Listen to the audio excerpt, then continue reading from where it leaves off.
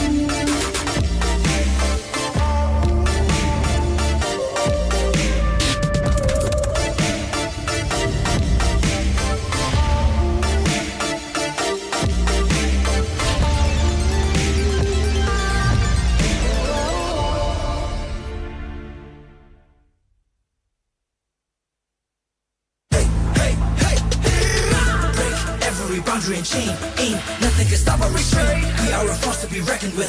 Destiny, kingdom, and life. Shining like Atlas, winning with madness. Count us to practice, status is matchless. We are the heroes here to slay. Never back down, never restrain.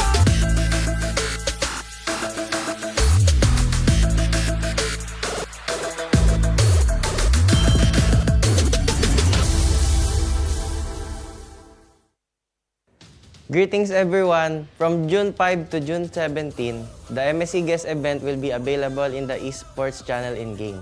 Just log into the game and cheer for your team. Once you've made a guess correctly, you will gain a lot of MSC coins as a rewards. You can use the MSC coins to redeem a brand new Atlas Rune Sentinel epic skin, a MSC exclusive avatar border, emotes, and past MPL skins like Jawhead, Space Explorer, and Claude Earth's Mightiest. Don't wait, join the event now. How are the matches, everyone? From the 5th to 10th of June, the MSC Guest event will be in full swing in-game. Join the event and you can make your guesses on who will emerge the victorious as champion team. If your guess is correct, you will be handsomely rewarded with 1,000 MSC coins. You can exchange the coins for the brand new epic Atlas skin, Rune Sentinel. A 2023 MSC exclusive avatar border, emotes, and past MPL skins like Jawhead, Space Explorer, and Claude Earth's Mightiest. More rewards are waiting for you. Don't hesitate. Don't hesitate. It's time to get them. That's right everyone! From June 17 to June 18, as long as you log into the game, you can claim MSC Banner of Morale and the corresponding MSC coin rewards. Use the coins you have to redeem brand new epic skin Atlas Rune Sentinel, A 2023 MSC exclusive avatar border, emotes, and past MPL skins like Jawhead, Space Explorer, And Claude Earth Mightiest. There will be other rich rewards waiting for you to claim. So what are you waiting for? Join the MSC Carnival and enjoy the event now. Join the MSC Carnival and enjoy the event now.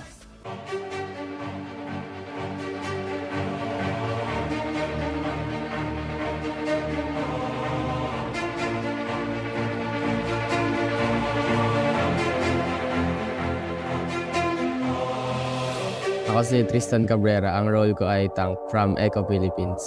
Ang favorite MLBB hero ay si Chu. Ginagamit ko siya kasi sobrang ligalig niya sa mapa, tapos ang dami niyang skill, tapos naka-micro siya.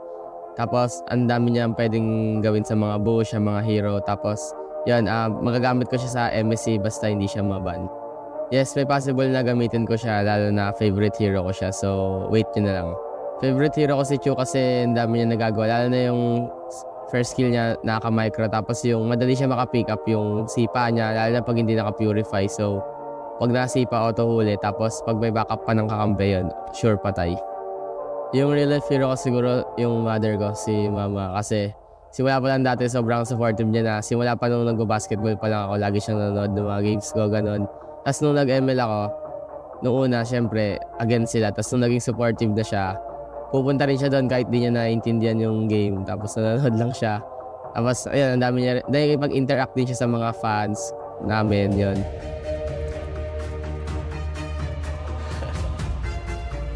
Hello.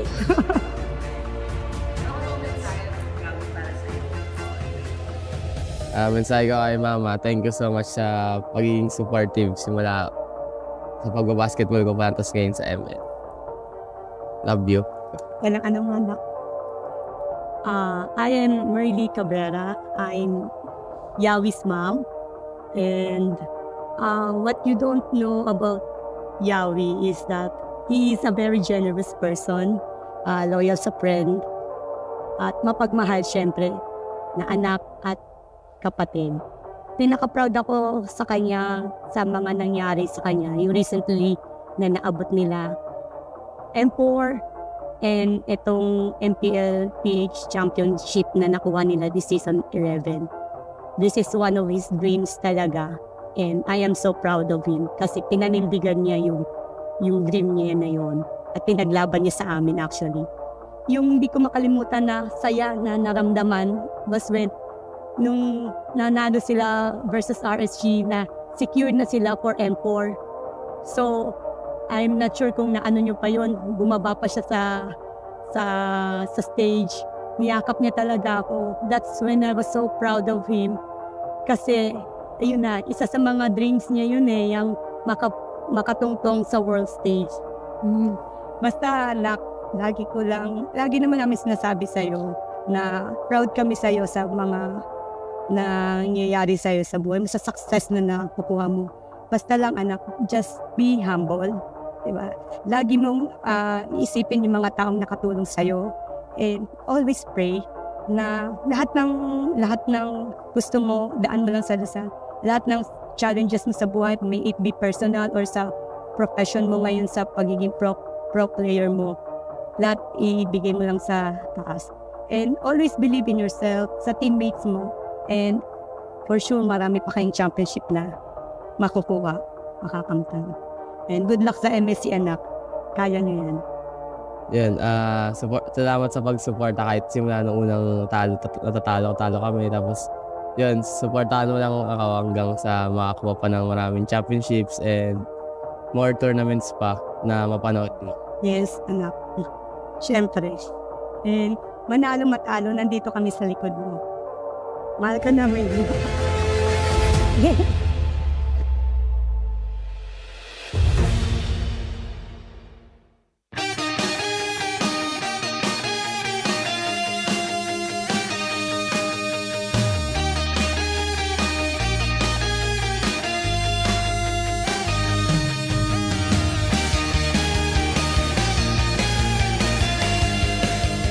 Hi, I'm Danere James Del Rosario, also known as Wise, and I'm the jungler of Blacklist International.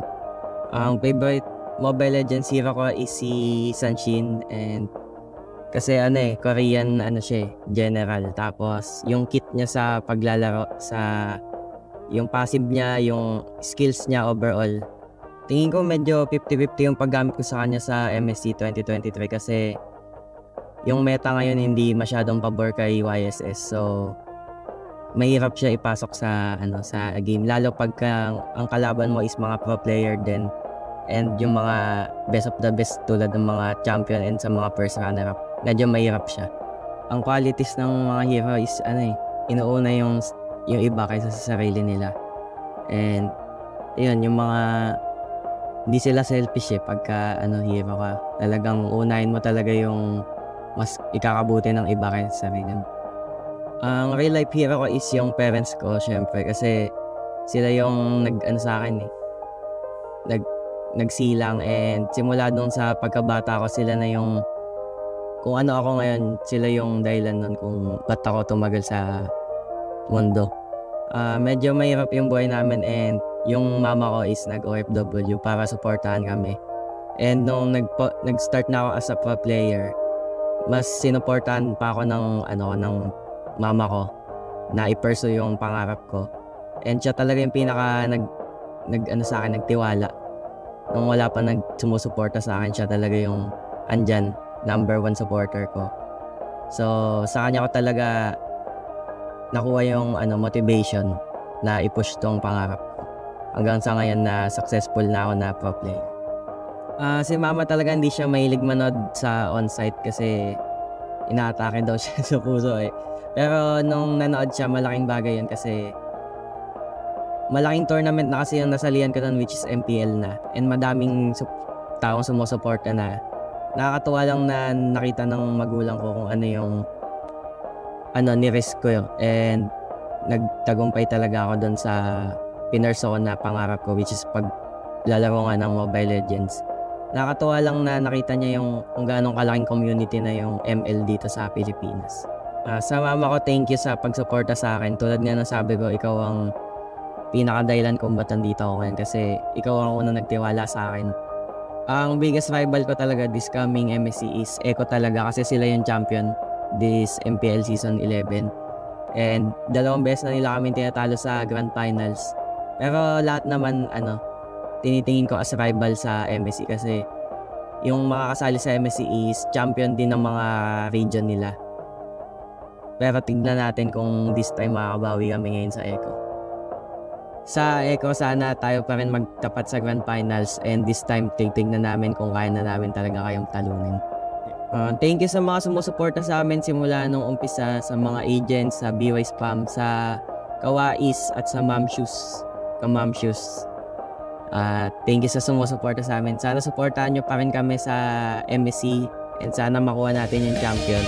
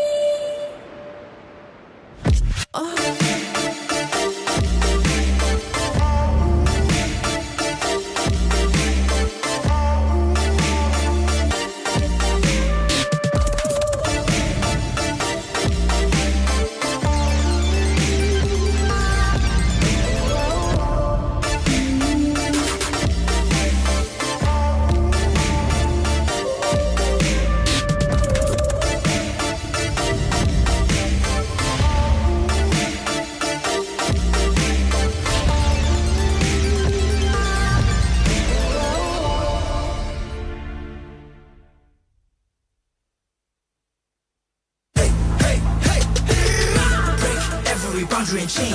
Ain't nothing can stop or restrain. We are a force to be reckoned with. Destiny, kingdom, and might. Battle like Atlas, winning with madness. Count us to practice, status is matchless. We are the heroes here to slay. Never back down, never astray.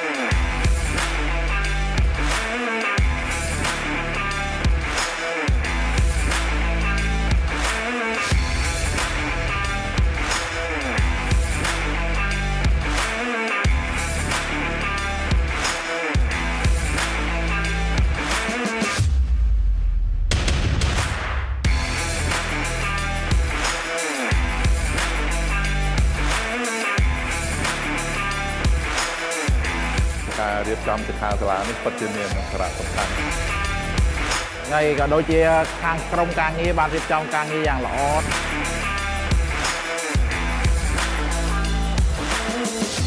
នៅពីមុនក៏ខ្ញុំអត់សូវច្បាស់ដែរតែដល់ពេលគាត់និយាយថាបើយើងចង់ក្លាយជា personal player យើងត្រូវ set target មិនអីមិនមានអាជីពជាច្រើនដែលយើងអាចធ្វើការទៅជាមួយ e-sport ហ្នឹងខ្ញុំចាក់អារម្មណ៍លើ content creator បងចូលចិត្តខាង create video ខាងកាត់តអញ្ចឹងបងលើស្រីដែរតែលេង game អញ្ចឹងយាប៉ាម៉ាក៏អត់សូវ support មកនេះប៉ុន្តែបើយើងមានគោលដៅច្បាស់លាស់ហើយយើងប្រាប់ប៉ាម៉ាយើងពួកគាត់នឹងអាចប្រកម្លាំងចិត្តឲ្យយើងអាចនឹងទៅមុខបានខ្ញុំបាន inspire ខ្លាំងទាក់ទងមួយចំណេះដឹងកីឡាអេឡិចត្រូនិកខ្មែរយើងនឹងអភិវឌ្ឍច្រើនជាងហ្នឹងនឹងមានអ្នកជាច្រើនទៀតដែលគាត់បានស្គាល់ប្រទេសទៀតបង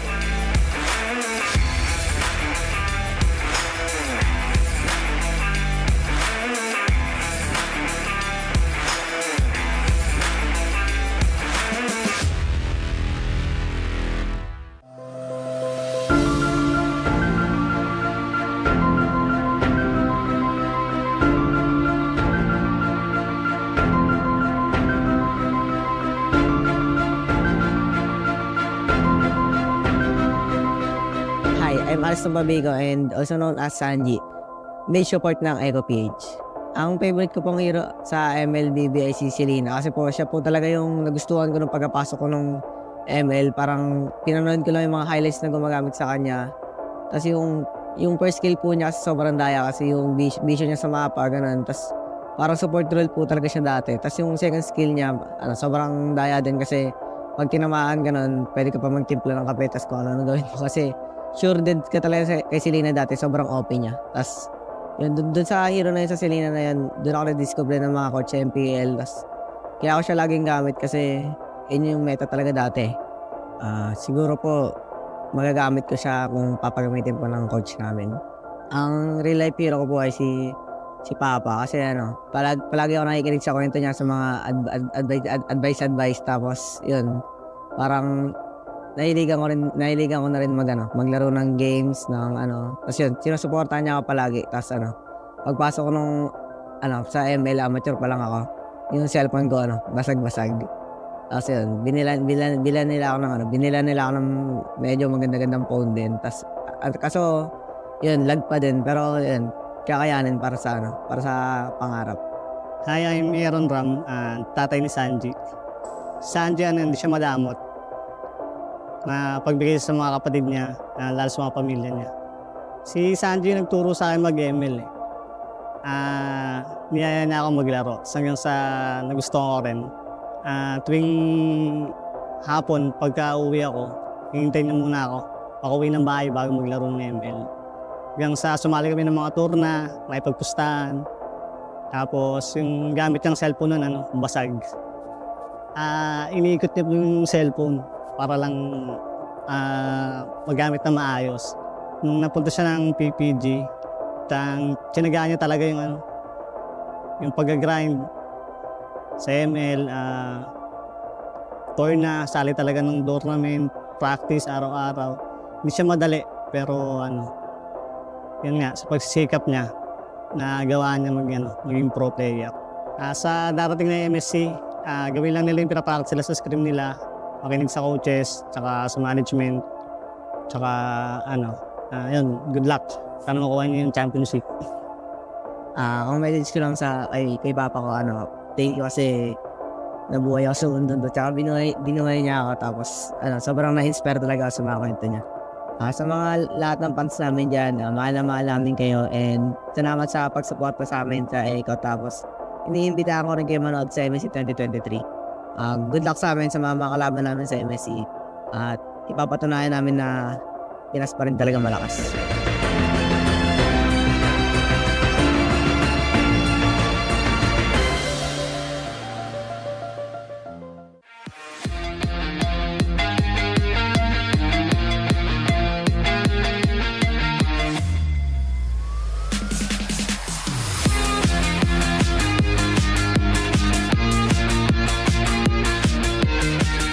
My name is Leo Gonzalez, also known as Owl, gold laner of Blacklist International.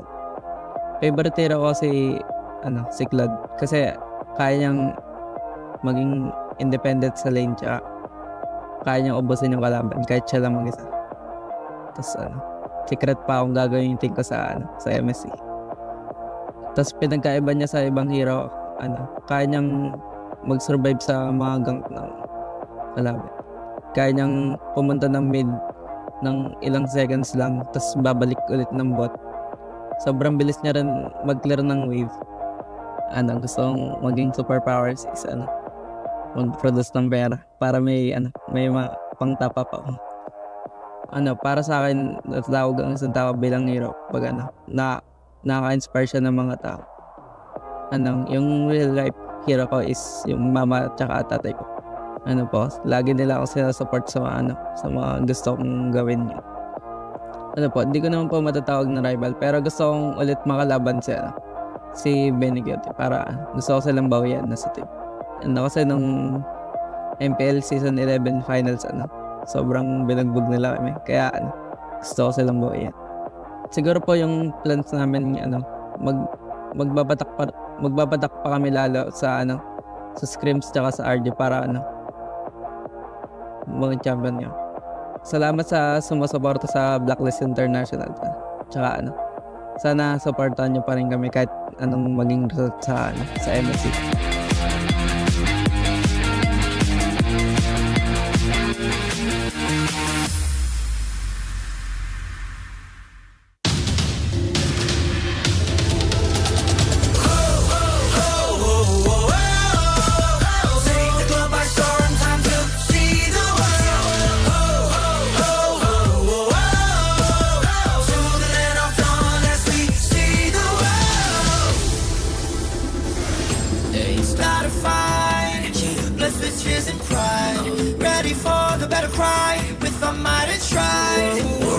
The heavens, set the fire to the sky. Keep burning bright, kill the allies and enemies mesmerized.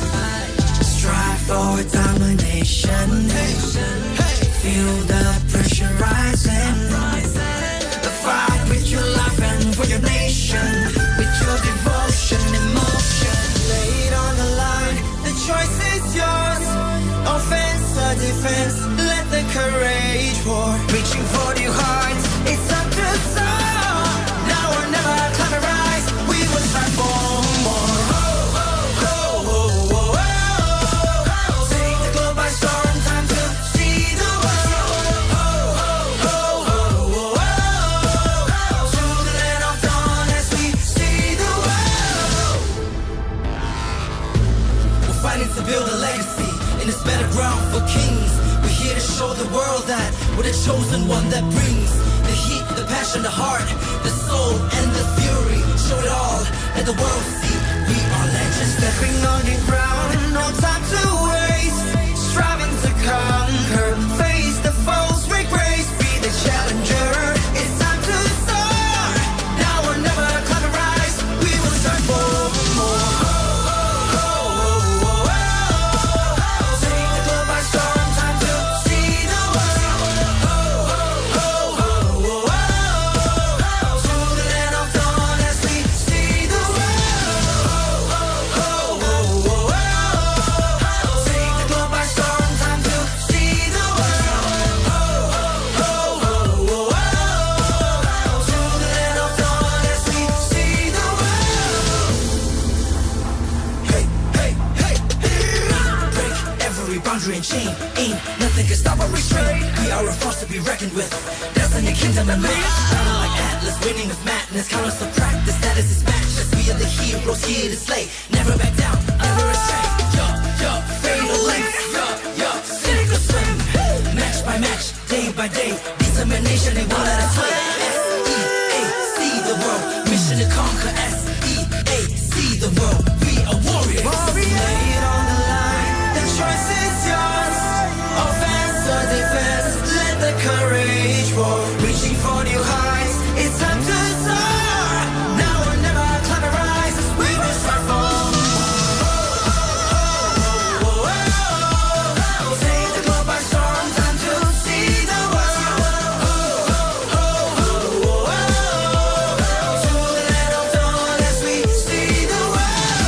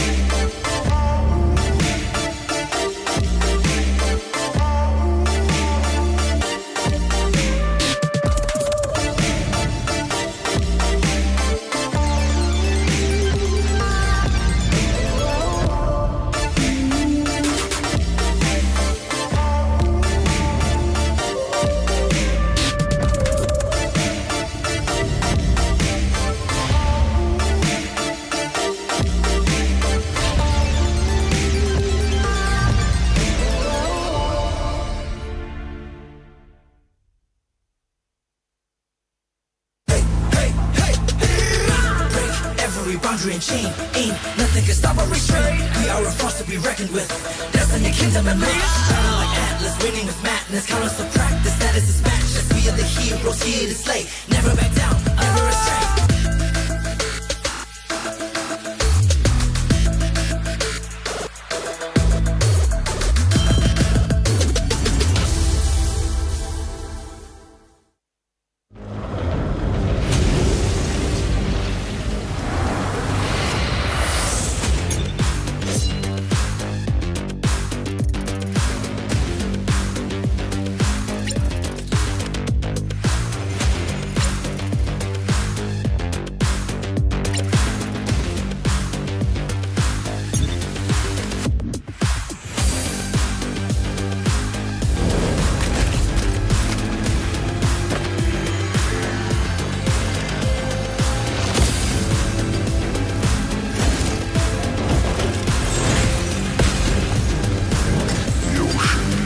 Just our home.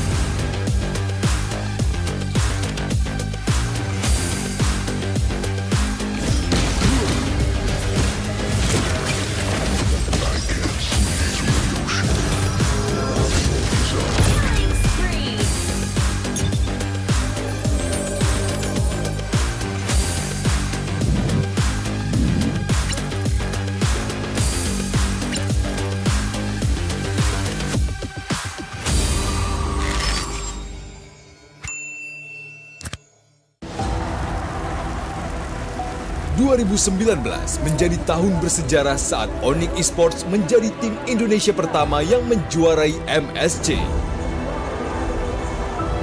Tangguh, itulah satu kata yang tepat untuk menggambarkan ONIC Esports.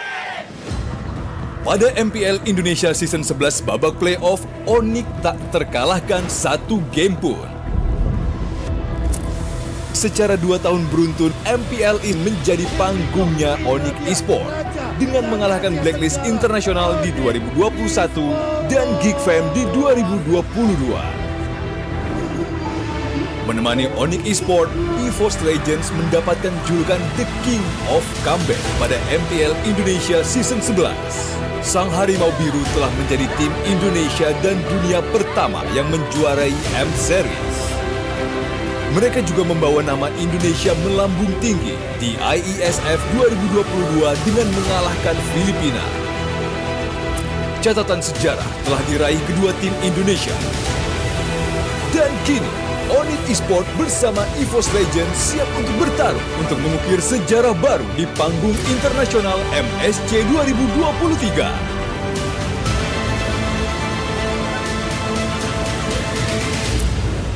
Berikan dukungan terbaik kalian untuk tim Indonesia.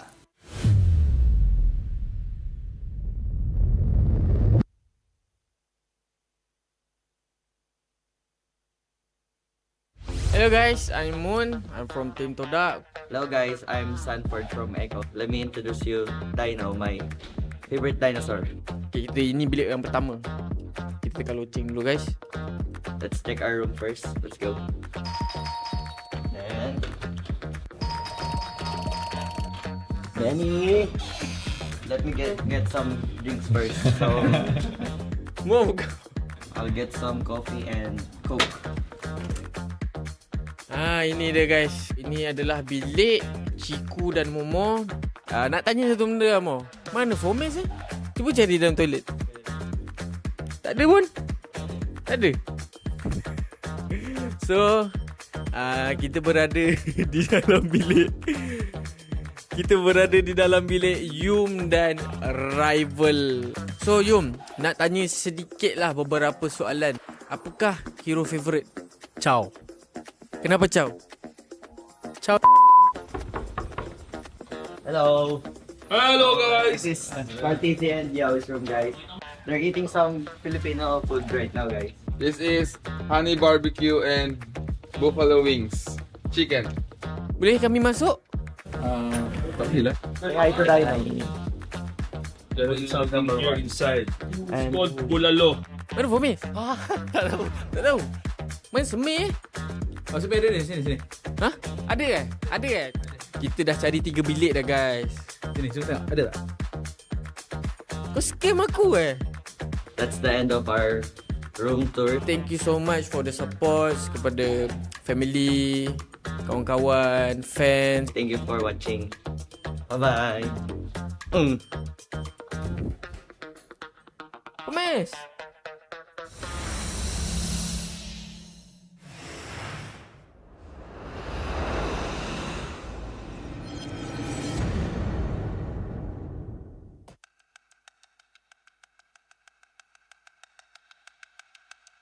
They flew out hot after their grand finals performance in MPL Philippines Season 10. And here we're seeing the rivalry of a century. The age of the Orcas is now. Echo are your M4 World Champions. Echo books their ticket to MSC and the grand finals. A rematch against Blacklist International. A rematch. Blacklist International and Echo taking the rivalry form from Season 10, taking the rivalry continued in M4. Now here we are in the grand finals of Season 11. This is destiny moving in a way na parang kailangan pa nila mag-meet. Yung M4 World Championship, nakita natin kung ano yung naging resulta doon, nanalo yung Echo, and parang binigyan ng tadhana ng panahon na makabawi yung Blacklist or yung Echo para ma-ensure na sila talaga ang pinakamalakas na Filipino team.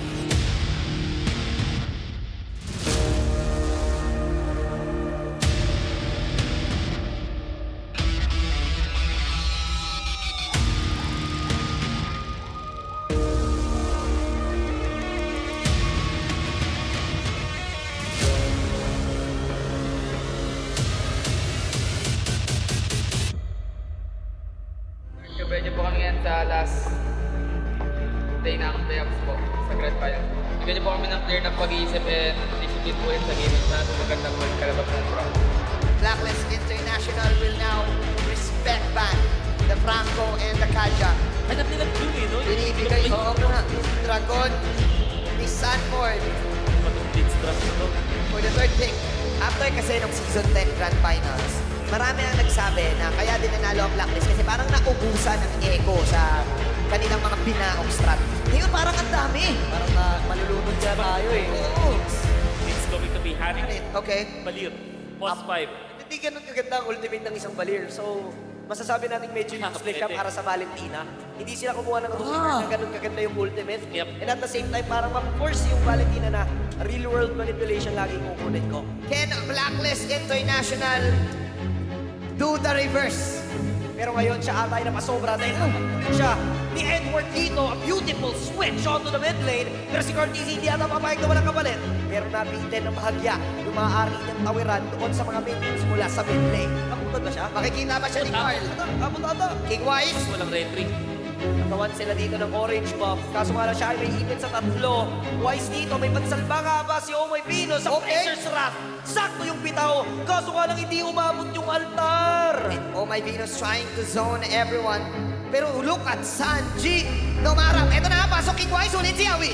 Si Yawi nga talaga maging target nila. Hindi na nga ito makatakas pa tungkol sa real world manipulation. Kaso nga lang natuhog sila dito. Ng execution. Owl and Omoy Pinos will go down. Pero si Edward naman naghanap na pwedeng hulihin. Naghanap siya na pwede sa punutan. Pero pwede naman silang umuli pa ng isa. At mukhang makukuha nga talaga. Kaso nga lang si Carl. Sobrang kunat. Sobrang sakit. Sobrang dulas. Lahat na ibigay mo sa kanya. And sasabayan pa. Saban force the force. Pero ang dulting naman yung pagtulak ni Yawi upang mapigilan niya yung pagtakas ni The Queen. Sinabi na ni Wolf, every time na may dragon, may follow-up na dalawa na hindi mo alam kung skill. Ganon din naman yung Evo Ultimate. Diyan na naman yung dragon ni Sanford na talagang mag-push away dito sa members ng Blacklist International. Pero si Edward na nakapwesto, so meron silang info. Maaari silang umabol, kaso nga lang sobrang tapos ni Carl. Aray, alam niyang wala talaga mag-burst down sa kanya, kaya sobrang tapos nila kung pumasok. Wise goes down. Nagkaroon na magandang pwesto si Sanji, pati na rin si Yawi. Subok lumaban ng Blacklist International pero hindi the dragon ni Sanford. Hahabulin talaga yung backline pero masyado atang maagang na-pop yung altar. Kaya naman sila ay mapapunish bigla. Wise is down. Wala na yung red holder pero marireset na naman yung Lord. Awal papasok dito. Kaso nga naman tutulak naman si Yawi. Tapos may paamoy-amoy pa. May palagkit-lagkit pa. Pero si The Queen na magsisave sa kanya. My my goodness, go easy, the young goat. Blacklist International, they want the retaliation play. Dito na nagalit ang mga agents. Biglang may mission accomplished. Pasok si Carl this time. Nais nilang dumipensa dito mula sa push na nais gawin ng Blacklist International. May ipin nga lang dito si Yue, pero hakulit pa rin naman talaga nila. Tapos lang andun yung altar, pero hindi magiginang para i-save si Yue. Mahiipit ata ang members ng Blacklist International dito sa medyo ng gitna. Nakonsume na rin yung mga spells na pwede na gamitin sana. So yung Echo, may Echo sila. Wala yung mga spells, wala yung mga skills. Maaari tayong umarangkada. Oh man, it just snapped. What's he play though? Wala ka ng Echo dito. Si Aul nga talaga ang bibigyan nila. At dito na rin naman yung Dragon. Wala na si Aul. Wala na yung damage na asahan ng Blacklist International. Yung Echo, sila na ngayon na magde-decide. Direkta tayo sa Lord. Push na sila sa mid lane. Sakto lang din yung pagbitaw noong Dragon. Tapos yung altar binitawan na rin at si Corty, si Tata Hipa, pipirma pa sa base ng Blacklist International. Sakto yung mga tusok. Kaso nga lang low na rin sila. Pero nakuha nila si Wise. Pero makapag-regent din naman agad yung members ng Blacklist International. Madedepensahan nila yung Lord. Kaso nga lang may parating pang minions. Medyo makapal mula doon sa bottom lane. At meron pang kasabay sa mid lane. Will this be it? Will Blacklist International manage to defend this? Dahil yung Echo ayaw na naman papigil. Okay, tingnan natin. Pasok ngayon. Oh my Venus, sabay sa akin force naman ni Very Cute. Hahabol naman sila sa kitain. Mukha mahulin na din si Queen. Pero mabilis pa naman yung death timer. Si Immortality Pump nga lang para kay Edward. Naabangan nila naman may inward manipulation pa. And yung minions na sapat ata. Hahabulin na sila ng mga Onka. Pero ngayon, tuloy pa rin ang depensa. Pero ang goal ng Echo ay yung base.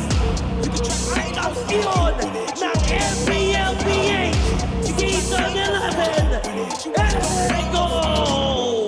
I came this far, nothing can stop me now.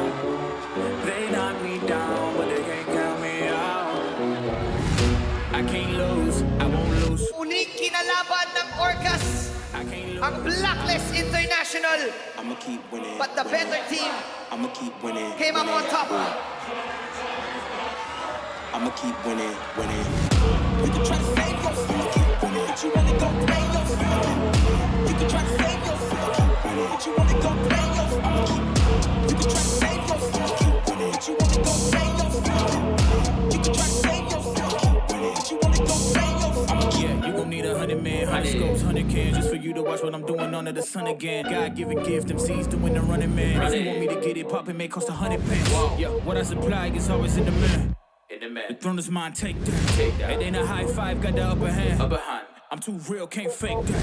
Who you know putting fear in them like this? You a vampire, still suck when you bite this. They didn't think I could do it, I had to demonstrate how the flow is so heavenly, keeping demons straight. Who they fooling? I showed them the jig is up again. When I asked them who is the best, they get this to stuttering. Tell them I'ma keep winning, winning.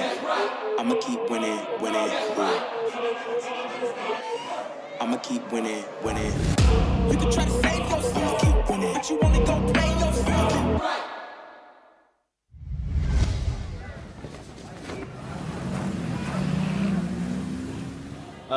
I feel excited because we got a first ONIC, the strongest team from Cambodia, from Indonesia.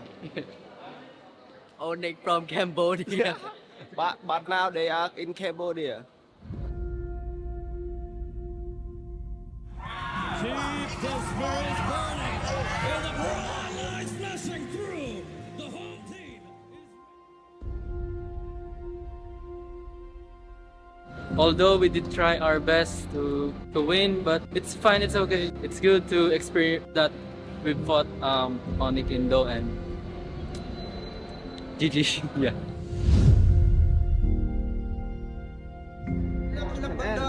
Armor. មូលហេតុដែលពួកយើងចង់ revenge ទៅ team outplay ពីព្រោះការព្រឹត្តិការណ៍ M4 ពួកយើងបានចាញ់ទៅលើ team គាត់ដែលយើងគិតពេលនោះយើងគិតថា team យើងអាចនឹងបដូរគាត់បានប៉ុន្តែនៅពេលដែលយើងប៉ះគ្នានៅវគ្គ playoff បើជា team គាត់បដូរ team យើងវិញខ្ញុំចង់ផ្ដាំទៅហ៊ុនវិញនេះគឺជាទឹកដីរបស់ពួកយើងចាំមើលថាការប្រកួតក្នុងមុខអ្នកណាជាអ្នកដណ្ដើមបាន Blacklist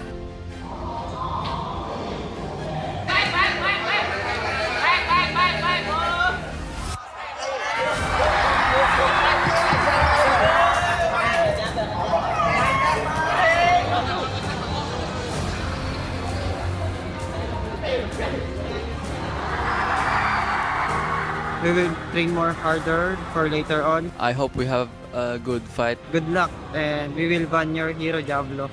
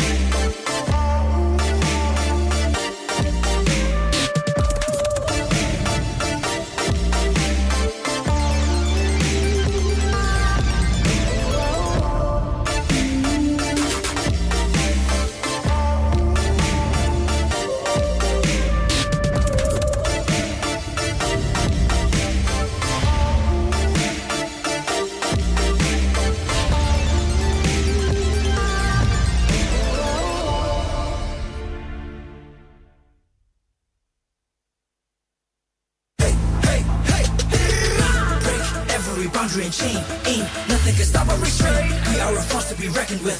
Destiny, kingdom, and might. Battle like Atlas, winning with madness. Count us to practice, status is matchless. We are the heroes here to slay. Never back down, never astray.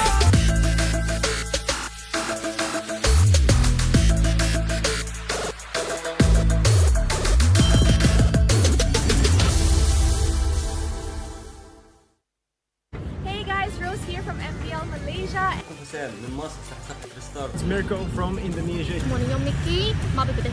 Here from California. It's North America's favorite caster here.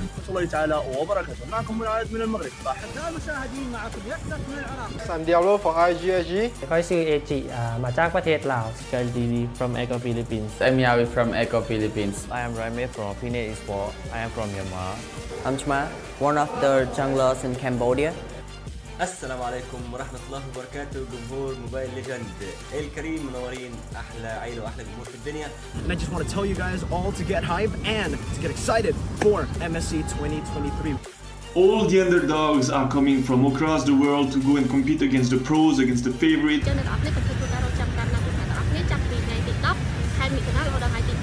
With that being said, hashtag see the world and hashtag roar for MSC. Roar for MSC. Dan foto dah buat betul-betul and langgar semua betul-betul, alright? Hashtag roar for MSC. Hashtag see the world. وشموش عالي جميل. Roar for MSC and see the world. Hashtag roar for MSC. Hashtag see the world. GGRG. Roar for MSC and see the world. And Shark, I know you're hungry for first place. Outplay them, outclass them, outstyle them. Let's go get them, boys. Türkiye şampiyonasını güzel bir şekilde kazandık. Umarım MSC'de güzel şeyler yapacağız. See the world, roll for MSC. Don't forget to watch us in MSC. I hope you support us on MSC. See the world and roar for MSC. It's time to roar for MSC and hashtag see the world.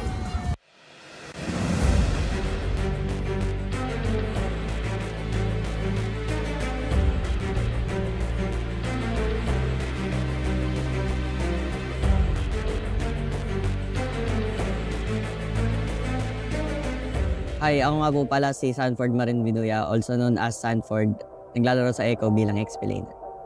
Ang favorite kong MLBB hero ay si Yuzong kasi ilang beses ko na rin siya nagamit sa mga tournaments tulad sa M4, sa MPL kasi parang isa siya sa mga hero na doon ako sobrang komportable dahil lakas niya sa lane, kaya niya sumustain, and then kaya niya din pumatay sa likod ng mag-isa. And ilang beses na kami nanalo sa hero na to, and nung season 11 parang wala po ata kami talo sa paggamit ng Yuzo. Kaya siya po talaga yung pinaka-gusto kong gamitin. Opo, 100%. Gagamitin ko po talaga siya sa MC kahit anong kalaban. Para po sa akin, real life hero ko po is yung parents ko kasi sila po yung sumuporta po sa akin nung umpisa pa and hanggang ngayon, sila po yung dahilan kaya ginagalingan ko po. Hi, ako po si Juliet Marin Binuya. Mami po ako ni Sanford Binuya. Hello, ako si Jeff Binuya, father ni Sanford. Proud po ako sa kanya dahil mabait na bata, masunurin. Lahat ng advice namin sa kanya, sinusunod niya. Si Sanford kasi di alam ng karamihan ay mahihayin. Tulad nung tuwing nasa labas kami, siya nagtatago sa mga fans na. Nung una, si Sanford, nag-a-archie lang yan nasa bahay dahil nga pandemic. Akala ko kung ano yung ginagawa niya.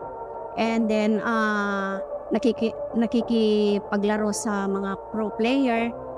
Tapos, nung isang araw, nag-top global nga siya. Tinawagan ako ni Dogi. Nakukunin nga siya sa NXP. Ayaw man namin, pero nakita ko siya. Gusto niya talagang makapasok sa larangan NL. Actually, yung sa akin naman, talagang tutol ako sa kanya dahil unang-una, mapapabayaan niya yung pag-aaral.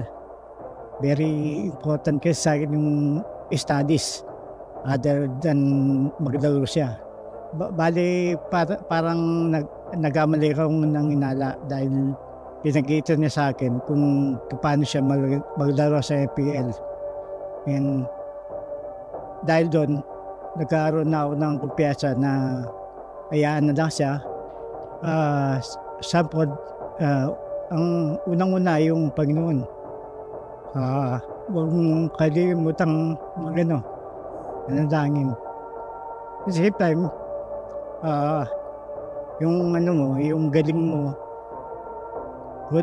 magkumpiyansa ka lang. Dahil yan ang magdala sa'yo sa tagumpay.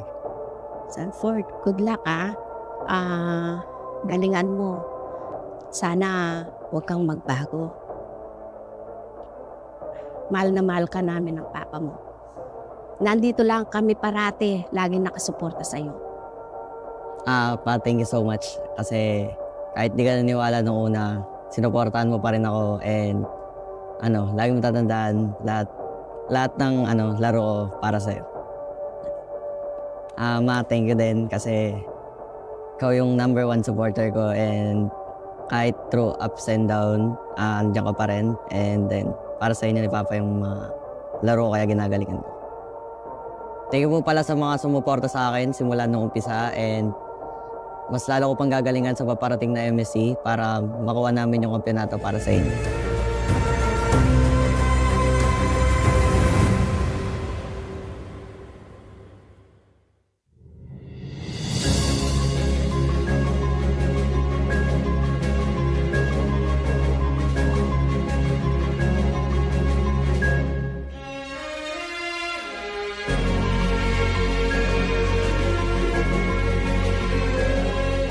My name is John Marvilla Luna. I am the team captain and the tank support of Blacklist International.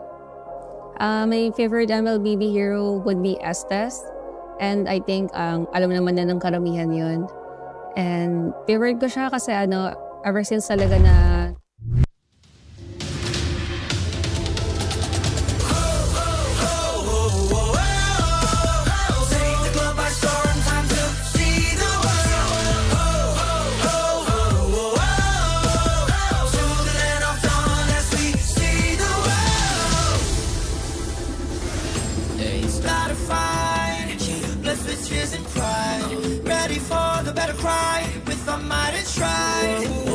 The heavens, set the fire to the sky. Keep burning bright, kill the allies and enemies mesmerized.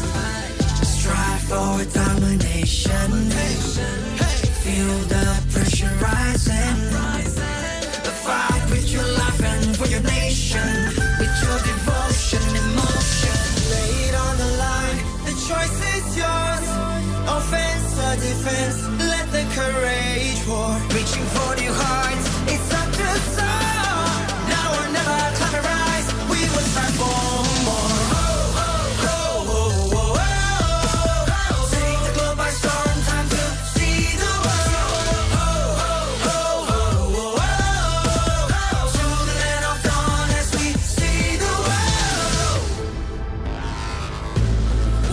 build a legacy in this battleground for kings.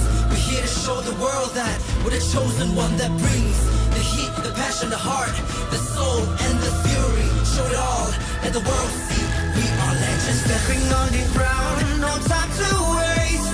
Striving to conquer, face the foes with grace. Be the challenger, it's time to soar. Now or never, climb and rise. We will strive for more. Take the globe by storm, time to see the world. To the land of dawn as we see the world. Take the globe by storm, time to see the world. To the land of dawn as we see the world. Hey, hey, hey, hey. Break every boundary and chain. Ain't nothing can stop or restrain. We are a force to be reckoned with. Destiny, kingdom, and man. Battle like Atlas, winning with madness. Countless to practice, that is his matchless. We are the heroes here to slay. Never back down, never astray. Fatal length. Sink or swim. Match by match, day by day. Determination, they won't let us win. S-E-A, see the world. Mission to conquer. S-E-A, see the world. We are warriors. Lay it on the line. The choice is yours. Offense or defense. Let the courage roar. Reaching for new heights. It's time to soar. Now or never, climb and rise. As we will start for more. Take the globe by storm. Time to see the world. To the land of dawn as we see the world. Take the globe by storm. Time to see the world. To the land of dawn as we see the world.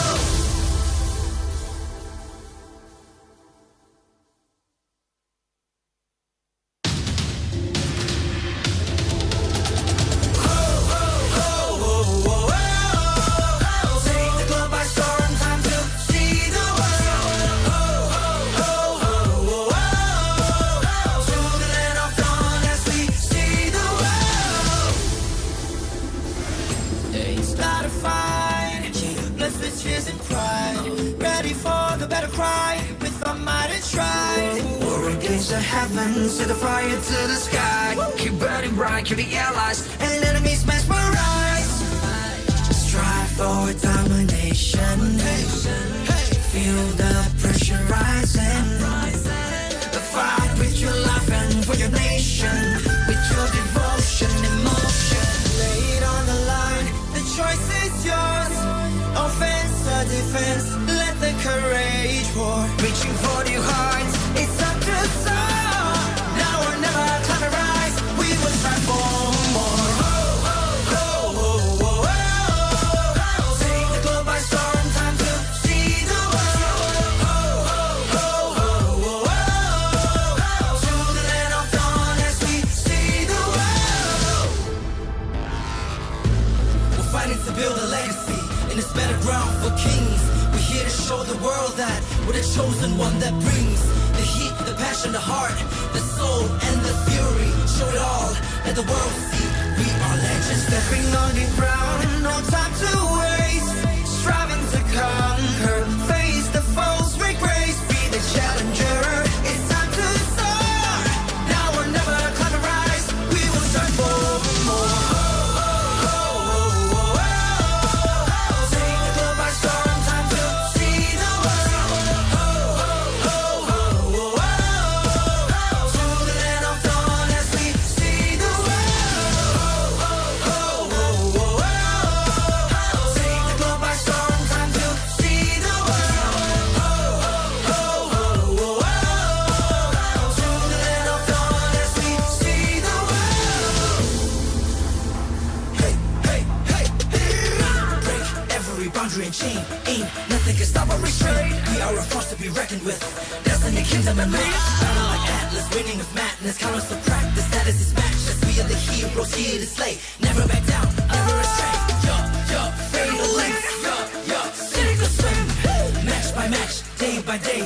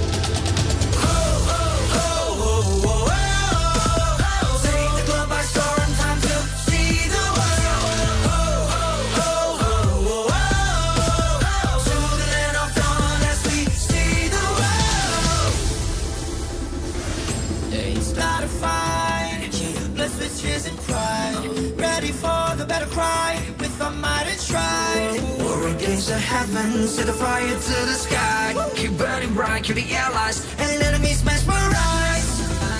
Strive for domination. Feel the pressure rising. The fight with your life and for your nation, with your devotion, emotion. Lay it on the line, the choice is yours. Offense or defense, let the courage roar. Reaching for new heights, it's up to soar. Now or never, climb a rise, we will strive for more. Take the globe by storm, time to see the world. To the land of dawn as we see the world. We're fighting to build a legacy in this battleground for kings. We're here to show the world that we're the chosen one that brings the heat, the passion, the heart, the soul, and the fury. Show it all, let the world see we are legends. Stepping on the ground, no time to waste. Striving to conquer, face the foes, make grace, be the challenger. It's time to soar. Now or never, climb a rise. We will strive for more. Take the globe by storm, time to see the world. To the land of dawn as we see the world. Take the globe by storm, time to see the world. To the land of dawn as we see the world. Hey, hey, hey, hey. Break every boundary and chain. Ain't nothing can stop or restrain. We are a force to be reckoned with. Destiny, kingdom, and might. Battle like Atlas, winning with madness. Count us for practice, that is his matchless. We are the heroes here to slay. Never back down, never astray. Fatal length. Sink or swim. Match by match, day by day. Determination, they won't let us win. S-E-A-C the world. Mission to conquer. S-E-A-C the world. We are warriors. Lay it on the line. The choice is yours. Offense or defense, let the courage roar. Reaching for new heights, it's time to soar. Now or never, climb a rise. We will strive for more. Take the globe by storm, time to see the world. To the land of dawn as we see the world. Take the globe by storm, time to see the world. To the land of dawn as we see the world.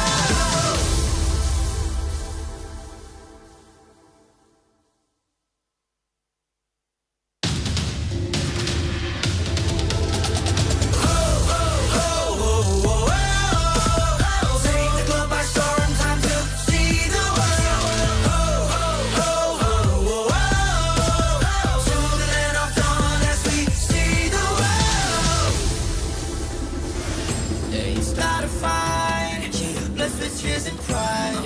Ready for the battle cry, with our might and stride. War against the heavens, set the fire to the sky. Keep burning bright, kill the allies, and enemies mesmerized.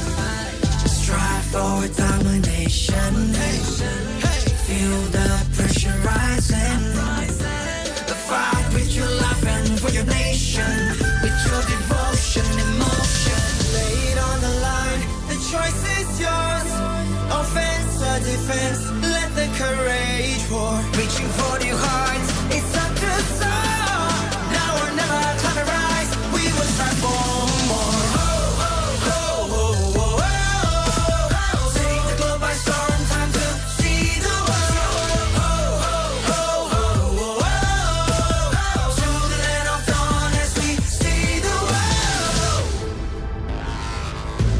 We're fighting to build a legacy in this battleground for kings.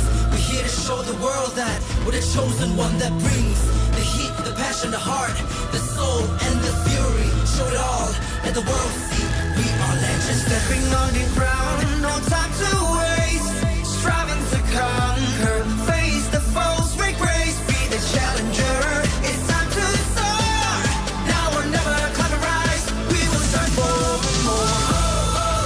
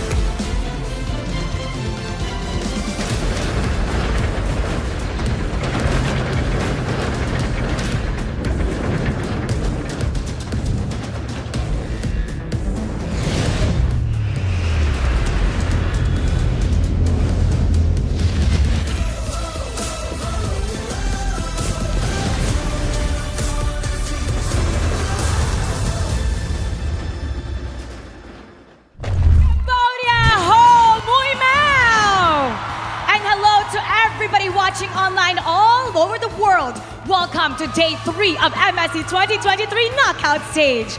My name is Mara Aquino. My name is Rabi.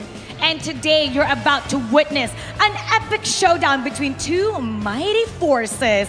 Are you excited for this, Rabi? Yeah, of course, Mara. In fact, I have a butterfly in my stomach too. Butterflies in your stomach, is it because your hometown heroes are playing today? Right, it's just like all the fans are packing their arena now, and I can't even control my emotions. Oh, you're gonna have to control your emotions, Rabi. I know it's gonna be an intense semi-final round because the Blacklist International, this unstoppable team, will attempt to set sail to victory as they go up against the local hometown heroes, Burn X Flash, attempting to defend their honor and show up for their home country.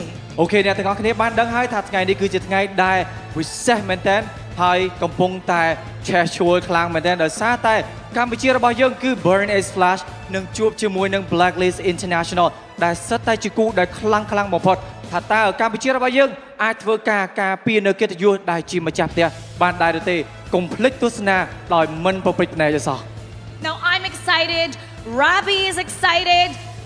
Everybody online, let us know who you're voting for, but I want to know who everyone here is cheering for.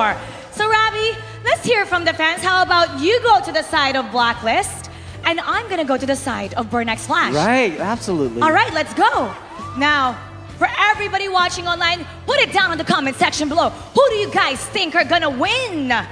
Let's hear from the fans, Rabi. Hey, who is the big fans of Blacklist International? Not yet. I'm gonna say, oh boy, I Blacklist International. And where are the fans of Burn X Flash? Oh, they're excited, Rabi. Okay, Mara, why not we do the cheers battle here? A cheer battle. Yeah, sure. All right. You guys need to prepare for this cheer battle. All right. Okay, for Blacklist, when I say Blacklist, you say break the chord, okay? Blacklist! Blacklist! Blacklist!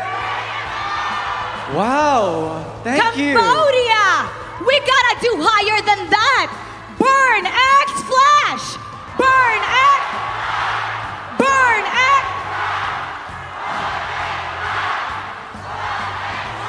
One more time! Burn X! Oh, they're really excited, so let's head back to our casters. Let's take it to see the world.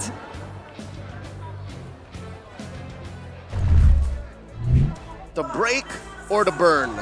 That is the question. Only one of these teams make it to the grand finals.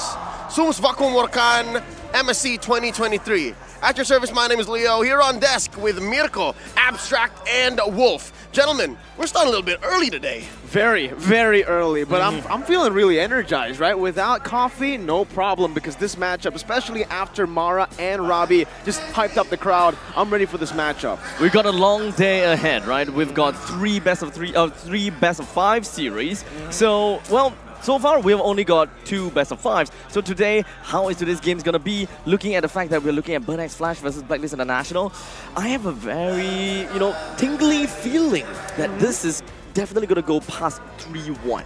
Yeah, it's Black v Burn. A big challenge for the hometown crowd, but you're already feeling that they are so excited about this.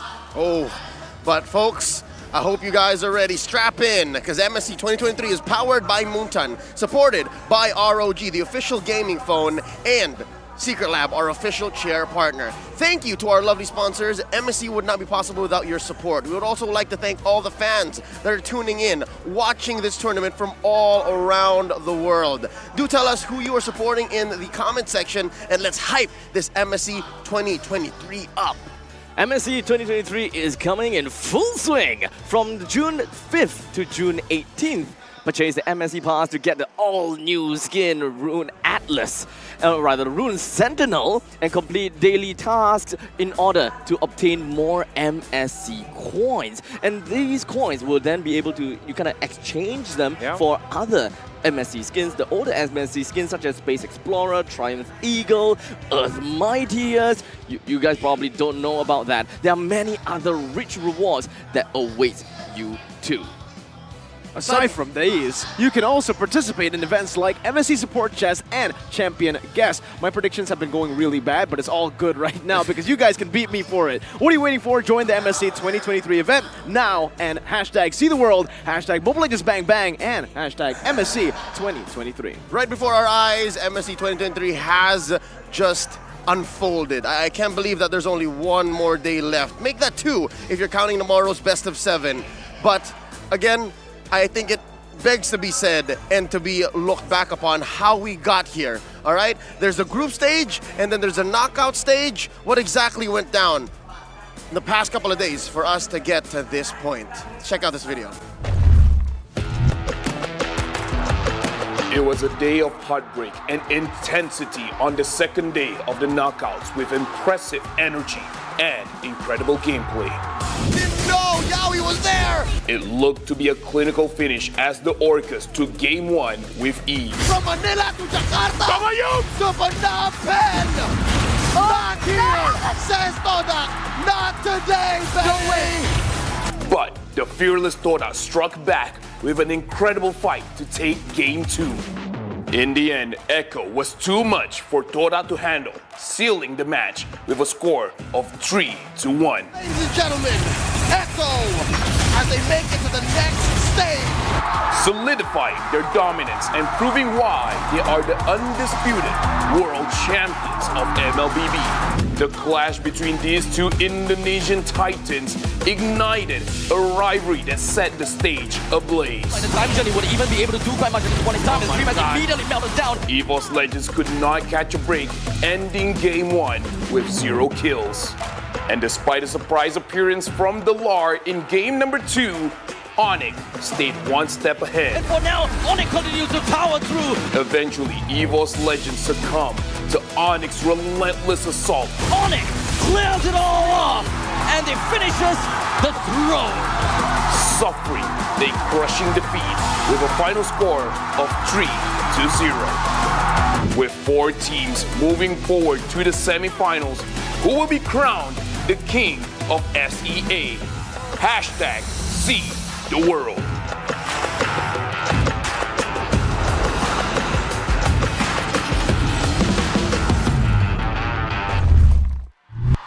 The last Malaysian team, one Indonesian powerhouse, fell yesterday, and now only 4 teams stand.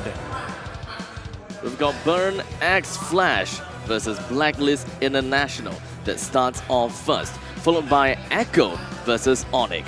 From that place on, we will be able to crown, or rather we will know who's going to go to the grand finals, and then we will also be able to find out who's going to be in the 3rd place. It seems very quick, right? It seems very fast. This tournament has gone for almost a week, or almost more than a week. But here we are with Burn X Flash going up against Blacklist International, only having to win 1 knockout stage match. You're already at the top 4. And you see the Cambodian squad's really very happy with what happened with the single elimination bracket that we have. Yep, it's a stacked schedule we have, folks. We're going to be here all day long. And I'm barely ready for that second matchup. Echo and ONIC, 2 MPL champions from MPL Philippines and MPL Indonesia.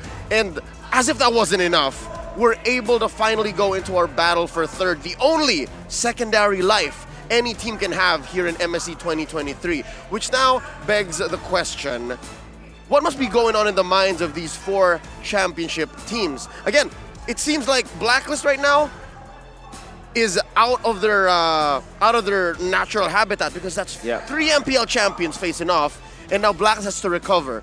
The best recoveries of all, because again, if they do make it through Burn X Flash, they make it through the sea of Cambodian fans, who could be coming out of the other end? The competition can't get any tighter, right? Well, technically speaking, when it comes down to Blacklist International, they are in a very favorable part of the bracket where they just gonna have to deal with Burn X Flash, which doesn't necessarily have that much of a competitive experience as compared to what we have from ONIC as well as Echo. They're definitely happy about this. However, this can also bring up as a disadvantage to a certain point if they underestimate Burn X Flash. They definitely know Burn X Flash is strong, but how strong exactly are they?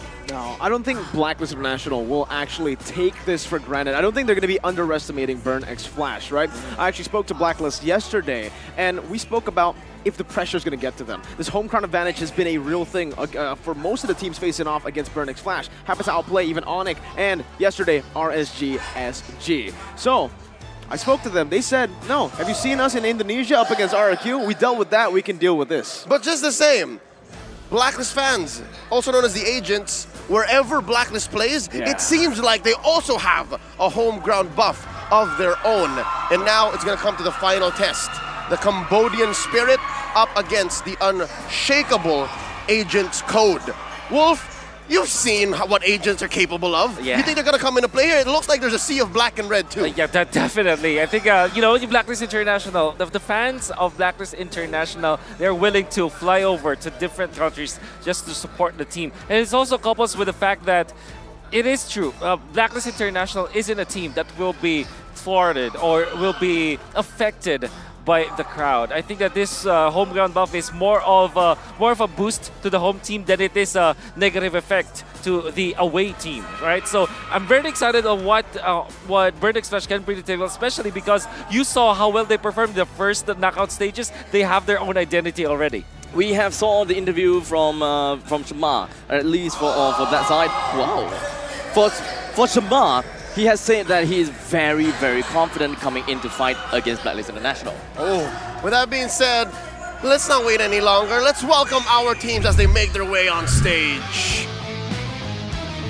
To officiate the first series of today, we have our marshals here. They are present to ensure fair play and esports integrity. Rith, Shadow, Jot, and Alex have been working so hard all week long to make sure that the teams perform at their peak.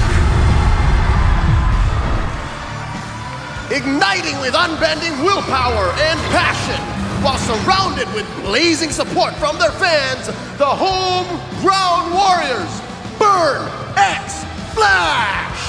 The two-time MPL Cambodia champions have refined and evolved their gameplay throughout MSC. They have showcased not just the fundamentals, but that they have everything they need to take down their opponents. From the Philippines, the Codebreakers are one step away from booking a slot in the grand finals. It's the unstoppable Blacklist International. The pioneers of the ultimate bonding experience, or the Uberstrap. Led by the heart and core of the team, Oh My Venus and Wise, the agents are looking confident, classy, and ready to go. Now on stage, Coach Mitch and their analyst Skyzy for Burn X Flash and Coach Master the Basics and Dexstar repping Blacklist International, as well as the head marshal to referee this match.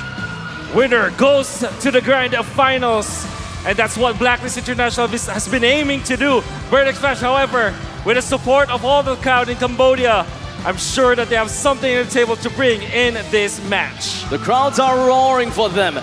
Both teams, they are entering here, and they are prepared for what is about to happen. It's Burn X Flash fielding their main five: Donut, Chama, ATM, CCAT, and D7. I have to note, Mirko, you opened up saying you had a great day, you had a great start. Chima had a better start. You see how he just... He knows how to, he knows how to work the mic. He got knows the riz. how to. He got the riz on camera as well, and certainly that confidence is going to help him up against the world champions for M3. Not just Chama though. It feels like the whole team really has this morale boost with the crowd and also just their performance, right? A lot of teams have that home ground advantage, but they're not able to perform well. So now with the home ground advantage as the morale booster, with as well the performance just being super solid for Burn X Flash all throughout, even in the group stages, giving ONIC a run for their money. This is what Blacklist need to understand. Blacklist International has played wonderfully throughout the group stages all the way until the knockout stages. We have seen how tanky, we've seen how confident Wise is as he casually just walks up to his opponents. Now the question is, will Burn X Flash be able to find an answer to really deal with this Ube Masters? That is, we have all Wise, Edward, Yue, and Oh My Venus. They've yet to drop a single game.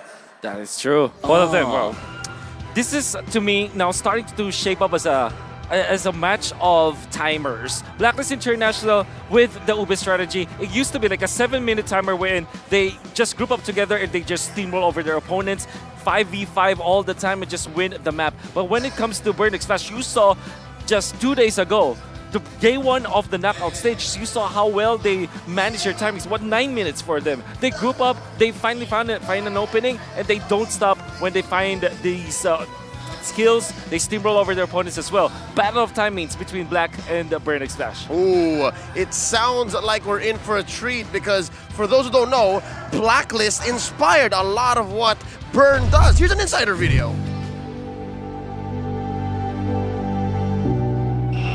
早安，早安。这是第一次做到最好的签了，以前都不会做到这么好的。Diablo, good luck, bro. I'm really expecting a lot of cheers from their fans. We gotta put up a show then against Burn X Flash. Gak ada takut sedikit karena kemarin juga lawan EVOS, crowd mereka besar juga. Jadi kita masih menang. Let us go to final. Let's go final.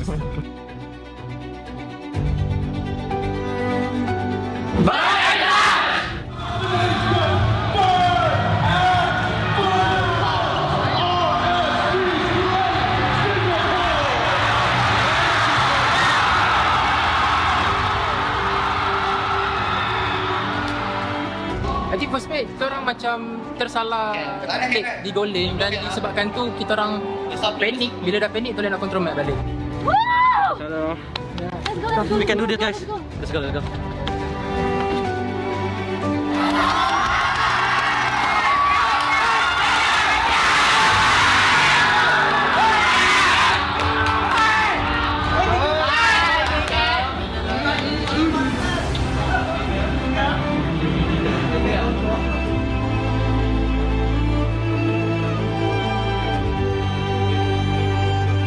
We're pretty much satisfied. I'm also satisfied with our performance today because I expect that we will win the match like for 3-1, but we managed to 3-0 sweep them.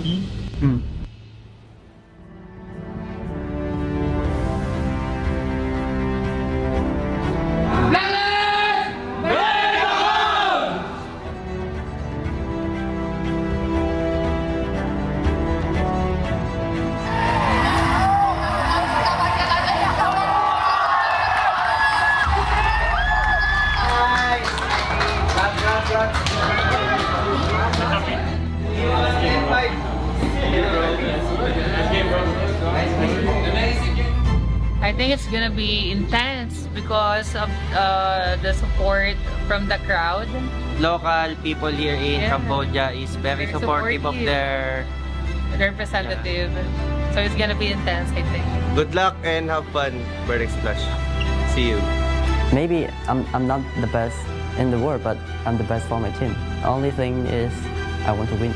I don't care.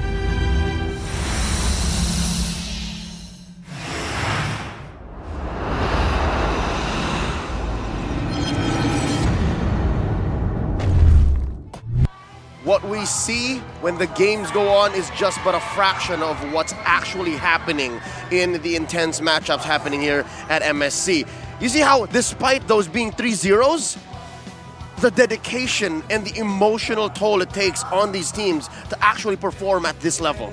I may not be the best in the world, but I am the best for my team. That was what Chama said in the Insider video. And man, I think we were all impressed with that quote. It shows just how humble, down to earth, but confident he is. Yep, and here, it's that mindset that's going to take them through, hopefully getting far on their burning quest.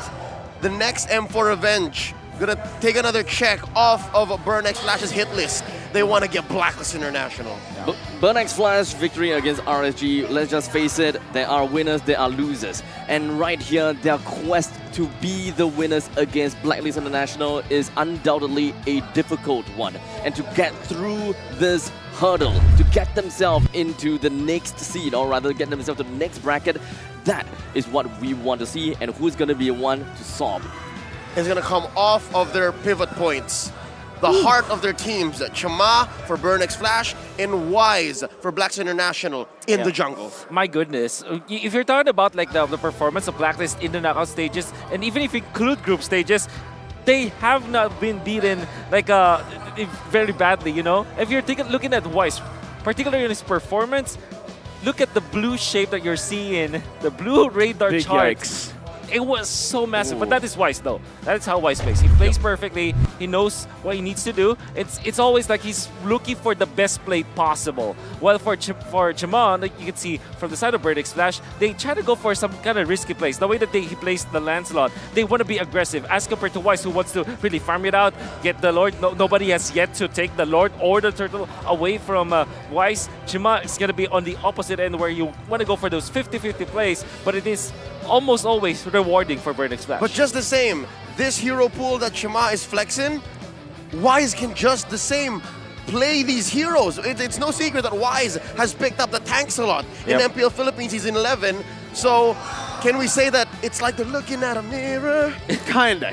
You can kind of say that. Whoa. Anyways, for Wise, I feel like he's just been so comfortable. He's been just pounding through every single one of their opponents that he doesn't really need to take anything out. He's been playing with Fredrin, and it's never been banned. I don't know why it's never been banned. I think Fimp tried to actually ban it once in the third game of the series. Then finally we saw Wise into another pick. But I think I can quote Diablo on this. If they don't ban my comfort heroes, why should I change? Wise is not going to be bothered about losing comfort heroes. Yes, he has played Fredrin many times in MLBB, and in MSC, we have seen that he is very much capable of playing in another way and another style, in which case, he's not as tanky, he's not as beefy, but he plays as a Valentina and still steered his team to victory. As we look at the players head-to-head, we have a very good idea that, that Wise, he's still pretty much up for blood. Yeah. Well, look at this, him being closer to Wise when it comes to Lord kills per game. That's a positive. It's actually even more, you know.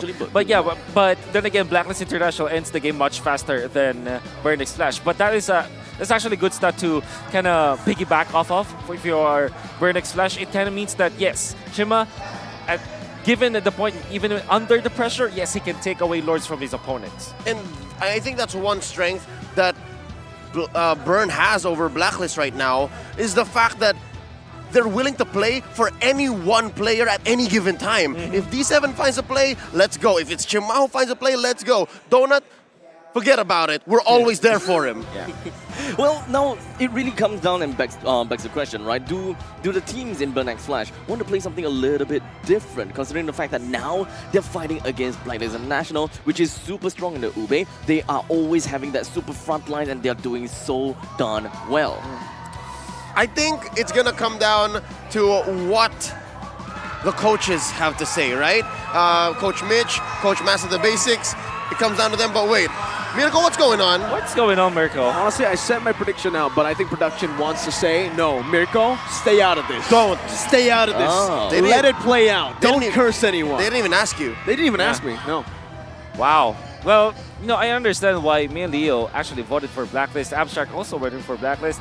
I'm just really happy that there's no divide between the KH talents. No. So Yeah. it's crazy because if you don't know, for all the viewers out there, our desk is just on the opposite end of the stadium. Yeah, it's about a few meters away. A few meters away, so it's gonna be some heat, of course, afterwards. Yeah. Be careful not to burn.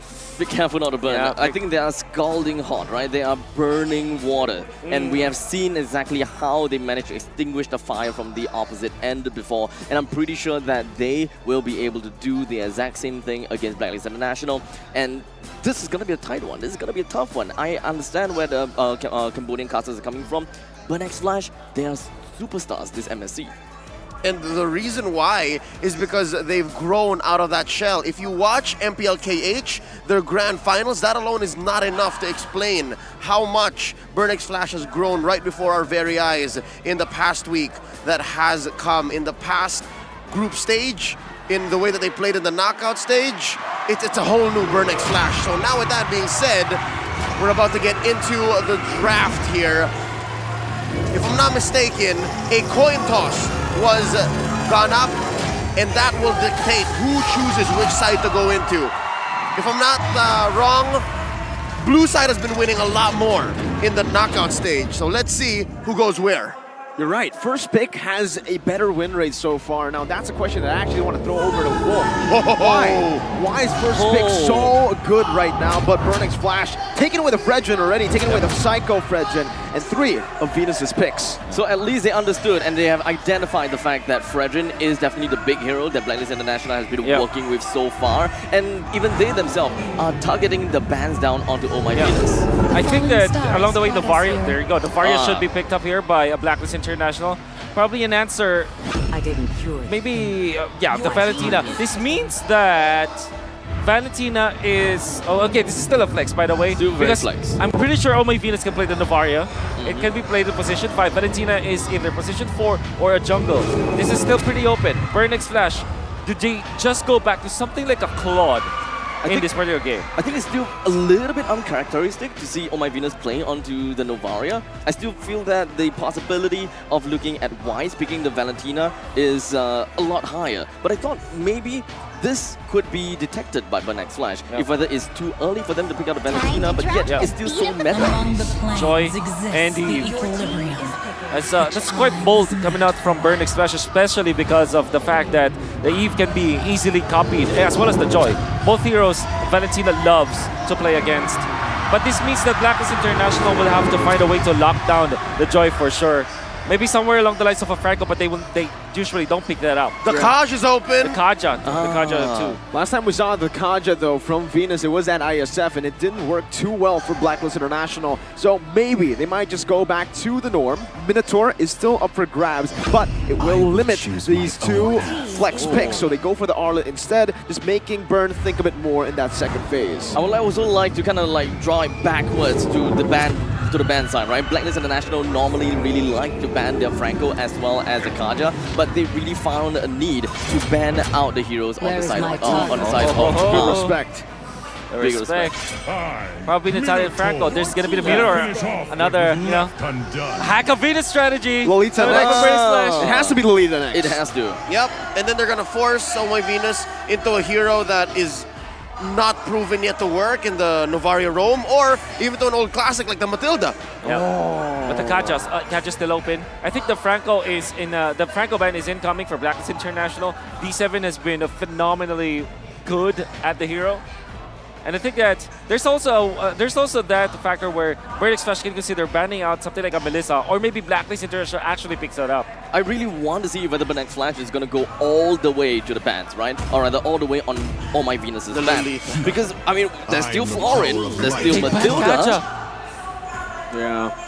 I think it might be a sign as to where Novaria is going to go right now. It's actually not going to be the Lolita either. It's going to be the Claude pick, or the Claude ban, which is quite interesting. Maybe Burnix Flash is saying, go pick up the Beatrix, we'll pick up the Lolita. We'll deny it away from you. I think they want to go for Beatrix here for Blacklist International. The other option is, like I said, the Melissa, which will not be which will not face that much problems when facing up against the Joy. But then again, the Beatrix might be the perfect choice because it's an Owl special, and that they do have the Novaria to couple up with it. So you have that extra hitbox, extra vision, sniper, as well as the Astral Sphere. Deals a lot of damage. Lolita pick from Burn. Should be. It should be. At this point in time, it pretty much works for Burnix Flash. They need to really just come up together with the Fredrin, and depends on how they want to go around, right? The frontliners, there's one that sets up, and we have seen before that Burnix Flash can definitely pull off big ultimates and great initiations. So looking at how Blacklist International always go for Ube, they are always gathering together, trying to look for all these lane priorities. I think the Burnix Flash will be able to adapt well enough, picking up the Lolita. Burn has no gold lane yet. We don't know. We don't know. I think I'll not be surprised if this is Leslie, for example, for Burnix Flash. It's a donut special. It is a donut special. I can see it work really well against a Beatrix in this gold lane and matchup. Lolita perhaps, or Lolita or Franco are the only 2 options. Franco's banned. Banned. Oh, you're right. The base Lolita and Brody. There you go. So Brody, again, what I was gonna say is, again, the Leslie here does good up against the Beatrix, but thing is, with the Arlet and also the Novaria, you're very immobile. You can get sniped down from all the way in the back by this Novaria, and that reveal location is gonna be massive as they pick up the Akai to round up their draft pretty solid. Talking about reveals, by that last pickup in the last phase, that's only when we really knew what Blacklist was thinking, what Blacklist was going to be drafting. And yeah, it seems like it is going to be roaming Novaria with Yue on the Valentina and Wise on the Akai in the jungle. Gentlemen, this is what the world thinks. Ooh. And yeah, even Cambodians are split up. That's what, 30% over to Burnex Flash, while the rest of the world think it's Blacklist International. How do we feel about the draft? Because it looks like it's a brand new flavor of Ube. That this is Ube with so much more coverage. Yeah, I think that they do have a lot of their area of responsibility is way larger than the typical Ube. Let's get into the game here, gentlemen. And with that all said and done, heading into the land of dawn for today's very first game, Burnex Flash versus Blacklist International. Always have to watch out for the early game, the turtle fight, I mean, for Blacklist International. They're very good at it. And now they have the Akai versus Fredrin, knowing for sure that the Akai was designed to counter this Fredrin in the jungle just because of that heavy spin factor that you can win the turtle fights. Now, of course, when I'm looking at Novaria, something that we haven't, or rather I myself haven't really quite seen happen, that is one thing that I'm relatively surprised.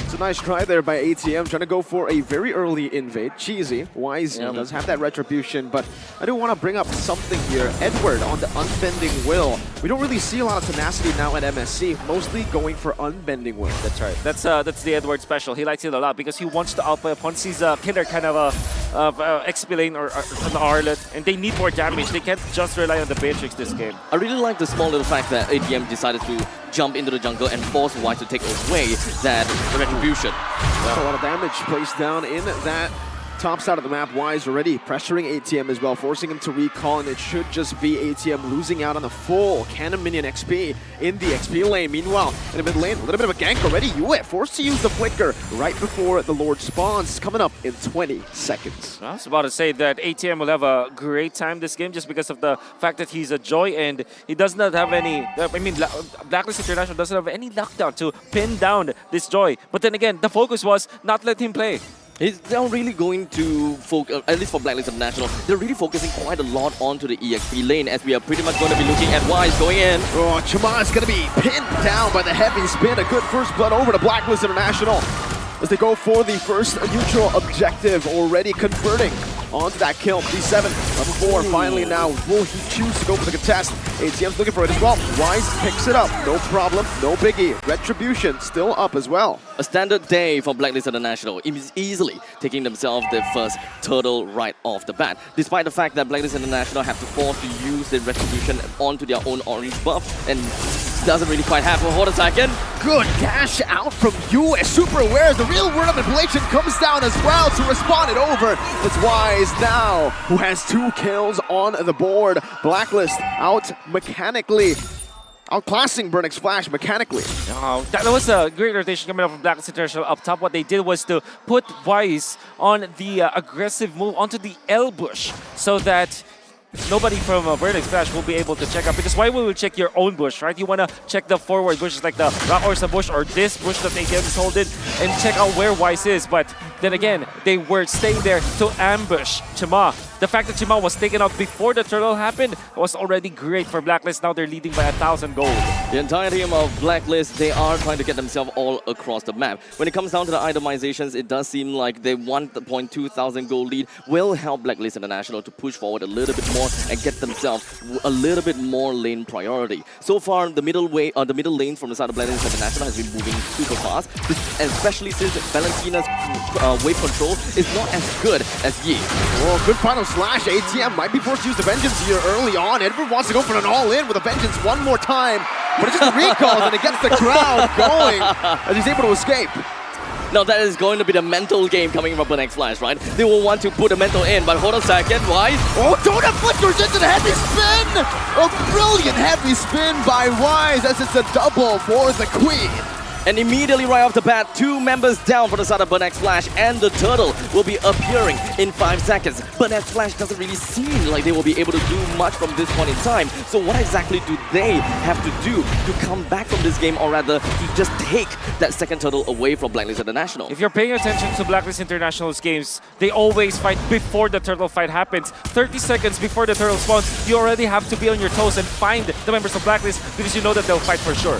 Oh, that's the lockdown CC, but D7, oh, it's gonna be a Numenal Blast first by UN! Canceling D7's Numenal Blast as Chima will fall. It's Blacklist International who take control of the neutral objective once more. D7 slowed down now. Venus is waiting for the snipe, but the heavy spin brings him back. The flicker from D7 to respond it over, but he's gonna be pinned down ultimately, and Wise picks up a killing spree in the 5th minute of the game. And of course now with two turtles as well as for about 3,500 gold lead. Oh, Edward! That's a stun. Donut with a total power memory, but Edward gets out a beautiful final slash flicker combo. Just a sliver left. And one thing that we're gonna have to take note of is the fact that the gold laners has the gold laner from the side of Blacklist International swapped lanes. That goal lead for Owl. That's huge. Oh, this is... Donut's not really having a very good time at all. What exactly is happening here? I really don't know, but because of the fact that there's a lot of pressure that was put out by Wise. First, going up top and just really not minding the gold lane. But afterwards, after the first turtle, they put a lot of emphasis into that bottom lane. Donut, back-to-back deaths. Really unforgivable if you're Burnex Flash, especially in the Brody that really depends on the early game snowball for him to be successful in a game. I thought surely Blacklist International might lose a little bit of a control on for Owl. Yes, we're looking at a Brody versus a Beatrix matchup, but Blacklist International, they are constantly moving around. They're constantly getting themselves in the top lane. We see that there are definitely attempts to try to bring Burnex Flash down. They are on a 7-kill lead. And despite all of the games that we have seen so far, Blacklist International, they may get good leads, but the goal disparity is just not that much. But this game is just different. Orange buff as well was given over to Owl. So you can already see Blacklist International kind of shift their priority very early to give this Beatrix a bit of a better time already. 3rd turtle spawning back up. That's why you see Owl with the lane swap. And now the turtle spawns up top. We do have the... Oh, hold on, Chama! Pinned down, Bennett's Rage, and the real world manipulation, but Jawad still able to escape right now as D7 pops into the Numenal Blast. No heavy spin to play with now as ATM goes into the back. Real world manipulation by Seacat to lock you down. Retreat battle, and it's gonna be Jawad walks up. Donut takes it away. The crowd goes wild. The first win for Burnex Flash in this entire game. And Burnex Flash, they managed to retreat, get themselves right out without a single casualty. That is definitely big for them. Blacklist International now, there is no more turtles to be inside. The next fight that Garaga has to go for is going to be the Lord that will be appearing down in the bottom lane. Blacklist International, the laning phase is now over. They're gonna have to move on with the rotation. They're gonna have to bring turrets down, but so far they haven't been exactly winning lanes in a proper way. They're just winning fights. Massive recovery that was started by D7 being in the right position to go for that Numenal Blast. XP versus XP lane battle means that the only free lane, I'd say, for the side of Burnex Flash for now is ATM stage. The XP laner's lane is because of the fact that he's a joy, but they will need more. Fortunately, they do have D7 who's picking up the slack when it comes to carrying the team on recovery mode. We are looking at 3,800 gold. Burnex Flash just holding it down, but Shima and Seacat, they're trying to look for something. Bit of a missed mechanic there from Edward, but Numenal Blast from UN. He will not commit anything more. As the RWM placed down as well. Good poke by Venus. Both teams disengages. But that was a flicker burnt from Edward for nothing. It's going to be Burnex Flash with a good trade over. That's the first objective. Turret taken out. Now, Donut and Chama both revealed. That's going to be the poke down. The snipe from Owl. Not going to be able to connect onto Chama, but it does find its mark onto Donut, who has the steel leg plates and is able to just soak it in. A very pokey style of gameplay from side of Blacklist International. As long as they're able to find themselves those kind of skill shots, they are probably going to be in a very good shot. But hold on a second, as we do have ATM jumping in. Oh, Numenal Blast as well. No flicker committed right now, but Donut picks up the kill. Now the total part memory as well.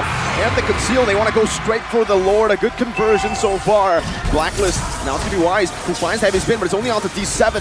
Not a good choice of target unless they're able to push them down instantly with the final slash. Edward does it. ATM onto the back right now, but Owl is going to be charging that Renner down. Edward's going to be pulled down. Donut, he has a turn for memory! And he finds the kill back on Venus! Snipes ATM from the mid lane tier 1. Meanwhile, Chama is already on the Lord. They baited in the heavy spin. Now CCAT needs to flicker out. Owl respecting this. They need to be careful of Wise. He can certainly still go for the steal right now as Donut flickers out as well.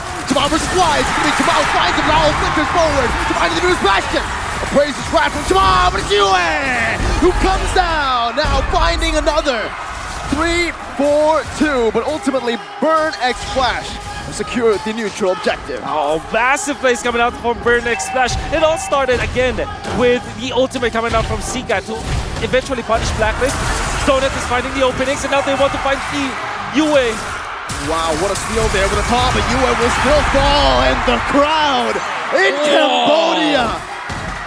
The crowd is roaring. And this is giving me the goosebumps that I want to see. The entirety of Burn X Flash, they're pushing right in. They manages to bring the middle lane turns down and the bottom lane with the Lord marching down south. Blacklist International now being forced to play backwards. They're gonna have to hold themselves within their own jungle and look for a point in time where they can find a mistake from Burn X Flash, something that they do very often.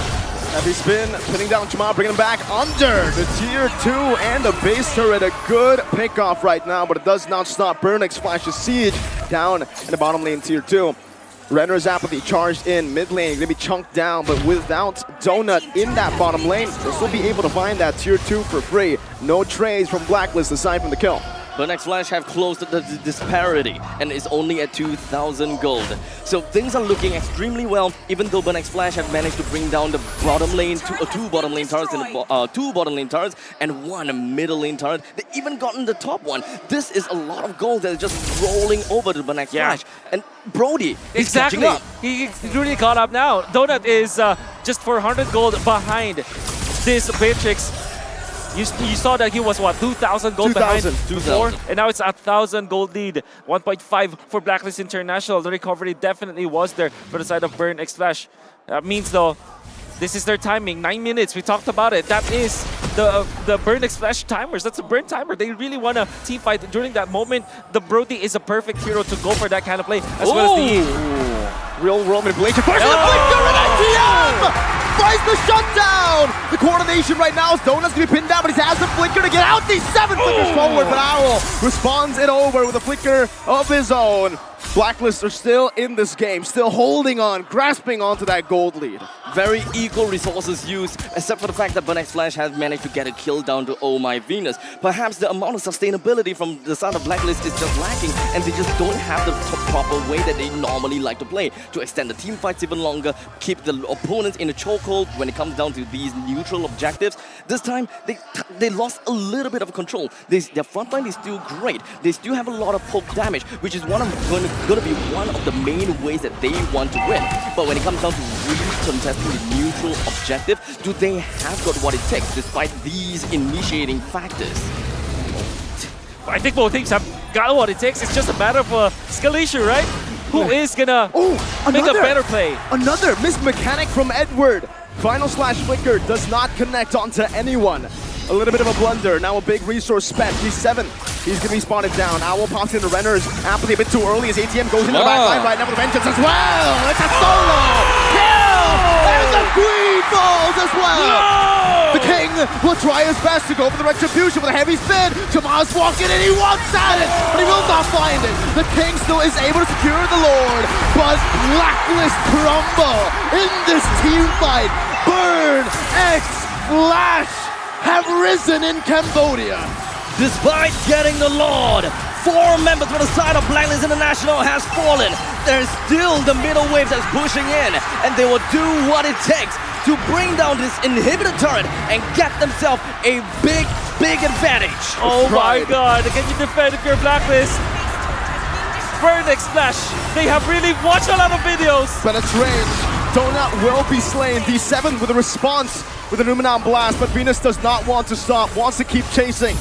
does not find the Astral Sphere, it will be Burn X Flash to disengage. If you're watching a lot of Blacklist games, you know that they win during the Lord fights when they go for heroes, when they turn for heroes. Burn X Flash, advanced play, go heads up play to the back lines.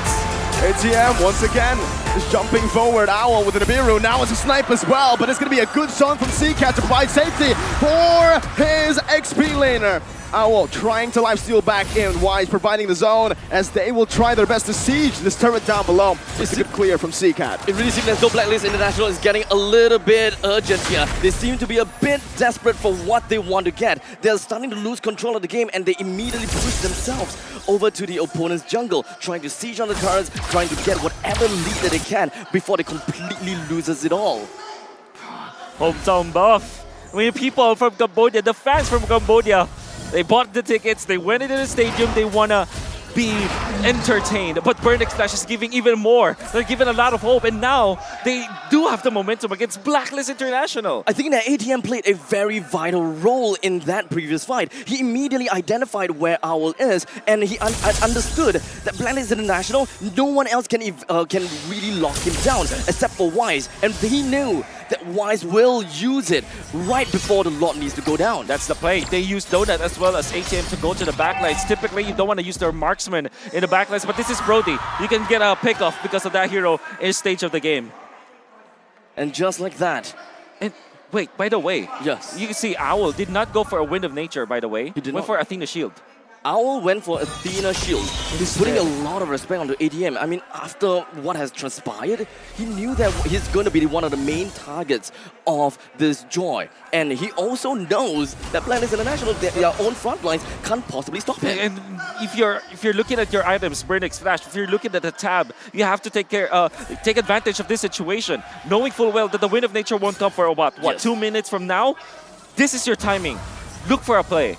Well, top lane, in the XP lane, it does seem like Yue got better trade here up against ATM, forcing him to back away, but it is still lane prio for Burn for now. We're looking to go for some more prio down below. We're going back to the reset. We're looking at Burn X Flash that do have their front lines as well as Blacklist International's front line, except for the fact that there is the middle wave for the side of Blacklist International. Wise is going to be starting things off with a ultimate and ATM. He baited the heavy spin, now the Vengeance comes in, Edward with the flicker, but it's not going to be able to find ATM just in time. Meanwhile, Donut! In the back! With the torn apart memory! The 7-5 in white drive! And it does get it for the team! That's the saving grace for Blacklist International. But it's only Yue and Venus left. The Lord spawns, but it spawns in the bottom lane. It constantly goes for the same thing where Blacklist International gets the Lord and then Burn X Flash tries to run it down. The waves are crashing down. D7, no immortality. Venus trying to cut the way, but ATM will zone him away. D7, now with the shield. Yue flickers forward! Yue! What? With a double kill and a shutdown. Another double from Venus.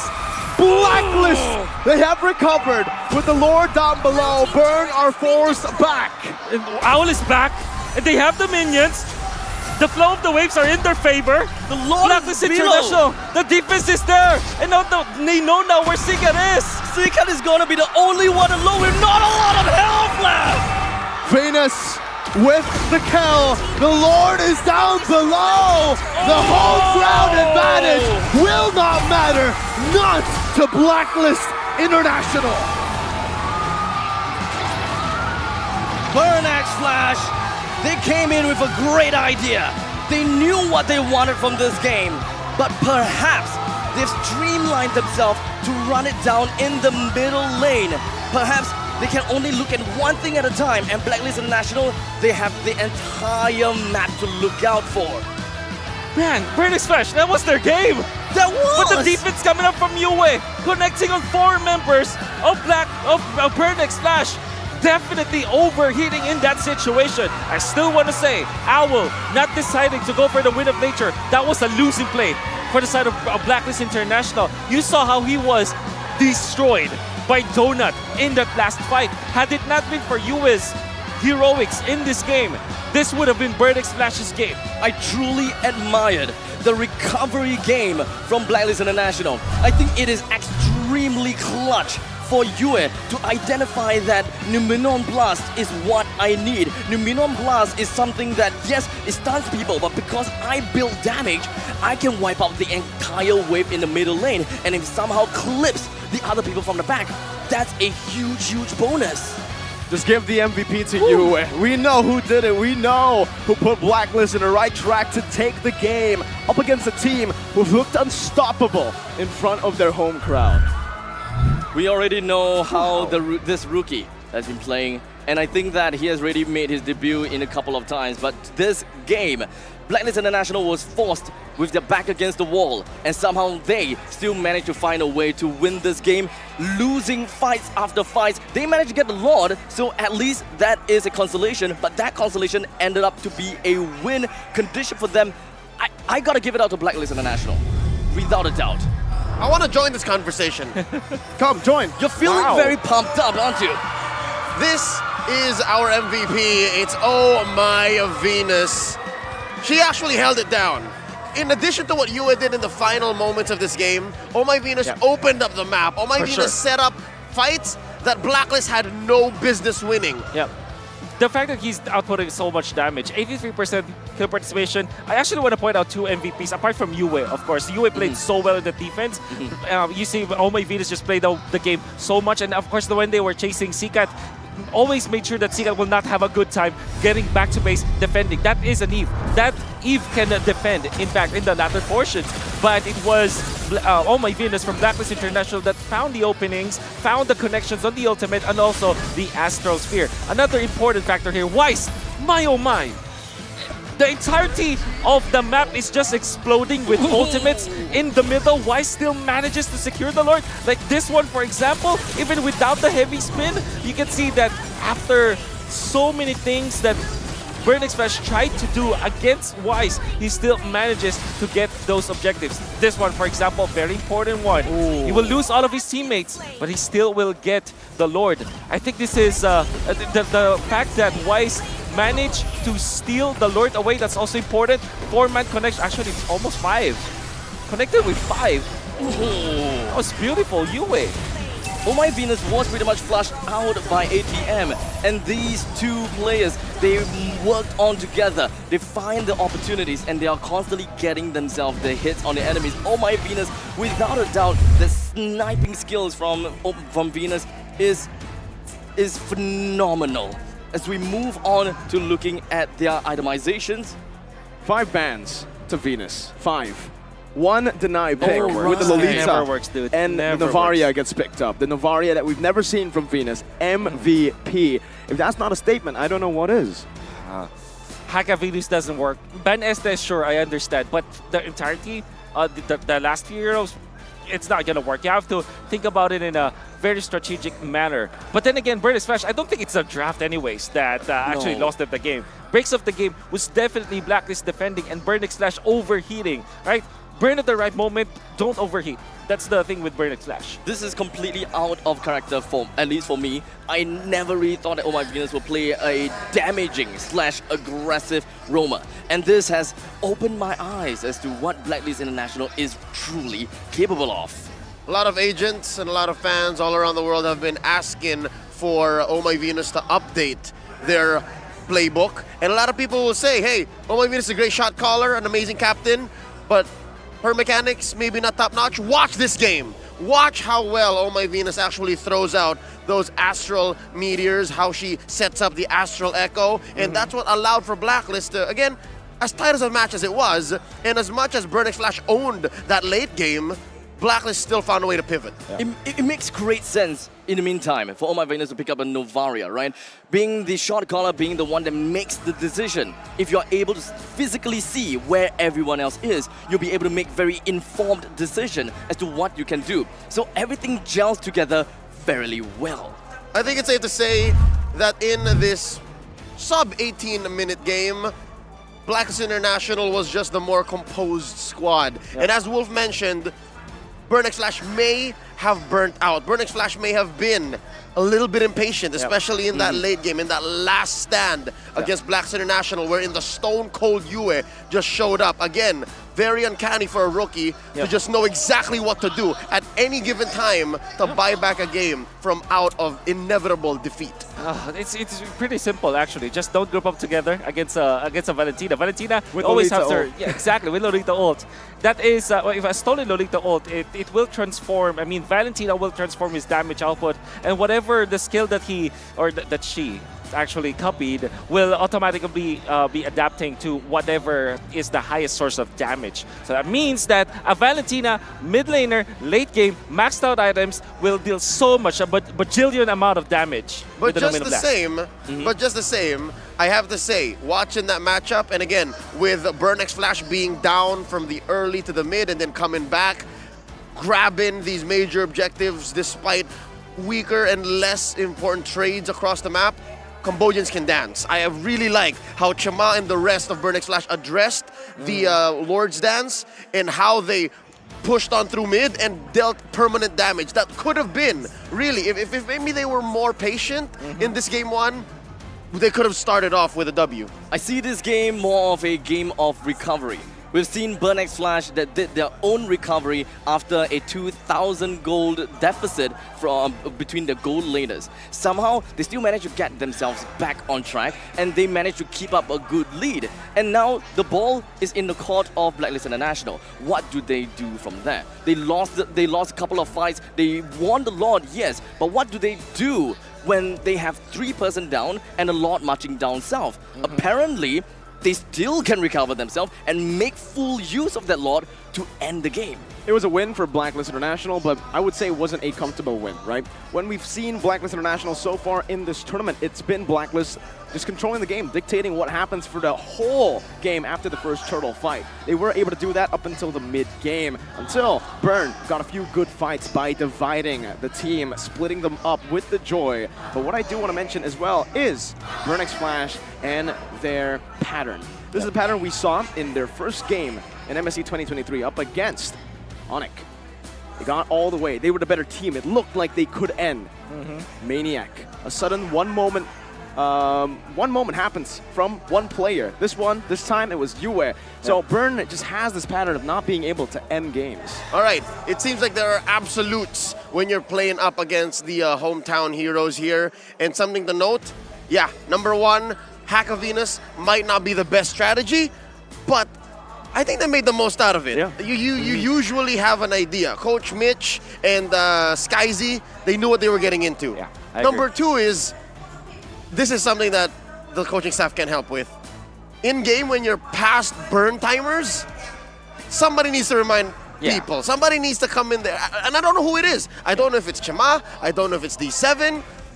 I don't know if it's CCAT, but somebody has to remind everyone, hey, we got this. We just got to make sure we do the right thing from here on in. And that's what got them against ONIC. That's what got them here against Blacklist in game one. Yeah.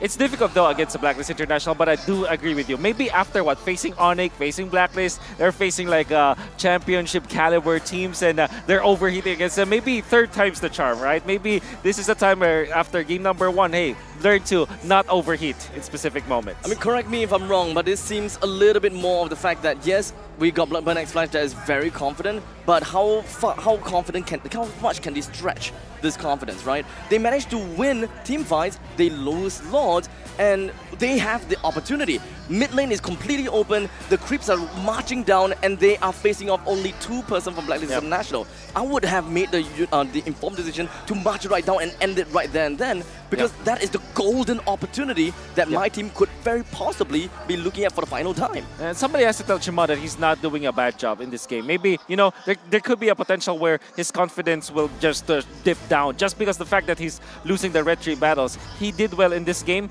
It's just that he's facing against Wise. Wise, 90% of the time will get that retribution, 1v1, especially with Akai, with Frederick. He knows what to do. He knows his timings. Chima had a great opening, a good look on getting the retribution, but didn't get it in specific moments. But don't fret, that is Wise. Maybe they now will have a different way to challenge that Lord Dance against Blacklist International. I'm hoping that these Lord Dances from the Kamai champions get much, much better, and I hope that Chama doesn't get hit by the idol syndrome that is the king of the jungle. Let's throw over to Mara and Rabi. They're at the merch stand. Hello, everybody. I'm here with Mara in the Jersey Hall. Right behind us, you can see all the jerseys of the teams that have played and are still playing. Take a look from Singapore to ONIC ID, outplayed Todak, Fireflux Impunity. Right over here, you get to check them out. And they also have the signature of all the players. I wonder if this is going to be up for auction, right? I love that one. All the signature in the shirt. That's right. And this one is the brightest one of all. Wow. The Burn X Flash, of course, going up against Blacklist International. So for everybody that's here at Aeon 3, you can go ahead and take pictures here. But you know what, Rabi? I want to take a picture right over here. I love that. Take a look at this. That's very gorgeous. This is the very beautiful MSC 2023 trophy. Take a look. You can focus on that.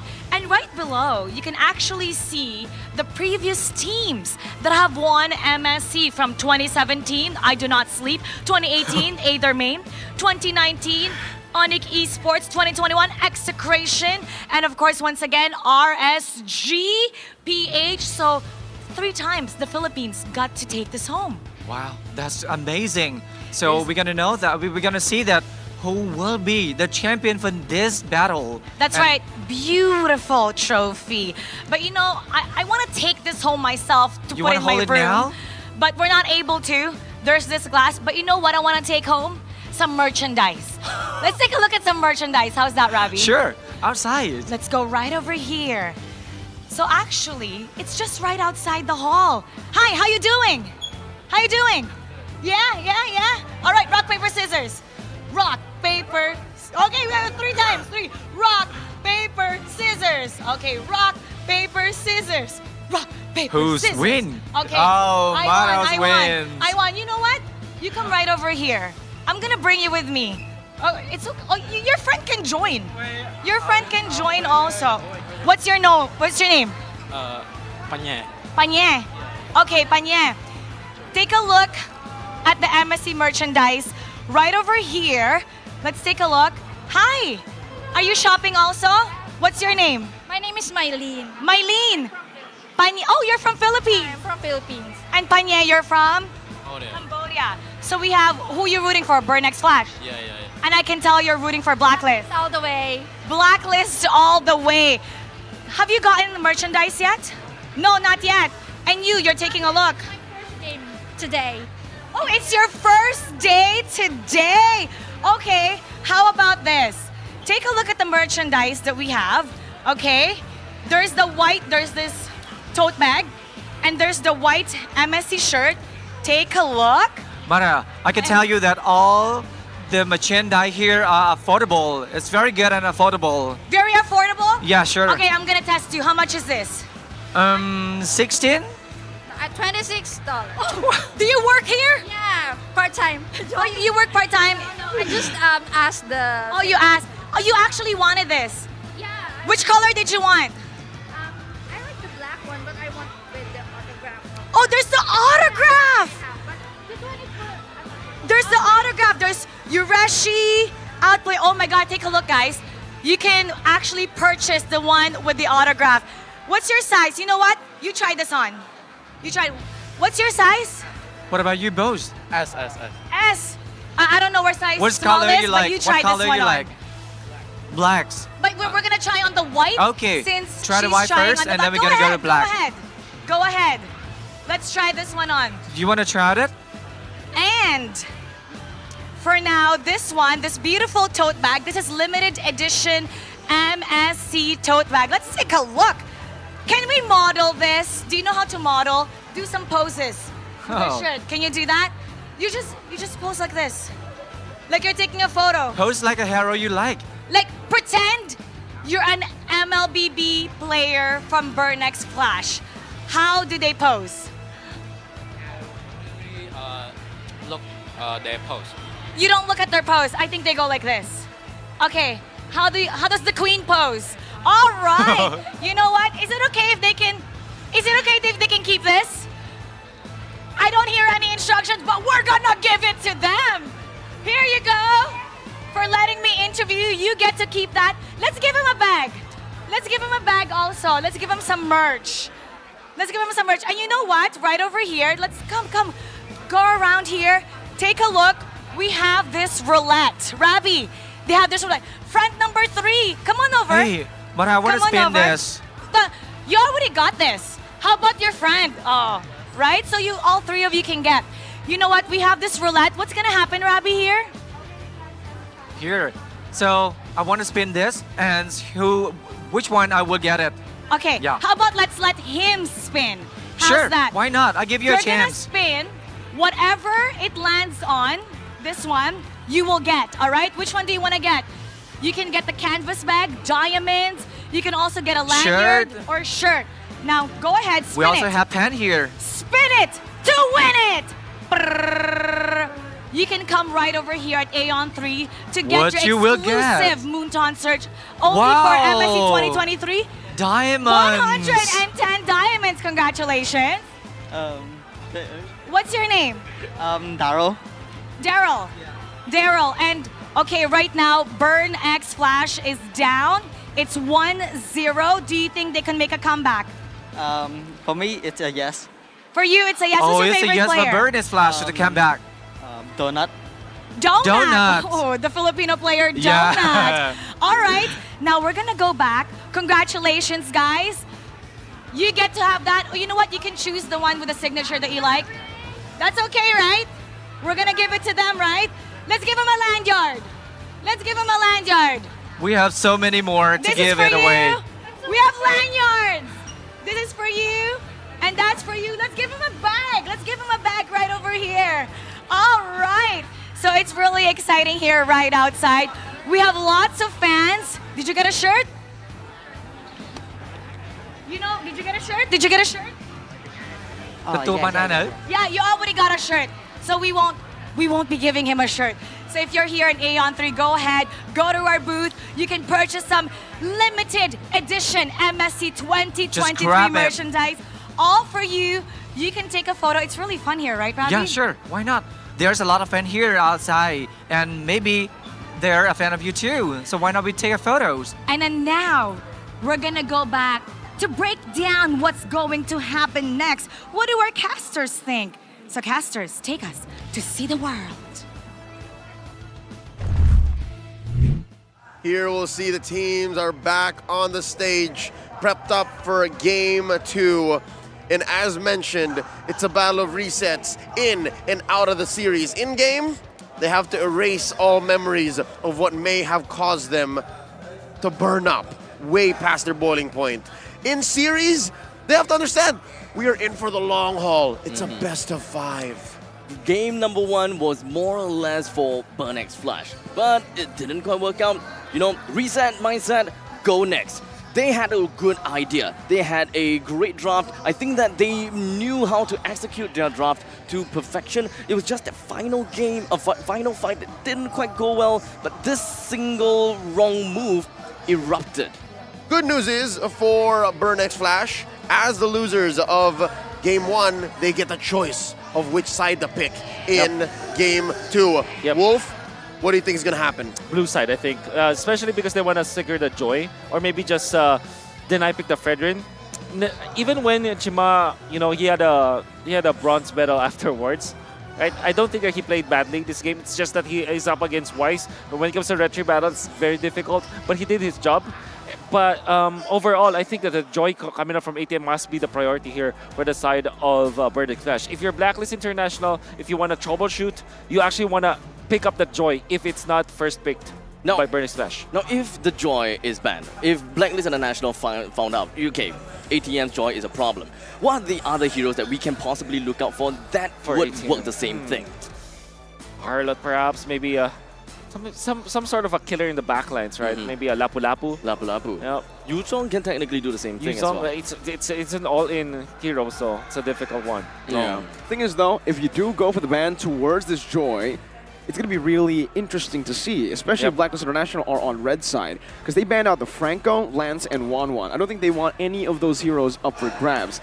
Thing is, also, though, that Burn, again, they found a lot of comfort in game number 1 with those picks. If Blacklist International don't change the bans up, Burn will certainly do the same thing as well. They won't change any of the bans. I think right now, sure, the Whack Venus kind of playstyle, kind of draft hasn't worked out, but this is the closest we've got to beating Blacklist ever in this tournament. Which is, again, despite the whole, are we going to adjust the XP lane? I think we're going to see an iteration. I think we're going to see close to what Game 1's draft looked like, especially since Blacklist might stay red. Yeah, and what will be close there is maybe you deny pick the Fredrin, but you also get the Joy. I think the Blacklist International, they got away with that game. ATM should not be allowed to play that way because that is like the core foundation of what Burning Slash wants to do in a Lord fight. Oh, well, we'll see how it all comes through, given that we're expecting Burning Flash to stay on the blue side, that meaning first pick. Here's a draft entering game 2 proper. And indeed we see Burnix Flash on the play here. They ban out, again, a lot of my Venus signature heroes, and they lock in that Fredrin, the Novaria, and the Kaja for Blacklist. It's a Bunjingjing's turn. It's Edward's turn. It's Joy. Edward Joy. Dapadap. So Edward went with an other previous game, and Blacklist International pretty much knows whatever that we pick right now for Edward, he wouldn't be able to get the lane priority. Now this time, we're going to switch it around. We want to get the lane priority. We want to play our Ube. We want Edward to start moving around faster. Exactly. So they go Minotaur. They preempt the storm. They want to go for an engage type of composition here for Blacklist International.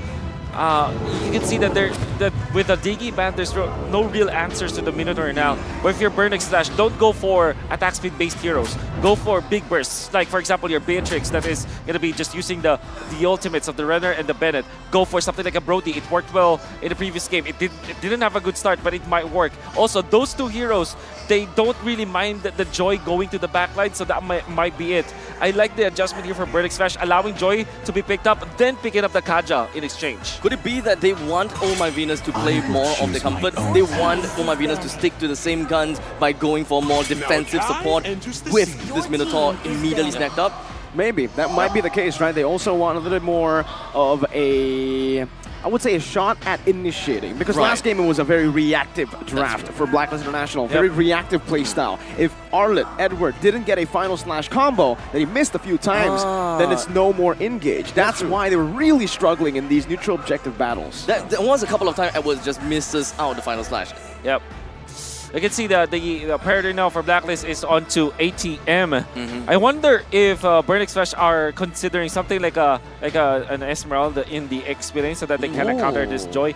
But they might just revert back to something like a Terizla. But that means that they will have to just go back to their to a full engage composition. They do need burst to go with this Kaja, which is typically the carry. So that is a good ban for sure for Blacklist International. Wait. Interesting. Coach Mitch and Skyzy still take out the Valentina, or rather the Eve, despite there being a Valentina. This could be a flex pick. There's the Beatrix. Great. Beatrix still. Great answer. Burnix Flash, are you still going to go for something like a Brody? I think Brody's good in this particular game. It's bursty. With the Eve, they are setting up for something like a Leslie pick. It is a very dangerous Leslie pick up against a Joy, but they do have a Kaja, so they already have an answer to it in case they want to go for that pick. Very risky once again, but it is Donut's signature pick in MPLKH. But just the way that there are thousands of Cambodians watching here in Phnom Penh, Wise's family also flew out. So there are loving eyes in the audience that will support Blacklist here on this matchup. Can I say Masha or Esmeralda might be the last pick for Burnix Flash? We saw Masha being effective versus the Beatrix as well as this. It's Glue. Okay, Glue's still effective. Okay. Glue's good. Glue's good. And of course, when you were looking at Glue, ATM did play a lot of Glue in his qualifying games. 14 games, and that is a 71% win rate. So this Glue is probably going to be huge. And let's not forget, Donut is back on the Leslie. Oh, wow. We got some... Seacat's family now. That's right. I'm so happy to see that our players have invited the people who supported them throughout their careers. And this is not the sweetest victory. If in front of your family you're able to upset. Here we go. Finally, it all makes sense. It wasn't going to be the Valentina in the jungle for Wise. He picks up an old favorite here. Not that great of a record in MSC so far, despite the small sample size. He picks up the Baksha. I think it's gonna be A-OK now. I think that the Baxia would not be getting that 0 win rate anymore. Maybe, perhaps. But ultimately, I think that the drafts coming in from both sides is very interesting to see. We're starting to see both teams starting to revert a little bit more towards their comfort game plan, and they have got what it takes to bring this game to a very close match. I think it's going to be a better team fight situation for both sides compared to Game 1. Right. Game 1 had very few, I'd say, clean 5v5 fights. This time around, there's a good amount of vision, there's a good amount of appeal for both sides, and I hope, all I'm hoping is, with a solid lineup like this, for Burn X Flash, they don't burn out. Gentlemen, take the floor. Let's go into Game 2. Game number 2, and this time we have a Leslie on the side of Donut and a Glue on the side of ATM. This is probably gonna be a big game. Let's not forget C-Cat on the Novaria. The front three is going to be big. It all started to be like a pick-off kind of comp coming up from Burn X Flash with this Gacha. Then they couple up with a Glue, which kind of solidifies that fact. Although they have a Frederick who wants to engage, they have a solid pick-off type of composition. Nevertheless, Blacklist International, I like this Baxia pick because this means that there is someone to go with Edward whenever they will want to go to Donut's place. Oh My Venus is the first player to achieve 100 assists in MSC 2023. Trailing behind is Echoes Yaoi with 88. So, right on that point, there's actually an engage here in the mid lane. D7 might be caught, forced to use the dash, holding on to the flicker. But I do want to bring up one thing here, Wolf. C-Cat chose to go for Mystery Shop. That's actually very surprising. I didn't think that would be the case. But then again, he's a mid laner, so he will output the damage. He's not going to be focusing on like spamming his spells as much as you would if you're rocking the Impure Rage. And this might be because they want to take advantage of the Kaja ultimate. ATM already dove early on here, but Wise will just give the respect that they need. But also Edward. Bargain Hunter. The focus on the bottom lane is very evident from the side of Blacklist International.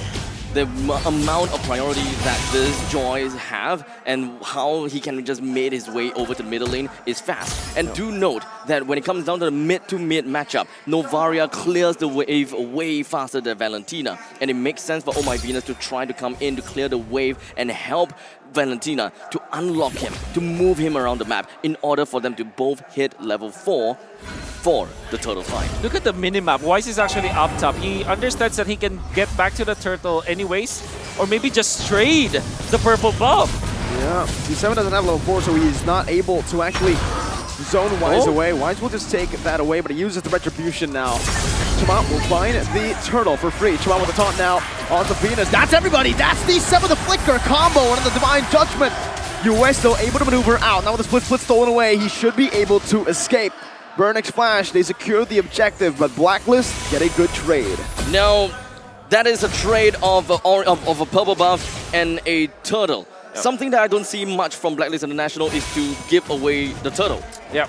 Well, they did do that in MPLPH Season 11's finals. They gave away the first turtle of the game, and then they snowball out of it. And they do it typically with Baxia. The ideology is, once you get more buffs, more neutral camps, versus your jungling matchup, you get so much damage. You get overloaded with levels. Wise is level 6, 3/4 of the way to level 7, while Chima is just level 5. And eventually, turtle number 2 and 3, and then eventually Lord 1, the experience is just off the roof. So it all boils down to a matchup of Wise versus Shema. Blacklist International wants to bolster their front lines. They want to keep Wise levels ahead of Shema. It could come into the point whereby it is higher retribution damage in the later stages of the game, or just general damage overall of what a boxer could do for the team. And that means that they have the tools to shut down the glue, right? The glue is a glue as well as the Fredrin. They rely on sustain. They want to get back their HP. With the Baxia being in there, it's the way to go. And this is a very smart take from Blacklist International. Not the first time that they did it, but now they're showing it in the international stage at MSC and working full well for the team. Scary stuff right now. ATM cutting the waves very deep. Might be punished. US stole the Divine Judgment. Good flicker out. That could have been bad as the turtle spawns in. It's already a pretty big battle spell burnt though, so ATM will not have the split nor a flicker. Well, At least now, the turtle is going to be appearing up north, while Blacklist International have 2 personnel down bottom. Minion Fury and a Divine Judgment. ATM will fall, and that's first blood for Blacklist International in the 4th minute of the game. A lane swap as well, as that was sent down below. Chama should be able to find this turtle for free with the Retribution. Wise unable to go for any invades. The trade for the turtle while taking ATM down. They found the pickup and they are pushing Owl down to the bottom lane. So now everything is shifted. They're trying to get Owl into the mix. They're trying to give all the priorities over to Owl. After taking down all of these energy turrets, I am rather confident to say that Owl should be able to, once this turret goes down, he should be active and be able to contribute a lot more in fight as compared to Donut, his can't. Divine Judgment, one more shot from Donut is all he needs, but Edward gets out. Now Venus jumps in with a knock-up. Donut gonna be knocked up, but US unable to find just some damage here. Donut in the midst of it all, jumping back in. US low! He's summons him for the kill. Donut finds it. It's 1 for 1 in the gold lane. Now who's it worth for? Oh, definitely side of Blacklist, but because Chama was able to push in the middle, now it shifts and dips back to Burning Splash's favor. The fact that Donut was able to get the kill before he died, that was actually a lot of value for Burning Splash. Then again, Burning Splash, they want to play this late. They cannot win in this early game anyways because this is Blacklist International with Baksha Joy as well as the Beatrix. They kind of conceded. The fact that they're evening out, that's already good news for the Cambodians. The funny thing is the fact that, well, Yue went down because of a single ballista shot. The ballista was the one that got the last hit. That's right. Ultimately, that is great for Burning Splash. They're trying to, kind of close up the gap as much as they can. There isn't even much deficit at this point in time. And Blacklist International, they are ready to rumble. They made themselves, they pushed themselves all the way down in the bottom lane after Beatrix is pretty much done farming up all of the energy turrets in the bottom lane. And let's not forget, it's 6 minutes and 20 seconds in. Yeah. So Owl got a lot of the turret gold in the bottom lane, but he's actually still behind in gold compared to Burn X Flash's Donut. Something to note down. That means his farming and his laning for Donut has been absolutely spectacular. All the turrets are still up, so both teams are still playing a little bit more of a stay in the lane kind of composition. Blacklist International still have a lot of lane priority going on. I was about to say, how does Wise do it? How is he ahead with 2 turtles going to Burn X Flash, but he's still there. Chama is able to win the retry battle despite being a level down. Meanwhile, in the bottom lane, you can already see the Leslie kill damage right now. D7 flickers forward, unable to find Yue right now, but Venus Fury comes down. Donut's free, hitting in the back. Venus forced to run away. Burn X Flash, I think they've done enough to zone Blacklist away from this turret, but with a few members walking down again, will Burn actually be able to take this turret down? A very effective reset. Blacklist International, they're gonna have to go for this reset, but for now, the conceal play didn't really quite do much, except for the fact to zone them away from the first tier defense turret. This is such a... That box was set up from Burning Splash so well. They have the conceal play only to threaten... BOD? That was BOD, in fact. 7 minutes? 5.5k total for now for Donut. Raw boots though, bare boots. It's the brown boots that he picked up. And even the Berserker's Fury. This is massive already. If he gets the Endless Battle next, he can completely just ignore the boots. He has the peel ready, and Edward, he might just get bursted down in the top lane. ATM's gonna be able to escape right now, and it's gonna be a kill! Donut! 7 minutes in, this Leslie is not just scaling, he is snowballing. This is big. And now they're gonna steal the purple buff away from Wise. And that timer has expired for Blacklist. There's a trade though, whenever there's a play. Now though, Burn X Flash getting the better of the trade. Wise ready with an early Twilight armor. Burn gets a tier 2 in the mid lane.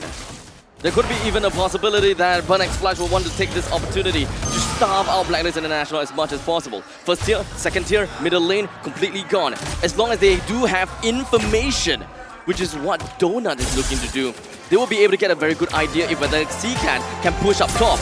And now, with the information, they know! Venus with the flicker, C-Cat gonna be gunned down, but he's able to escape right now as Tamal walks forward! The Cambodian crowd goes wild, the taunt connects onto Yue as he soaks in a lot of damage, and Yue will fall to D7. And the Praiser's Grand and the Divine Judgment brings Venus back to Donut. It's another snipe down. Ow! Very low, they're looking for a dive. The Bennett's Rage committed out. Owl, no flicker. C-Cat looking for one. C-Cat has come alive. 9 minutes in, perfectly timed, perfectly converted from the Cambodians to a Lord. Game 1 was a warm-up, dudes. Burnex Flash, this is their true form. Perfect movements coming up from Sigat. He avoids the full gank of Blacklist, forcing the flicker out, gets out of the map, then goes down to flicker out and save his teammates. Then lands the killing blow onto Owl. They're on fire. I'm getting the shivers. Blacklist International probably is having that as well. I've never seen Blacklist forced to fight. Wise had to go up front, shield Unity in to just open up the map, and Burnex Flash chunks him down despite having a Twilight armor. Let me remind you what the burn timers are. 9 minutes. It's their timing. Burnex Flash, they group up together, they outplay their opponents. Donut is a league ahead of the Beatrix this game. And with 3 items incoming, if Sigat lands the Astrosphere and Donut just lands 1 hit, it's so much damage. It's burn time. Oh my god. D7, looking for the Divine Judgment now. ATM jumps forward in the back line. Donut free hitting. Donut free hitting in the back. Seacat found the kill. Wise now taunted up. Donut has a few more shots in him. The Divine Judgment brings him back. Donut's wild. It's a mega kill for Donut. 3 members down. The Beaver's crashing committed. But it's going to be Owl who gets chunked down. Donut has 1 more shot and he can kill Owl. He's waiting. They're marching. 7 seconds, 1 9 seconds. more sec. A few seconds for Venus to respawn. They're not going to be able to take this base down for now. But they've been able to crack the base open. Burnex Flash with a 6,000 gold lead up against Blacklist. For a second, I thought that they will do what they did in game number 1. Yeah. I was kind of scared. But at least that is going to be parallel push from the top and the bottom lane, right? We do have the mega creeps that will march on forward. But for now, the main thing that we want to see is exactly the outplay or the play around coming in from Burnex Flash and Blacklist International. What exactly transpired down here? Very crucial grenade coming out from Donut to actually stop Edward, because Edward was onto him already. When he timed his second skill, the grenade was there, he was able to get out and also stop Edward from dashing through. That was so crucial because now Edward cannot reset the dashes anymore. 11 minutes and 30 seconds left. Burnex Flash, they are in the zone. They are waiting for the Lord to eventually appear. And I believe that the nightmare of game number 1 is playing in their head. They're thinking about this. What is the core game plan here in order to not execute the same mistake that they have did in the previous game? Just don't group up. Utilize the range of Donut. I think that they're going to be fine, right? Don't group up. Just remember that the Donut is long range, like hell of a range, actually. So all they got to do, hang back a little bit. But contradictory right now, Burnex Flash grouped up in Blacklist International's jungle. They were preparing themselves for something. But Blacklist International, they were disciplined. They do not want to push everyone else out. But Seacat is the only one that made his way down to the bottom lane to try to defend. But these 2 members all the way down below, they are not making a move just yet. And this slow, steady, bushwhack move, this positioning may be very important to the upcoming Lord's fight. What exactly is the game plan here from Wise and Edward? They found Donut right now, and that's going to be the dive coming in. Donut flickering out of the wall right now. A good second skill, but Donut's going to be cut down! Donut will fall! Infinite Fury on the 3! They have grouped up! Seacat clinging on to dear life. Yue with a flicker forward, and Blacklist with a key back into the game. They have found a way. Burn that Filipino bush in the bottom lane. The Filipino bush. Is that really a thing? I don't know. Is it a thing, Wolf? We'll make it a thing. We'll make it a thing now. Yeah, it's a Filipino bush. You have a wing. You have wings bushes on the left wing bush on the left side, the right wing bush, south side window bush. That was the play, and to be in all due fairness, you thought that it will be read through by Burnex Flash, but oh my Venus player, well look at that jump. Wow. That was so beautiful to see. Orchestrated. This is absolutely just asking for it. Blacklist International have played out this moment, played out what they wanted. And that is the result that they have. They brought down 4 members from Burnex Flash, and they even gotten themselves the Lord. Okay. Seacat was the only one who could have opened up the map. He was clearing out the waves down below as well. The fact that he didn't just throw a random skill over there, it caused this to happen. Blacklist the way back into the game, and now they're truly getting flashbacks of game number 1. They have even the lead. Like it's not just them carrying the deficit. This is them getting the lead. I mean, the way that they played this Baksha, it's so smart. Coming out from the side of Blacklist International. I didn't think that this is how they were played either. I thought it was, bounce, a lot of mobility, run here, run there, become a wheel, crash and bang. So, at this point in time, Blacklist International, they're just holding it down. Back to their disciplined gameplay. Calm, composed, and look for the final time or look for the right time to eventually jump in on the right person. ATM, I don't think he is the right person. He pops in, the split though. D7's looking for a divine judgment as Edward's gonna be caught. Edward goes back to the team of the flicker as well. Jamal with the taunt, but he's able to escape. A good Minion's Fury by Venus to help with the disengage. Blacklist International running for the hills. They do not want to commit this time around. They can get poked down still. And Burnix Flash will be able to defend their base. Completely walked out of that. Edward was pulled in and caught with the Divine Judgment. But somehow, it just doesn't seem to do much. Yep. D7 stayed in that bush up top for quite a long time. And he did not find the opening onto Edward. Well, he did find it eventually, but there wasn't Donut in the vicinity.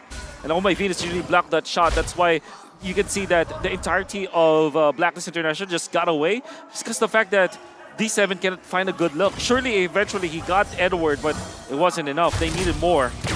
I mean, Donut was also focusing on hyper-focused in the middle lane. While the Divine Judgment was going on, he didn't land a single shot in. Divine Judgment, Immortality going to be down right now as the flicker comes through from Venus. But that's going to be the gun down once again. Donut free hitting in the back, not able to find that Minute Fury range. Owl's doing the same thing right now, but Seacat has some damage. Donut trying to delay Venus with the ultimate, opens up the vision. Some snipes going down. D7 trying to provide some more vision for Burnix Flash to play with.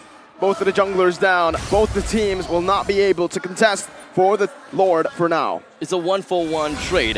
Burnix Flash, this is the game, or rather that was the fight where Donut was able to contribute to all of the lockdowns that his own teammate managed to bring out. Coming up for Donut.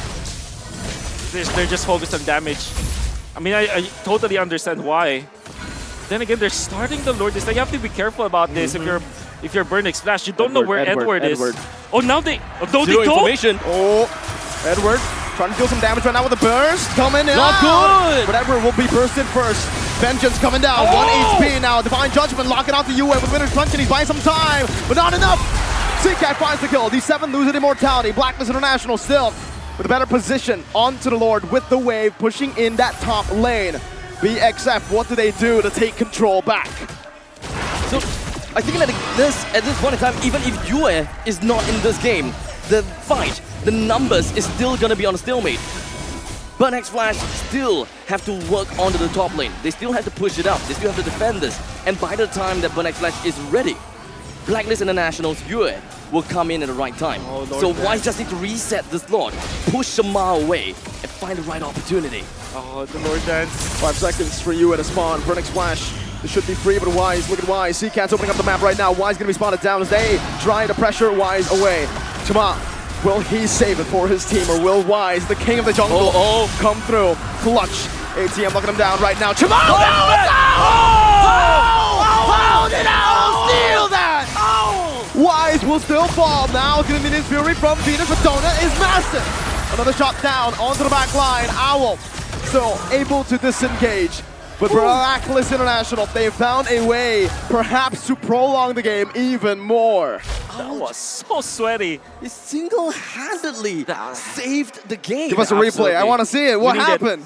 Well, by the way, how did Shamar lose in that retribution fight? No idea. I would like to credit Burnix Flash for doing that play. However, even after they lost that the Lord Retribution fight, the fact of the matter is they know what to do. They utilize, instead of utilizing the Divine Judgment, they opted to go for Glue's ultimate to isolate that Wise. But then again, Chima just really did underestimate you know, the Renner damage coming out from the Beatrix. So it really boils down to ATM's positioning. ATM just stuck himself onto Wise and waited for the perfect moment to eventually draw him away from the Lord. While Shama is still sticking onto the Lord, he stood no time at all. But it's all about the timing, Edward, and oh my Venus.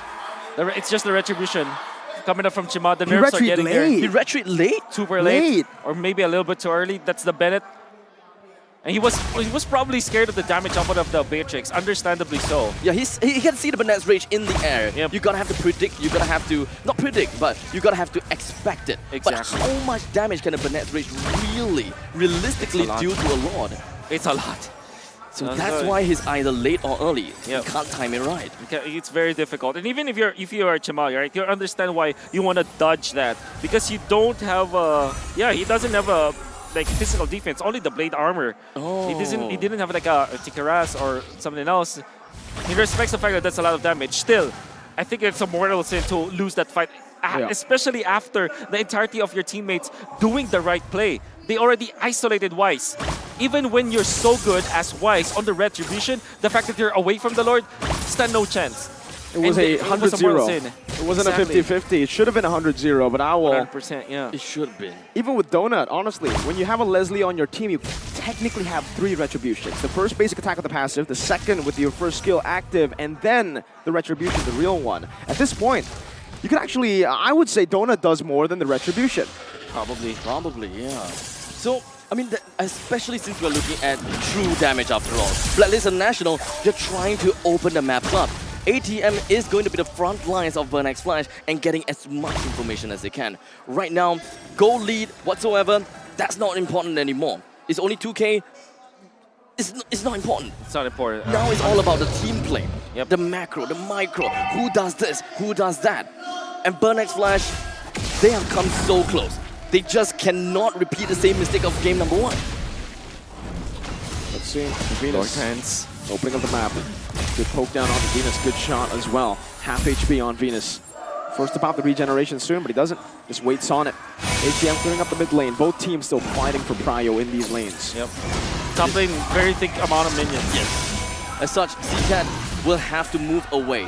But this is probably information that Blacklist International can use. They're clearing out as much as they can. The entirety of Blacklist International, they rotated around, counterclockwise positioning. Ooh, Donut does not see that. Oh, they go! They find out! They send it out of nowhere!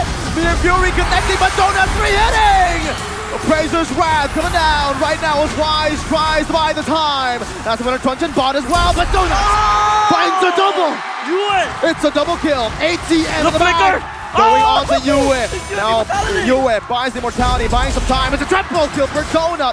ATM has bought enough time. They're gonna go straight for the mid lane. Yue and Venus. How do they make this miracle play happen again? 2 minion waves coming crashing down into the base right now. Yue trying to do magic, but he will not be able to do so. Boom! X Flash! The flames of Cambodia live in the venue. Cambodia want it all. This is the game. You've witnessed what you want to see. Burn X Flash. They did what they wanted to do. They broke the code. Game 1 was close. Game 2. They succeeded. Take it in. Absorb it all. Electric atmosphere from the crowd here at the Aeon Mall, Meng Chai. I'm getting shivers. I thought they did not see it. Alright, there's this argument that you can actually pop your ultimate as Leslie, then quickly tap it afterwards. You have a prompt that there's someone else near, and they knew the Various ultimate caught everybody in that long bush up top. The Astral Donut knows how to use it. Quick taps. He's a fast tapper. Hold it on for a little bit, huh? Wow. The vision game is absolutely phenomenal when you have an Avaria. On top of that, Leslie, the range as well. That's why Blacklist's only way to win was flanking. If they find a good flank, they will win. But if they don't, If Chama is able to open up, if D7 finds a good engage on Owl, it is pretty much over. The flank happened once, and it worked once. And this time, Blacklist International wanted to go for the second time. We are all flabbergasted. I'm pretty sure Leo is as well. Well, checking my guess coins, boys. I am not as confident in Is what that I best actually phone? put in. Is that best It's the phone? ROG Phone 7. Yes, can confirm, in Phantom Black. Now, looking back at it, some things remain true from Game 1, and some things, much to BurnX Flash's benefit, have changed. Definitely you can see, besides the mechanics that all of their players shown, even the macro has changed. Oh my and I God. think now we can confirm, much like the initial Kings of Sea, there are also such a thing as burn timers. Burn timers. 9 minutes, right? 9 minutes. As soon as that clock hits 9 minutes, it's time to fire up. And Donut knows. Donut knows that. Donut knows that very well. I definitely agree with you. Maybe that is the coach's decision to do that, or maybe that's the entire team's mojo or rhythm just runs through. I mean, it looks solid. It looks like they consistently did it through scrims. It doesn't look like a thing that they just happenstance, happen to just find out this MSC. It really looked like they rehearsed that for sure. This is a very tough game to watch. This game is so close, and I'm pretty sure. Give it to him. Donut. He's known for this. 11 kills. He's known for this. He was both payoff and setup, especially in that very last fight in the long bush. Again, mechanics, macro, all in the young Mario's hand, all in Donut. I can't believe what I'm seeing. By the way, the faith in Donut, guys. The faith in Donut. I mean, game number 1 didn't start well for him, but he still recovered. Game number 2, he was there was a 3-man rotation up top that he got a kill first before he was brought down. Gets the Berserker's Fury and the Blade of Despair at 5 minutes. 7 minutes. And With was no leading boost. all throughout this game, all over the place. Activated 9 minutes. You would wonder, some teams will utilize this Leslie in the latter portions of the game. We call that, right? They're gonna wait for it. But 9 minutes is a timer. BurnX Flash, they say to Donut, okay, 9 minutes, you have to be ready no matter what happens. Donut says, I'm gonna do it earlier. 7 minutes, let's go. We mentioned it in the game. When a Leslie does not scale, when a Leslie snowballs, you are in some trouble. The fact that he got that 7-minute BOD and transitioned it over to an endless and a second BOD super early, he took control of the game. He was the game. He was the game. Thank you. That cannon with 1 HP remaining gave him that extra boost to get the last hit. And then Seacat, great plays coming up from Seacat. He dodges the entire T of Blacklist International, then lands the ultimate. He will be the one to close off the kill. Beautiful usage of the ultimate. By the way, oh my Venus, wonderful usage. Look at that. They canceled Edward's dash, utilizing the grenade coming out from Donut. Yeah. That's the reason why they got it. Donut's second skill was on point. Yep. I gotta have to say, Donut, he's just constantly kiting against his opponent. I'm keeping my eyes glued onto him. And in the meantime, the entirety of BurnX Flash, they're creating a wall in front of Donut. All right, this is how you play Leslie, ladies and gentlemen. Look at how Donut plays literally just with the passive. No random basic attacks. Yes. This is how you do it. I've seen so many Leslies, I'm talking about you guys in my ranked games, who basic attack Look at constantly. Use your passive. Play around your cooldowns. Do not hit if you do not have it unless it's a guaranteed kill. He's calculated. He understands that this is where I need to place my shots. This is the tempo of the team fight. And arguably, Blacklist also was building back up. Blacklist was finding angles to compromise Donut's positioning. But just saying, Burn was just a step ahead all throughout this 22-minute bout. You can more or less imagine Leslie playing as a runner. You have that inbuilt timer. You can't shoot it out so much. And that is the best way to get yourself the optimal DPS. Yep. 4-0 and 11 onto Seacat. I mean, we talked about Donut, but Seacat on his own, like, he did so well in this game. There are other role players here for BurnX Flash. For example, ATM and D7. D7 wants to focus on Owl. ATM wants to focus onto Wise. And it's not about killing Wise. It's just taking away Wise from the important team fights. And you saw in that last clash, when D7 jumps, it was Owl that they caught because of the Novarius ultimate that was set up, and also because of the game sense that was really burning in the side of BurnX Flash. Back in the group stages, when they got so close to beating ONIC, the question everywhere was ONIC weak or was Burn strong? I think with this game, we finally have our answer. Burn is strong. And with this game, Blacklist finally tastes the bitter blade of defeat First in time. all of MSC. This is their first game MSC. loss. No longer unstoppable. Whew, D7 100% kill participation. I mean, there was an interview earlier on, and we were there, and I think that at least 3 of us, at least 4 of us, actually mentioned D7. Majority. Yes. Majority of us, and now he's proving. He just proved that it's not just about Natalia or Franco pocket picks. He plays a mean Kaja. I think that it's not just CCAD, Donut, or D7. I think that even ATM himself has stepped up this entire series. And we are only looking at the past 2 games. What else is BurnX Flash going to show us? What other treats are they going to be giving us from now on? You didn't even mention Chama. Chama was also integral to the way BurnX Flash took game number 2 in the fact that he had to reset, right? Yep. A lot of how game 1 went was on and off of how patient he was. But just the same, here all members of BurnX Flash were on point. Let's hear from Blacklist International though. Now that they have first felt defeat, let's hear from the king of the jungle himself. Here's Wise. Here we are with Wise's mom and sister. So Mommy Cherry and little sister Maria. Maria, how old is Maria, Mommy? 2 years old po. 2 years old. 2 years old. And they also said something, they mentioned something earlier that Maria has how many followers on TikTok? I think 58,000. 58,000 followers on TikTok. Wow. She is so gorgeous and glamorous. Thank you. Very cute. How is Wise as the kuya, the older brother?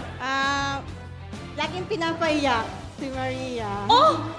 Wise is always making her cry. អូយបងប្រុសមែនប៉ុន្តែធ្វើឲ្យបងអូនយំរហូត That's what brothers do. They make the younger ones cry.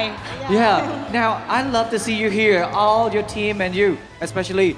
I really want to know that, is that the first time you coming here to support the Wise, or you did it at the M3 and M4? No, first time. Oh, First this is the time. first time. Yeah. First time, what's so special about this time? So- Gusto kasi ni DJ yung makuha yung trophy ng Oh. MSC. Wise, or they call him DJ, he really wants to get the MSC trophy. It's the only one that they don't have yet. So he wants his mom to be here when he gets it. Wow ម៉ាក់គាត់បានប្រាប់ថានេះគឺជាលើកទី1ដែលគាត់បានមក support កូនប្រុសរបស់គាត់នៅក្នុងការប្រកួតមួយនេះហើយកូនប្រុសរបស់គាត់ចង់បាននៅពានរង្វាន់ក៏ដូចជា champion នៅក្នុងការប្រកួតនៅ Battle ក៏ដូចជាការប្រកួតទាំងមូលនេះផងដែរ So, I want to know that how do you feel when you see your sons fighting so hard on the stage? How do you feel? I'm so nervous. You're so nervous. Nothing to be nervous. គាត់ថាគាត់ពិតជាភ័យមែនតើក៏ដូចជាបុកពោះមែនតើសម្រាប់ការប្រកួតរបស់កូនគាត់មួយនេះផងដែរបាទ It's a beautiful eyes, do beautiful eyes. Queen pose, queen pose. Let's see the queen pose, queen pose. Let's She do the queen pose. You can follow, Maria Cutie, Maria Cutie. So cute. Hey, once again, I really want to know that when you are staying here, do you think that is that any pressure for him when you see that there are a lot of people here, fans of BurnX Flash, and while Philippine here, just so little? How do you feel? May pressure po ba kayo na ang dami pong mga fans ng BurnX Flash dito po sa laro natin? Kasi first time niyo po maglaro eh. First time niyo po makita si Wise maglaro. So, kinakabahan po ba kayo para sa kanya? Sobra.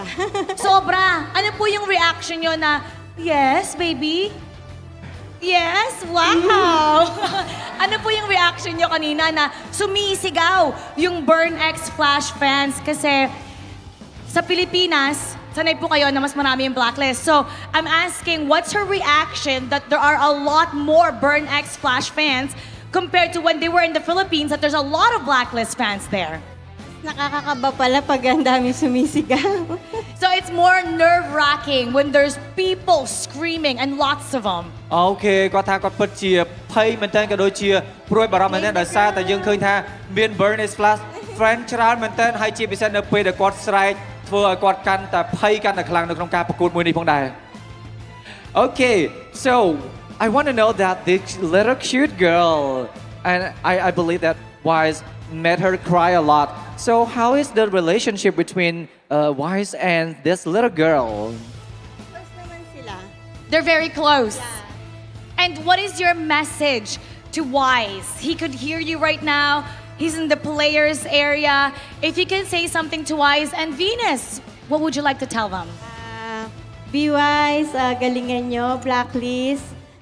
Nandito lang kami, mga agents.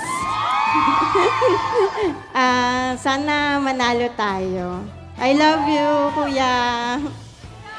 She's giving the message that good luck to V-Wise and the agents are just right here behind them and we hope that they win. Okay ក្នុងនាមជាគាត់គឺជាអ្នក support ខ្លាំងមែនទែនគាត់បានជូនពរទៅដល់ខាងក្រុម Blacklist សូមឲ្យសំណាងល្អក៏ដូចជាពួកគាត់ទាំងអស់គ្នាដែលជា Philippine fan គឺនៅគាំទ្រ Blacklist នៅពីក្រោយផងដែរ Good luck.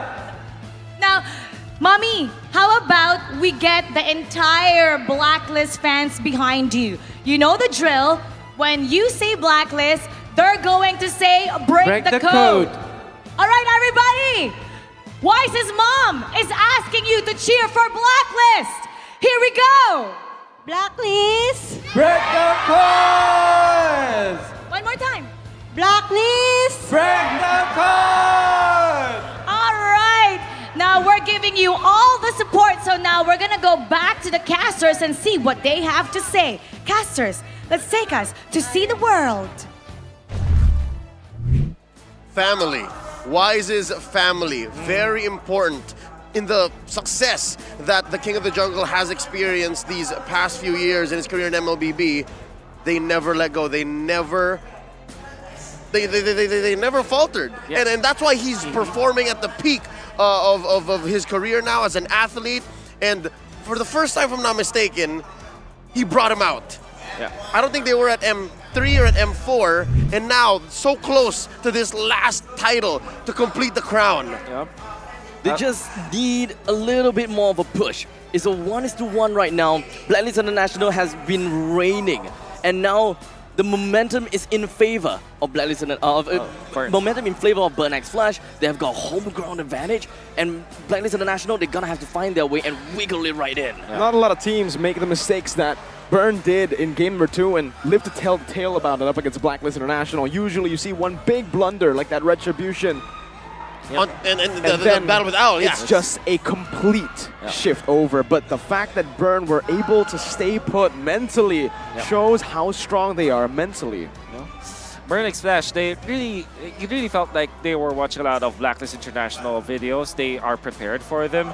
I really like the fact that they took the route of the turn, right? It's turn, take, or trade when it comes to those neutral objectives. Typically, teams will just go to team fight against Blacklist International and try to take the objective and win the retro battle. Usually, people lose there, right? Teams will lose against Wise when it comes to a fair fight in the Lord Dance. But if you go for a turn where you go to heroes first, that is how you can win against Blacklist International. I think that is the game that broke the Wise record, where he has got 100% lot control. That's right. That means a lot. Third turtle, I believe, yeah? That's the third turtle. Lot in general, he's got all the lot so far. So that means in game 2 of this best of 5, so many records have been broken in MSC 2023. That's Blacklist first loss, Wise's first slip up as a jungler on the retri duels. What might happen next? And if anything, I'd like to point a counter argument here.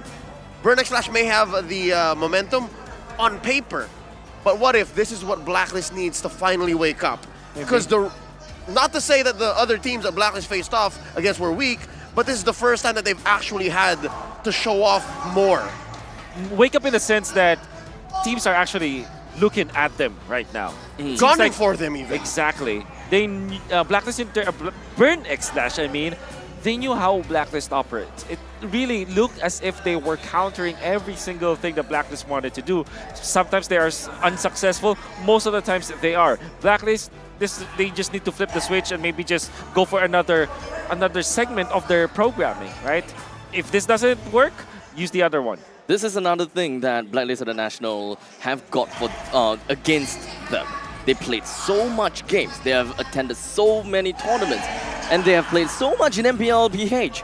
This is the perfect chance for Burnex Flash to learn as much as they can, break everything down, understand the game plan of Blacklist International, and beat them in this very series itself. Gentlemen, going into Game 3 with the draft almost here, do we think Blacklist might want to go blue side? Do they want to go first pick? Will that change the dynamics of what lineups end up in the game? I actually think they want to stay on red side. The fact that they have a first pick in the second phase and the last pick of the draft gives them a lot. That's how they were able to utilize that Novaria flex pick in game number 1, and that's how they were able to also kind of utilize the flex picks in game number 2 with the Valentina.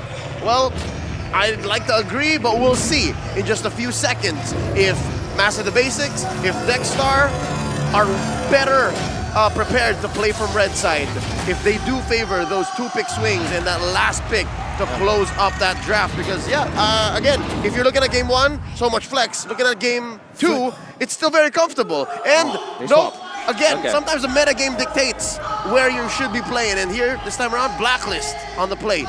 This time Blacklist getting themselves first pick, and Burnex Flash understood that there could be a very high likelihood that they want to prioritize onto the Fredrin pick. And that is probably the main reason why Blacklist International wants to go for the first pick. And then they just, Burnex Flash, they ban out Fredrin, understanding the situation that Fredrin is the hero of this matchup. Chima has to hold on to that, or maybe they have to deny that away from Wise.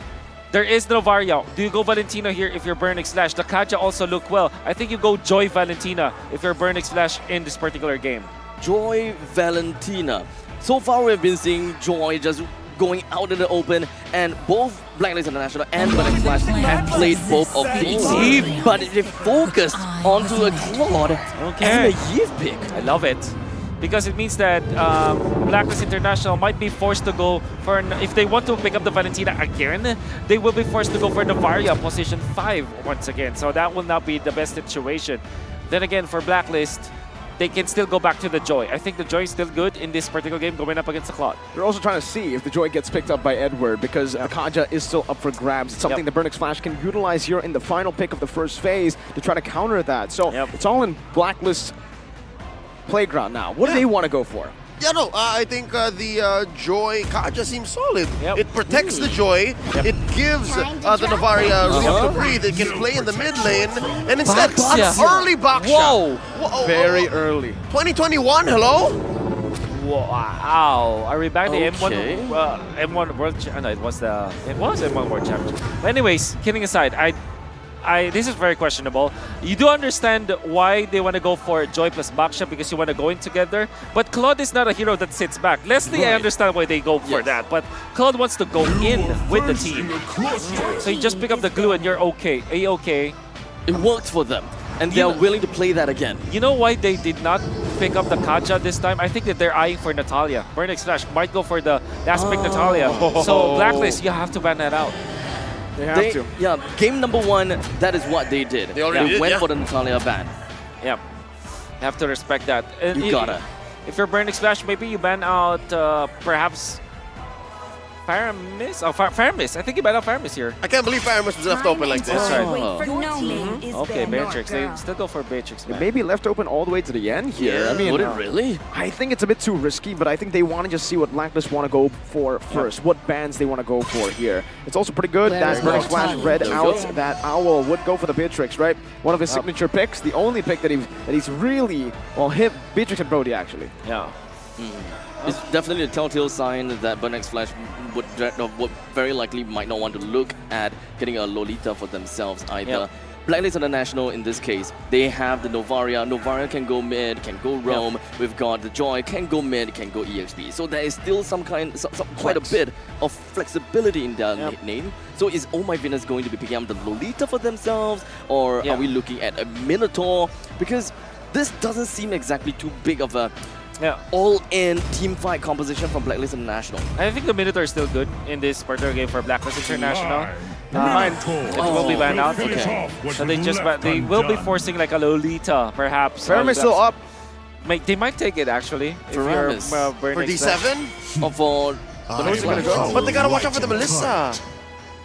Is Melissa really gonna be a problem? Melissa or Carry, those are still out there. Against Faramis, it is a big problem. But the thing is, they already have a pretty good matchup up against the Melissa in the Claude. Going for the Faramis is a bit too greedy, in my opinion. They really have a Eve, unless they want to go for, Faramis Roam, I guess, for D7. But they need some sort of lockdown onto the Joy. With the ban on the Kaja, now they won't have as much. They do have the glue, though, so that could be the counter to this Joy. So they need a way to defend now the Claude. Maybe they pick up the Lolita themselves, right?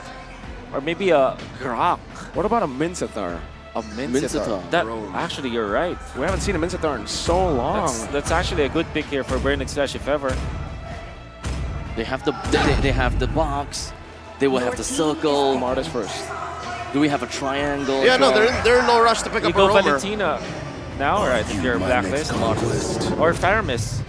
Faramis, Lolita, both still up for grabs. I think Lolita is going to struggle a bit against a Martis and a Glue.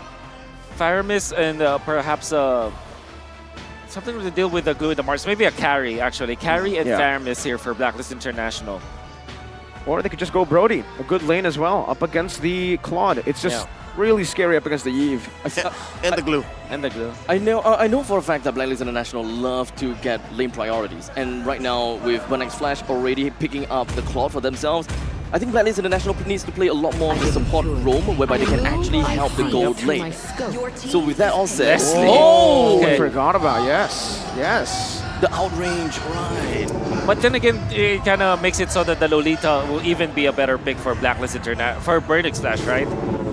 Deals well with the Varia, with Leslie. Yes. Decent to stun the Joy. You already have the Glue to kind of lock down the Joy anyways. You're not that required to go for a hard lockdown.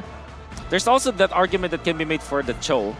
The Way of the Dragon is really delivering the win for Burning Splash. Well, speaking of which, they don't really have a lot of lockdown, don't they? They don't have lockdown. Not a lot, right? No reliable lockdown. No answer for the Joy as well. I think the Cho. The Cho would be the best, I think. The Kufra works as well, technically, up against Valentina, but this is a big hit or miss. If they're not able to find the Leslie, or shut the Leslie down from the early game, which is already a tough task for the Claude to do. I see the Kufra either working so well because maybe Oh My Venus doesn't spot out D7, given the Astral Echo, but look at how Blacklist has been working, even from a losing angle, even when they're behind. I'm pretty sure they know how to check their bushes, do their homework. You can hear the audience here in Aeon Mall 3, Mian Chai. The Cambodians know that if they do this right, if they take Game 3, Burnex Flash sits at match point, and I don't know what the agents are willing to do here. If they're able to match the energy that the Cambodians are presenting. This is going to be the make it or break it game for Blacklist International. So much that they have to fight for. Will they be able to do it so in this game number 3 here into the land of Dawn? Burnex Flash, they are towering on against Blacklist. Typically, we go for the Leslie. You want to go up against very tanky heroes. That's the idea. You want to chunk them down. This time, there's a lot of mobility on the side of Burnex Flash. With the Claude, you have the Eve that can also take out the Leslie if ever they find the opening. And they also have Kufra and Glue. So, good as it may for the Leslie. So much hype, for sure. But it doesn't mean that it's a sure win. Fast clear in the mid lane, instantly towards this bottom lane, wanting to put more pressure down to give Owl a better lane as D7 jumps in with Tyrant's Revenge. Able to dish some damage out onto Owl, but Venus does the same thing. It should actually be Burnex Flash with the victory. Almost a solo kill from D7. But he's going to be caught very low. He needs to be careful here as Venus goes for the Astral Sphere. Nice. Good dodge, good sidestep. The Cambodian crowd roars for it. So now Blacklist International would have a little bit of priority down at the bottom. They did manage to poke D7 out of that fight.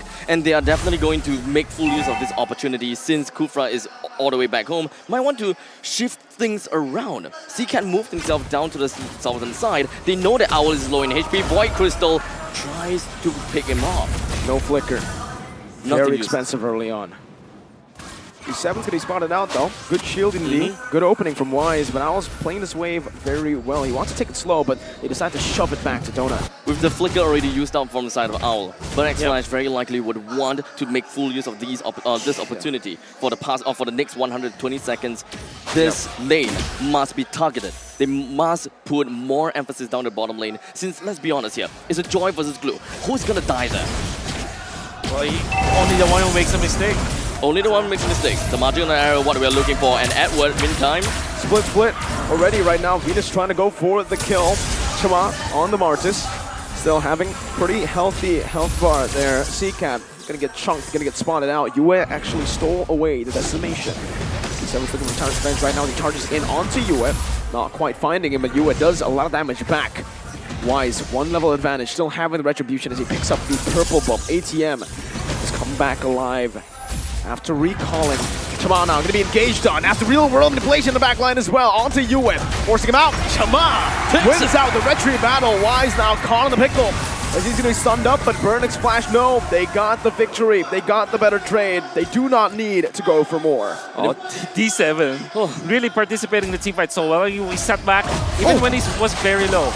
Revenge in the rage. Not sure if this is going to be enough to kill Edward, but now with the split, it definitely is enough. First blood to Burnex Flash. First blood and a kill that take a turtle. Despite the fact that they don't have enough levels on the Chima, massive wins for Burnex Flash. Just as I was talking about it, Glue versus Joy, who'll die? But apparently I was very wrong.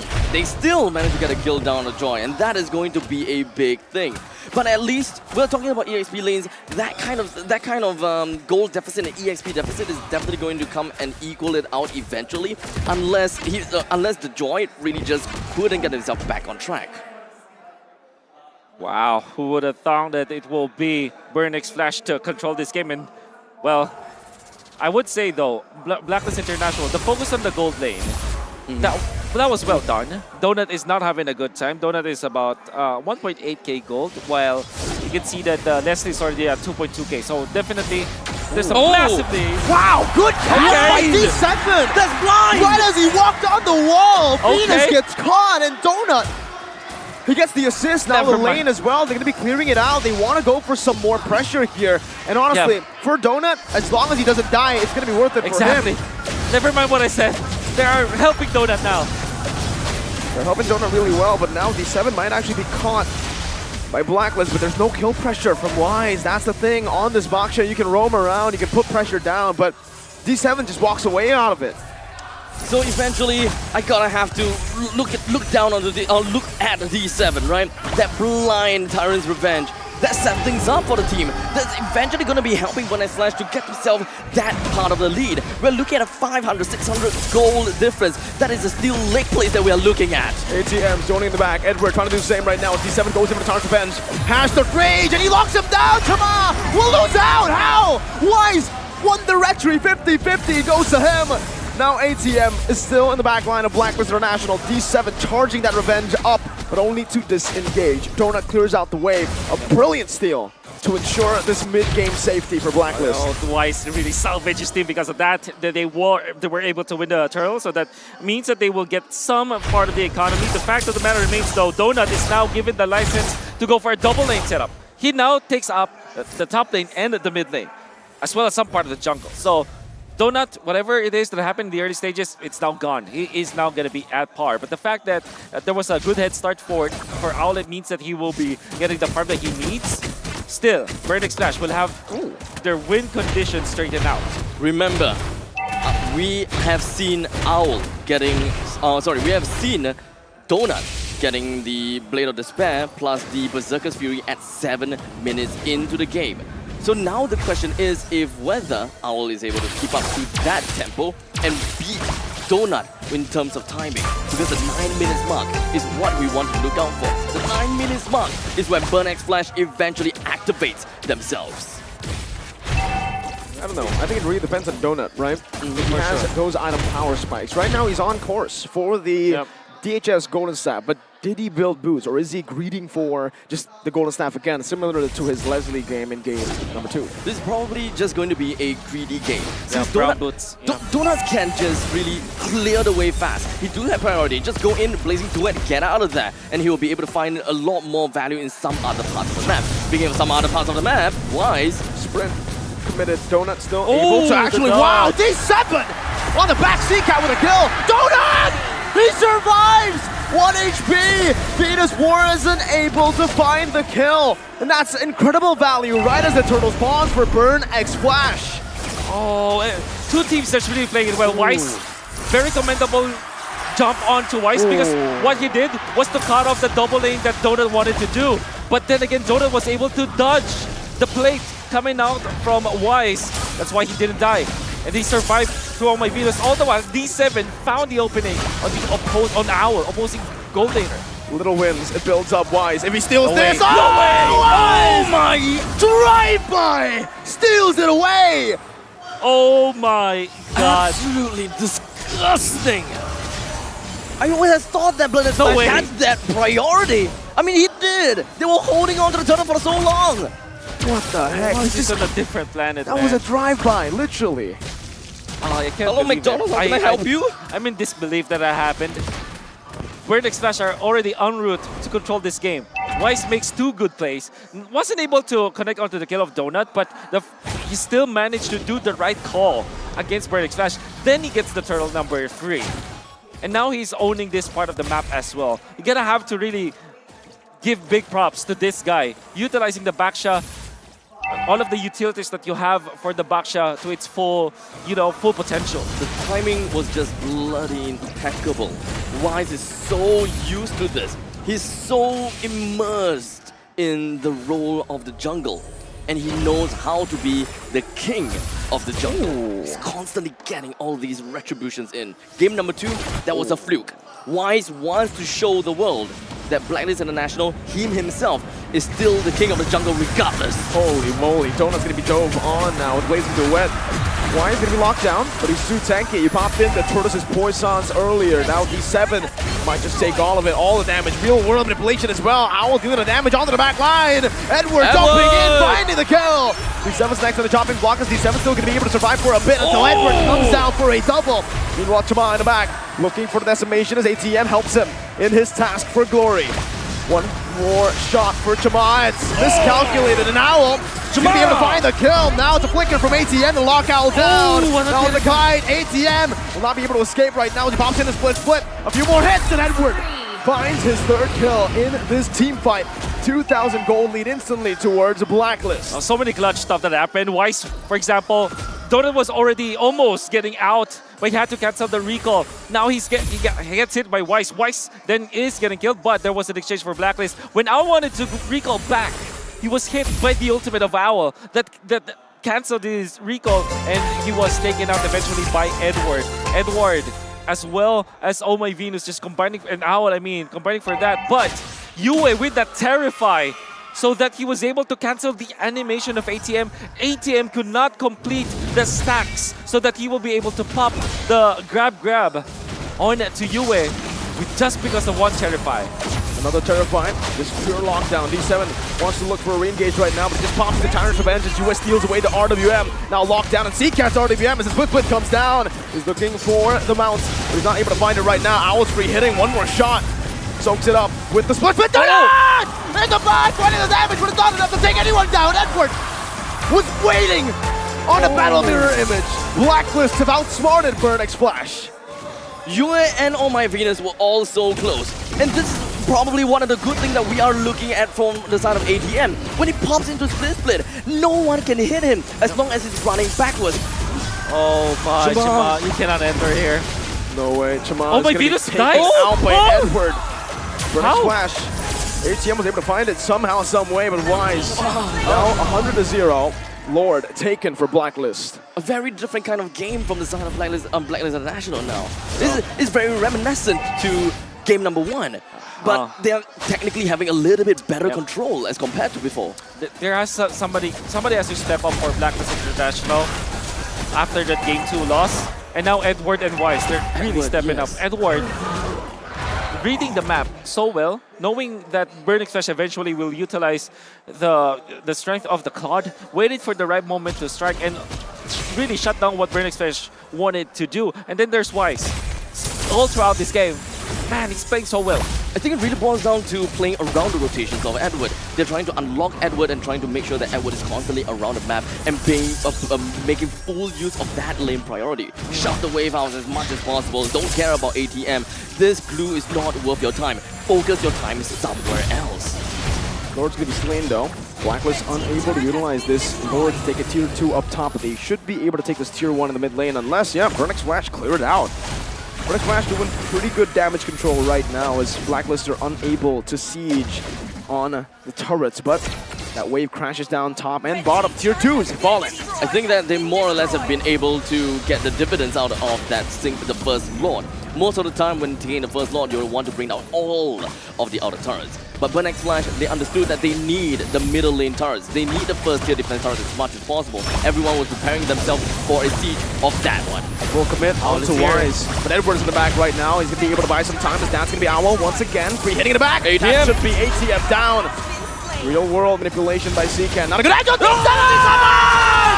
And Donut to follow it up in the back. Zoning Venus away. Yue finding the decimation. Chama does the same. Edward's next to the chopping block as Donut's going to be taken down to the bottom lane. And this is Chama versus Edward. 1v1. Edward's winning it. There's no way for Chama to run. Edward has sustained and Yue has capitalized. A triple kill for what looked like Blacklist's demise.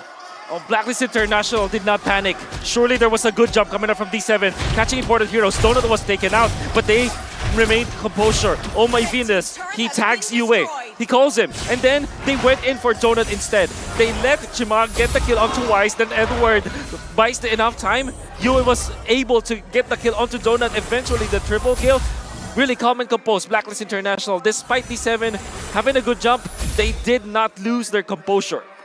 I gotta have to say, D7, that jump was great. As you see, Tyrant's Revenge and Rage, but it kind of seems as though Donut's damage on the DPS is just not necessarily quite that. He was kind of like doing a drive-by as well. Yep. Oh my Venus went out of the map to outplay Donut, and Donut was far too exposed. Edward had so much room to work with, so many units to utilize his dash, and of course, Martis at this point, it's not as strong anymore. What do they do at this point? Up against an Owl who is scaled up against a Novaria with Impure Rage, Roamer that has so many resources. Chima, let's see if quality is better than quantity. Will he be able to win this one, the big one? ATM already forced to use the split as Owl tries to run him down. Shieldity already jumping in. ATM very low, mounting Yue now. D7 in the back. Edward's forced to use the Vengeance early. Donut's forced to recall. Lord has been reset. Meanwhile, Yue chasing ATM down. How can he escape? The answer is he cannot. He can't. Yue finds the kill, and Blacklist International will get the Lord for free. Burnix Flash, no resources to open this up. The follow-up is now gone to the side of Burnix Flash, and they have identified that they can't go with this fight. Even if D7 do find a couple, they do not have enough damage. They couldn't zone the most important players away, which is going to be Owl. Shama as well now. Oh, a snipe from downtown from Venus. That's a position 5, by the way. That's a roamer. Painful things coming out from the side of Blacklist International. They understood that they're gonna have to poke their way in. They have a lot of high ground. Let's not forget about that. Yue can even take away the RWM. Even more ways where Burnex Flash can't even get themselves out of it. Yes, we have D7 and Shamar. They do have ways to eventually get themselves out of it without being immobilized. But the main thing is really just to expend all of these resources from the side of Burnex Flash. Speaking of RWM, I think that Burnex Flash haven't utilized that real-world manipulation to its full potential. At the same time, it seems like they're not tactically using it. So they have to do a better job. Seacat is a good mid laner, right? So if you go back to whenever he is being the MVP for the team, you have to kind of unleash that kind of Seacat wherein they use the Nook mages tactically, strategically. Now they just pop in it just for the sake of utilizing it. That should not be happening for Burnix Flash. And Chima also needs to step up. I like how Burnex Flash has already cleared the middle wave creeps. So the only thing that they need to focus on is the top and the bottom lane. But that is a lot of avenues that they're gonna have to cover, a lot of space that they have to close up on. Burnex Flash, they focus onto the Lord. Blacklist International, they're not necessarily looking to wipe out the entire base of Burnex Flash. They want to play in the most disciplined way possible, and this is just pretty much part of their MO. Yep. Battle of attrition for Blacklist International. They will always... Okay. Force the flicker, but Zcat's taken low. Edwards jumping into the back line. Needs to be careful though. Often a bit of Chama zoning. Both teams disengaging. Chama's taken low though. That's a few good shots from Blacklist and Burn. And that's a valuable resource. Look at Burnex Flash. They did not burn a flicker, a sprint. Owl has no flicker. This is the time span. This is the golden opportunity for Burn. And need defense. Twilight Armor picked up by Chama, but it's not going to be enough. When it comes to the gold lane, however, it's so difficult to be in the position of Donut. Do you go for a magic defense, like Athena Shield perhaps, or Radiant Armors or lesser, or maybe a Rose Gold Meteor? Or do you go back to the Wind of Nature? I guess if you're thinking about like the actual value of the team fight of Blacklist International, it's better to go for magic defense instead of the Wind of Nature. But that means that Owl might find an opening against him. I think that right now, either one would really work. Because at this point in time, even when we are looking at fights, the main DPS from Donut is no longer from the Blazing Duet. Just standing down itself, just hunker down and really throw out all the basic attacks, that is going to threaten the front lines a lot. So I think that Burnex Flash, whatever they want to go for, the Athena Shield or perhaps the Wind of Nature, both of them is still applicable because we are still looking at good amount of damage from Edward, Yue, or Venus when it comes down to Athena Shield and one of the main damage dealers from Owl. I don't think the Wind of Nature is applicable at all. Like nothing. There's nothing to negate here for physical damage. It's true damage and magic coming down. It's ATM now. He's going to be caught. Passive damage placed onto him, but Wise is caught as well now in a mobility field. Donut with Athena Shield is zoning everyone away. You wow! He finds his decimation very low now in the back. And Owl will wipe them all. 3 members down for Burnex Flash. A fight that looked good once again for BXF has turned on its back. I absolutely, my mind slipped. And I thought that, wait, Blacklist International, when did they have got a Martyrs? This decimate after decimate. It seems like we have seen this time and time again and before. Let's see if they can defend this right now. Only a cannon minion, 2 cannon minions to be. Oh my god! Disgusting damage, and it should just be Blacklist International! Game number 3, match point for Blacklist. The game for Burnex Flash to win. But unfortunately, it seems as though they managed to outplay Blacklist International in game number 2. But in game number 3, Blacklist International regained control. They got themselves right back over to the driver's seat and took control of this game right by Burnex Flash's neck. Gentlemen, there were so many questions on the Baxia pick, why it was picked up after losing the game. Well, you saw that the early game was again because of Wise, but it wasn't just his effort that salvaged this series for the side of Blacklist International. D7 landed a good ultimate, they all regained composure. Yue now unleashed. In the last play, it was also Yue being the beast. Taking all of the damage coming out from Donut, regaining his composure, popping the Shadow Strike, then eventually the stolen Decimate. That was converted to magic damage, and with a lot of items in the Valentina, you really take out Marksman so easily. This is a tough fight for Burnex Flash as we enter over to match point. They have done well so far. Blacklist International is still holding on to their guns. They have dropped the anchor and they refuse to budge. What a series right now that we are seeing, that we are witnessing in day number 3 of the knockout stages. I can only hope for a full best of 5, but it looks like Blacklist have reclaimed momentum, and this is a scary Blacklist. Blacklist that woke up, as Leo put it. And did they not? But just the same, it was expected that Blacklist would wake up and play out of their minds. Wise with a back-to-back drive-by, retribution steals, made up for more than what we saw in the record-breaking performance in Game 2. But just the same, I don't know if you fellas agree. Did it seem like maybe this time in all 3 games so far in this best of 5, Burnix Flash may be out of sync? Is this the most out of sync we've ever seen Burnix Flash? I agree. In today's matchup. Yeah, the fact that the drive-by happened, it was wise. He was actually cosplaying Mirko because Mirko, very good at retribution with his drive-by. Yes. Yes, with your sports car. But you can see that Chima was not feeling it with the Martis. Additionally, Seacat's usage of the real-world manipulation was so questionable all throughout this game. And it's in that mayhem, Edward's Joy just took advantage. Edward's Joy was everywhere. Yes. And when you see a team of very talented athletes scramble, Edward just has his way. Yes. Mr. the Pot Up. Mr. the Pot Up. A lot of people are saying, where is Edward in first 2 games? It was almost, almost unnoticeable. He's downloading. It was downloading, but game number 3, hey, he was everywhere. Maybe in the heat map, all right, 5 to 10 minutes. This is where they were able to get control of the map back. He rotated up to the top to punish Donut, and then he kills Donut once again in the mid lane. So right after the laning stage, he already downloaded how ATM's glue operates. It's really, in game number 2, he tried to fight against glue head on, but this time he completely avoided the glue, only waiting for the right moment, also punishing the Martis. So not only did he make it so difficult for Donut to play in this game, he also shut down Chima eventually.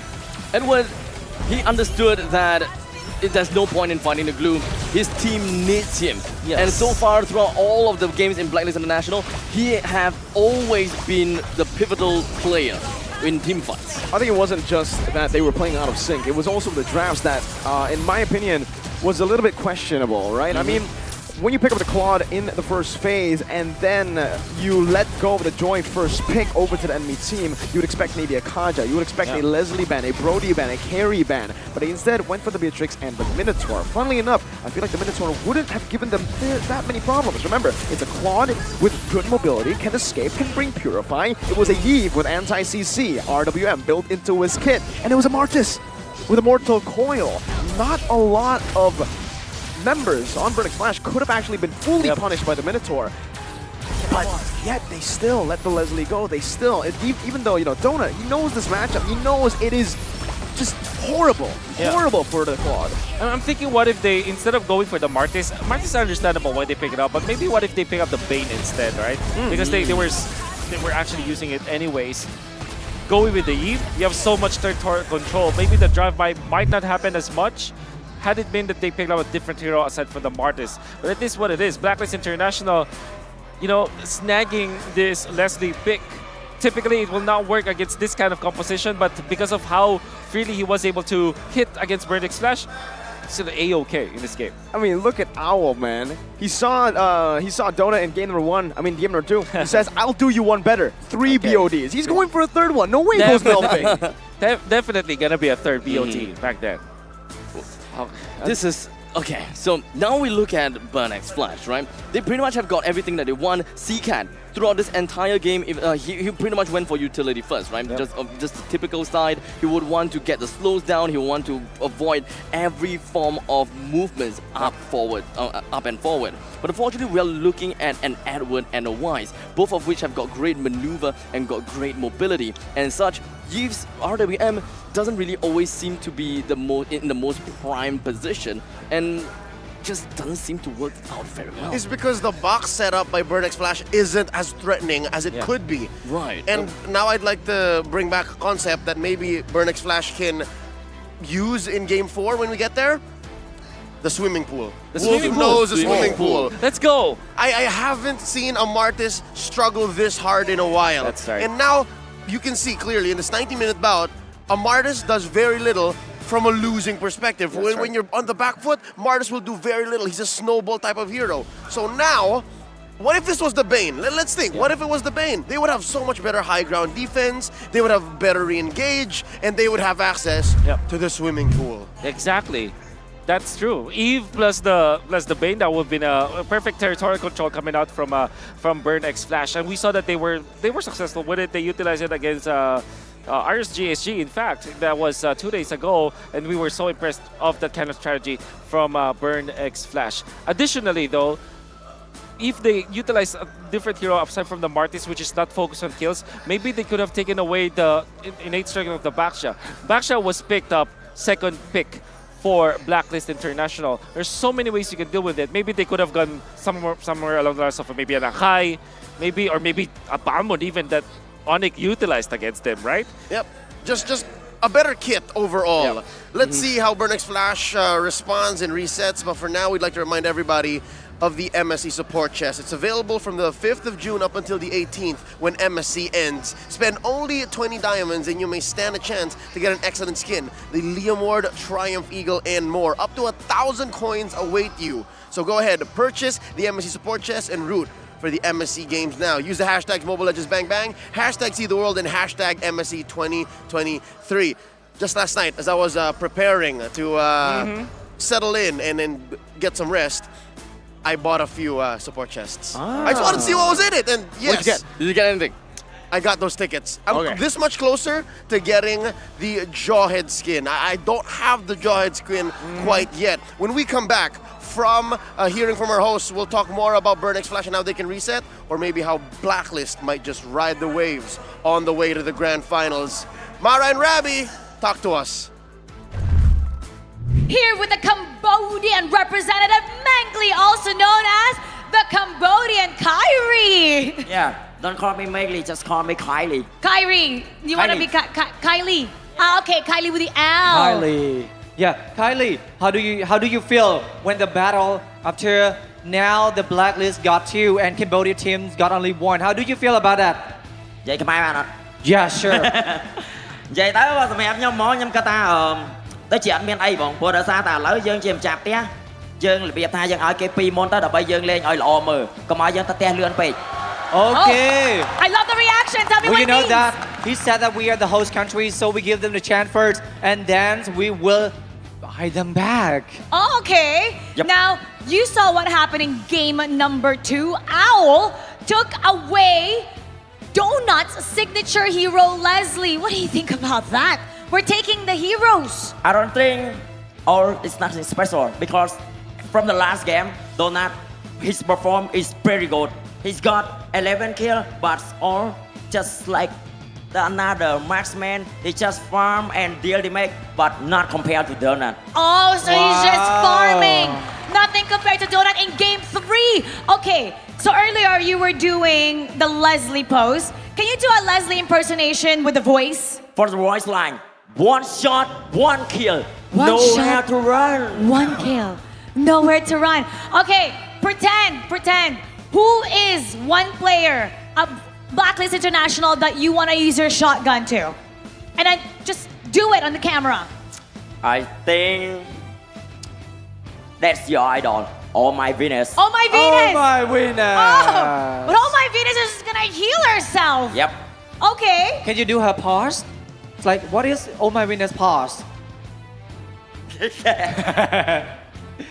Oh! He's attempting to take the crown. I'm your Oh, friend. they're friends. Yeah មេលីក៏ជា fan របស់ Oh My Venus ដែរហើយគាត់បានធ្វើ pause នោះគឺល្អមែនតើ cute មែនតើ She got a lot of achievement. She pretty good in the Roma. គឺ Oh My Venus បានទទួលបាននៅសមិទ្ធផលច្រើនមែនតើហើយសុទ្ធតែជាល្អអាចារ្យមកផងដែរ Okay, now I want to talk about Burnix Flash first. That who do you think is the 1 or 2 player that plays very well in Burnix Flash today and why? This question is pretty easy one. First, Seacat. Seacat. And then it's Donut. Oh, Donut. អញ្ចឹងអ្នកដែលលេខ1និងលេខ2ដែលគាត់គិតថាល្អជាងគេគឺ Seacat ជាមួយនឹង Donut. Now, Blacklist International is in the players' room right now. They have the speaker. They don't have their headset on. They can hear you. If you can brag about Burnix Flash and you want to talk to them directly, what do you want to say to them? Say it. I just want to say in Cambodian, cake language. អ្វីដែលខ្ញុំចង់ប្រាប់ទៅ Blacklist ថាឥឡូវយើងបាន2 game ហើយមិនចឹងប៉ុន្តែអីទេយើងមិនបាច់ set ទេបើសិនជាយើងចាញ់នៅក្នុងលទ្ធផល 3-2 Okay.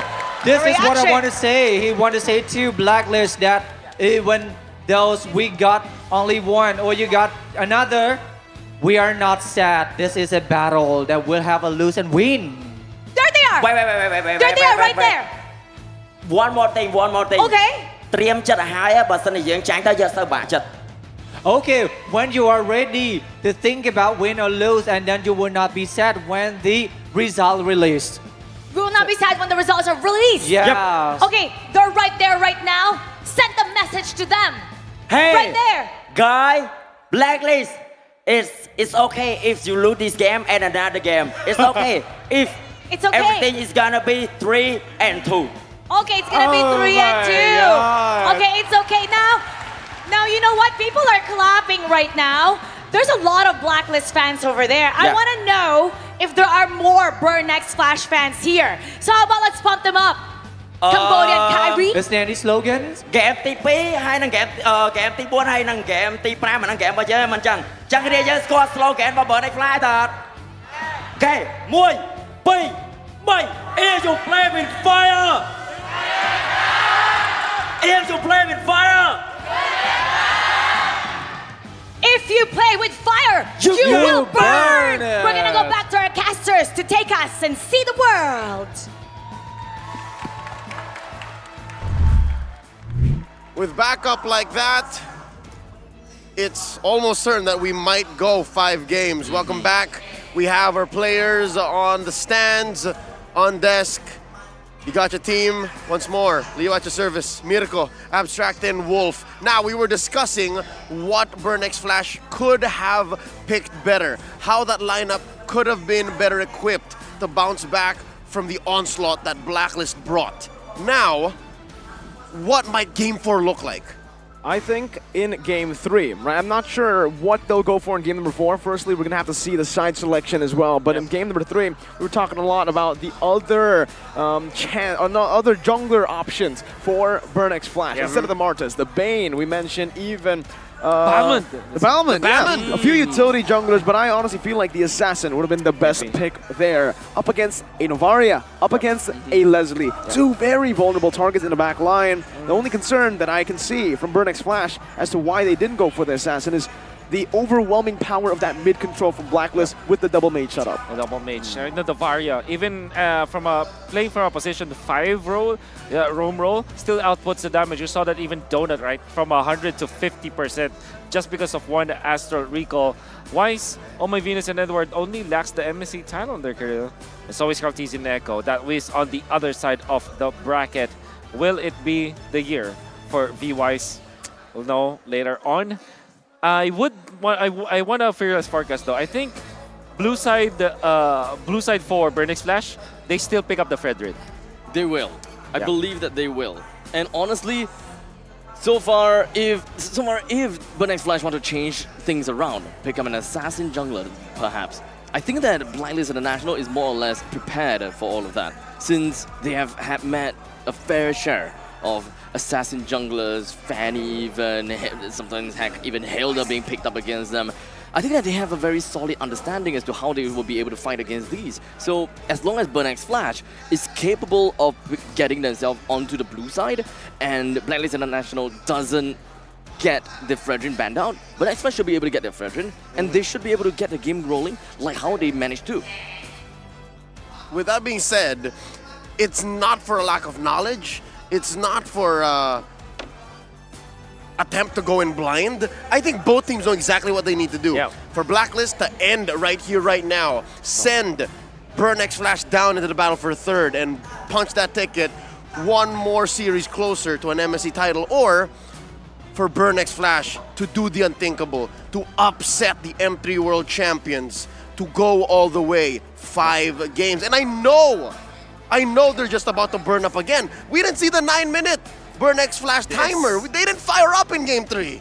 Definitely not. It's like all of their fire was burned out in Game number 2, the way that they won, and they had to reignite the embers again. Come Game number 3, they had to find the fuel because they really looked disconnected in that game. Games 1 and 2, they were so on point with the way that they are utilizing their spells. Sometimes it went badly in their favor because they were so much on point. But Game number 3, they just didn't show up. Well, going into the draft, we'll see. Are we reading the room correctly? Is Burnex Flash going to prioritize going blue? Is Fredrin that much of a threat? Indeed it is! Oh! Coach Mitch and Coach Skyzy want to get their hands on the appraiser himself. Estes, Diggy, and Joy taken out this time around. So, I like this. Just the same, Agent Zero is as big a threat as the Queen. I super duper love this because typically you go Frederick, they allow Joy, then they pick up the glue. Eventually they found out, okay, we run away with the Joy pick in or Joy counter as the glue in the previous games. Might not happen once again. So I think Frederick as Burnex Flash hero. Technically speaking, we have seen the pattern, right? It's just going to be back and forth, and the losers will take side. If Burnex Flash manages to win Fredrin. with this You Fredrin should. pick, Oh. Blacklist International gets to choose in Game 5 Novaria that they want Valentina. to be in the first pick. Nova Val! Nova Val, I think. It should be. It should be. Novaria for Nova sure. and Val. Valentina, maybe they third pick it and maybe pick up Arlet. So maybe Arlet, Novaria for Blacklist. But between those three heroes, there's really not much that they will change up. Yep, and I think if I read the situation right, glue is also just as important for Burnex Flash. There's the Novaria. Will they wait for the Val? Are they going to pull the trigger here? Akai. Yep. They want to immediately snag that Akai up before Burnex Flash eventually bans that out. They want to ensure that they still have that tough front line that Wise is used to. I think you still pick up. I think Valentina's value now is so much greater for Burnex Flash. So much, yes. You get the heavy spin. You counter the Wise's heavy spin with your own. That means that Chima on the Fredrin will have a free pass to those neutral objectives. And let's not forget about the fact that if the Valentina is picked up by Burnex Flash, then the Astral Echo will help with the Appraisal's Wrath. That's also a true. Small AoE to make it even more impactful. Oh, immediately. Natalia against the Novaria. And you know why they have the pass for this? Because they know that the backshot will not be picked up. Now, what do you pick for Oh My Venus in this scenario? You still have the Theramis to pick up. Leslie's not an option. Maybe you just go back to Beatrix here for Owl. Or maybe a Brody. Is a safe pick. Brody as well, but do they want to just pick up a Rafaela? I don't think so. I don't think so in the first phase, but it could come out in the second phase, right? Because up against Natalia, once again, you can just open up the map freely on the Rafaela, providing support and good mobility to the team as well. Brody. Honestly, Minotaur is not that much, not that bad of an option for Blacklist International, so that may be banned out as well from Burnex Flash. I don't know if is anybody else like picking up the Hylos and recently? Nope. I don't think so. Not for a long time. I would love to see Hylos, not gonna lie. We've slowed down on debut picks. Okay. All right. Very well. Thank you so much, Leo, for grounding us once again. I want to see it. But just the same, when it's down the wire like this, I'm not so sure how willing Coach Midge and Skyzy are. Yep. You always look for vision if you're going up against Natalia. Novaria is there, but Novaria is an easy, it's food, I would say, for the Natalia. Honestly, speaking about vision, I thought that they would have went for a Leslie since they want the vision. But either way, Chima on the home ground advantage. He says, yeah, I think the fans are like power for us to play here because this is our home. Just like the buff, they are the buff. Yep. By the way, Farmis is still open for Blacklist International. Yes, that's open. Okay, As a roamer. As a roamer, that's or right. even as you can switch it up even. Yep. It's actually decent going up against Natalia because at least you have vision. And also because of the fact that when you pop your ultimate, the Natalia is going to be put in an awkward spot wherein he cannot burst down heroes. Yep. It's very important to cancel that combo from the Natalia, so that could be an option for Blacklist. They pick Lapu-Lapu. Wow. One of the comforts. I thought that it will be Burnex Flash eventually to take it out. This is a very smart move from Blacklist International. I love it. It's a great pick here to deny a pick as well from the XP lane with the Arlet, Joy, Glue, banned away. Oh, let's go Esmeralda, please, Burnex Flash. Esmeralda? That's the way to go. Brody, Novaria, and the Akai. They can or they can pivot. I really can't imagine them going for the Esmeralda. What about a Uranus? Uranus. That's also good. Or just a Yu Zhong to dive into the back, to dive into Navaria and Brody. Find the Navaria, find the Brody. Yeah, again, Ripple mentioned yesterday, the Brody's okay. Yeah, Brody's okay. More or less of a follow-up, but do they need that follow-up from the side of Yu Zhong? The answer is yes for them. They want to pick that out. Yep. They've gone for the Claude as well, for more of that jump style. They are able to play for the team fight. They can go all the way to the back lines. They want to bring down Brody and the Navaria. Jump style is a Brazilian MLBB pro player. But yes, they want to dive in. This is a very dive-heavy comp coming in from Burn X Flash. But now, ball's in the other court. Lolita, perhaps? What about Matilda? Matilda in this game. With the Akai as well? Yeah, there's a lot of vision. I do like it.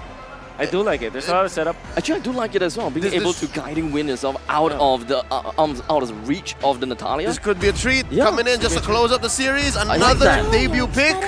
What? Okay, Kagura, Navaria. It is a just debut as well. Yep. Just as well. Wow, Omaivin is so comfortable on the Novaria in Rome this time. And yeah, you are going to be playing the Kagura. Yep. It's a way for you to burst down the Natalia. It's a one-shot combo as well. And even if you get silenced, you just have to wait for a little bit. You retract your umbrella, you have shields, and then you pop your Yunyang overturn, you're going to be A-okay. Here we go, folks. One more game. And just as close as Blacklist is to that grand finals, the Cambodian crowd fires up even more. They know that dire straits are coming. They know that this is inevitable. They know that they're underdogs going up against the powerhouse that is Blacklist International as we head into the Land of Dawn. Potentially the last game in this series. Potentially Burn X Flash's last chance to once more reset and make it to Game 5. Is it a Game 5? It'll all be decided here in the Land of Dawn for Game number 4 between Burn X Flash versus Blacklist International. Who is in match point? To Mobile Legends. Oh, okay. So if you look at Burn X Flash, for them to win it back, Chimas to set up, as well as CCAT, but D7, the power pick on the Natalia, first phase for Burn X Flash, is it enough? So right off the bat, we're looking at Blacklist International with the mage heading down to the bottom lane. This is the initial rotation that we have seen, and this is what they would do in order to get all 4 of them level 4. Yeah, I'm sorry to nerd out here, but I was thinking that Natalia can do that. Look at the infinite he's doing. He's gonna disrupt Wise's jungle pattern. His jungle pattern is mostly going down, going from the orange down to the purple. So this is mostly going down to the southern side. But once that is done, he will eventually make his way to the northern side, and that is where he will be able to get his level 4. Otherwise, he will need to wait a little bit more time before he can eventually get that. So good. I mean, they did not pick the Natalia just for the sake of countering the Novaria. They actually have a plan against Blacklist. I mean, they also found and knew that, yes, Wise is doing this from top to bottom, just from the single jungle creep that is available, that is closest to the first tier defense turret in the middle. All the information is out there. No heavy spin anymore. But still no Petrify for ATM. Still, massive ultimate that's not available for Blacklist. If Chima chooses a time to pop off with his retreat, now is the best time to do so. Blacklist with match point, they need it. This is the last hope for the Cambodians. It is all about disciplined play from the side of Blacklist International. It's either they would want to keep the Natalia in the main team fights and use Novaria as this bait, or do they just want to find a way to unlock Brody? That is the big question. In the meantime, ATM... Wise wins it in the 50-50. Chua is going to be bursted down, but Yin Yang overturn as well. ATM still surviving. Venus not able to connect right there. CCAT steals it with a heavy spin to disengage. D7 unable to find an opening in that skirmish. First total going down to Blacklist International. Oh my god. You see, Edward just knows his job so well. The reason why Wise was able to win the 50-50 is, without the heavy spin, is because of Edward. The stun connects. And he knows that Chima will eventually be showing himself. He didn't even have to use the flicker for that play. That is how good Edward was. Let's see what they do here in the second minute of the game. What does Burn X Flash need to find at this point, at this stage, to turn it around? Because Blacklist, now with the Kagura, with a Brody, with a Lapu, the snowball potential is massive. I really like to see this Lapu in the hands of Edward. So far, it was always just joy and trying to get himself the priority and such. But this time, with the Lapu, you're playing things a little bit safer. You're not trying to win in the lanes. You just want to play safe and eventually get to where you are. Especially since you're fighting against a Yuzhong here. Let's remember that. Yin Yang overturn and the bravest fighter there. A few more hits under the turret. A clean dive from Blacklist International. Chamal looks for a trade, but is unable to find anything here. Uses the retribution. It's a slow. That is it.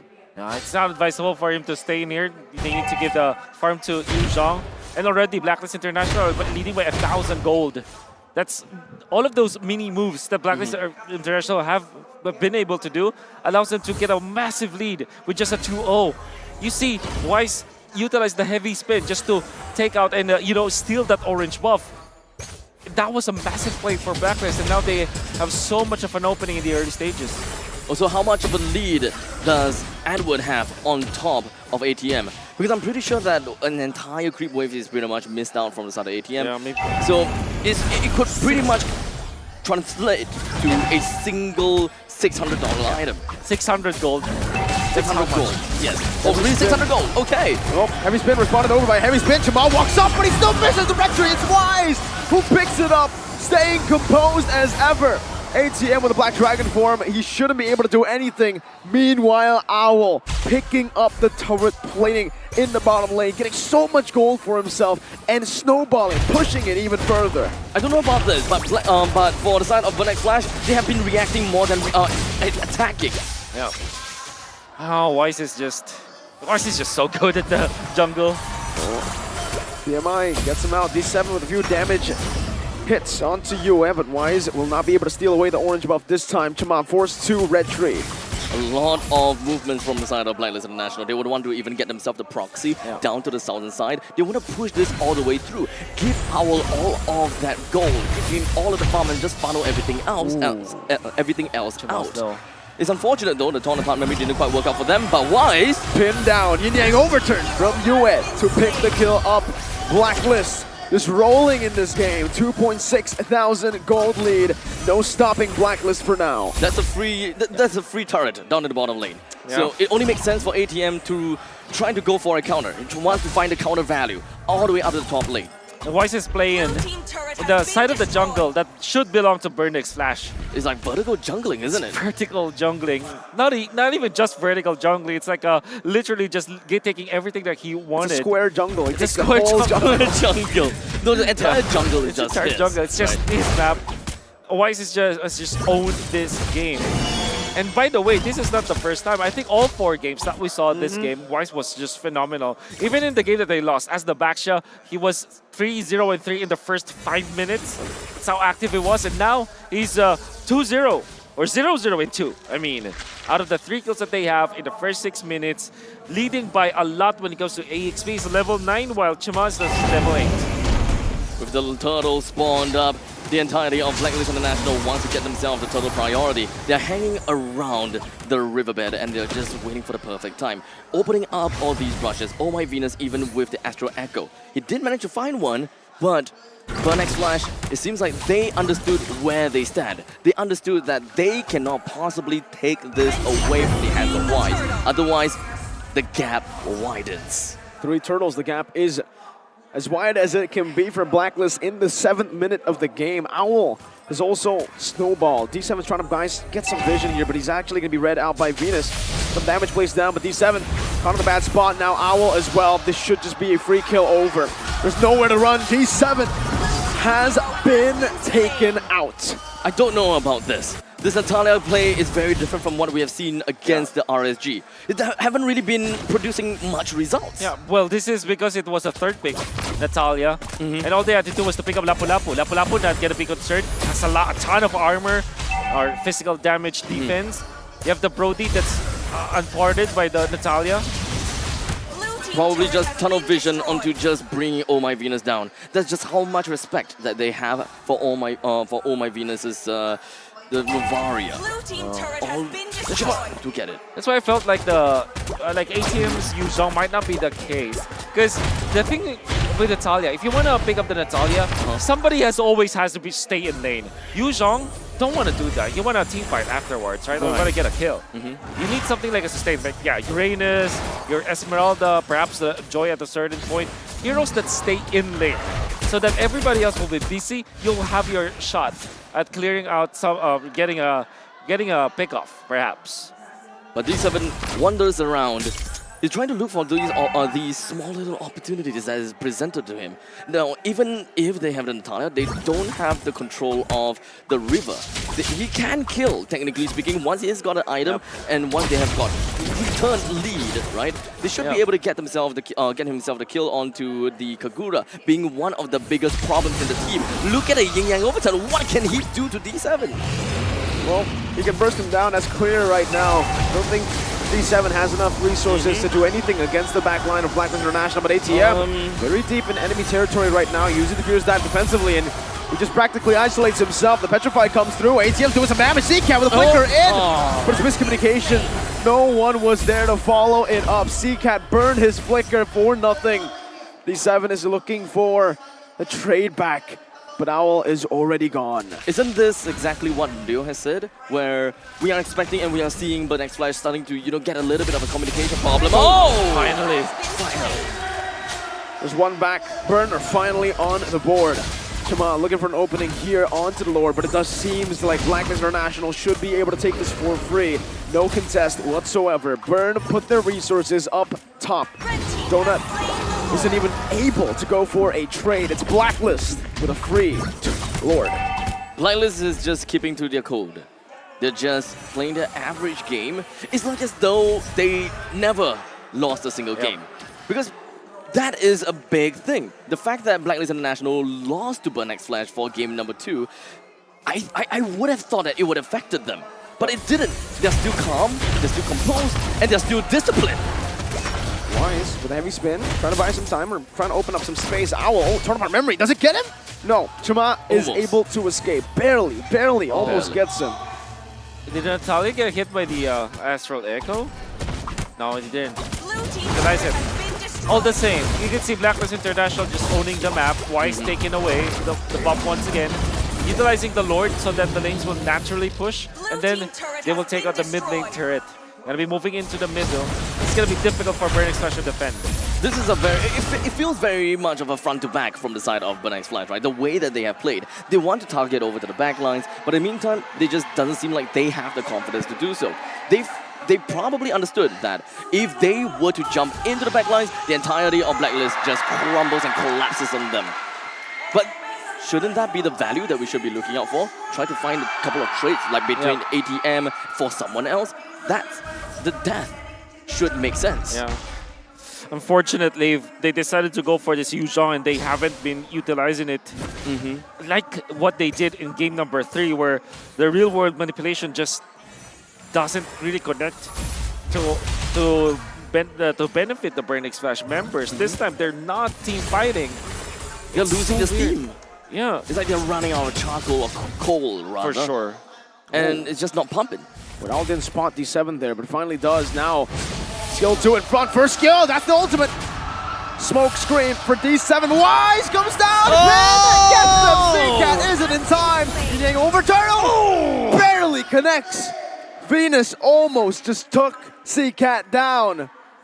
Absolutely uncharacteristic to see a marksman chasing after an assassin. ATM now with the Black Dragon form. Owl with the nature. With a wind chant. Pop. Able to escape. No heavy spin this time for Blacklist International as Donut is still clearing it out in the mid lane. And we still have 30 seconds left until the Lord comes out.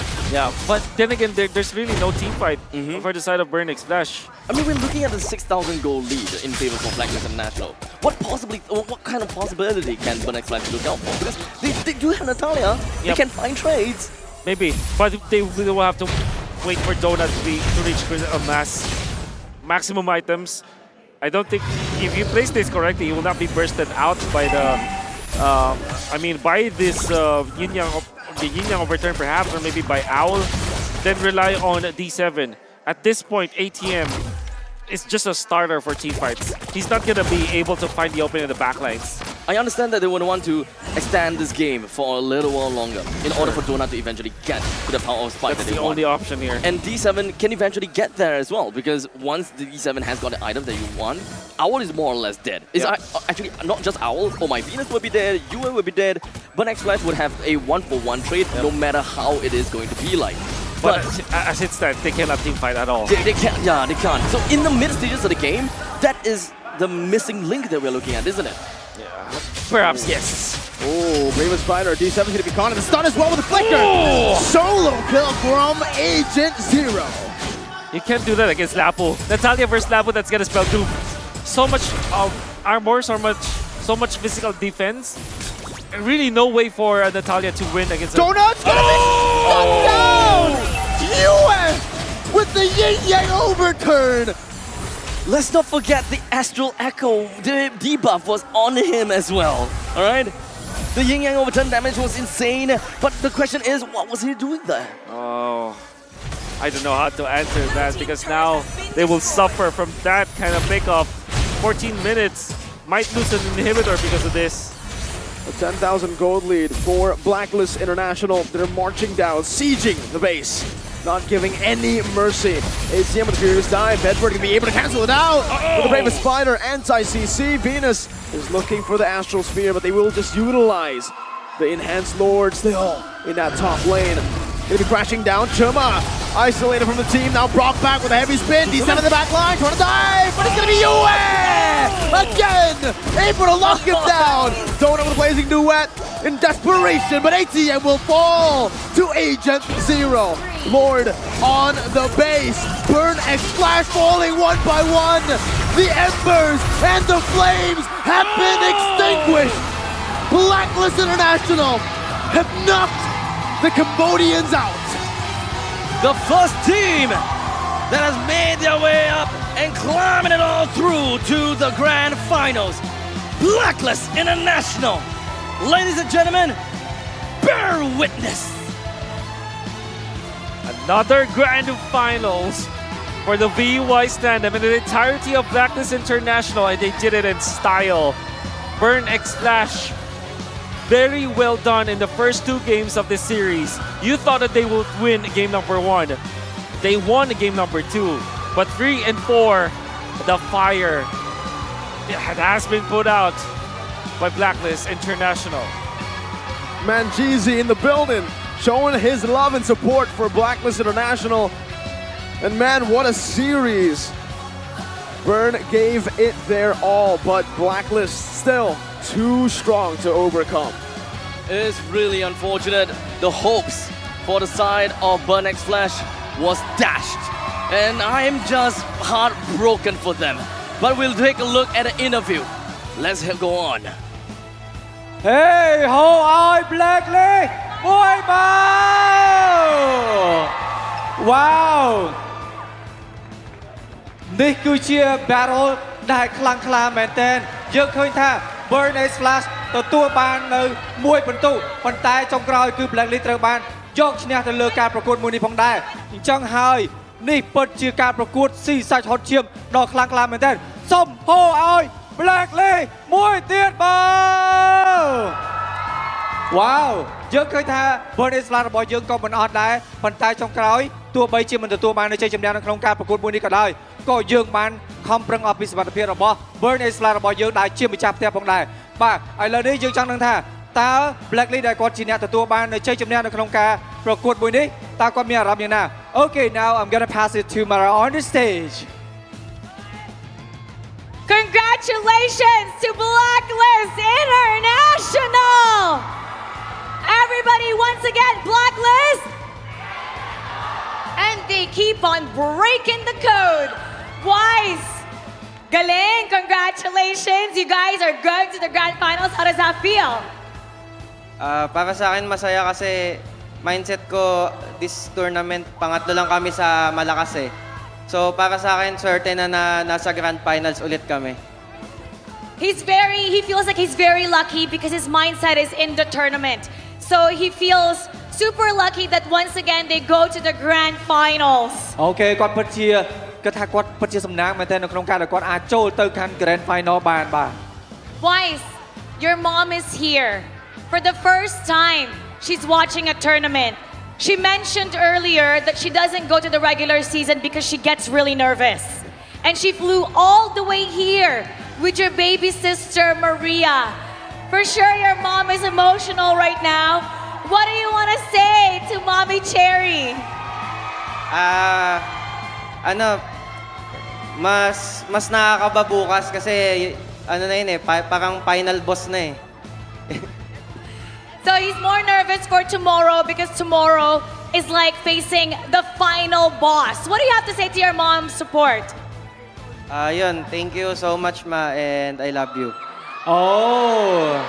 យើងឃើញហើយអ្នកទាំងអស់គ្នានៅពេលដែល Blacklist ទទួលបានជ័យជំនះគាត់នឹងជួបជាមួយនឹងក្រុមដែលខ្លាំងមែនទែនដែលមានដូចជា ONIC ក៏ដូចជា Philippines របស់គាត់ផ្ទាល់តែម្ដងគឺ Echo អញ្ចឹងហើយតើគាត់កាន់តែមានអារម្មណ៍ថាក្តុកក្តួលហើយការសងសឹកនឹងចាប់ផ្ដើមនៅពេលថ្ងៃស្អែកនេះផងដែរគាត់អរគុណទៅដល់ fan របស់ Philippines ក៏ដូចជាម៉ាក់គាត់ដែលបានមកគាំទ្រគាត់តាំងពី Philippines មកដល់កម្ពុជាផងដែរបាទ Okay, so my question is that how do you think and is there any opinion about the Burn is Flash because Burn is Flash at least win one battle and how do you think about it and what is the stylish and strategy of it? How do you think about the Burn is Flash? Is there any opinion about them? Yeah, they are really good and I think this is the best form of Burn X Flash and I think if they continue, we will see them at M5. Wow!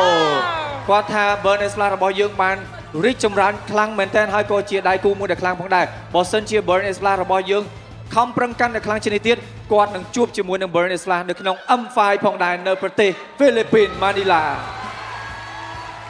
And this question now is for Venus. V, you're always impressing us.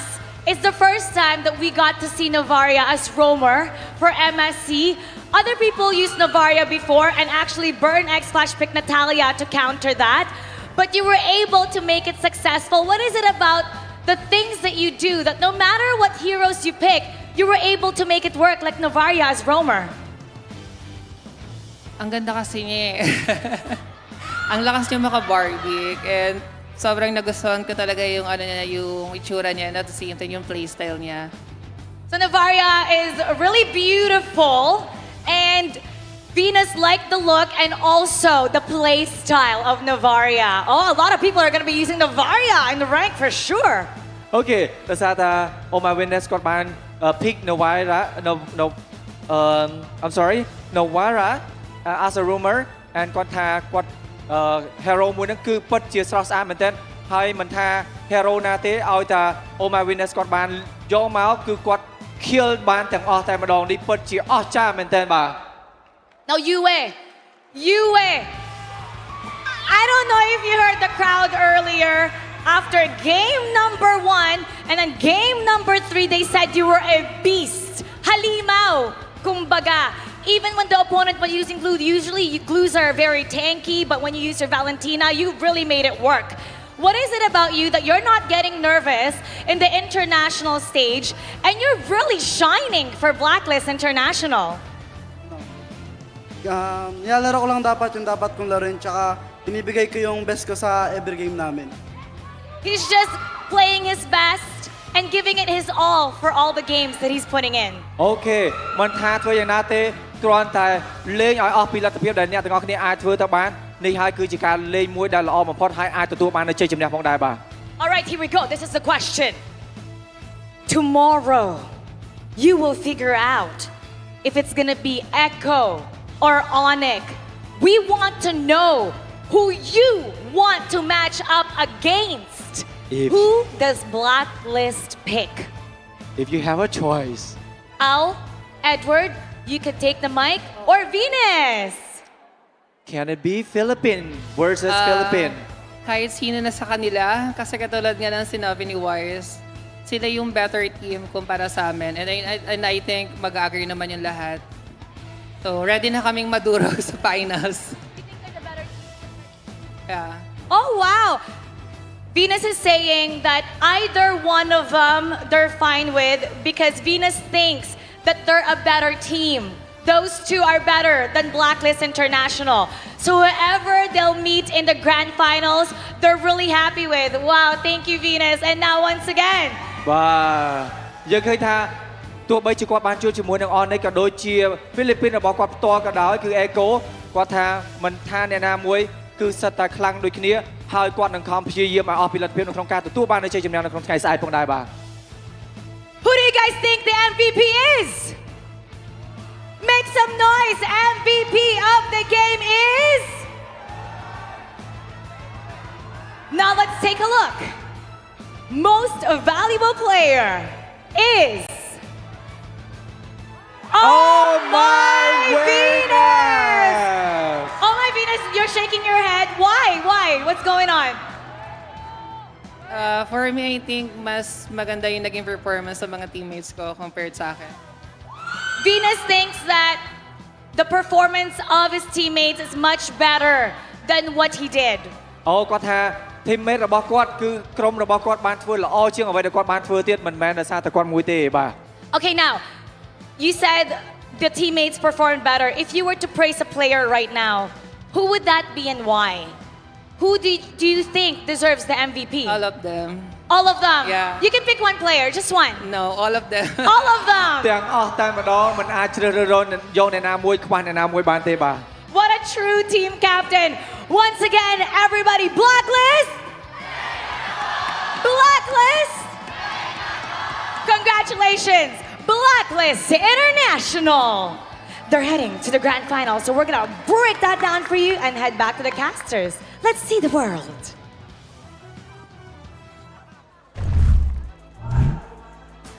Well, ladies and gentlemen, after such a tight series, we're gonna have to bring Leo into this. Thank you so much. I would love to be part of this.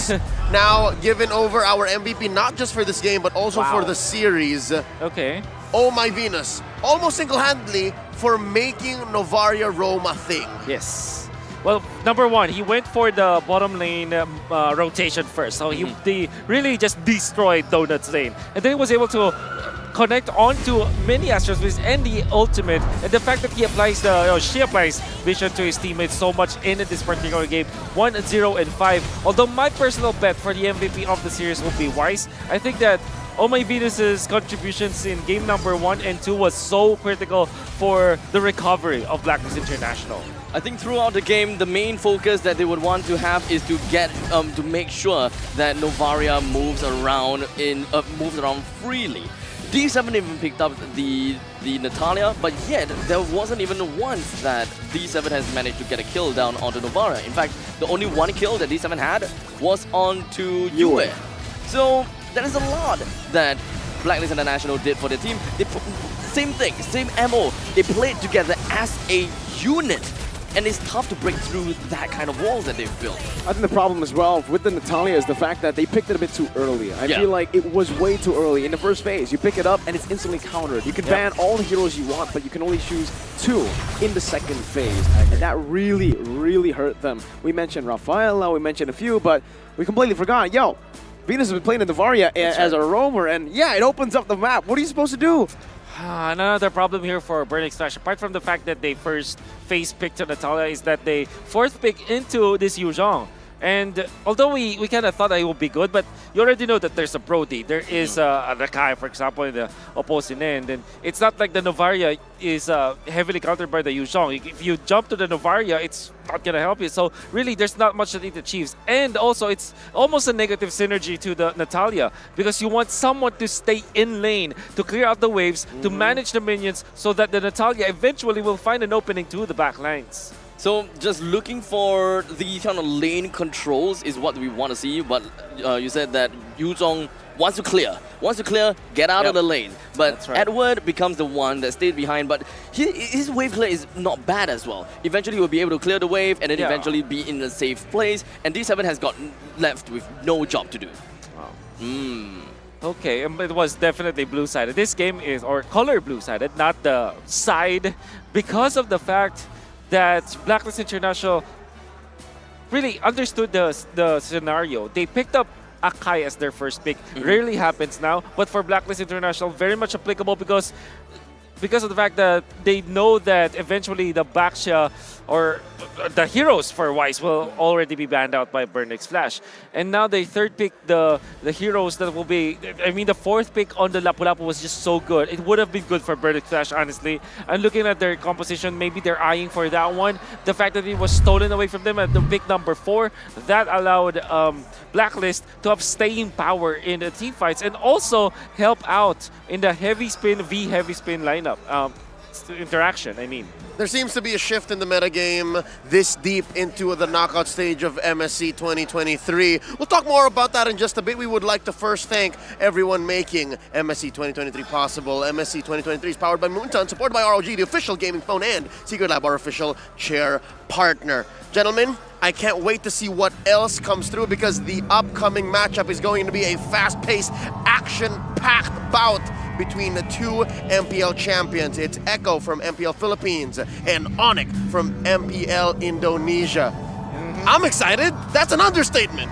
Yeah, Mirko, are you going to be in the table for that one? I don't know. We'll see about that. We'll see about that. You don't know? That is going to be devastating for him. I know that I'll be there. I hope that you're there at the desk. All right. I'll be here. I'll be here. I'll be here for you, Wolf. Okay. Will Etherna be here as well? Huh? Will Etherna be here as well? I don't know about that one. I don't know if she's ready. That's a question. But folks, it's been an honor. Thank you all so much for joining us. We've got 2 more matches tonight. 2 more best of 5s jam-packed. On behalf of Wolf, Mirko, and Abstract, I'm Leo. Stay with us. You're watching MSC.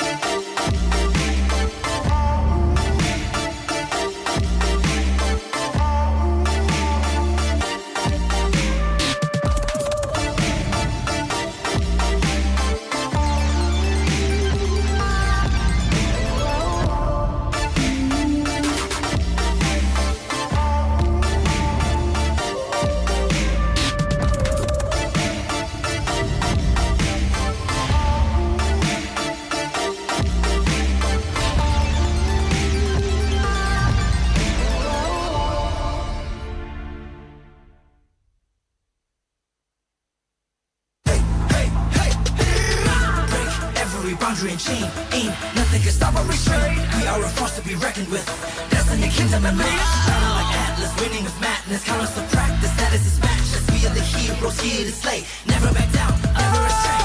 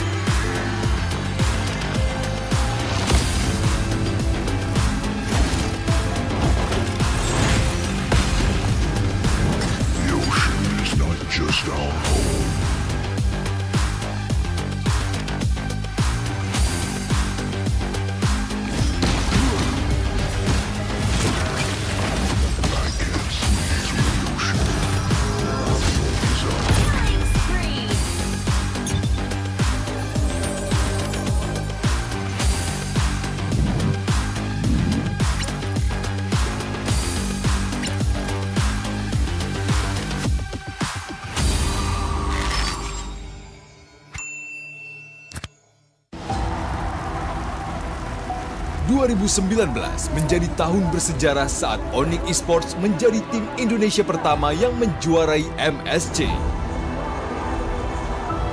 Tangguh, itulah satu kata yang tepat untuk menggambarkan ONIC Esports.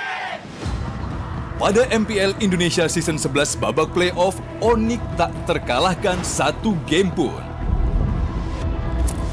Secara 2 tahun beruntun, MPL ini menjadi panggungnya ONIC Esports dengan mengalahkan Blacklist International di 2021 dan Geek Fam di 2022. Menemani ONIC Esports, EVOS Legends mendapatkan julukan The King of Comeback pada MPL Indonesia Season 11. Sang Harimau Biru telah menjadi tim Indonesia dan dunia pertama yang menjuarai M-Series. Mereka juga membawa nama Indonesia melambung tinggi di IESF 2022 dengan mengalahkan Filipina. Catatan sejarah telah diraih kedua tim Indonesia. Dan kini, ONIC Esports bersama EVOS Legends siap untuk bertarung untuk mengukir sejarah baru di panggung internasional MSC 2023.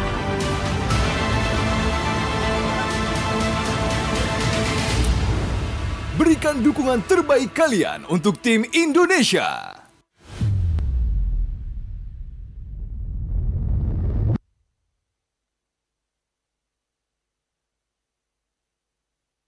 Hello guys, I'm Moon. I'm from Team Toda. Hello guys, I'm Sanford from Echo. Let me introduce you Dino, my favorite dinosaur.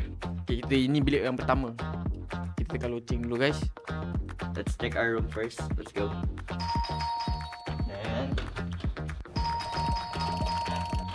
Benny, let me get some drinks first. So I'll get some coffee and Coke. Ini dia guys. Ini adalah bilik Ciku dan Momo. Nak tanya satu benda Mo. Mana Fomes eh? Cuba cari dalam toilet. Tak ada pun. Tak ada. So kita berada di dalam bilik. Kita berada di dalam bilik Yum dan Rival. So Yum, nak tanya sedikit lah beberapa soalan. Apakah hero favourite? Chow. Kenapa Chow? Chow. Hello. Hello guys. This is Partisi and Yao's room guys. They're eating some Filipino food right now guys. This is honey barbecue and buffalo wings. Chicken.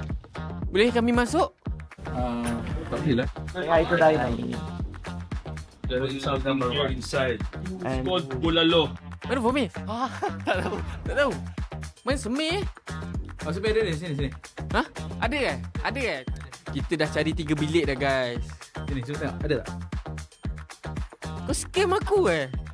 That's the end of our room tour. Thank you so much for the support kepada family, kawan-kawan, fans. Thank you for watching. Bye-bye. Fomes.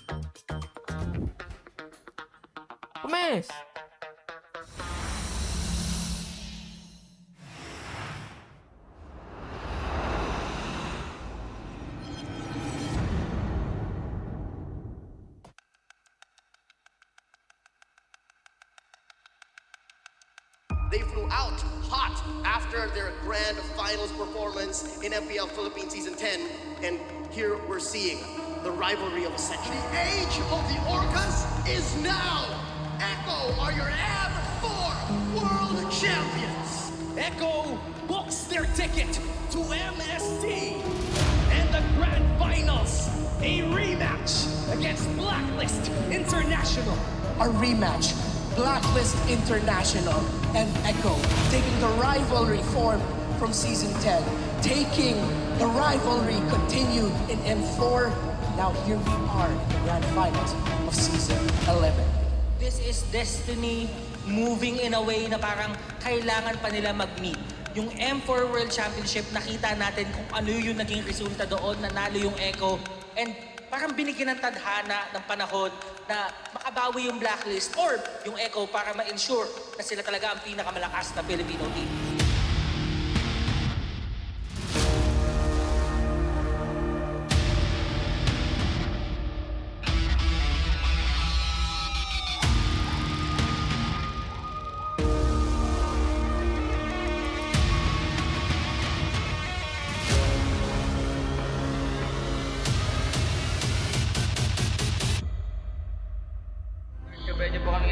last day ng playoffs po sa Grand Finals.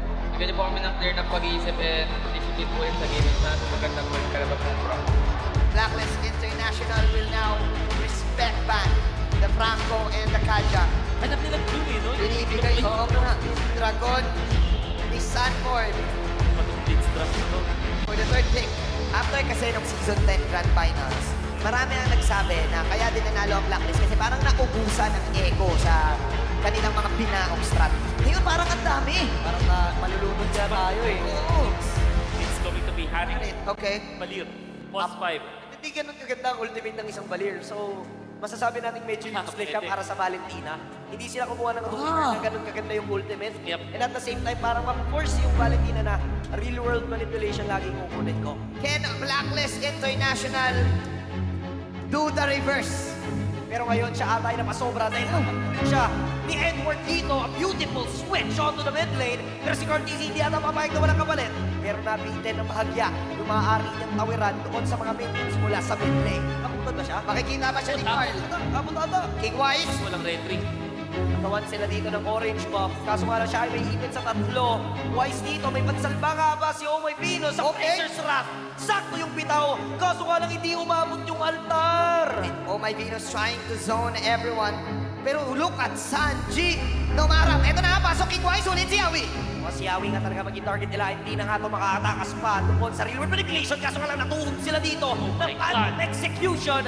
Owl and Omoy Pinos will go down. Pero si Edward naman naghanap ng pwedeng hulihin. Naghanap siya ng pwede sa punutan. Pero pwede naman silang umuli pa ng isa. At mukhang makukuha nga talaga. Kaso nga lang si Carl. Sobrang kunat. Sobrang sakit. Sobrang dulas. Lahat na ibigay mo sa kanya. And sasabayan pa. Saban force the force. Pero ang dundin naman yung pagtulak ni Yawi upang mapigilan niya yung pagtakas ni The Queen. Sinabi na ni Wolf, every time na may dragon, may follow-up na dalawa na hindi mo alam kung skill. Ganon din naman yung Evo Ultimate. Diyan na naman yung dragon ni Sanford na talagang magpupush away dito sa members ng Blacklist International. Pero si Edward na nakapwesto, so meron silang info. Maaari silang umabol, kaso nga lang sobrang tapang ni Carl. Aray, alam niyang wala talaga magpa-burst down sa kanya, kaya sobrang tapang nila kung pumasok. Wise goes down. Nagkaroon na magandang pwesto si Sanji, pati na rin ibig si Yawi. Subok lumaban ng Blacklist International pero hindi the dragon ni Sanford. Hahabulin talaga yung the backline pero masyado atang maagang na-pop yung altar. Kaya naman sila ay mapapunish bigla. Wise is down. Wala na yung red holder pero marireset na naman yung Lord. Awal papasok dito. Kaso nga naman tutulak naman sa Yawi. Tapos may paamoy-amoy pa. May palagkit-lagkit pa. Pero si The Queen na magsasave sa kanya. My goodness, go easy. The young goat. Blacklist International, they want the retaliation play. Dito na nagalit ang mga agents. Biglang may mission accomplished. Pasok si Carl this time. Nais nilang dumipensa dito mula sa push na nais gawin ng Blacklist International. May ipin nga lang dito si Yue, pero hakulit pa rin naman talaga nila. Tapos lang andun yung altar. Pero hindi magiginang para i-save si Yue. Mahihipin ata ang members ng Blacklist International. Dito sa magandang gitna. Nag-consume na rin yung mga spells na pwede na gamitin sana. So yung Echo, may Echo sila. Wala yung mga spells, wala yung mga skills. Maaari tayong umarangkada. Oh man, it just snap. What's the play though? Wala talaga yung gamitin. Si Owl! Si Owl nga talaga ang bibigyan nila. At dito na rin naman yung Dragon. Wala na si Owl. Wala na yung damage na asahan ng Blacklist International. Yung Echo, sila na ngayon na magde-decide na rekta tayo sa Lord. Nakapush na sila sa mid lane. Sakto lang din yung pagbitaw noong Dragon. Tapos yung altar binitawan na rin at si Cortez, si Tatahi pa, may pirma pa sa base ng Blacklist International. Sakto yung mga tusok. Kaso nga lang low na rin sila. Pero nakuha nila si Wise. Pero makapag-regent din naman agad yung members ng Blacklist International. Madedepensahan nila yung Lord. Kaso nga lang may parating pang minions. Medyo makapal mula doon sa bottom lane. At meron pang kasabay sa mid lane. Will this be it? Will Blacklist International manage to defend this? Dahil yung Echo ayaw na naman papigil. Okay, tingnan natin. Pasok ngayon. Oh my Venus, sabay sa amin force naman ni Very Cute. Hahabol naman sila sa kitain. Mukhang mahulin na di si The Queen. Pero mabilis pa naman yung death timer. Si Immortality Pump nga lang para kay Edward. Nakabangan nila naman may inward manipulation pa. And yung minions ng Sting, sapat ata. Hahabulin na sila ng mga Onka. Pero ngayon, tuloy pa rin ang depensa. Pero ang goal ng Echo ay yung face. Ang kampiyon ng LPLPH Season 11. Echo! I came this far, nothing can stop me now. They knock me down, but they can't count me out.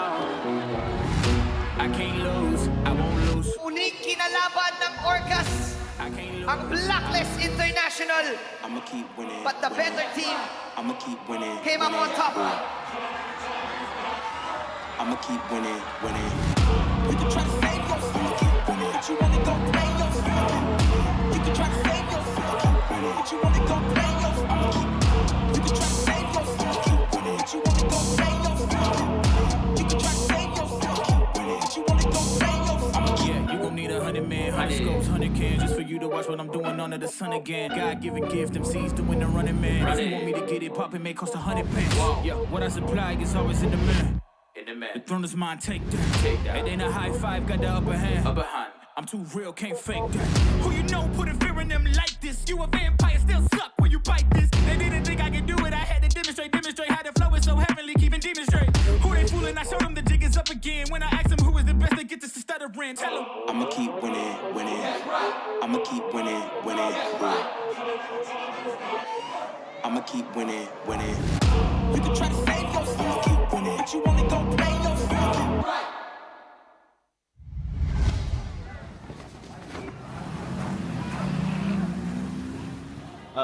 I feel excited because we gonna face only the strongest team from Cambodia, from Indonesia. ONIC from Cambodia. but now they are in Cambodia. Keep the spirits burning, and the broadline's flashing through. The home team Although we did try our best to win, but it's fine, it's okay. It's good to experience that we fought ONIC Indo and GG. Yeah.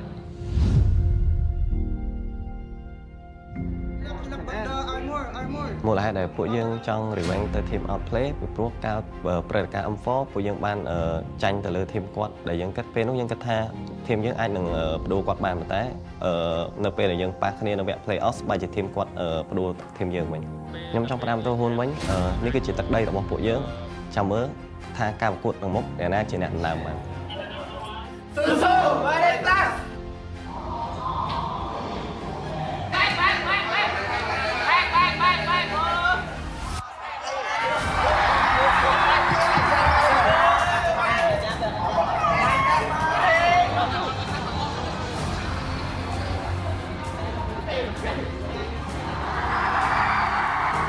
We will train more harder for later on. I hope we have a good fight. Good luck, and we will ban your hero, Diablo.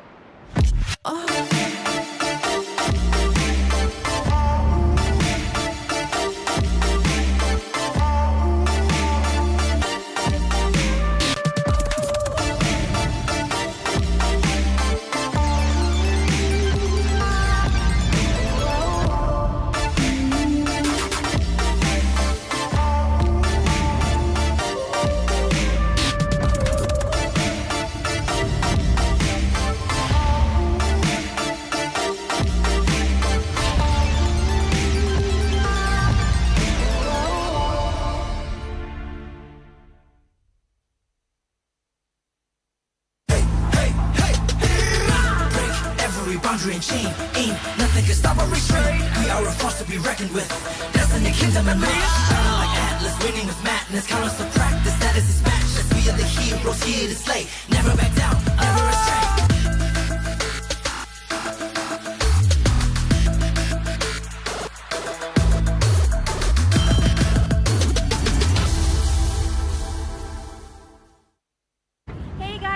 here from MPL Malaysia.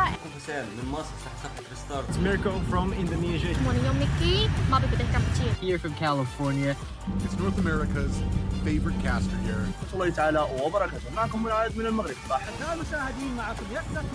I'm Diablo for IGSG. ค่อยชื่อเอจิมาจากประเทศลาว Skaldi from Echo Philippines. I'm Yawi from Echo Philippines. I am Raime from Pine Esports. I am from Myanmar.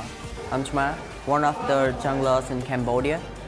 السلام عليكم ورحمة الله وبركاته جمهور موبايل ليجند الكريم منورين أحلى عيلة وأحلى جمهور في الدنيا. And I just want to tell you guys all to get hype and to get excited for MSC 2023. All the underdogs are coming from across the world to go and compete against the pros, against the favorite.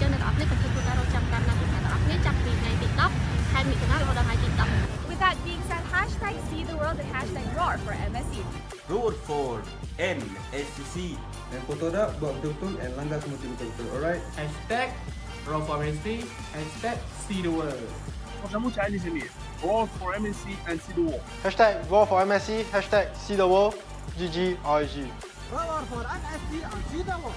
And Shark, I know you're hungry for first place. Outplay them, outclass them, outstyle them. Let's go get them, boys. Türkiye şampiyonasını güzel bir şekilde kazandık. Umarım MSC'de güzel şeyler yapacağız. See the world, roll for MSC. Don't forget to watch us in MSC. I hope you support us on MSC. See the world and roar for MSC. It's time to roar for MSC and hashtag see the world.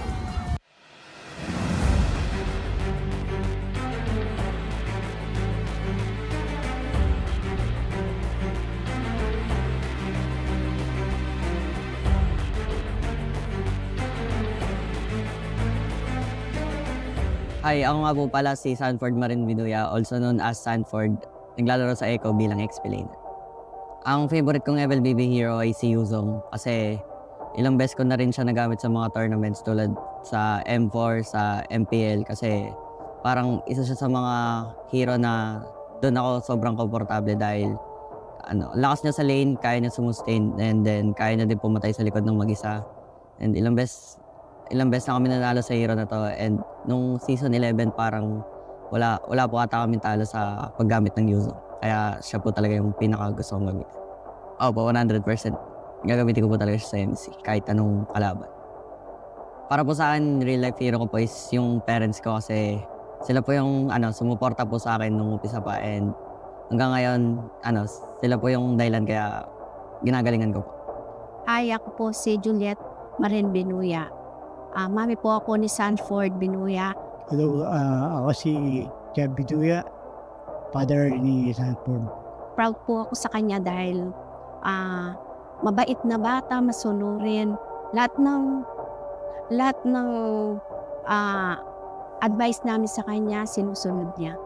Sanford kasi di alam ng karamihan ay mahihayin. Tulad nung tuwing nasa labas kami, siya nagtatago sa mga fans na.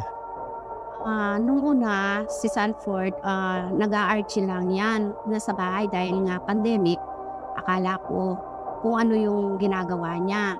And then, nakikipaglaro sa mga pro player. Tapos, nung isang araw, nag-top global nga siya. Tinawagan ako ni Dogi. Nakukunin nga siya sa NXP. Ayaw man namin, pero nakita ko siya. Gusto niya talagang makapasok sa larangan NL.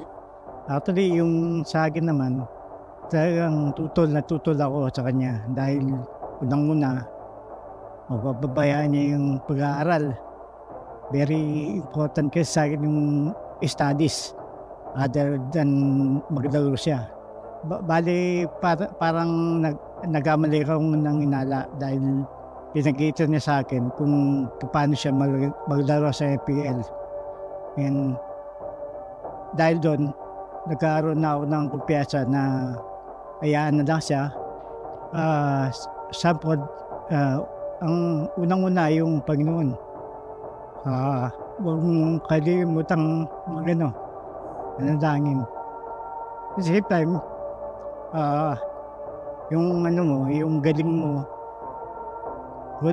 magkumpiyansa ka lang. Dahil dahil yan ang magdadala sa'yo sa tagumpay. Sanford, good luck galingan mo. Sana huwag kang magbago.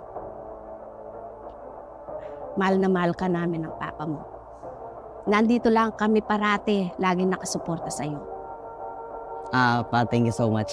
Kasi kahit di ka naniwala nung una, sinuportahan mo pa rin ako. And lagi mo tatandaan lahat ng laro ko para sa'yo. Thank you din kasi ikaw yung #1 supporter ko, and kahit through ups and down, andiyan ka pa rin. And then, para sa inyo ni Papa yung mga laro ko, kaya ginagalingan ko.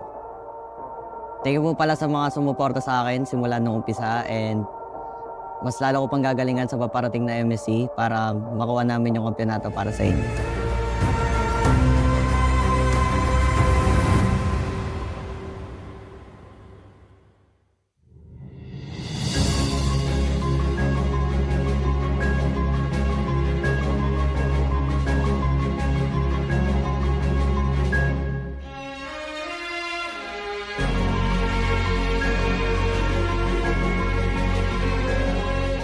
My name is John Marvilla Luna. I am the team captain and the tank support of Blacklist International.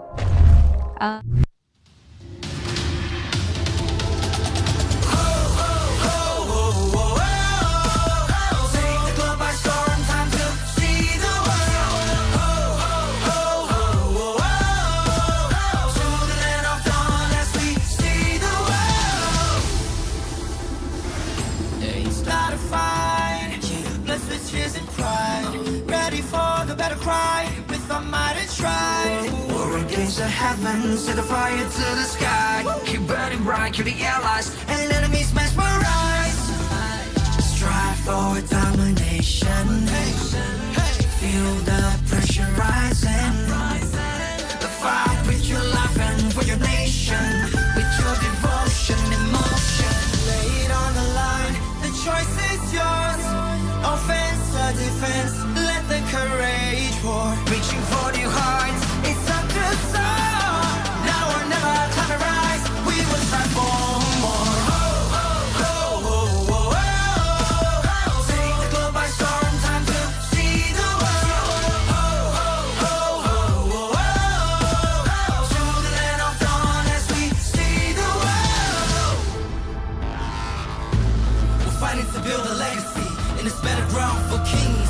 We're here to show the world that we're the chosen one that brings the heat, the passion, the heart, the soul, and the fury. Show it all, let the world see we are legends. Stepping on your ground and no time to waste. Striving to conquer, face the foes with grace. Be the challenger, it's time to soar. Now or never, climb and rise. We will strive for more. Take the globe by storm, time to see the world. To the land of dawn as we see the world.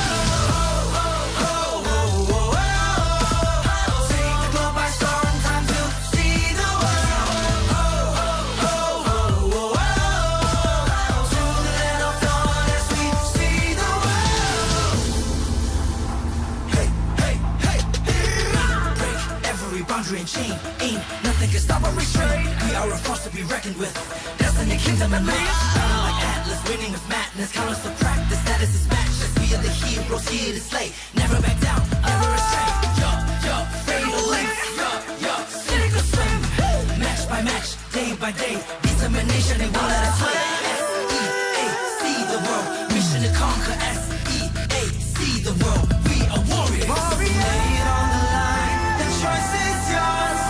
Offense or defense, let the courage roar. Reaching for new heights, it's time to soar.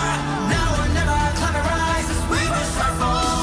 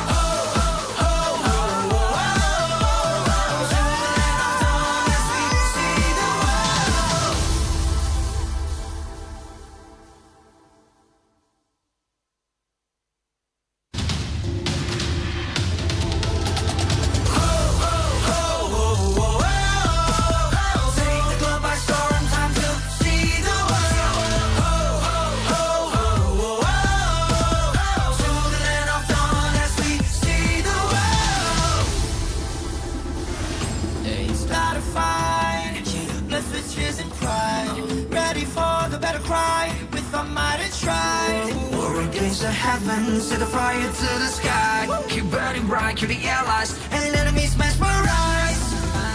Strive for domination. Feel the pressure rising.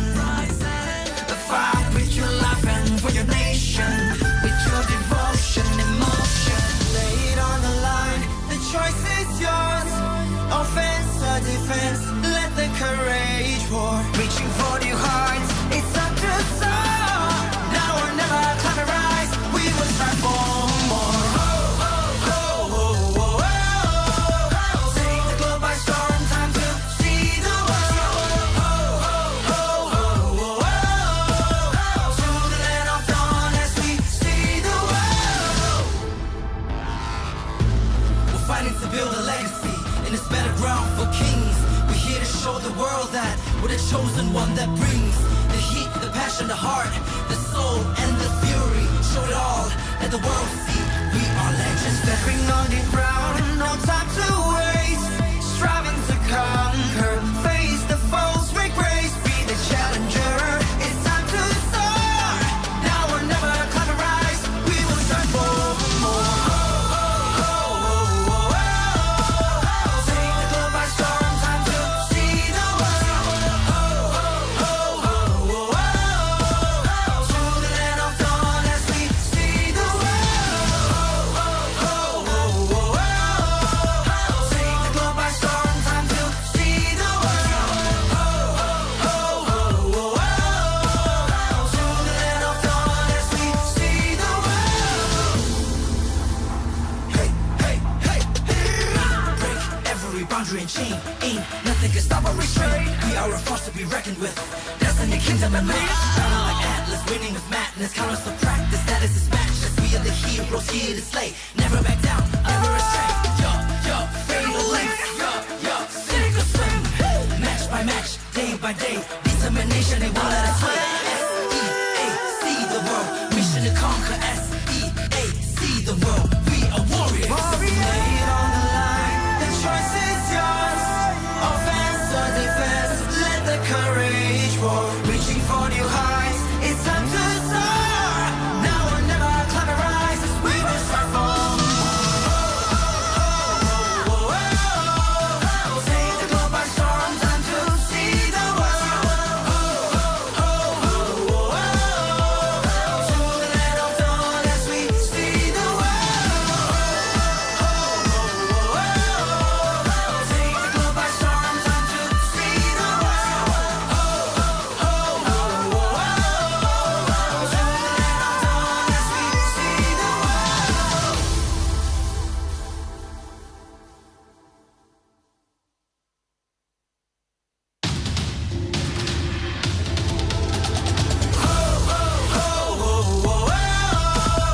Take the globe by storm, time to see the world. To the land of dawn as we see the world. Start a fight, blessed with tears and pride. Ready for the battle cry, with our might and stride. War against the heavens, set the fire to the sky. Keep burning bright, kill the allies, and enemies mesmerize. Strive for domination. Feel the pressure rising. Fight with your life and for your nation. With your devotion, emotion. Lay it on the line, the choice is yours.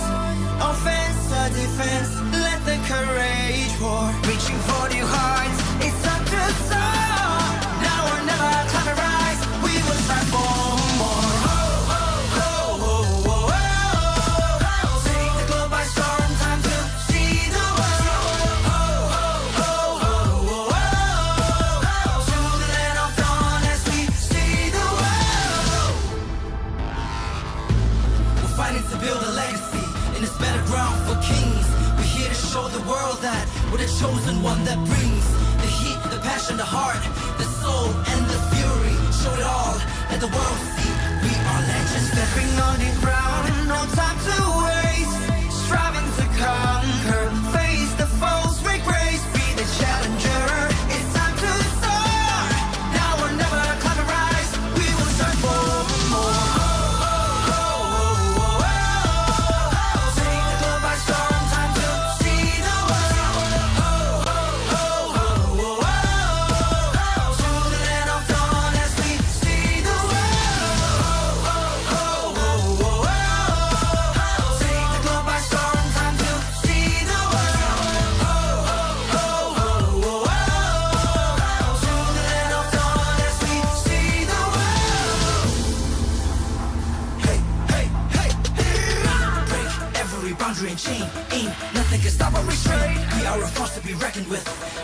kingdom and live. Shining like Atlas, winning with madness. Count us to practice, that is his matchless. We are the heroes here to slay. Never back down, never restrain. Fatal length. Sink or swim. Match by match.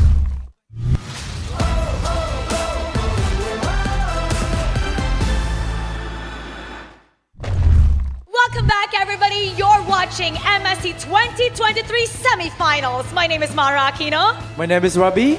Now, earlier today, we witnessed Blacklist International defeat Burn X Flash in an intense best-of-5 series. And they booked the first ticket to the grand finals. Who will join them next?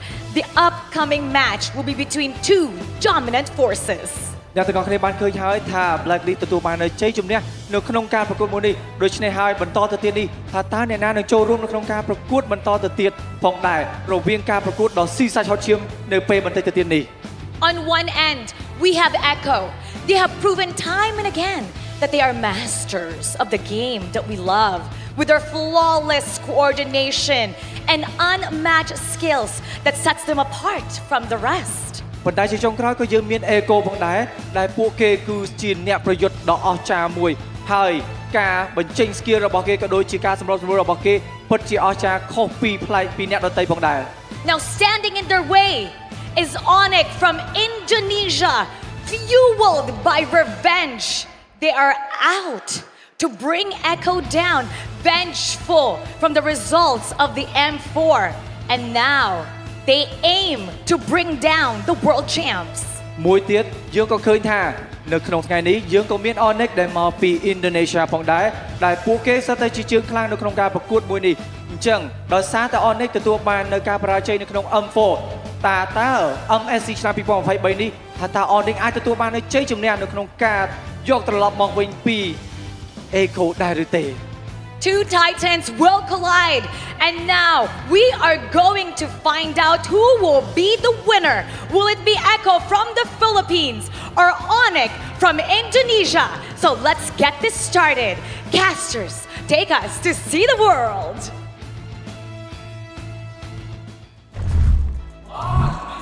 Thank you so much, Mara Aquino, and as well as Rabi back up on the main stage doing and absolutely killing it up there. My name is Gideon Q. I'm going to be your host for today here at the desk, but we got a very big match. So big, in a matter of fact, that we had to extend the size of our table. Welcome to MSC 2023 knockout stage. This is going to be our desk. We had to balance it out a little bit, but we have Wolf, we have Leo, we have Mirko, and of course we have the general himself, the Lar, to give us his insights about the upcoming match. Boys, how are you feeling today? And especially you, Mr. Sir General. Apa kabar, Dilar? Apa kabar? Baik ba. Baik ba. It's great. It's great that we have trilingual. It's terrible that I don't know either Tagalog or even apparently Bahasa Indo, but he's picked it up really, really quick. Guys, if you don't know just yet, MSC 2023 is powered by Monton, supported by ROG, the official gaming phone and Secret Lab, our official chair partner. So thank you to our lovely sponsors, because MSC wouldn't be possible without your support. And a special shout out to Secret Lab, our official gaming chair, where it comes to with built-in lumbar support system that you can just adjust for your spine, an incredible magnetic memory foam head pillow, and brand new fabrics to enhance the perfect designs. Enjoy the same performance advantages trusted by the world's biggest esports tournaments at secretlab.co. And I'm glad that we're sitting on these Secret Labs, because I've already purchased the Rune Sentinel. I'm looking at you, Leo, because you've been bragging about it all this time. Actually, it's the jawhead skin I need right now. Let this be a 48-hour notice, all right? Okay. Only up until the 18th of June will you be able to work on that pass. And when you do, you can get up to 3,500 MSC coins. And again, the Rune Sentinel, once you purchase it, for 889 diamonds. And, of course, get your picks of the Space Explorer Jawhead skin, the Clawed Earth's Mightiest, and other rich rewards. So if you manage to finish all of these tasks, you make the right guesses, you can get into that shop and just get whatever you want, the goodies, to your heart's content. Again, 899 diamonds. Join now, join the fight, and explore the MSC Pass now. Use the hashtags Mobile Legends Bang Bang, hashtag See the World, and hashtag MSC 2023 when talking about it on social media. Talk about it even more because, again, the fact that we have Delar here, we're going to pick your brain. Okay. You have faced this matchup before. You've played against ONIC before. What is it like standing on that main stage with the Cambodian fans playing against a team like ONIC? Play against What's it Team like? ONIC. They are very strong and mereka kuat banget sih. Kaya satu package. Ya gitu. Jadi, they're like one package. This is a big match. All right, so basically what he said, again, is just like ONIC are very tough to face off against, and they seem like just one big package. It's not individuals playing, it's a whole team. Are we just ignoring the fact that Delar just... He spoke Indo. Spoke Indo in his He's actually Indonesian now. Okay. He speaks better Indo than me.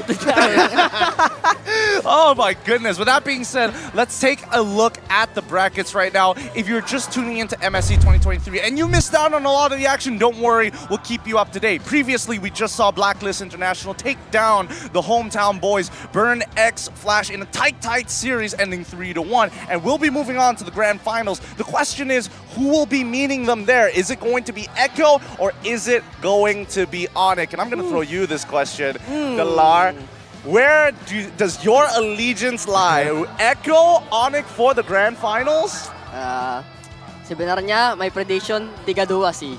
Ya. 3-2. 3-2? Harus game 5. Siapa yang menang? Siapa yang menang? Kalau gua mau ONIC sih. Okay. Jadi Indo lawan PH. Okay. So basically, again, I'll translate. What Delar wants is a 3-2. That's what he wants, right? God. But he wants ONIC to win 3-2 to make it Indo versus PH in the grand finals. Now, I can translate for you in Tagalog as well. Do you want? Yeah. Okay, no, I can't. All the words I know are not for broadcast. With that being said, I'm looking at the Filipinos on the other side of the table. You're talking, this is a local man, imported and adopted by Indonesia and is hoping that Indonesia makes it all the way. Tanungin niyo ako ng Tagalog. Hindi ako makapaniwala. I cannot believe what is happening here. Delar, you want... I'll translate. Tagalog. I'll speak in Tagalog. Hindi ako makapaniwala sa nangyayari ito dahil si Delar ay matatas na magsalita ng bahasa Indo. At Indonesian pa yung binoto niya.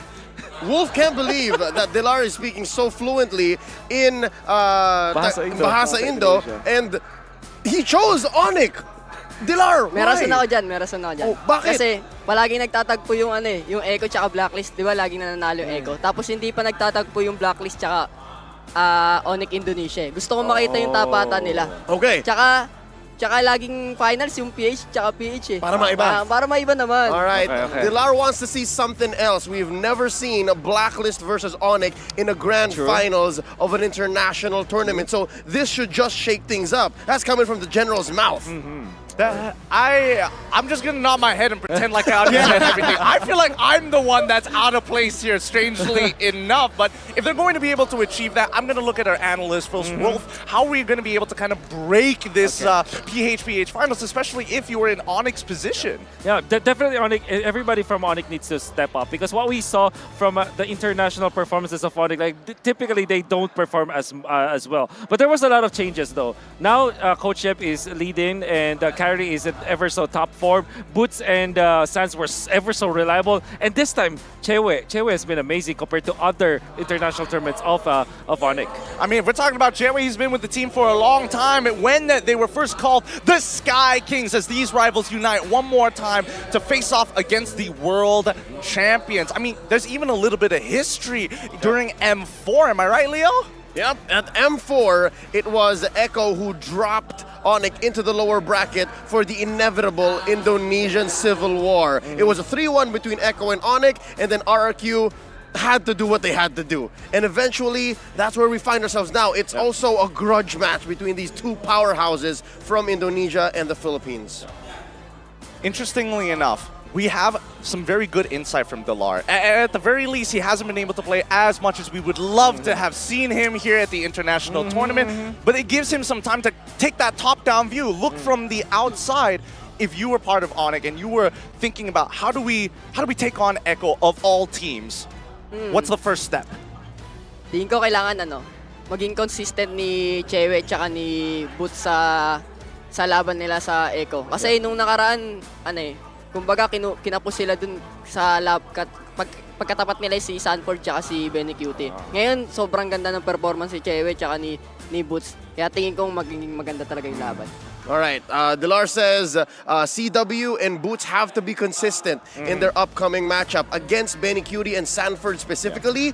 They have to play at the top of their game. So for this to work out for ONIC and all the people rooting for ONIC, you have to look at Chewe and Boots. Well, to be fair, I mean, ONIC is the only team who has technically gone undefeated since the group stages all the way up till the knockout rounds. And even during the first couple of knockout rounds, they still haven't dropped a single game. Their stats may not be necessarily the most impressive, but I want to ask the formal Indonesian here, do you agree with Dilar? Is this going to be a Boots and as well as Chewe matchup that's very dependent? I think I have to agree with him, right? I mean, especially after watching M4, the reason ONIC were just not on the same level of the PH teams was because of the two side laners not performing to the level of the international standard. That has always been the cap for ONIC, the mental cap, the mental block that Yeb and Adi have told me personally that this time, they're ready. And so far, like you mentioned, they are looking ready. In the group stages, not dropping a single game, and even here in the knockout stages, not dropping a single game. Unfortunately, I have to, talk about the loss yesterday against your team, Dilar. It's okay. But yeah, again, 3-0, and this win streak is actually all the way from the playoffs, from MPLID. They haven't lost a single game since MPLID playoffs. So that's a lot of momentum coming into it. Whoa. I'm looking at Wolf and he's just like, you didn't expect that to happen at some point. No, definitely not. You saw that this is consistency, and I was able to talk to Coach Yev, and Dilar knows this for sure. The Coach Yev, as a head coach, he really wants to make sure that you know your job to do. It's not just about the roles. This is what you need to do. This is what you need to achieve.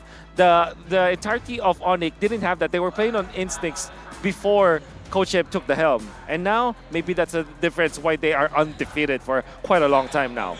All right, we've been talking so much about ONIC, but let's see whether not only can they talk the talk, but walk the walk. They're going up against the world champions. It's time for the walkouts. To officiate the match, we have our marshals here to facilitate the game.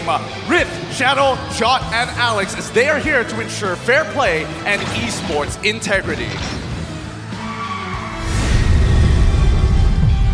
Hold your breath as the Orcas, the Apex Predators, the Untamed Force of MLBB are ready to dive into the battlefield. It's Echo! Masters of strategy and unrivaled skill, Echo is regarded as a team with no glaring weakness. The true beast is the Land of Dawn. They are able to switch up their playstyles as they go. The sky splits open as the champions descend, and the arena becomes their kingdom. Let's welcome the Sky Kings, ONIC! The Raja Langit graces us with their presence as they look to topple the indomitable M4 World Champions. They've showcased a majestic display of skill and power. Again, the only team yet to drop a single game in MSC 2023.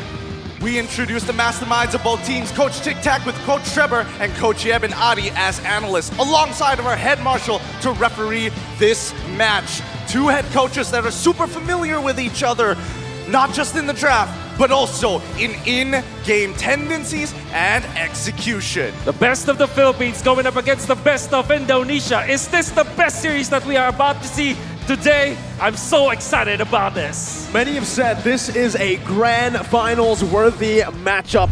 And I agree, looking at these two teams, it's the best against the best. But first, it's going to be the team lineup from Echo.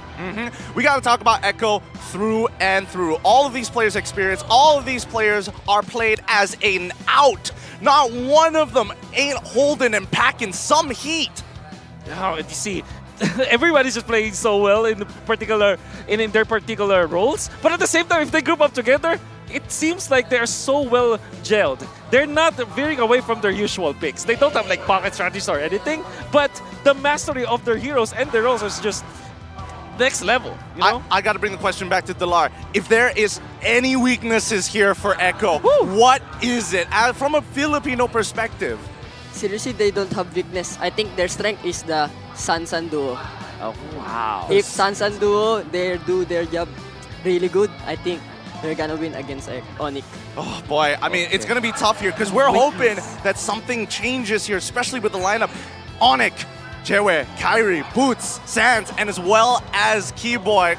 Mirko, I'm sure you got something to say about him. The Sans duo, on the other side is the Sans solo. No, just Sans solo, it's just Sans, right? Gila Sans has been the theme for MPLID for such a long time. Regular season MVP, finals MVP, and it truly is Sans really lifting this, well, relifting himself to be one of the top mid laners in this tournament so far. Now, I'm gonna bring it over back again to Delar. What do you think needs to improve from the games that you've seen yesterday? Because you did make ONIC look vulnerable.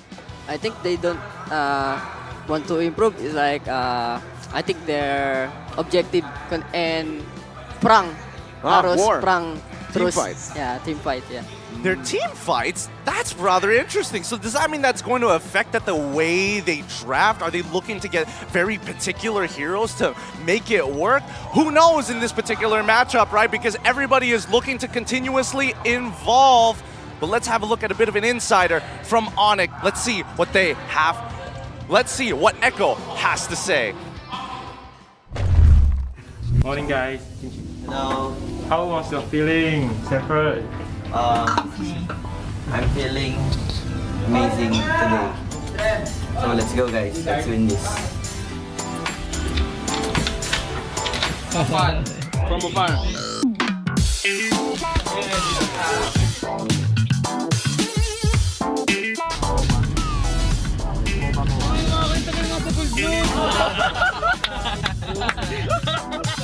What do you think the final team, like the grand final, which team? PH Echo versus Blacklist.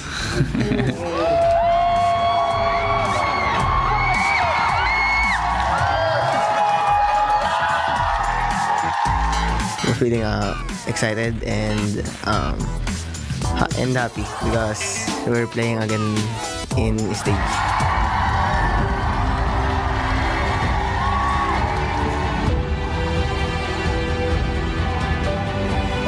I want to win because I want to support my family and I want to show the world that I can still win and for Caltiz's career.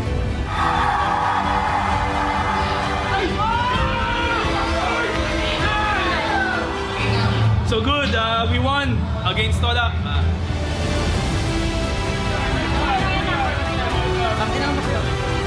My family was very supportive. They know, especially her mother, that I'm doing all of this for them. And that's why she just keeps supporting me and doing all the best that she can do. I'm very happy that we still have tomorrow. Anyone from the other match is very strong, so we're going to prepare for it.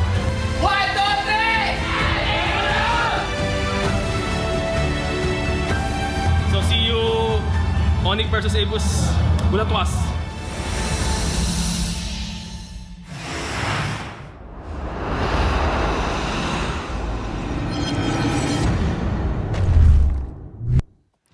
Emotions, the pressure, the glory, the consequences, but mainly being able to hold up that trophy is the best feeling a pro player could ever feel in their lifetime. But the support system around them to make it to that point. We have Delar here, so it's the best time to ask a pro player what it's like to be in that position, right? You're sacrificing so much and the people around you are supporting you. How does it feel? What kind of pressure is it when you are standing up on that stage competing? I think don't have a pressure, just battle of mentality and harus berani lah. You have to be brave. Yeah, you have to be brave. I mean, if you're going to be brave, hopefully you can be even braver to support a family, man. Like, some of these people are extremely young, and you can't be, I don't know. Personally, for me, I think at an age like that, you shouldn't be expected to take care of an entire family. But let's talk about the matchup, the ultimate jungler battle, the GOAT versus the One. Wow, this is what Kyrie's called now, apparently. The One. Formerly the future, but now we're living in the present, and he has evolved so much. This kid is making waves internationally, but the GOAT, of course, he literally needs one last trophy, and this is the MSC trophy. That's the only one to complete, you know, the cabinet. Pero may tawag sa kanilang dalawa eh, dati. Okay. Ang tawag sa kanilang dalawa, sino ba ang totoong child prodigy? Oh! Delar remembers a time wherein both Carl Tizzy and Kyrie the question was, who was the true child prodigy? So this is full circle, gentlemen. This is full circle. And as well, there is a rivalry in mid. It's between Gilak Sans and the mid lane prodigy, Sanji, one half of Sansan. Yeah, this is gonna be a good match.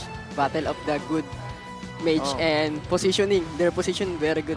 What do you think Sanji and Sans, well, you know, you can pick one to elaborate on. Which one and what you think makes them unique in the battlefield? Because we've heard from a lot of pro players as well, like Hoon say that Sanji, he plays it differently, but we don't know how he plays it differently. I think I'm going to side of Sans. Okay. Sans. Because he can carry the team and his performance very consistent.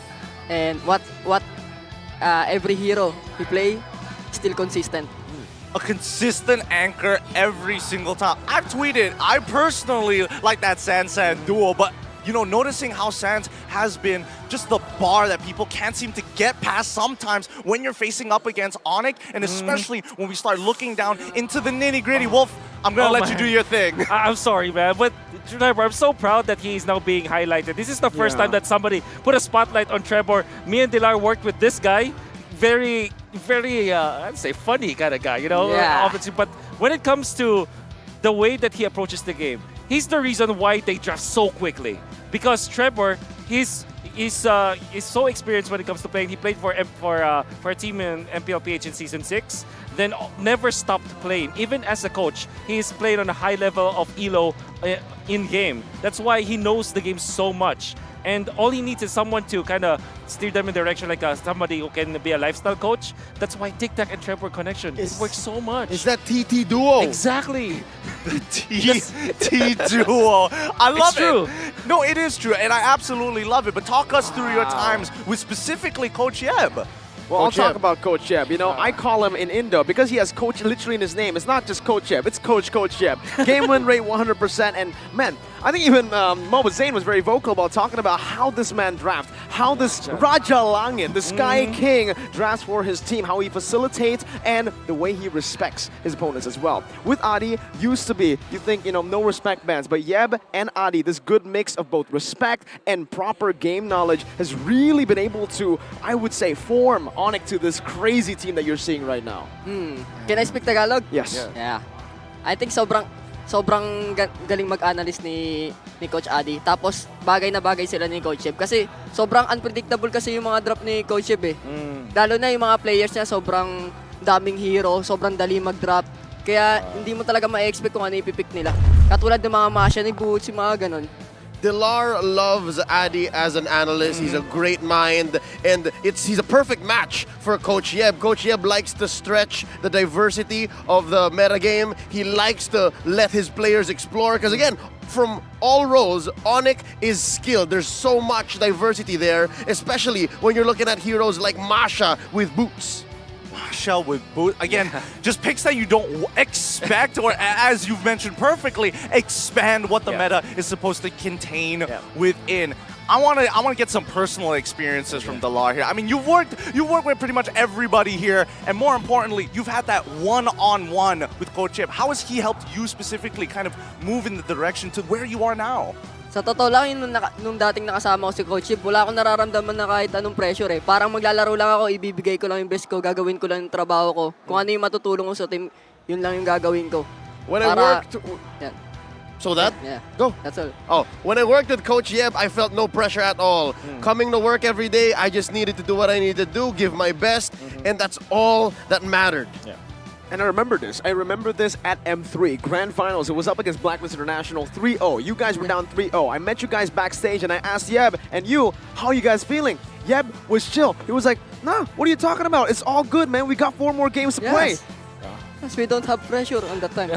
Just play and trust each other. It's always ONIC time. It's always ONIC. It always has been ONIC time. You know? It's never off their clock. It's never off their clock. Let's look at the player head-to-head here. We were talking about Sanjin as well as Sans earlier, and I think, you know, all the points that you mentioned just now, the consistency, the damage shell, literally almost one-to-one with only a 0.5% difference. And the storyline is just so good between these two teams because it was actually Sans who was one of the prodigies as well from Indonesia, and now Sanji just about maybe a year into the the spotlight when it comes to professional play. Now he's also showing how much of a prodigy he is. It's just that Sans was a little bit earlier and he played the jungle, but technically speaking, these two players are so, how to say this, they're both generational talents. Generational talents? 100% sure about that. Bloodline is strong. Everybody's leaning towards Echo, but Mirko, what is your prediction? I gave them my prediction. Last time they said they put an X, now they put a big ol' check.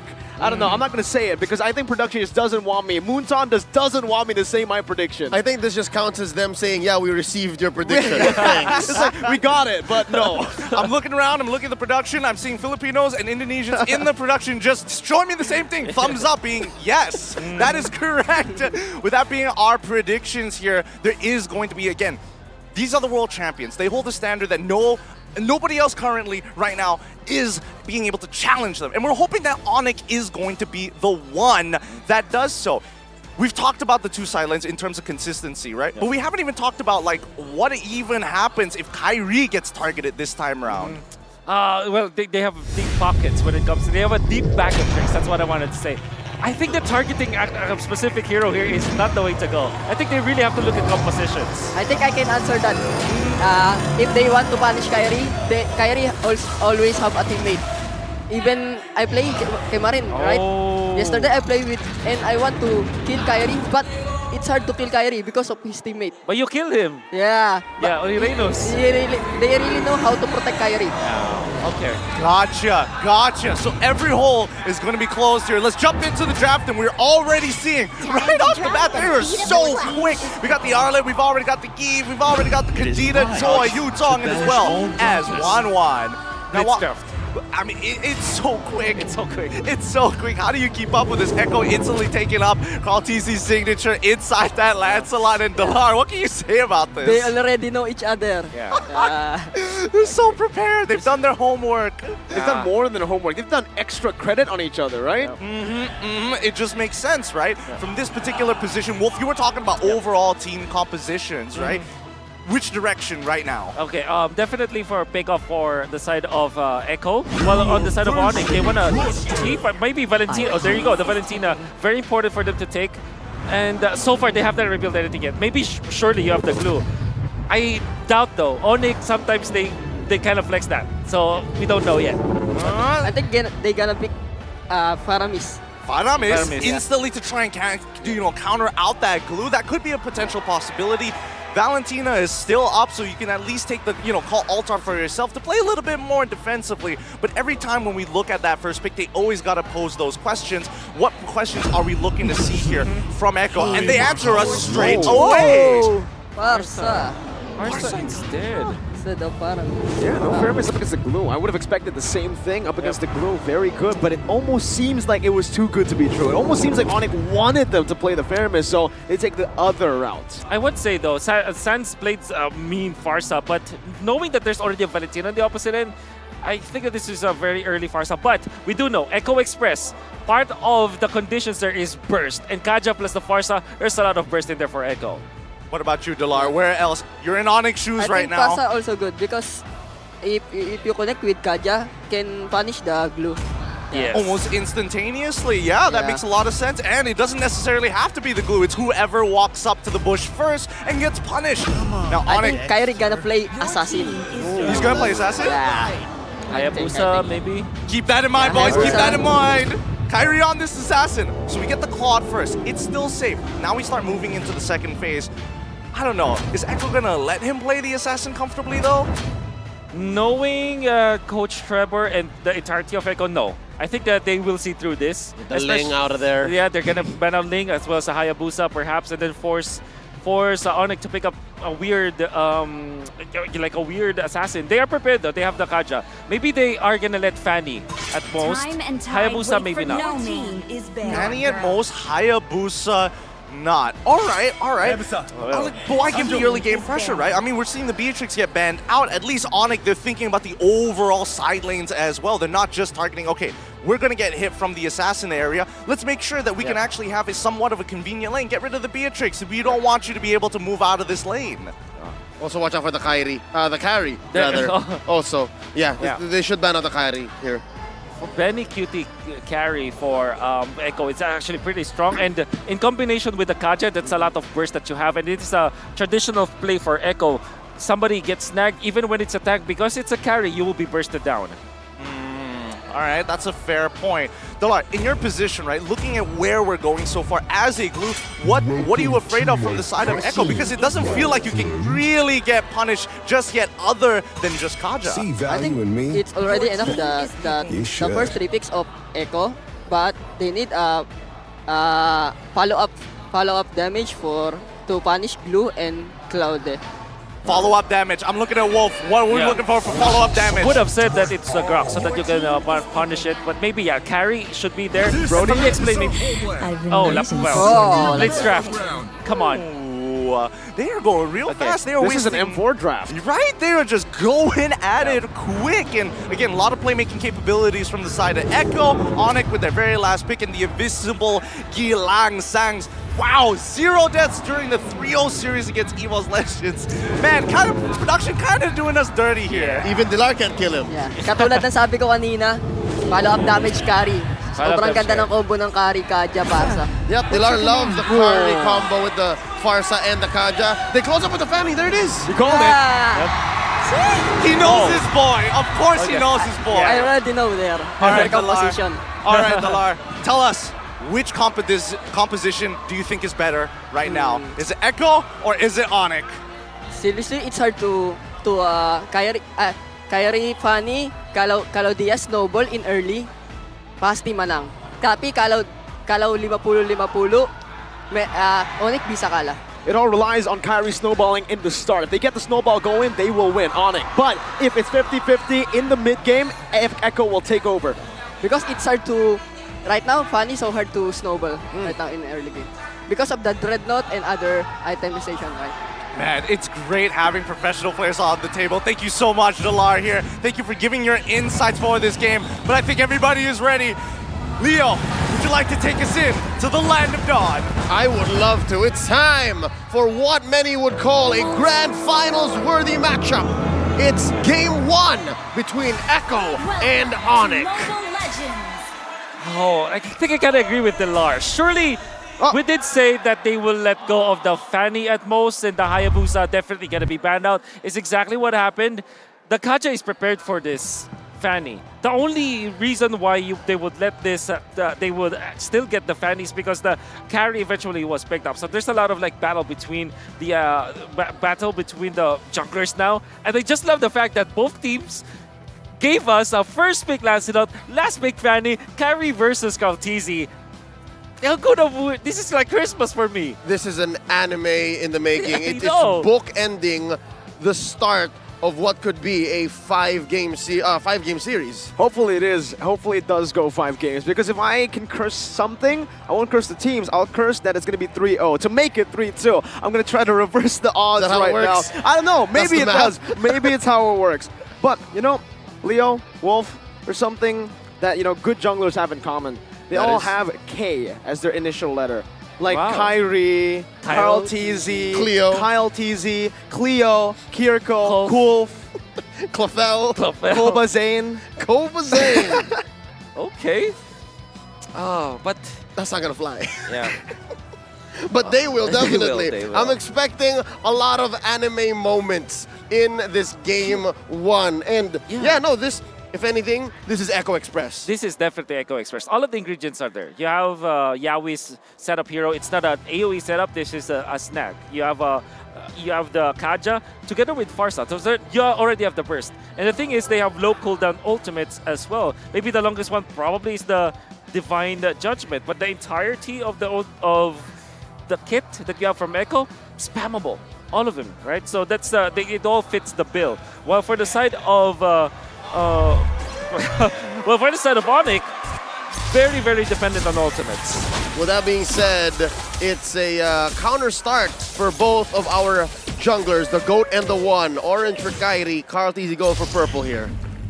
Early start, again, it's just the orange buff. It's a very unique path that Kyrie's taking, but in the bottom lane, this is something we don't see a whole lot of. Boots already winning in lane early on the glue matchup against the Lapu. Well, Dilar did mention that you gotta watch out for Boots and Chewe. Here in mid, it's a little wanderer take for ONIC, so already looking good in this rematch coming in from M4. Okay, we're seeing a few trades as well, but honestly, Wolf, anything interesting when it comes to the emblems or talents here? Not so much. I guess the Magic Worship has been, onto the Farsa has been getting a lot of attention. Now Sanji is going to be picking it up. You have to worry if you're the Claude, get hit by 2 Feather Airstrike. In the late game, you might die. Oh. So, again, it's clear there's not much that Echo are hiding. As for ONIC, we can see that maybe if Nikki, if Keyboy doesn't find a good catch, then they can re-engage. I think that's one strength that ONIC has, is the re-engage. They're not as reliant on the all-in as Echo is. That's very true. Maybe they will find their opening. Eventually, the CW would have a great time. There you go, Kyrie jumping in all the way, deep down, but Kyrie's gonna fall here. He's gonna go for the cables. The fadeaway should not be able to kill him right now, but that was real close, so close. A bit too close for comfort. What a pilot episode in our anime between Kyrie and Carl Teasy, right? The hot start there, a close call. Turtle already up. Carl Teasy and Sanford on. The Turtle, that's going to be Boots, trying his best to look for it, but Sanford finds first blood, and it's Echo on the board with the first Turtle. Kyrie looking for the invade already right now, has the Retribution advantage, but Yaoi's walking back in. Divine Judgment's right there, but Cable actually saves it for a bit. Kyrie able to steal away the purple, but the Cable's there! But Carl's chasing him down, Keyboy forced to flicker around, Sans has stolen the Divine Judgment, but ONIC, they pull back. They do not want to stay too long. Now, Kyrie is playing so aggressively. This is, typically I know Kyrie is not an aggressive kind of guy, especially with the Fanny.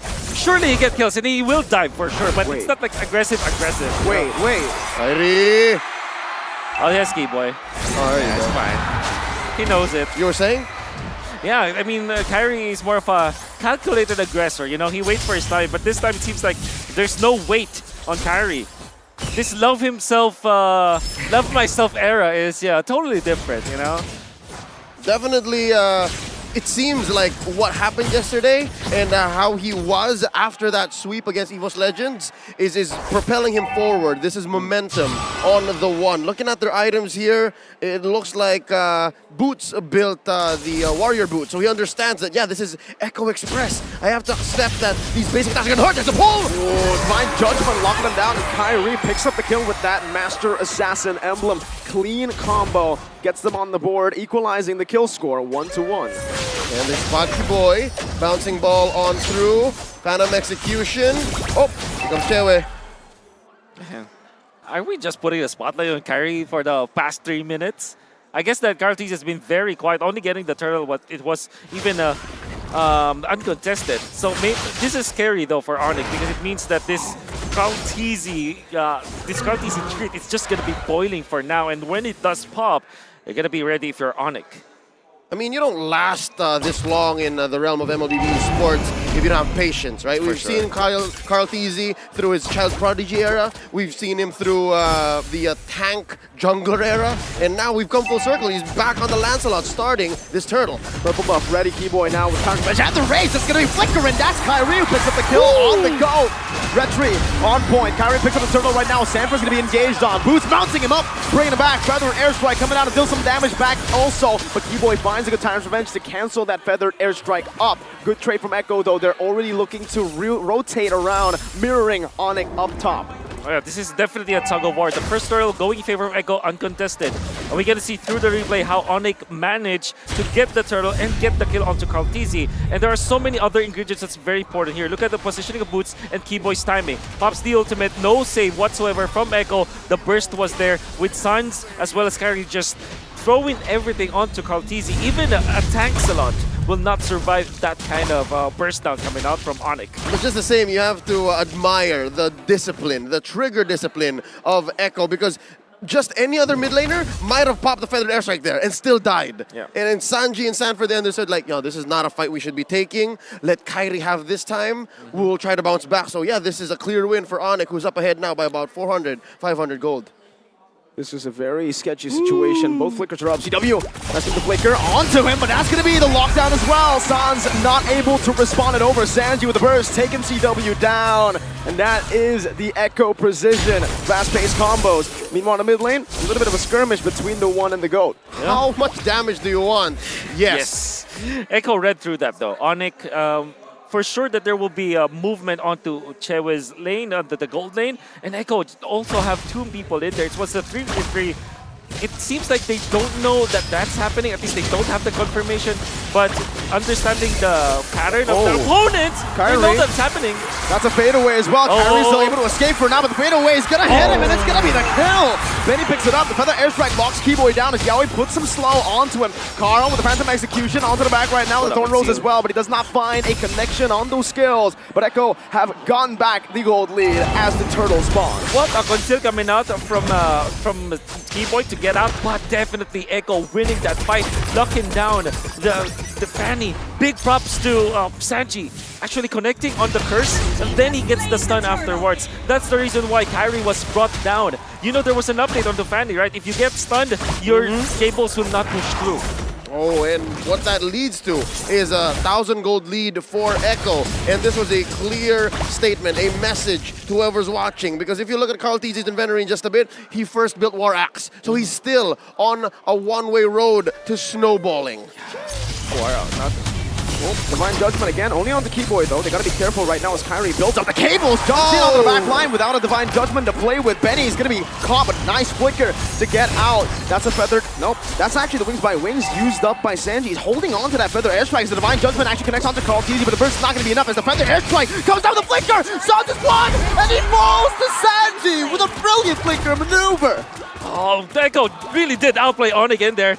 And ONIC, they tried to go for a play. CW didn't have the stacks. He was actually just, you know, he's just like a spray gun, holding on to Echo, and they just got out. When Boots wanted to go for the play, the flicker was there from Benny Cutie. Then Boots was trapped, but it was Sans who was taken out afterwards because everybody was just dialing down on saving Boots. I think that's a bad decision from ONIC overall. Yeah, no, and to think it was Boots who was the aggressor. It was Boots who was cutting deep behind Tier 1, right in the middle of Tier 2, trying to get that mount on Sanji. And I gotta say, man, Sanji, I thought I saw everything. But here he outplayed 3 members of ONIC and still got a kill on the way out. Spent the flicker, held on to the feather airstrike for the perfect moment. Sans is no longer invincible. 1 death. That's right. Because of Sanji. Because of Sanji. Oh, Sanji. Of course, with the magic worship, you know that he's going to be packing up a punch. Believe that he does have the Clock of Destiny anyways. I think that ONIC really just have to, you know, relax a little bit. I think that they're trying to match the Echo Express. And honestly, in this game, if you're looking at Echo, they're not even like putting on the gas pedal. They're just waiting for the steam to, you know, fire up. It's not as fast. They're at 3rd gear, 4th gear tops here. Yeah. We've seen them definitely go much faster. And I think the fact that ONIC are actually porcupines and not hedgehogs might be the reason why. They can't go just as fast, especially since they're still waiting for CW to farm up. They're waiting for Keyboy to get a good setup, and the whole disengage, re-engage won't work this early on. Or dance. I believe that there's a lot of merit for Echo. Divine Judgment locking him down. Carl picks up the kill. Sans, he's gonna fall. Kyrie now, knowing there's no Divine Judgment, wants to go for some kills, but Carl TZ evades from it. Keyboy charging on the target bench now with the rage as well. That's gonna be the first coming down as that's Yaoi picked off. Boots in the midst of it all right now with a flicker out with the split. CW clearing out the mid wave, jumping back to the BMI. Boots not stunned up, baits out for the airstrike. Kyrie still looking for the cables. Red Tree battle coming down. Carl versus Kyrie. 50-50 on the board. CW jumps in a tie with the Red Tree battle. CW jumps back right now with some damage once again, but Benny Cutie in the back as well is doing a lot. Jump forward. CW should fall here, and ONIC lose out 3 members. A 3-for-1. Eventually, Kyrie coming out with the Lord take. What's the economy on this? Definitely Echo. Despite ONIC is getting that Lord, even when Kyrie had a level disadvantage, winning the fight, that is what matters more. They get 3 kills out of that, and now they're farming so heavily. And Echo, they will just clear out the waves. They're going to be A-okay. The fact that Benny as well as Carltese were untouched during that fight, that was massive for Echo. ONIC, however, you know that they have a plan here. They wanted to go for the jump onto Yawi, was able to get it. Then, of course, CW with his jump with the Blazing Duet was actually well done. However, the second fight afterwards, that is what Echo found and won. And they also got the economic advantage afterwards. Well, Kiboy here, right out the bush, spotted by Sanford. No sneaky jumps here. And just like that, it definitely was a win for Echo. They decimate and destroy the Lord. Not much of an advantage. Kyrie spotted out here, cabling on through. It looks like this 2K gold lead for Echo is small, despite going 8-3. Wait, there's a pull! Only on to Boots though. He's still holding on to that split. And ONIC will not let Boots get taken down. That's a bravest fighter as well, defensively. It's a small 2K lead. Yeah. There's not much Echo can do with this until they find another angle, until they shot the system. Another airstrike though. Boots now finally forced to pop that split. Even a conceal from Keyboy. Defensive maneuvers from ONIC, reacting a lot to Echo's plays. Echo's like, they're definitely like orcas, like sharks, you know? When they smell blood, they're gonna hunt for it. And this weakness coming out from ONIC, wherein they already used the ultimate on Boots as well as the conceal, they are gonna smell that, and they definitely will make a play. They're just waiting. They are cordoning off where ONIC is allowed to move. And as a Fanny, that's not the best thing to do. That's not an ideal situation.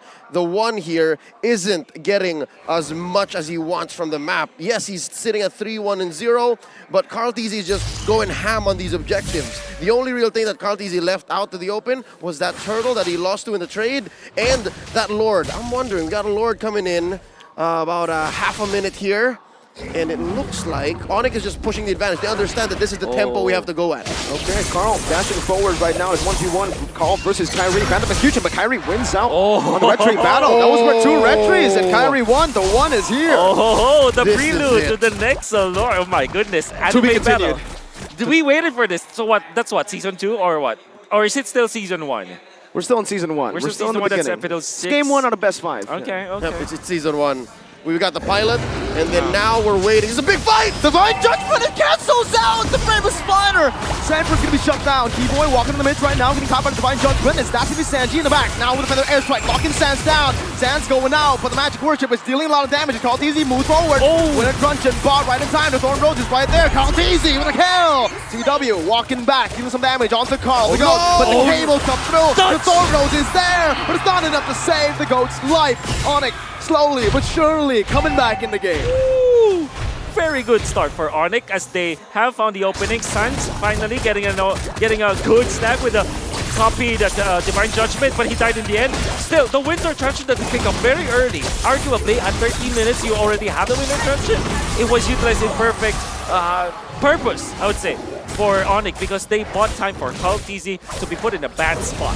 ONIC pulled the rug right underneath Echo's feet. They were just waiting to set up. I think Echo was looking for this engage, the pincer maneuver here in bottom, but Sans, he went up and he tried to outplay Carltese. He tried to buy time, but they didn't know, they didn't see. Kyrie was speeding down there and this is what? Notch one up for the 1 against the GOAT. Important thing to take note is that Chewe is quietly doing the right moves, although he died twice. That was actually a good move that he did to zone out the remaining members of Echo, then went back to deal the damage to Carltese, then contributed to the kill. Keyboy, after the snag of Sans already, it's weird that he still went in. That looked really dicey for ONIC. They could have lost the fight because of that. But things have happened, and now ONIC have equalized. I think it's a matter of timing, and again, tempo. ONIC are calling the shots at this point, and now they're making the most of their battlefield mobility. The speed at which CW can cut through the jungle compared to Benny Cutie, how Kyrie just has energy all the time, and of course, Keyboy finding these odd angles, these diagonal jumps, is just going too fast. It's not speed-wise, but, you know, mentally overloading Echo. Remember to change Whoa! Winter Truncheon from Sans! Beautiful Winter Truncheon by Sans to escape the Divine Judgment. My goodness gracious. Wow. That's the Gila Sans we were expecting from MPL Indonesia, but my point earlier, I wanted to say, wait, we're still going. Carl actually jumps forward. Phantom execution. Aggressively boosts down Soulfire as well. Sans! Wait, it's 2v4! What is going on? They're still able to be alive. Boots! What? How? How did it happen? Boots finds a kill in the midst of Echo! And he lives! What? Kautizi. Really unnecessary jump from him. Sans outplaying Yaoi first, that's good. But then again, the secondary jump where Kautizi was, it was punished because Boots went for the 1-2 and the flicker. Okay, split, Divine Judgment. There you go. There you Finally, go. I mean, Boots, he's telling his team to be careful, but he needs to be careful sometimes too. It took a while. Took a while. He did way too much to even warrant that death. Yeah. Now, Wolf, you were saying. Yeah, it's the 1-2 with the flicker in the middle. That's the play when you are going for the glue, and then it hit Kautizi because Kautizi not only jumped, he also utilized the Thorn Rose very earlier on. So that's why there was no way for him to dodge the 1-2 flicker from Boots. What happened? The gold shifted so fast from CW because earlier it was Benny holding the goldie like a massive one. Now had 4 assists. The average also kicking in, and That's right. you have so much. This is critical mass. We were talking about ONIC have reached it. And again, I'm just theorizing here. I don't know exactly the map movements, but CW has had an easier go at the lane, given the speed that ONIC has just suddenly stepped on the clutch with. Now, this is a river controlled by ONIC. You see how Echo are suddenly on the defensive. They're the ones who are scared. For good measure, though, because this is a very strong lineup now for ONIC. There's so much re-engage potential. Even if they don't find their initial target, they can just reset. And again, even if it's just one, they take down one. And earlier, it was Kautizi within his own base, off of Boots who survived. That's the ideal here for ONIC. Now they engage. Divine Judgment now locking Keyboy down. He still has the mortality right now. Kautizi gonna be able to dish out some damage. That's gonna play the airstrike as well. Keyboy flickering out. Disengage properly. Kautizi versus Kyrie on the Lord. Sanford gonna be brought back to the team. CW does some damage. Who's gonna win? It's Kyrie! Who is the retry? Benny against the world. But what are you gonna do when 5 members are still alive from ONIC? They are able to secure the Lord and win a team fight. Off the back of Keyboy's perfect jump, Kautizi was compromised and Kyrie just had to press the button.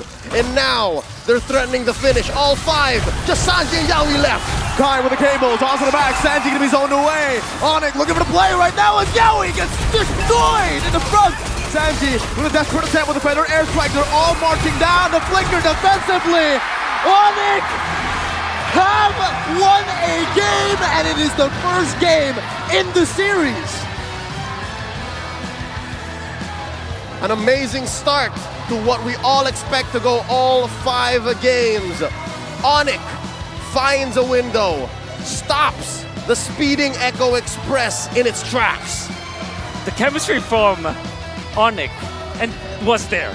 And Coach Yip wasn't kidding when he told me that he told everyone what they needed to do in specific team fights, and they obliged. They happily followed the format and the formula that Coach Yip and Adi laid out for them. Keyboy had immortality, and he knew that he can be the sacrifice. He burned the Divine Judgment. He went back with a jump, and Sans initiating with the bravest fighter to help Kyrie secure that Lord. Retribution. It wasn't just Kyrie's effort, it was the entirety of ONIC just in perfect unison to win that game. And now comes into play what Dilar mentioned. It's not as easy to take care of Kyrie. He had a slow start. The first 2 to 3 minutes of this game didn't look very good for the one, but eventually with the help of Sans, with the help of Keyboy, and Boots in the odd angles, ONIC scores 1. Gideon, you see that? Moment of that game, and I was not expecting it to look like this. I really didn't. I thought it was the 1 plus the 4 that makes it work, not the fact that when it comes down to the neutral objectives, it's the 4 that makes up that 1. Kyrie, he's got a perfect team around him, and I think that in one of these few times, right, you guys don't get to see this on the desk sometimes, but Mirko's face after that game, the insane steal, I wouldn't even call it a steal, the insane fight around the Lord was just nuts. It was I almost nuts. lost my voice with that one. I thought Carl got it. You know, Lance, Phantom execution, he built up the stacks as well. That's why I said, who got it? Who got it? Kai got it. And watching it again, you're gonna see it's not just Kyrie's effort.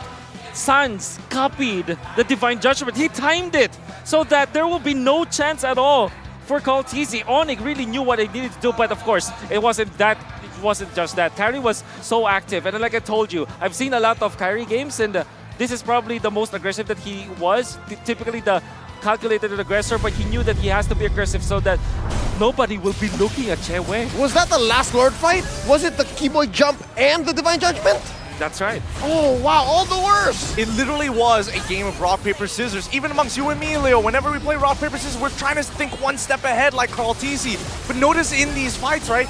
First, it was Keyboy catching him, and he's like, okay, I adjusted for Keyboy. Next thing you know, Divine Judgment starts being added into the mix. Man, when does it stop?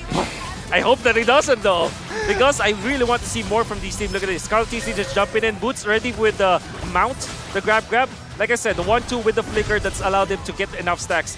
Watch it for Sans. Look at him. No words to describe this. He finds Yaoi, then goes back.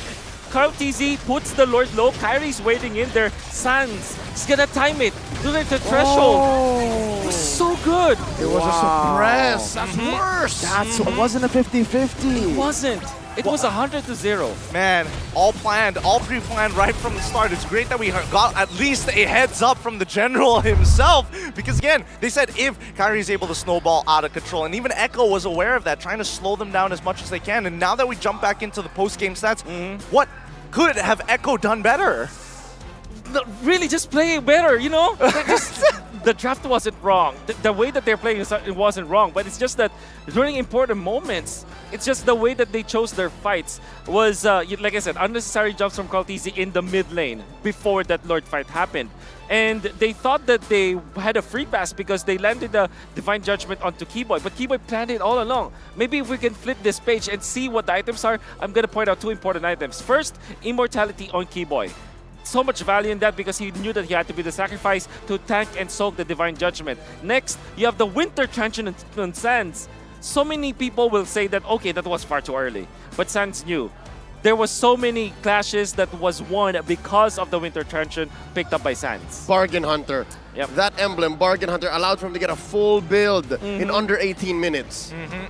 He was doing it quick, and I wanted to point out Sans as well. I'm looking at you, Mirko, because again, when they said Gilak Sans, has he hit a new level this time? I don't even think so, right? Because there were a few mistakes in this game that I usually don't see Sans do. We saw yesterday he was able to completely outclass his opponents in-game against Evos. A few Winter Truncheon plays, Flicker plays to read out Divine Judgment. Here, he was caught a few times, so he looked human, which is already pretty rare to see for me, especially after watching MPLID, after watching them in the group stage as well.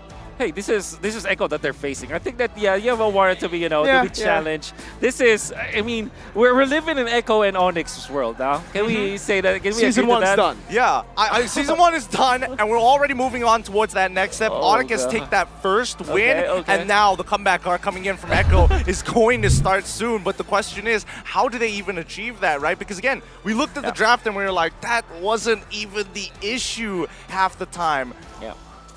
No, I think How that do they go with this? it's weird, right? I cannot pinpoint anything that they did wrong. It's not like Echo did something incorrectly in this game. Surely there were some weird plays, but it's not like they will do it again. Really, it will go down to the fact that ONIC members, they knew what to do in this specific moment. They were given the task to do. Coach Eb just laid down the checklist. They also added in there. Everybody was doing their job for the side of ONIC. It's a matter of ONIC knowing where to pick their shots, right? Echo Express has a very small window. If you don't get through that, and if you don't stop it from going at full speed, it's over. It's too late. We've seen this too many times. But here, ONIC knew, and as soon as they were on the offensive, they never let go. That's why Sans was just doing all of these things. That's why he was dying more than he usually does. That's 3 more deaths than he had yesterday. So today, this is a well-earned game win, but going into game 2, though, that might be something that begs to ask. What's Harold Reyes, what's Coach Tic Tac thinking right now? Because again, between him and Treb, I think it's up to him to help reset. I mean, of course, here at 2023, That's their next project. Project Next. The update is coming soon. Starting from June 27th, the revamped emblem system, the Oricio story, the brand new hero, and generous events and remarkable bonuses are about to meet everyone. So log into the game if you want to know more about that new update. That way we can start prefacing this upcoming new season here of this battle anime, this battle shonen between these two teams. Yeah, that would be great, right? What happens? Like the top teams that we have right now in Southeast Asia or in the world, actually, there will be a change in the patch. It will be very significant because of the emblem changes. Will the top 4 still be the top 4 after this? Will it pave the way for new faces heading into M5 just because of a patch? That's scary to think about, and it's way out there. I'm thinking about the now, the immediate. Okay. And I think the Master Jiraiya of Echo for Carl Tizzy, the GOAT, has to come into play. And I'm looking at TikTok. I'm hoping that the reset comes through here because I think, folks watching at home, you're going to have to agree.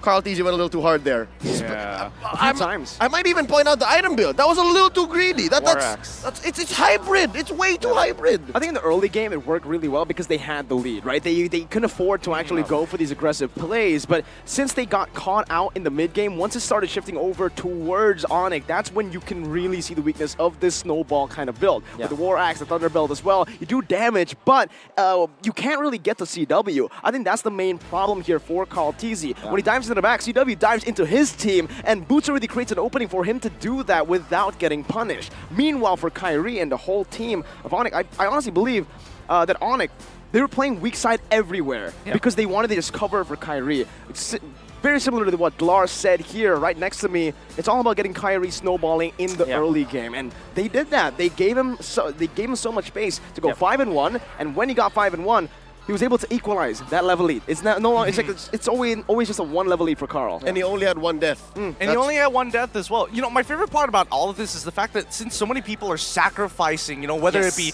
a minion, whether it be gold, the fact is that Kyrie repays them in kind every single time. Like the number of turtles and as well as lords that he was able to successfully take away while still being able to walk away with a kill, that's impressive. Very, very impressive, especially if you look at it, if you look at the game from start to finish. ONIC's game plan was more about like trades and sacrifices. For example, the first turtle, if you look back, they gave it away, like, uncontested, because they wanted to go for the purple. It didn't look that clean, but they still managed to do so. Then over and over, there will be trade-offs. Glue, Boots, as well as Keyboy, they will be putting their bodies in front of Echo. And now maybe this is something that Echo can improve on. When Yawi played the Kaja, he never went for Chewe, for example, or CW, or maybe Sans. Always going in for Keyboy because he had no choice. Had to look for someone in front or someone to snag, and sometimes that's a waste of divine judgment. He went for Chewe once in the early game. As soon as he hit level 4, went up to that bush, he knew Chewe was there, I'll take it. But yeah, you're right. Towards the mid to the late, maybe they lack that reminder. Maybe Coach TikTok and Coach Treb should pull a page out of Coach Yeb's book and remember your job. Remember what you gotta do. That's true, but there's also the fact that, like, since even when we were going into the cast, even when we were talking about the game, half the time we didn't even recognize that Chewe was even in the game until the impact actually happened. And I think even Echo felt that way because of the big ticket ultimates that were coming through. So overall, hopefully this might be that moment, right? This might be that moment where they have to continuously stay situationally aware and continuously start pivoting across the map.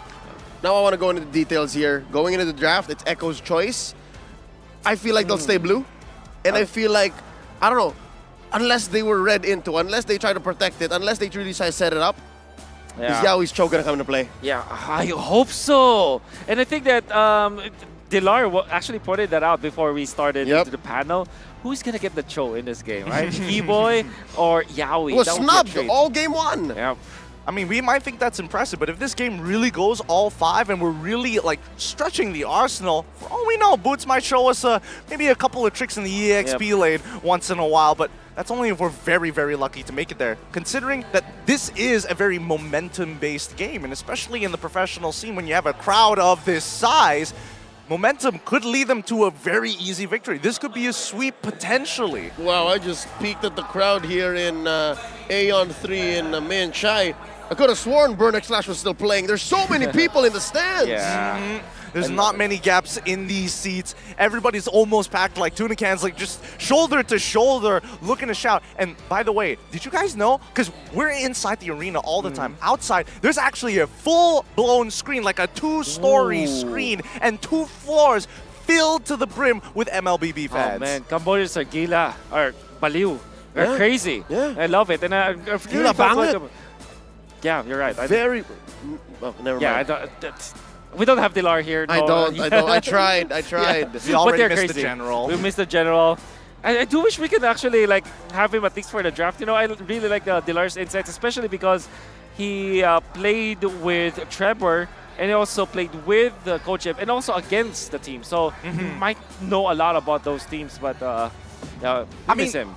You know, when you guys were saying the moniker of the general, right, every single time, you don't really get to feel that until when you get to see that side of him during the draft, because he's not one of those players, he's not one of those quote-unquote foot soldiers who are like, they need this, they want this pick. He goes into explanation at the very least, and the intimate aspect, the personal level that he knows Kyrie in these cases. He already saw the setup. He's gonna go on Assassin. Trust me. And we were only on that first pick. Yep.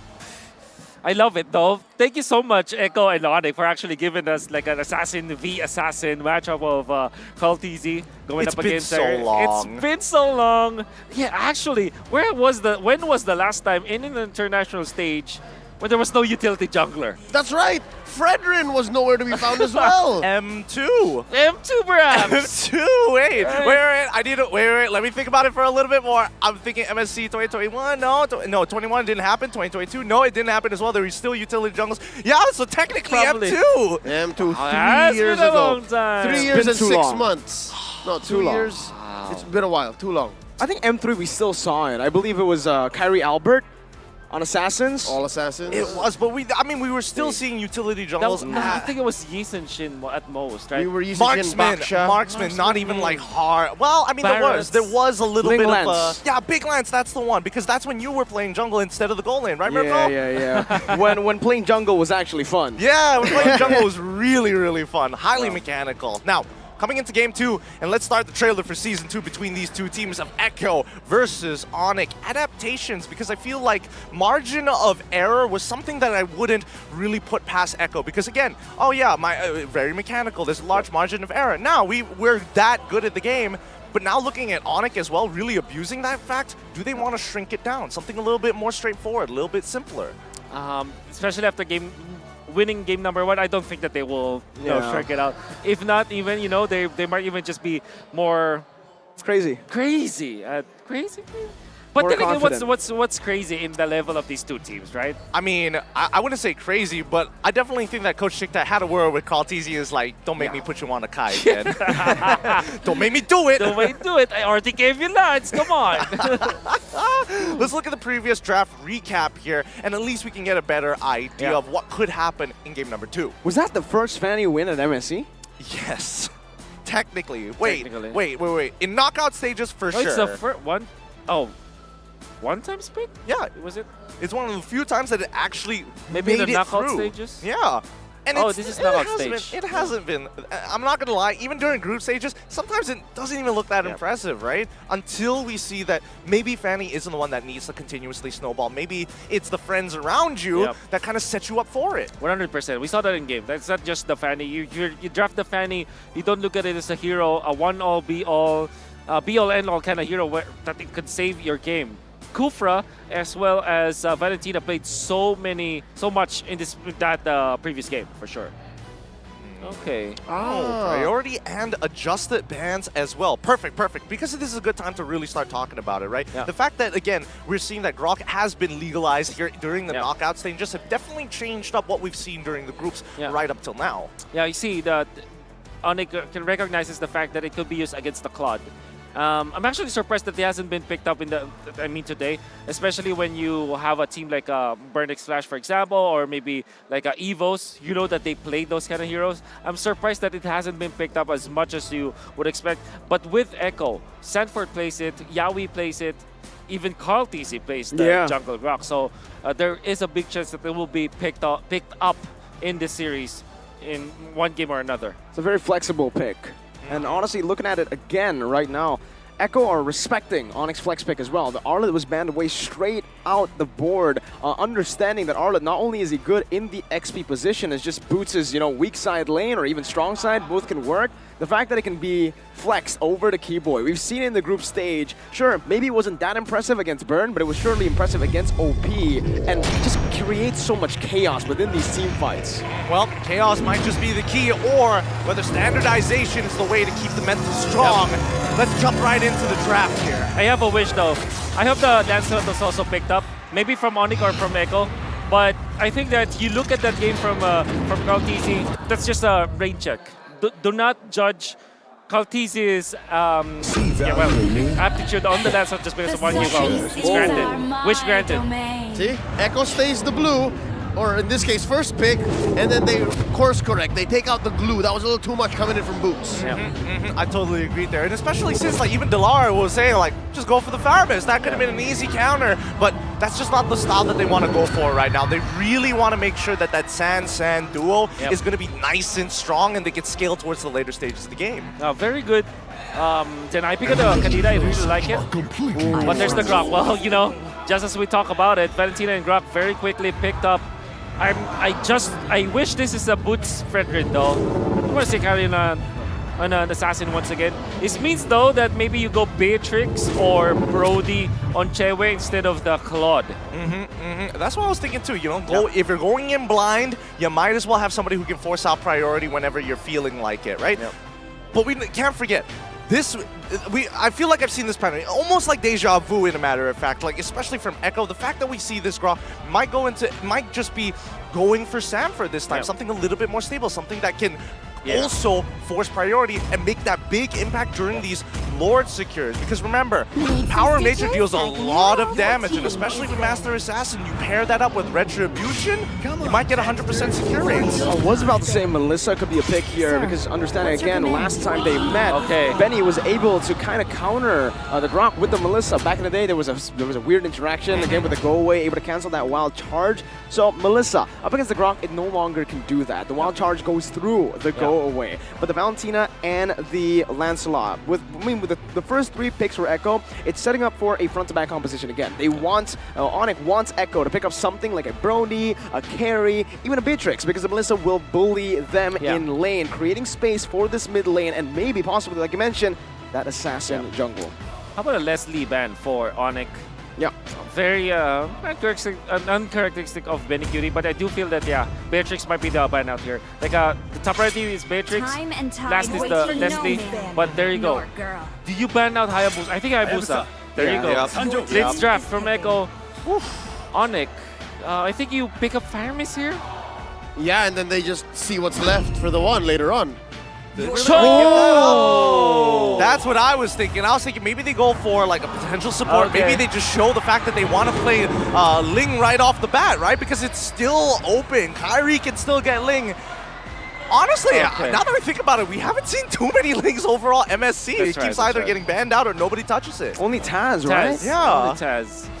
Okay, I think Carry still is good, but you're not left without a choice. Carry might be the best option left for Echo. Then you go for an XP laner. Oh, Harriet! I like this. I like this. That's just good. To make sure that Benny has a somewhat winning lane here with a little bit of help, and also, the Turisla, just in case this Fredrin ends up being flexible. Yep. Arlot. It's weird that Arlot is open up until this point, right? No, he's already banned. First ban, there right? it is. Yep. I'm sorry. So are we expecting for this Fredrin to go into the Kyrie, or is he going to force the Ling? Because that seems to be the only one left. Right? I don't know about the Ling against this comp, though. Yeah, it's very difficult. The Grok's able to deny you. It's really annoying. Tarizla as well is kind of a thick boy. Sanji can kick you. Sanji can kick you as well. He can steal the way of the dragon at the same time. With some sort of damage. Do you go back to the Masha if you're ONIC? Everyone has a yes, you do. Yes, you do. Of course. Great call. Of course. Great call there, Wolf. Now, the adaptation is looking good. First Blood King, Mr. Echo Sanford himself, is leading with 4 First Bloods in the entire tournament. He's great in lane, but in game number 1, it was a little uncharacteristic to see him take such an awful trade against that clue. So again, I love the fact that even for Coach Tic Tac, he's looking at every aspect of the game, from laning to mid all the way to late and neutrals. Okay, how's the Terizla Masha matchup? Oh, it goes nowhere. It literally goes nowhere. I agree. That's like 90% of Masha matchups. Exactly. Whoever commits is wasting time. Yes. Exactly. But at least with Terizla, they can clear out that wave. He can start focusing on moving out of that lane first and maybe keeping Masha to try and match him as quickly as possible. But what I'm expecting for Echo here is something that's similar to game 1. They're very all in, because at least the Masha can re-engage. The Masha can say, no, let's not do it. We'll see what the tempo is like as we go into game 2. Can Echo reset and take us to 1-1 as we enter game number 2 in this best of 5? To Mobile Legends. Already already there is a lot of pressure in the purple buff. Keyboard already putting so much pressure early on. Actually stealing away the little purple buff here. Might be forcing a retry early on. Kyrie already on the orange buff a bit quicker. Carl's going to be forced to use the retry here. Ooh, very close. Uses the retry in the end. Keyboard with a bit of sass there. And recalls. there was no way for Yawi to help. Wait. Yawi's going to be doing a massive freeze. He's going to freeze every single minion wave. But he cannot help because Boots and Keyboy, they can just invade because Yawi is only holding on to the Guardian's barrier. Okay, a little bit of an invade once again. Just both teams skirmishing a little bit in the jungle. But this does give Kyrie a bit more of a better time farming compared to Carl Teasy. And the whole situation up top isn't as good for Benny either. He is outranged. He's going to oblige. He's got burst. Those basic attacks don't do much against the early kit of one Harith. Exactly. Remember the Harith though. It's a hero that can actually just deceptively good range just because of the synchro vision. Still is very mid-range though. But against Melissa, at least you have the way to kind of deal with the added range of the muddles. And close the gap, if you will. And that kind of makes it a 50-50, especially if you're looking at a gold laner as brave as Benny Cutie. And Yawi stayed, what, for a minute? So that's about 2 minion waves that he blocked with the Guardian's Barrier. It meant that Chewe will have to be nearer the turret of Echo. What? San stole it away. The gold buff. Just a little win there for ONIC. They build up for this turtle. But Sanford, he's going to be caught by Thunderclap. Actually canceled out as well. The Petrify even. The First Blood King falls to ONIC. As ONIC pick up First Blood. Now it's a Resident battle. Carl wins it. Now with Wild Charge as well. Onto Keyboy, but he's able to jump out of there. Now Kyrie with the knock up. And the Appraise is bad. Sans picks up another. It's a 2-for-1 trade. Turtle traded in for kills as Keyboy disengages. And ONIC win out on the trade. Good Terrify coming up from Sanjit. And really aiding Kaltisi in that engagement. The fact that Echo got it, they got the turtle, that was so good for their team. However, ONIC, you cannot deny the fact that the 2 kills that Sans was able to get means that Harith will be threatened later on. Good thing though, Benny Cutie does have the Purify. Yep, and again, when it comes to turtle takes or any major objectives, you have to learn how to trade. Teams are getting so much smarter at that, and again, at this level of competition, economy counts, and that's what put ONIC here 1,000 gold ahead in under 3 minutes. That's huge. This is a big 1,000 gold. That's important. That is important for ONIC for sure. And Keyboy kind of recovered. Still, Benny Cutie, you're going to ask, when is he going to be activated? I think sooner for sure compared to Chewe. And Echo needs to really summon the Echo Express now. ONIC is going to be snowballing if they don't start trying to make a play. Just the same, it's so hard to say when you have this bottom lane, this XP lane that is going on forever again. Whoever commits is wasting time, and it looks like Boots is winning! Wait, Boots is winning the 1v1. He's going in all the way, forcing Sanford to flicker under his turret. Boots gets taken low as well, though. That's the first skill for you, trading evenly. But look at the positioning of one Sans. There's a bottom lane. They're looking to pinch him down. Sanford notices something fishy, walks all the way back. Proper respect from the world champion. Meanwhile, top side, CW is going to fall. That's Benny with the kill. An Echo trade. Oh, great trade coming out from Echo and the aggression. Like I said, activation of Benny Cutie, that is what's needed. And with a minute to go before the outer third energy shields go down, they will make a move up top, which means that there will be even more gold for Benny Cutie. Yep, and because of that space made up top, Echo can now make way for the turtle. Pulled over, Keyboy engages, watch Sands, and there's a kick! Purify though, instantly now Sands jumps into the back line with the rough waves as well. Sanji gonna be able to escape as Keyboy jumps out with a jump pull. Kyrie finds the kill back. Now Sanji also trading in for Keyboy. Kyrie looking for some stacks. For the Appraiser's Wrath, he goes for it. Retry battle here, giving Carl the go, picks it up. CW free hitting the back line right now with a muddle placement on point. Sanford's gonna fall, and ONIC once again win on a team fight. As you can see, Boots charging, walking them down with the unbending will. Benny recalling. This should give CW some room to go for the turret. Kyrie now knocked up by the wild charge, but should be able to pick up the purple buff. Was it Yaoi? No. It was Yaoi. Oh, it's Yaoi. It was Okay. Yaoi. That's still a win. I think ONIC still came out on top, and again, that's deja vu from the first turtle. Yep. The second turtle that happened, it was again Echo getting it and Carl TC just flexing his retribution, but ONIC, they're winning the team fights. And that is what matters most in the second and the third turtle.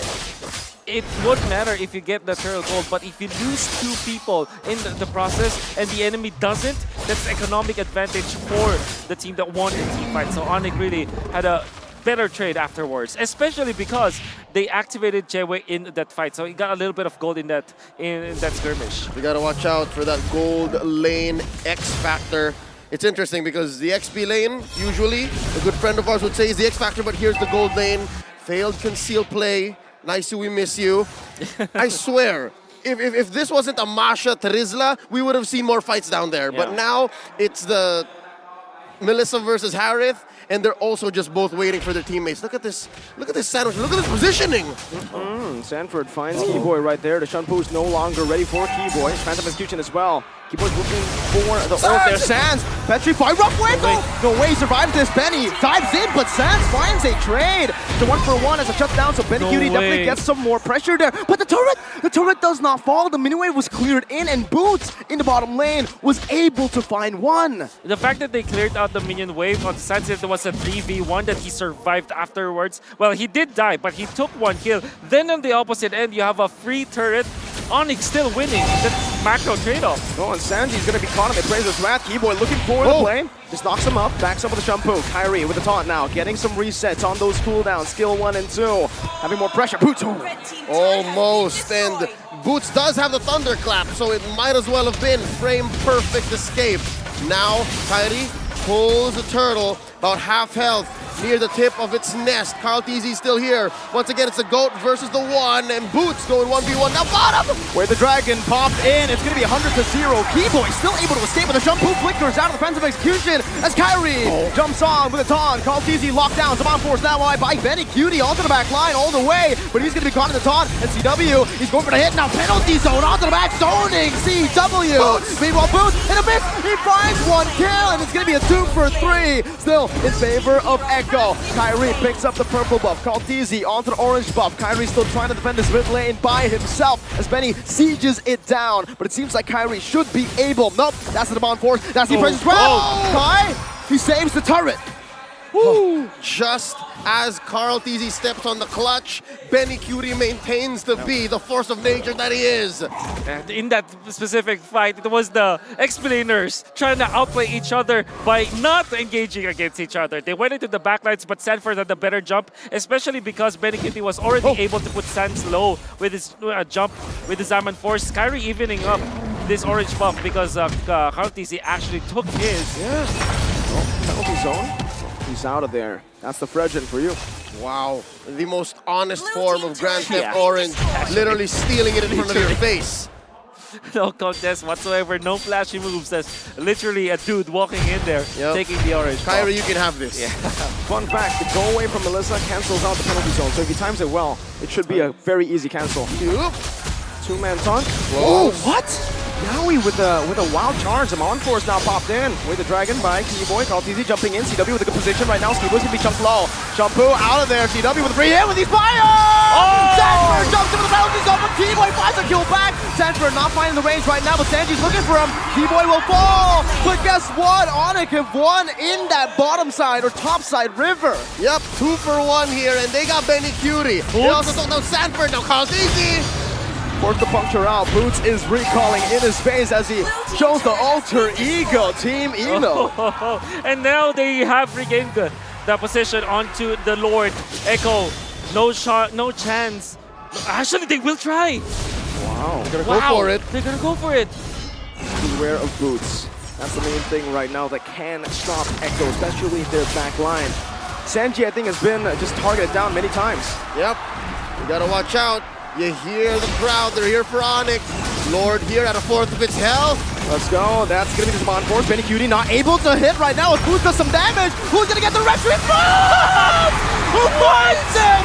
No retry! CW free hitting in the back with the go away as well. Sanford taking low. Kyrie locking Yaoi up. Yaoi forced a flicker out of the breath of the ocean. How does Boots do it? He basic attacked it. Was that how bad the situation was? That's how chaotic it was for both Echo and ONIC, that it was only Masha was able to just scratch away? Scratching, like Masha with normal attacks, not even a thunderclap. It was because of the two playmakers from both teams just taking away both junglers. It was the kick coming out from Keyboy. You're gonna see. Look at the kick coming up from Keyboy with the Wave Dragon. Then of course Sanford. The Lord knocked them up. Exactly. But they utilized the retry far too late.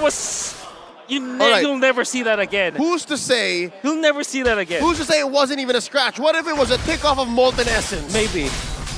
Is it that bad? It is that bad. By the way, it very smart from Keyboy. I don't know if it was intended, but the delivery with the Way of the Dragon into the finality of the stun was just in sync with the skill of the Lord, which added a knockup. So essentially, he had another way to combo it. It was a chain CC. Exactly. The Filipino bush. The Filipino bush. Oh, it's Yaoi in there. Carl TZ in the middle of 4. This might be a lockdown. Has the puncture. Gets out. Just a little siege going on as Echo are able to micromanage the waves up top. Oh, did he spot Yaoi? Yaoi did he seal? He did. Sand spots him out. I don't think Yaoi wants to go for anything here. Meanwhile, Boots down below. They gotta be careful here. Yeah, Filipino bush is dangerous. Yeah. If the opponents are aware, you're basically sandwiched. You're left in no man's land. And Yaoi knew the way out. At least, luckily, the purple buff wall was down, so he can cross right through. He wasn't punished. And here, Carl is struggling to keep it. Okay, Carl, the puncture now, jumping on. That's Kyrie, like he got it, I believe. No, CW! So much damage! Sanji steals the rough waves, but Boots is falling down! The knockup comes through! Sanford to the back, looking for the damage, but CW has the feel, and CW! He survives! 4-0! ONIC are looking to find match point. Benny Cutie, the only man left standing. A miracle is what he needs. ONIC on the base, Keyboy with a flanker. ONIC, they are building and they have secured match point. This is all heart. This is all conviction. ONIC have come in with a mission. Echo have been pushed to their limit unlike never before. Absolutely. It wasn't a clean fight at all. ONIC, the reason why they look so good is because Echo was also so good. Everybody's just like Super Saiyan mode. And in that last purple buff fight, who would have thought, right? The final clash will be around the purple buff, not the Lord, not the turtle wherever, not a turret push. Purple buff. Carl TZ was so starved that he wanted to take that, but the entirety of ONIC, including the Indonesian fans, was there. Who'd have thought needing the purple buff would be deadly? Who'd have thought that it would have cost you the game? Oh. That wasn't Che Wei. No. That was Calvin Benata. Calvin Benata. Say his name. Say his name. Put some respect on CW's name. He had Inspire all along. And after the fact of the matter is, he was so patient with the Inspire. I could have sworn that if you find already the enemy jungler, you would pop the Inspire to just eliminate him. But Sanford, when he jumped, it would have been a kill. He had Inspire. He took it, and the Haskell's was quite late, but it didn't matter. He had the way to deal with Sanford. Gideon, is this the reality you were expecting? It's match point. Echo scored 0. This is not the reality I was expecting. I was expecting the Filipino finals. I love this team in Echo, but right now, ONIC is in a different realm of existence. It's coming down to the wire. It's coming down to who outplays who at this final moment. It's a beautiful game of Mobile Legends, and better yet, people have been telling us this is the grand finals game. And I was thinking that, I don't know, maybe we can actually wait for the real grand finals, but I think I've changed my mind here. This, I really hope Echo pulls it back to make it a full 5 games. We need more of this. We do. We really do. Now we definitely wish there was a lower bracket, you know? This is the time where, come on, is this going to end like this? Not like this. There's a battle for third. But they're not going to be battling for third. Exactly. There's no achievement. Not like this. It hurts. It hurts a lot, and I was already questioning, like, man, showing Melissa so early on, and especially with the interactions that, you know, we could have expected to see. You know, they already saw the Grok in the first place. I thought maybe this could be a mistake. I gotta remember the name Calvin Winata, and you guys should too. CW, you didn't feel his impact until it was too late in game number 1. Right here, right now, he does even more. But if it wasn't for Boots making sure that Benny QT is having an uncomfortable time, and as well as Lancelot unable to get those weave those autos in, it's tough. What did the Lars say? First thing he said on the desk, Boots and CW, these are the two guys who need to perform if they want to take Echo on. And man, they're not just performing, they're stepping up. And the guy who really stepped up, Boots, in this particular game, you have a rough idea what will happen, right? In the X-Play, we know that it's gonna be a nothing late, right? But the way that they contributed the fights, and I would say Sanford, despite having a 1-5-1 score, he really did challenge Boots, and they were trying to mirror each other. Boots going into the backlines, making it impossible for the backup of Echo to come into the fight. Well, that's also true with Sanford going onto Chewe, but Boots in the end managed to find the better openings. There wasn't any minute in this game where he wasn't doing anything. He was always on. Exactly. Hardest working man today. And something about that that heat map that you will see in the highlights is the fact that he kept taking the role of controlling that bottom quarter. He never let it go, and he understood that that was his mission. And here you'll see, he was always looking for something from the backline. Look. Great jump from Sanford, but then again, the way that everybody's just clumped up and you still find the right target to go onto, like utilize your Thunderclap to regain some health and then still get a kill before dying against 4. Boots is on a different level now. He's very self-aware. Chewe. Yep. Oh, look at him go, look at him go. The fact that he's target prioritizing Muddles just to shorten the cooldown for his dashes, so very, very smart. Rather than trying to maximize his damage, it's about the mobility. And then the final moment right here. He scratched it, he scratched it! He scratched it right at the end! All right, at least he scratched it. I was afraid it was off of a Molten Essence stick. Oh my god. Oh, Kaltizi really, really deprived. And look at that, 4 members, including the Indonesian fans in that purple pit. Boots comes in and just cleans it up. Sanford, well done, but the Inspire was ready from Chewe, and of course Eboy helped along the way. Everyone was there. Everyone was there, including what? Eterna was there. Gani was there. Ranger Mas was there probably. Rashi somewhere in there. Kabe was chilling. Omwawa was there. Omwawa decided to join the party. Man, I just heard the sharpest scream in the world, and I just figured out what it is. It's both Delar and Rippo take pictures together on the side, and by the way, on the ONIC side of things. I don't know whether it's conspiracy or not, but the game ended 12 minutes, 14 seconds, 7-14. Double the kill score right at the very end. You would think that this will be the case, especially because Echo have found a good footing in the early stages. Benny QT already won in the lane. It was Yawi utilizing the Grok Guardian's barrier. But then again, Carry was also, I guess, on point when it comes to securing his own farm and the buff. Like 1-0 and 10 eventually. Boots was phenomenal, Cherry was phenomenal. Sans in this game as well, so many good jumps. But my oh my, Keyboy, this is the reason why Delar and everybody else was hyping this guy with a Cho. He's good. He's really good. He's really, really good. I mean, I think Gani said it in MPL Indonesia right after Keyboy beat Evos or Alter Ego. I can't remember, but Gani pulled out his little, drawing, and he said, "Yo, Yaoi, do you miss Keyboy?" And everybody at the time was like, what the hell? I mean, Yaoi beat Keyboy, but now you know what Gani was on. Man, I just can't wait for the fanfics to start coming up. VX Keyboy, like, I could see the title already. The M4 Cho skin hasn't even come out, and are we already naming a new Dewa Cho?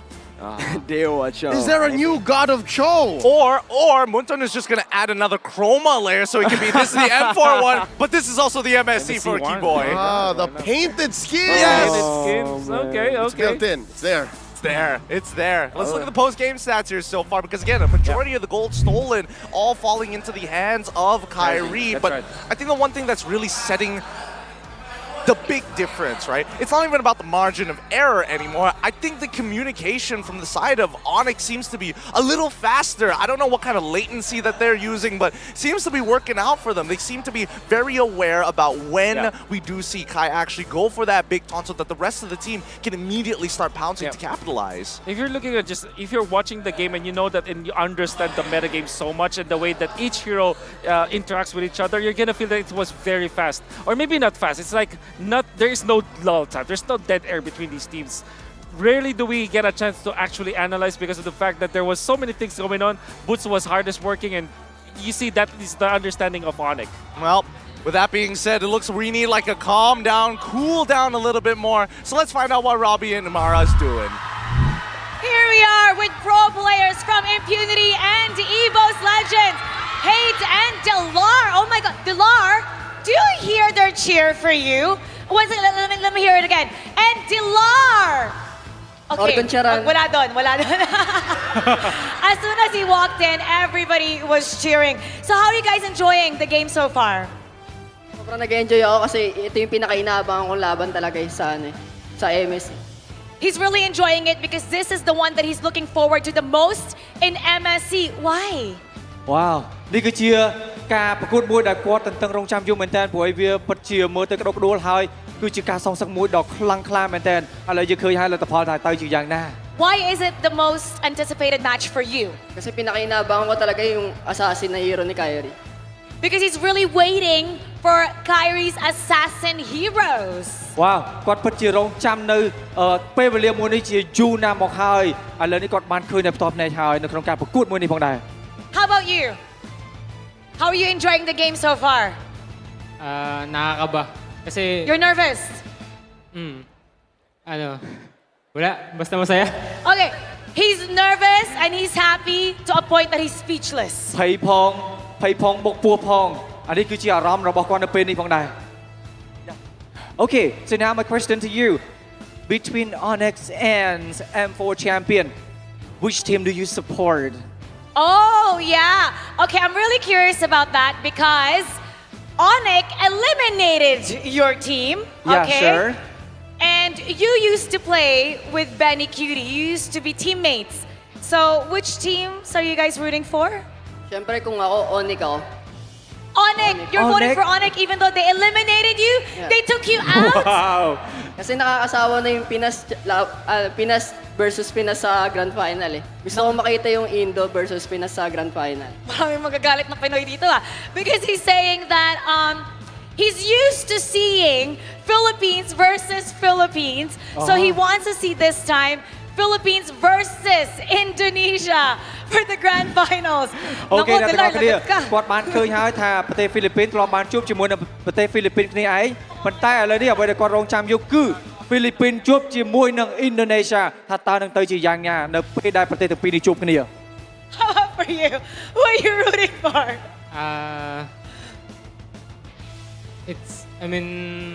Either who will win this match. No, you have to say. Who? Both of them. Both of them. And any, because my teammate before, my coach before is in ONIC, and my teammate before is in Echo, Benny Cutie. Is any of them? Any of them because he used to be teammates with Benny Cutie from Echo and both of them actually were from ONIC Philippines. So he really can't decide right now. So any of them is fine for him. Yeah, វាពិតជាពិបាកមែនទែននៅក្នុងការសម្រេចចិត្តថាយកមួយណាព្រោះអីពីរនឹងគឺល្អទាំងអស់គ្នាអញ្ចឹងគាត់ថាមួយណាក៏បានដែរទាំងពីរក៏រឹតតែល្អដែរបាទ Okay, so Hatred is now playing for the Impunity in Khmer. So is there any journey in here and can you speak Khmer a little bit, even a word, so that the fan here would say something about you? We want to know that. We want to hear it from you. What's the word? What's the word? What's the word? Think about it. I know a word. Tuesday. Tuesday, Tuesday. Oh, hello. Tuesday, What else do you know? I think it's just 2 words. Tuesday bong and akon charan. Wow, Tuesday បងនិងអរគុណច្រើនគឺជាពាក្យដែលគាត់ចេះបាទ What does that mean? Thank you and hello. Hello, Is it bong, right? and Thank you and hello. Very, very polite. Or something. Oh, you know something? Okay. Dillard, Papa Sikat, go ahead. Bong Soroline on. ណែតាមពិតអ្នកទាំងអស់គ្នាអ្នកបោះព្រីយ៉ុងនៅខាងនេះ Translate. What does it mean in English? I don't know that. I don't know that word. You're the one who's from here. Can you translate it for me? Translate it for He him. said that បងស្រឡាញ់អូន meaning that I love you It means I love you. Can you say it again because the girls love it? Say it again one more time. Say it Bong Soroline on. They're going crazy. Now, you were saying that, you know, you're part of ONIC, you were teammates before with Kyrie and Coach Sheb. I see pictures of you guys. You guys still hang out? And how's the relationship? Did anything change? Wala naman nagbago, ganun pa rin, pamilya pa rin kami. Oh, he's saying nothing has changed ever since they were teammates because they're still family, even up to now, even though they're not teammates anymore. អូខេទោះបីជាពួកគាត់មិនមែនជាធ្វើការនៅក្នុងក្រុមជាមួយគ្នាក៏ដោយប៉ុន្តែពួកគាត់គឺជា family មានន័យថាជាគ្រួសារតែមួយផងដែរដូចចឹងហើយដូច្នេះហើយគ្មានអីដែលអាចផ្លាស់ប្ដូរពួកគាត់បានទេបាទ Okay, well, he's residing in Indonesia, you're residing here. Since they came to Cambodia, how is the hangout so far? Do you miss Coach Yap? Do you miss Kyrie? Yeah, I miss them. I miss them so much. But I mean, it did not change anything because we were talking like video call. Oh, you're always video calling, Yeah, so and- nothing has changed. Yeah, we have group chat. We're talking if we are free. Oh, okay, you're still talking. What about Benny Cutie? Do you still talk to Benny Cutie? Sometimes. Sometimes. អូខេពួកគាត់នៅតែមានការទំនាក់ទំនងគ្នារវាងគ្នានឹងគ្នាព្រោះដោយសារតែគាត់មាន group chat ក៏ដូចជាគាត់មាន video call នៅក្នុងការនិយាយគ្នាអញ្ចឹងហើយទោះបីជានៅដល់កន្លែងណាក៏ដោយក៏គាត់នៅតែមានភាពស្និទ្ធស្នាលរវាងគ្នានឹងគ្នាដូចគ្នាដែរបាទ Okay, as pro players, everybody thought that Echo was going to be dominant because they eliminated ONIC during the World Championship. But this time around, it's 2-0. ONIC is the one dominating. So, if you were to put your shoes, and you know Benny Cutie, with Echo's position right now, how much pressure do you think that is for them? Because a lot is expected from them, and they're the ones that hasn't had a win for even one game for this matchup. Tingin ko yung Echo, sanay na sila. Kasi nung time na natalo sila sa Blacklist, alam na nila kung paano bumawi. Ganun. Tsaka professional player sila, alam nila kung gaano, ayun, yung mental nila, ganun. And he's saying that Echo's doing just fine because they're professional players. They know exactly how to bounce back. They learned even from Blacklist, and they know this mental game that's happening right now. អូខេគាត់នេះបានលើកឡើងថាតើតូនជាមួយនឹង Echo ទោះបីជាយ៉ាងណាក៏ដោយគាត់ដឹងថា Echo នឹងលេងបានល្អហើយទោះបីជាមានរឿងអីកើតឡើងក៏ដោយពួកគាត់នៅតែធ្វើការគ្រប់គ្រងទៅដល់ក្រុមទាំងអស់គ្នានឹងផងដែរបាទ All right, if we can big up Echo for Benny Cutie, what is your message for him? And then you're going to big up ONIC. What is your message to them? The fan you are go looking first, for that. Tate. What's your message for Benny Cutie? And if you're gonna be, parang ipagmamalaki mo yung Echo. Good luck sa inyo. Kaya niyo po yan. Paabutin niyo game 5 para maganda yung laban. Good luck to Echo. You can do it. You can reach game 5. So it's gonna be an even intense match. It's gonna be a beautiful match. គាត់ជូនពរទៅដល់ Echo ក្នុងការទទួលបាននូវសំណាងល្អនៅក្នុងការប្រកួតនៅវគ្គក្រោយនេះផងដែរបាទព្រោះយើងឃើញថាវាពិតជាក្តុកក្តួលមែនតើព្រោះអីឥឡូវនេះគឺ ONIC ទទួលបាន2ហើយប៉ុន្តែ Echo មិនទាន់បានទទួលបាននៅពិន្ទុទេបាទ Okay, what is your message to Kyrie, Coach Yeb, to the entire ONIC? To Kyrie and Coach Yeb, yeah, good luck, and to Kyrie, I'm so proud of you. Yeah. Kahit sobrang layo na narating mo, sobrang proud ako sa'yo. Ganon. Tapos, galingan nila, yung ONIC, galingan lang nila. Simangat bang. His message to Kyrie is that he's reached so far. He's done so well. He's so proud of him. And he's telling ONIC that they can do such a good job. And did you say something in Bahasa? In the end? Semangat bang. What does that mean? Keep spirit. Keep the spirit. គាត់បានផ្ដាំទៅដល់ក្រុមថាអ្នកទាំងអស់គ្នាបានធ្វើល្អខ្លាំងមែនទែនតាំងពីដើមរហូតមកដល់ពេលនេះហើយដូច្នេះហើយសូមបន្តការធ្វើល្អនេះក៏ដូចជាការលេងឲ្យបានល្អកាន់តែខ្លាំងម្ដងទៀតហើយជាអ្វីដែលជាពិសេសនោះគឺការធ្វើការងារសហការជាក្រុមនេះតែម្ដងគឺធ្វើឲ្យយើងទទួលបានជោគជ័យនៅក្នុងថ្ងៃជាពេលចុងក្រោយបំផុតរបស់ Now, is this going to be a sweep or will Echo bounce back? That's what we're going to find out. So we're going to head back to our casters to take us and see the world. And now, this could be it. Match point for ONIC as Echo looking to recuperate from the damage received in Game 1 and as well as Game 2. And we were having a bit of a discussion here and would like to bring that up. You know, it's a simple children's game, but RPS has a lot of complexities. Yeah, there was. I can see that. I was actually reading through the timeline, and a lot of like analysts in the Philippines say that there's a lot of like micro engagements that both of these teams are doing. And thank you so much to all of the viewers out there. 2.1 million. We can do better. We can do better. I believe with this matchup, everybody at home, you guys can share it to everyone you know, and we can get to 3.5 by today. Take it to Game 4. Exactly. We're breaking records. Take it to Game 4, then it is. Yep. We're looking to hit 3.5, but to all the 2 million concurrent viewers, thank you so much for helping us hit our PCU record this time round. But let's get back into business, as you were saying. Wolf. Yeah, as I was saying, there was a lot of like micro engagements that are happening, outplays against outplays, and I think that that will only happen if there will be two teams who are equally matched when it comes to skills and knowledge, and they're trying to outplay each other. The reason why we're given this good of a match, it's not because like somebody like, you know, having like a, you know, a good outplay whatsoever, or maybe something like a lucky shot. This is two teams really trying so hard, winning with the knowledge that they have. It's looking for different avenues, right? I mean, they know their fundamentals. Everybody knows the macro, but at the end of the day, it's about where's that, like Leo likes to mention, the ceiling. There are no mistakes in these games. They're playing at the. I agree. They're playing at the peak of MLBB. If you're looking for the best right now, that the sport can provide you, watch these games. And again, the fact that they end at 12 minutes, 15 minutes. Doesn't tell you the whole story. It didn't feel like 12 minutes at all. That last one was 12 minutes. So, man, wow. What's causing these losses from Echo right now are not the fact that they're not doing their best. Yep. I think it's just ONIC can find a way to min-max what's being provided and what's being let out. So, now it's up to Echo. It's their turn, right? It's their turn. They've introduced us to the Echo Express. They've introduced us to the Echo system in Season 11. What's left in the playbook? There is the saying, the contemporary saying in the Philippines, in the professional matches, where it's like that they're just making the documentary look good. Oh. Season 3.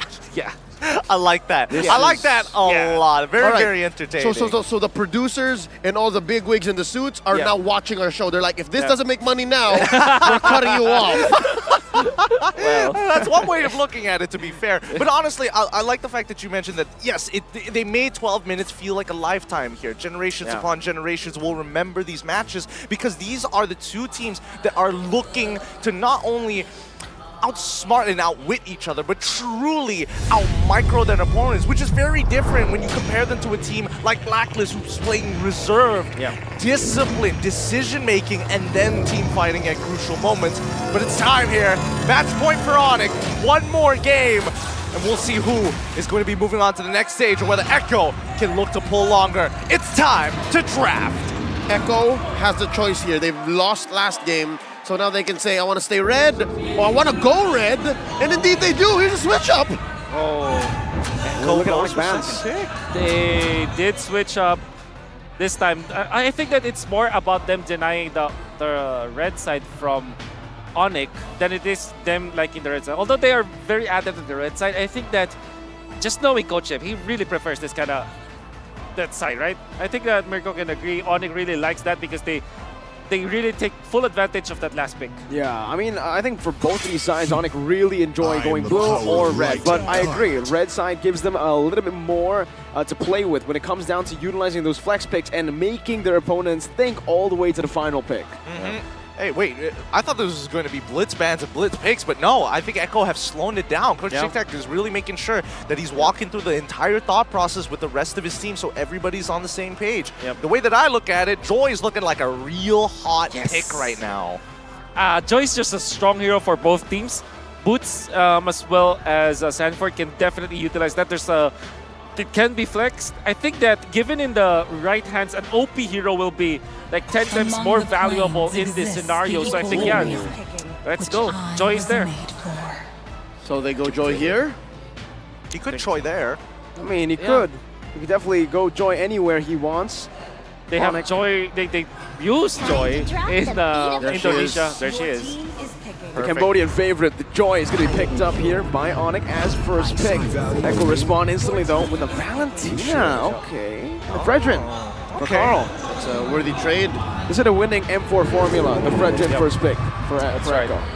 I think so. I think now it's really coming down to like how do you get your comfort picks, especially when you're pushed into this corner, right? Again, reduce that margin of error. No, they still pick up the Kadira. Maybe they pick up a marksman here, somewhere along the lines of Claude, perhaps, or maybe a Nakai earlier on for ONIC. Since there's already the Frederick from the side of Echo. Wait, Lancelot is up. It's open. It is open. Lancelot's free. Do they want it though? 4 more seconds. The decision is going to be made right here. They're going to be locking in. Yeah, I think I do feel that Melissa. Okay, they will go back to the Melissa. Echo, I wonder if they are interested for the Franco. The benefit that you get out of Franco is that you have a lockdown for the Joy. You always want to have some way to lock down the Joy, especially because they themselves have banned out the glue. Yeah, they need it earlier, or sooner rather than later, you know? There we go. They've already locked it in. So again, thinking ahead of time, let's get into the second phase because this is where it's going to get really spicy. ONIC, they can focus down on BennyQ's picks if they really, really wanted to. They can also start looking at maybe limiting 1 or 2, maybe 1 jungle option, just to kind of make sure that the Fredrin stays in the jungle. That's the benefit of picking up the Melissa very early for ONIC. They really don't care as much about the matchup. Maybe, especially because the Valentina's already been shown. This means that they can really just, reduce the amount of marksmen available for Echo in the second set of bans. And we can even see the response from Echo, right? They're focusing down on making sure that Kyrie isn't going to get his signature picks in the jungle, right? Making sure that these assassins aren't going to hurt Benny's side, knowing where ONIC is going to target their bans. There we go, Con. Yeah, so now we've got a very clear lead of the mindsets of the teams. That's right. Bitrix next then, right? They want to give the same matchup to CW. They want to either force CW or force Benny on Carry, Brody, or Harith.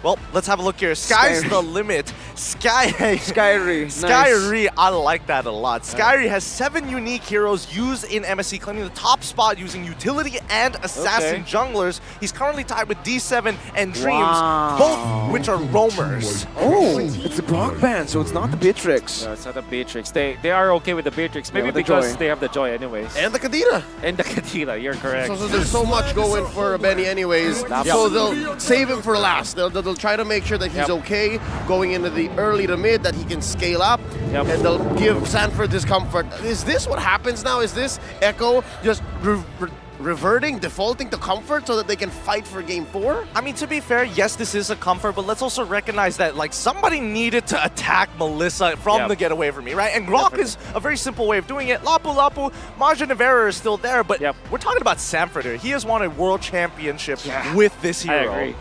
I will not be surprised if this is something like an Amon from ONIC. No, they go lands. Okay, they're looking for a roamer or maybe a damage dealer. Farsa may not be. Varia is there. Or Kagura perhaps for ONIC. Kufra. So they just want to be able to stop dashes. They want to be able to engage, and they give the Beatrix over. Very, very interesting. ONIC is looking to end the way they started, off of Keyboy's Kufra. And I don't know. I'm very nervous, and I'm not the Indonesian on this table. This is going to be quite the game here, potentially a game-winning one for ONIC, but Echo, they're going to have to fight tooth and nail, all of which are going to be signature picks, comfort heroes, as we will slowly be moving in towards that game. Leo, I think I'll pass it to you. You take it from here. Gentlemen, this is now or never. Echo has to present a threat, or else ONIC moves on. For the first time in a while, we have Manji, or Manford, sitting down. He's usually dancing around. He has been humbled. Oof. And for good reason. ONIC, the way that they won in the first 2 games, you would definitely believe that they are the best in this tournament. Why? Because it was Echo that they defeated. And it wasn't Echo just making mistakes whatsoever. It was Echo fighting in the same degree as ONIC. There's so much decisiveness between these 2 teams, but ONIC won 2 games. And now, this could be the last. ONIC here, just helping Kairi start off that orange while it's Carl Teasy mirroring. Well, both of the mid laners are having a bit of fun. You know, we spoke about the Sansan duo. Turns out we have our own Sansan matchup in the mid lane. Across the seas. Across the seas. Or the river here. Keyboy spots Yawi. There was a sent an attempt. There's a jump. Good jump, Boots as well. Oh, forcing a flicker very early on from Yawi. It's definitely a bad decision from Yawi. The fact that they don't have the flicker for the first turtle fight, that's massive. Yep, that's 102 seconds that Yawi has to wait, given the adjustments to pull yourself together. But should be enough time, given that he might not even have the bloody hunt when time comes. Okay, the Joy is a problem here, and I really like the duel between Sans and Sanji. The way that they're also, look at that micro play coming up from Sanji. He held on to the minion so that it will not be as fast, and Sans his lane will be frozen a little bit. Yep, and Sanji's continuing, right? For that matter. Now here's a duel once more. Carl Teasy and Kairi, they let go. Yeah. Little Wanderer going into Arteezy, every single thing matters in this particular game and in this particular matchup between Arteezy and Kairi. And just a Little Wanderer can spell a massive difference between 2 junglers. Yep, it allows Carl Teasy to reposition. Again, there's that movement speed buff along the river, that main artery that draws from corner to corner. Now Turtle has spawned. Boots here at half health. I'm wondering if he's ready to come through. And now both junglers are on the scene. Kai on the Lancelot. This time Sanford will use the Bravest Fighter here. Looking for stun right now, and that's going to be a free. Turtle over to Carl Teasy. Rhythm popped in. That's going to be the Bloody Hunt as well. Locking Keyboy down, but he fires a 3-man! That's the Vengeance, and that's the combo with the Petrify. Carl Teasy able to sustain right now, but Boots finds the first blood on the back line. Carl looking for the trade. Kairi 1 HP, but Keyboy and Sans proves to be too much for him to handle. Finally, we get a good trade back. Echo is able to take Boots down, but the kill was only for Yawi. Oh, okay. I thought that was Echo getting the kill, but the fact that they got the turtle, that's what's more important here. You can already see why the Valentina is favored to go up against the Joy, not only because of the ultimate that they can steal, but also because of the damage of the Shadow Strike. Once you lock down the Joy, it's not going to be a free pass to the backlines. That's why Boots, despite getting the kill, still received a lot of damage. Overall, Echo wins the first turtle fight. And this is already a great change. If we're expecting to go to game 4, maybe even 5, Echo has to start changing up this dynamic with the turtle. Oh! Carl gonna be caught by the rough waves, and Sans picks up the kill. Did Kairi steal his purple buff? Let me see. We'll never know unless... Now Sans is able to escape the Bureau. Oh, it's a red apathy, not enough! It's not enough to kill Sans. Beautiful oddity. The ocean oddity to get out of range. Back-to-back unfortunate events up top. Boots gets away as well. And 15% reduction in the damage under the outer turret. Energy shields, Yawi with direction to Kairi. Man, they don't stop. They don't stop. They want to keep on going. And CW hits onto the turret, getting a bit of gold himself. Oh, ONIC really... Oh, I mean, Echo. You would think that they already have the lead, but ONIC will always find an opening. And the fact that they found a kill onto Carl Teasy, that was so weird to see, because we didn't see the build-up on how they were put in that position. What matters is ONIC took out Carl Teasy, and that's a massive dent. You can see Kairi already level 7. And Carl Teasy's just about to get there, right? Another jump, catches one, and a hook. Bloody Hunt as well. Bravest Fighter also used up. Two big ultimates used up, but Keyboy will fall. Echo have a man advantage. Kyrie, 1 level lead. Carl gonna be able to find that level 2 as well. Level 7. Suns jumping back in. Kyrie with Retribution, but it's Carl! The goal finds it. Rough waves over to Sanji. Is Sans gonna be caught? The appraiser's right. Oh, Carl! What? He different direction! Now it's gonna be Kyrie jumping to the back, looking for the kill, but he has to be careful here. Sanji does some damage, and Kai ends up getting caught. Oh, that's deja vu. I think that's what happened, Wolf. Earlier when Carl TZ fell, it was just ONIC collapsing on him. This time around, they catch the one, they catch Kyrie. Very important. And Kyrie, very questionable that he went for that play, specifically because he knew that there were 4 people in there. They already got away. With Sans surviving, that could have been a massive, that could have been a getaway for ONIC, but it didn't. And it now puts the tempo to Echo, 1.4K. God. That's a solid lead, especially how close this game is, 2-3. In 5 minutes, there's a hook! Oh, Keyboy cancels it though, now not fully in range. Sans jumping in, the Bennett's Rage still find his mark. Rough waves popped in onto Yaoi, but the conceal is there. Echo playing it clean with their pickoff strat. And now in mid, once more, these 2 junglers, these 2 young prodigies going in. Champions in their own right. What all this action is buying in the mid and in the lower part of the maps are a dead lane once more. It's like that Masha Terizla matchup, but yeah, it's just the Lapu Lapu and the Joy waiting to rotate. They don't want to see each other in that lane. It kind of gives a lot of advantage to Benecutie. Well, just as we say that we saw it there. Yeah, we saw it. You have the Blade of Despair already available for Benecutie. Now's the time. 6 minutes and you have an engage comp from Echo. You do have a way to pick off, but generally speaking, you want to engage with this Fredrin and this Beatrix, Valentina to top it all off. You have the power spike now, Echo, and ONIC, they have not built enough for them to defend against Echo. Unless, of course, Keyboy finds a massive ultimate. Oh, but he's the one who's found! Keyboy canceled out! Keyboy canceled the hook! With the top boots and the Tyrant's Revenge. Perfectly timed now. Sanford has the ultimate back up. Kyrie's looking for the steal. Let's see if he's able to make this work. Carl versus Kyrie. Kyrie pops the Phantom Execution a little bit too late. Conceal play. Echo is able to escape. Carl TZ secures the turtle. 3-0 in the bottom lane. Sanford 1v1 against CW right now is going to be able to dash out, but it's not going to be enough as the flicker comes through. Sanford with a solo kill. The Apex Predator finds one, and up top, Boots, it's 3 on him. He's going to be slain as well. Penny picks up the kill. Echo side laners are online in game number 3. Oh, okay. Gonna be very bad for ONIC. Not only did they lose the turtle, might have gotten away with Keyboy, but the fact that they lost the kill onto the bottom lane, and they also will lose a turret up top. It's just the map that will be bleeding red this time. It's about 10 seconds until the purple. And the Lord, and no! They take down Sans once more. He couldn't even respond. This is going to allow Echo to push the tempo. Again, I think up next on the docket, that mid lane, so that the Lord coming in a minute will be as free as it gets. Boots is going to be sandwiched here. Not a good position to be at right now. The hook, oh, it barely connects.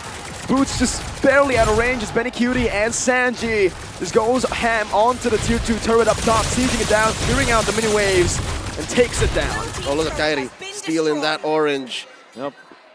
Never a dull moment. He's always up too. Ooh. These hooks have been just like a TP out? A pixel away. We'll see him.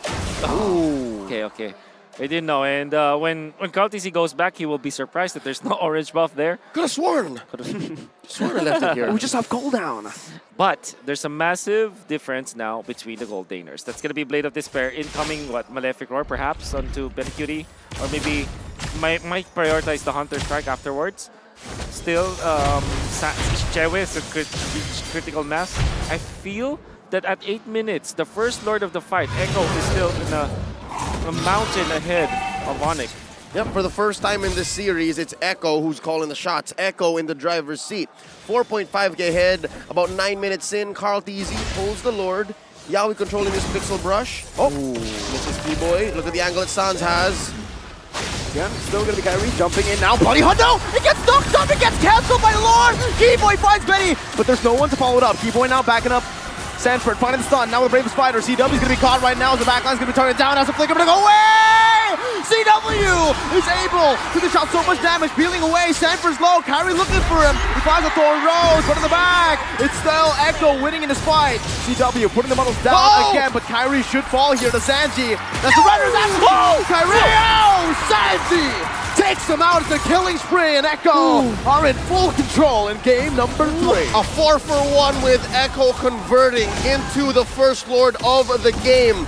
No denying the mechanics on every single player in this bout is on a whole nother level. But again, against two heavy hitting core heroes, the one could not get away. That one couldn't get away. Unbelievable fight coming out from ONIC. I thought for sure that they didn't stand a chance against Echo. I thought that if they do fight against Echo, they will just be wiped out. This is a stat. No way. Average? Okay. Our league operators work hard. They really do. They really do. TPM. So average TPM was how much? 6? Yeah. I don't need... If I'm not mistaken, Sanji's ahead. I don't believe that. All right, Sans got to step up his game, man. His TPMs are looking real low this game. Because Sans has been dying a little bit more in the series compared to the rest of MSC. So that's why Sanji's on the up and up here. Okay. Interesting point, for sure. Okay. Kyrie went for the Thunderbelt, by the way. It's not the Molten Essence into the War Axe greedy build that you see Galkizi have used. Oh, nice Petrify there to cancel it out with the flicker. Yeah, we're going to be engaged on Tyrant's Rage. Popped in, CW with the go away right now, but the sun connects onto the back line. CW is going to fall. Who's the once again prevails in this team fight, saving his team. Tier 2 in the mid lane falling. Top lane, Lord's going to swing away at it. 3 defenders from ONIC here. Huge trade coming in. Echo 7K ahead. They're outgunning and outmanning Echo. Still here. And now they take that inhibitor. Can they go for the finish? 6 seconds. Sanford with the bravest fighter still has it right now. Is asking the retribution coming in. Keyboy jumping in as well. The Terrified not going to be able to kill Kyrie right now. Is asking the respawn timers coming down. ONIC able to fight. Who's jumping back in onto the base of it all with the rhythm. Is it enough? No! Tries the shutdown. Keyboy finds a play to turn it around. Huge punish coming in from ONIC. Definitely not endable quite yet. Echo, the gold lead has shrunken down to 4K, and we'll see once more how deep Echo was and how sure they were that they could finish. Back-to-back plays coming out from Keyboy, catching the entirety of Echo that's pushing in there. You can see the jump. Then Boots, after the flicker coming out from Benikute, which wasn't the maximum range, was able to catch up. That Keyboy with the flicker so that he can thread the needle. You have Chewe dealing the damage already, and that was some great punish coming out from ONIC. Still, they are way behind. The debt is still pretty high.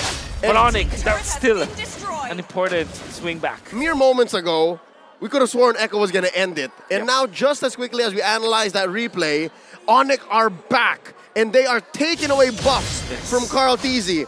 It's a quarter of a minute left until this Lord spawns. This is going to be Luminous Lord. If Echo gets this, again, back to the aggression, back to the tempo. If ONIC gets it, we're back to a 50-50. Hell, maybe ONIC can even end given how fast they've recovered.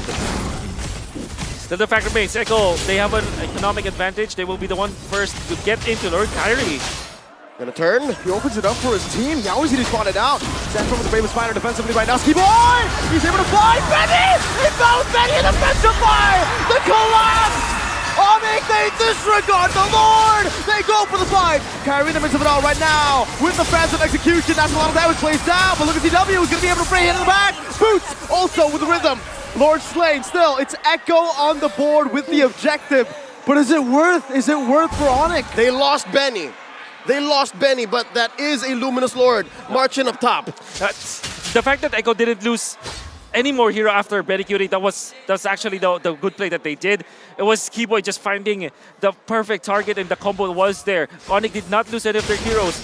Echo did also not lose anyone after Benikute. That's why they will be able to defend still. I think that it's worth it. All things considered, Echo will still be on the driver's seat. Well, one thing, they've denied the enhanced wave, but wait! ONIC showing a little bit of teeth here, doing more than just taking down the Lord. There's a fat wave in mid that was brought in by Echo, but ONIC standing their ground, no dice here. Gonna be waiting for Benikute to be ready once again. When it comes to the battle spells, that is what you have to count now if there will be a next Lord fight. Gonna be Yawi and Sanford ready at it for ONIC. If they timed the flicker of Echo well, they know that they can actually fight now if they do find an opening. Oh, pulling out the orange, delaying the motions that ONIC are looking for. They want to give it to Chewe, so they're going to be set up for a faster clear, a better engage in case they find it. Because again, these team fights, they come out of nowhere. And that's just how good ONIC are, how connected they are, the synergy between them. One sneaky, one ski boy says, I have the jump. Let's go. That's what's happening so far. And how many times have we seen the mechanics defied? The hooks, the bloody hunts canceled. Those pickoffs, they're key, but ONIC doesn't know exactly how to stop them in their tracks. Speaking of mechanics, I'd like to shout out Sanford here. The way that he's managing against Melissa is actually so well. Chewe already knows how to deal with the Lapu-Lapu. He knows how to use the go away. But Sanford knows that his bravest fighter does the big sword that he has when he pops it. He can actually hit Melissa even with the go away. Just because of the length and the anti-CC. The anti-CC that you also have with it, the bravest fighter. So he actually plays it well. The reason why he wasn't able to defeat or to fend off the attack onto Benicute was that he utilized the Bravest Warrior onto Kyrie instead, and Kyrie dodged it. Or maybe it was Keyboy, or maybe it was Sans, I mean. But the rest is...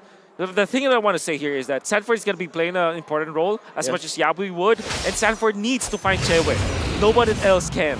Yep, and it seems like whoever pulls the trigger first and does so at the right target. It is not just about finding the right angle anymore, because that's how good these teams are, will spell defeat or victory. If Echo can even mount a comeback. Here's another Lord, pulled over.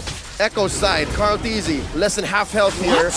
No one home for the hooks! What is that reaction time? He had to react to that one. Yawi now. Kyrie's baiting the Bloody Hunt. They want to go for a top lane or they clear it out. Carl Teasy on it. That's a flicker on the Bloody Hunt. Calm down together. Venice Rage as well, but Venice Rage finds Yawi. Boots in the back line now, jumping with the back. Just Benny! It's going to fall. No, he's still able to survive in the back line. Meanwhile, Sanford falls. Yawi as well. ONIC, they win a team fight. Echo get the Lord. Second time in a row this has happened. Benny? Echo gained. Wait. But wait. What? What's he doing? Whoa. You gotta be careful. Wait, he has a flicker. Watch him. Benny? Benny Beauty with the beer. Oh, one more shot. He flickers forward. Oh, Benny! Now, able to sustain back up, but Kyrie falls. Kyrie comes through, takes Benny out. Keyboy and Kyrie now managing the wave. CW was taken out. Carl Teasy is looking to play with the sword. That was uncharacteristic. Uncharacteristic. A hero play from Benny. Uncanny. Rarely happens. Odd. I'm perplexed. What's going on? There's a jump. Keyboy with the Stars Revenge. That's Boots buying the winner truncheon right now as he jumps into the back line. Sanji's gonna fall right now with the rhythm, and Sans with the oddity. Carl Teasy in the midst of it all. Yawi with a concealed play. He's looking for a challenge, but he plays the scrap, connects. Boots is gonna be connected down with a Bloody Hunt. Knockouts it away. Boots! He finds the winner! He finds the winner! Sanford!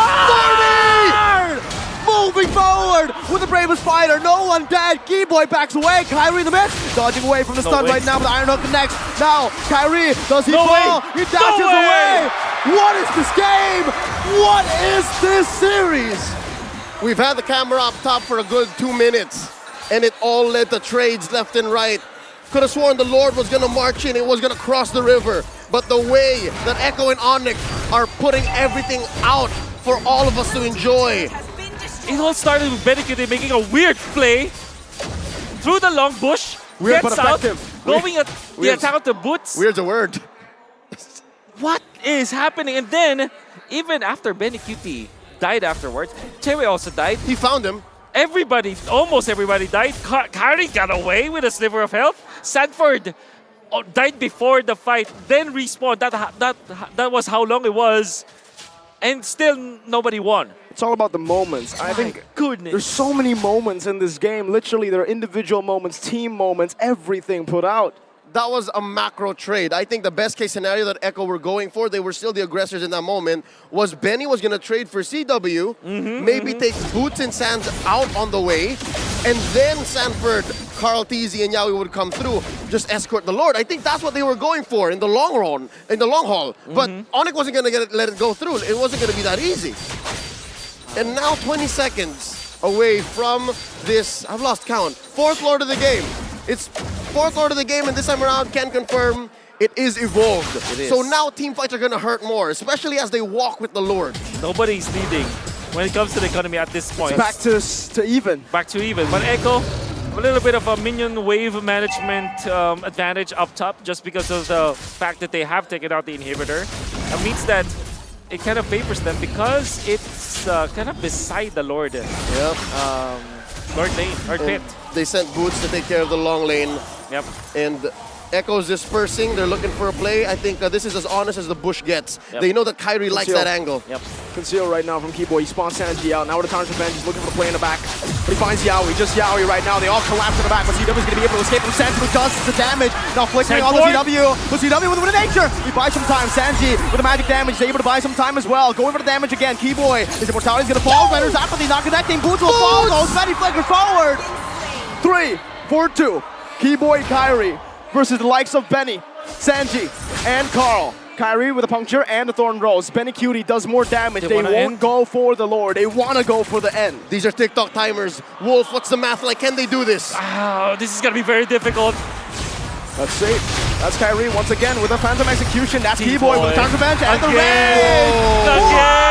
Keyboy saves the day for ONIC, for Indonesia. Charges up again. We have a game on our hands. It's so easy to say. It's so easy to say Echo should have just gone for the Lord. They should have blitzed it.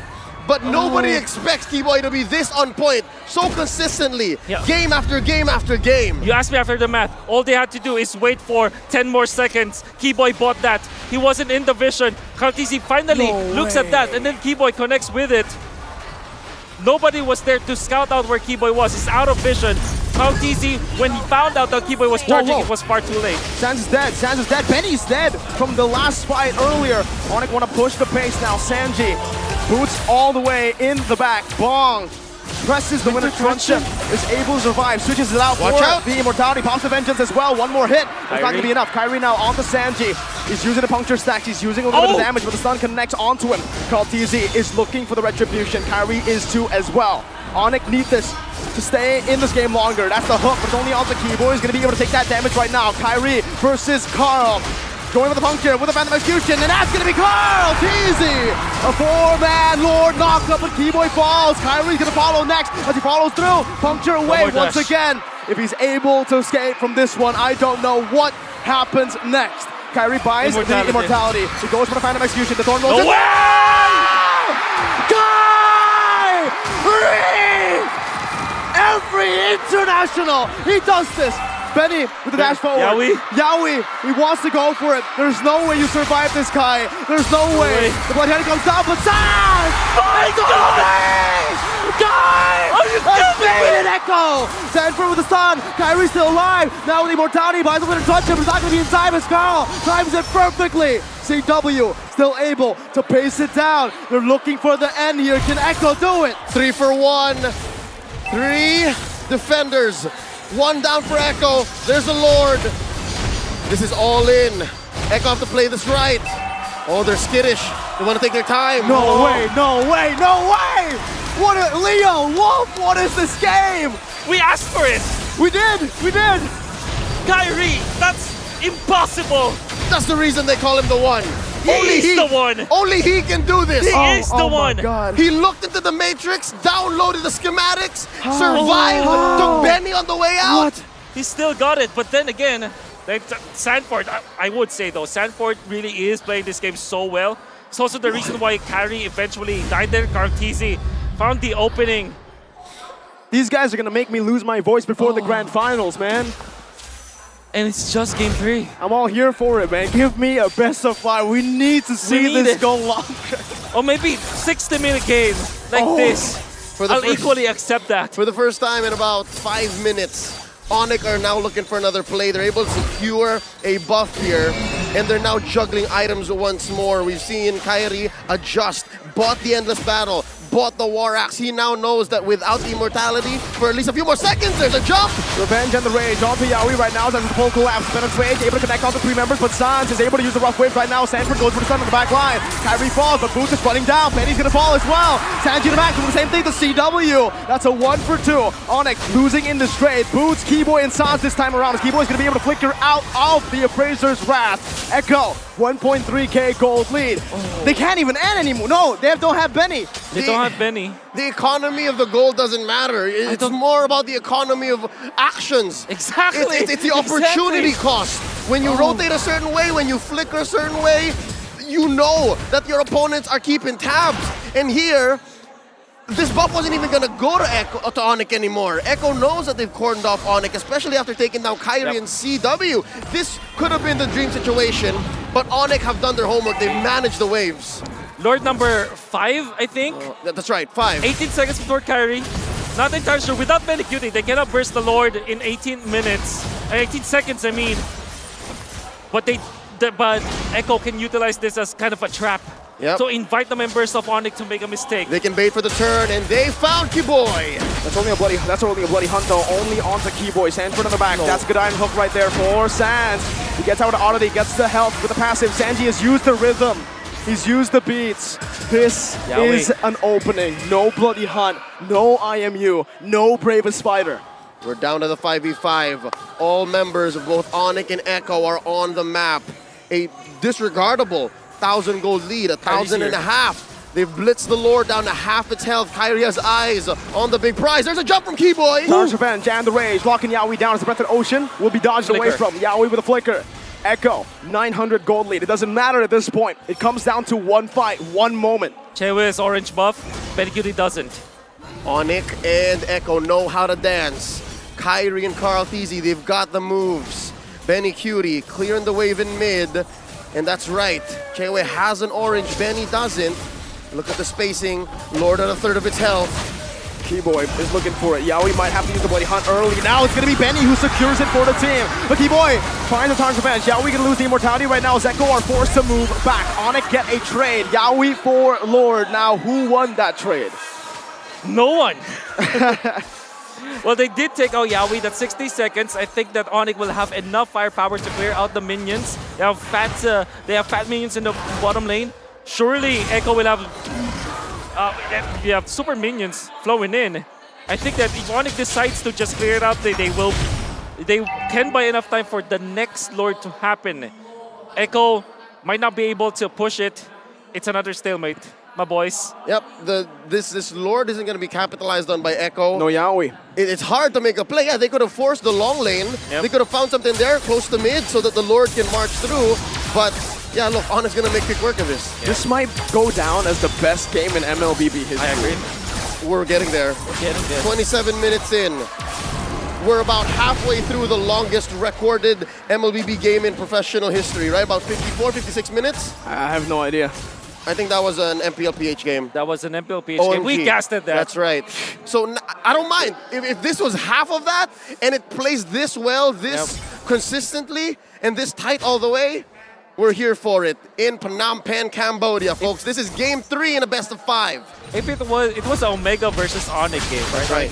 And Season 5 Omega had Girl Teasy. They were known as SGD Omega. That's right. At the time. So again, a little bit of history, folks. Y'all can look it up after this game. Right now, if you're not here, what are you doing?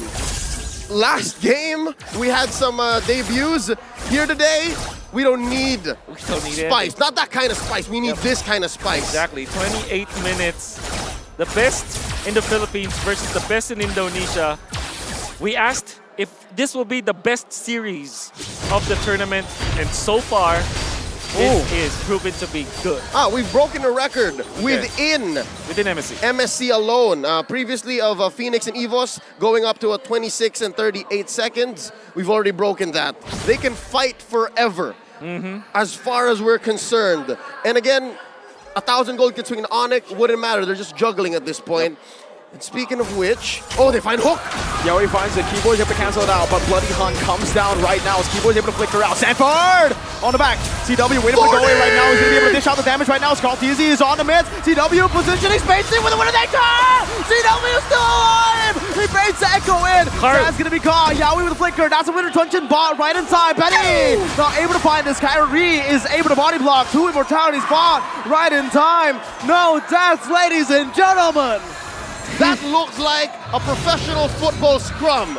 That looked like a rugby match, and ref said, reset. No one went down. They popped immortalities, they popped battle spells, but just the same, no one went down. They're all here for the 5v5, the big lord. Sans was able to keep his immortality, and that's gonna be good. Sanford lost his though.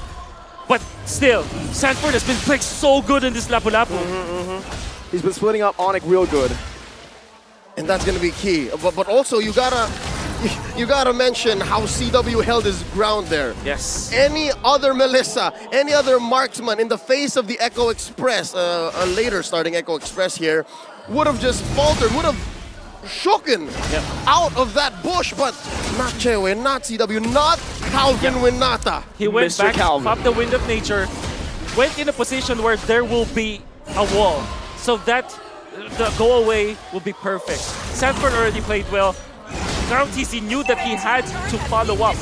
So there were 2 people going there to take down Chewe. Chewe popped the go away, and he had the teammates. Well, this far lane is going to be massive for ONIC. They can play the long game now. They can actually chill and wait it out. Look at that bottom lane. It's going to be slow pushing real slow. So it's going to be building up to a massive, massive push for ONIC. Yep, and they're forcing a response from Echo. That mid lane tier 2 went down. So minion equilibrium isn't as easy. It's not so Orca-sided this time around, given ONIC's 500 gold lead. Now Kyrie very deep. Wow. Oh, Yowie flickers. Bloody Hunt as well, but the Lord once again knocks him up. Now it's going to be Keyboard with the turn around down the range. It finds 3! ONIC collapsed, but Benny Cutie is able to find the reverse patches. Right now, CW dodging away. Boots jumping in. Now Kyrie is down. Boots with a vengeance, but he doesn't have the rhythm. Not enough to kill Benny down. Oh, Keyboard! He finds the Tyrant's Revenge, knocking him up. But it seems like ONIC, they have no way of entering this fight. They have to concede the Lord once again. It's a 2-for-1. Kyrie for Sanford and Benny Cutie.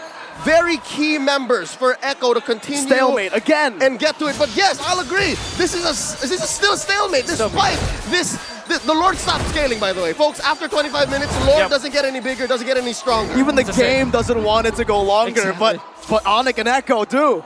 Yeah, endless waltz between these 2 teams. Benny Cutie being out means that there will be no push, despite them taking the Lord. Big shout out to Keyboy, winning the initial fight for ONIC, and then the succeeding fight. Benny Cutie already utilized the wall so that he can dash through, and that Boots will not be able to catch up.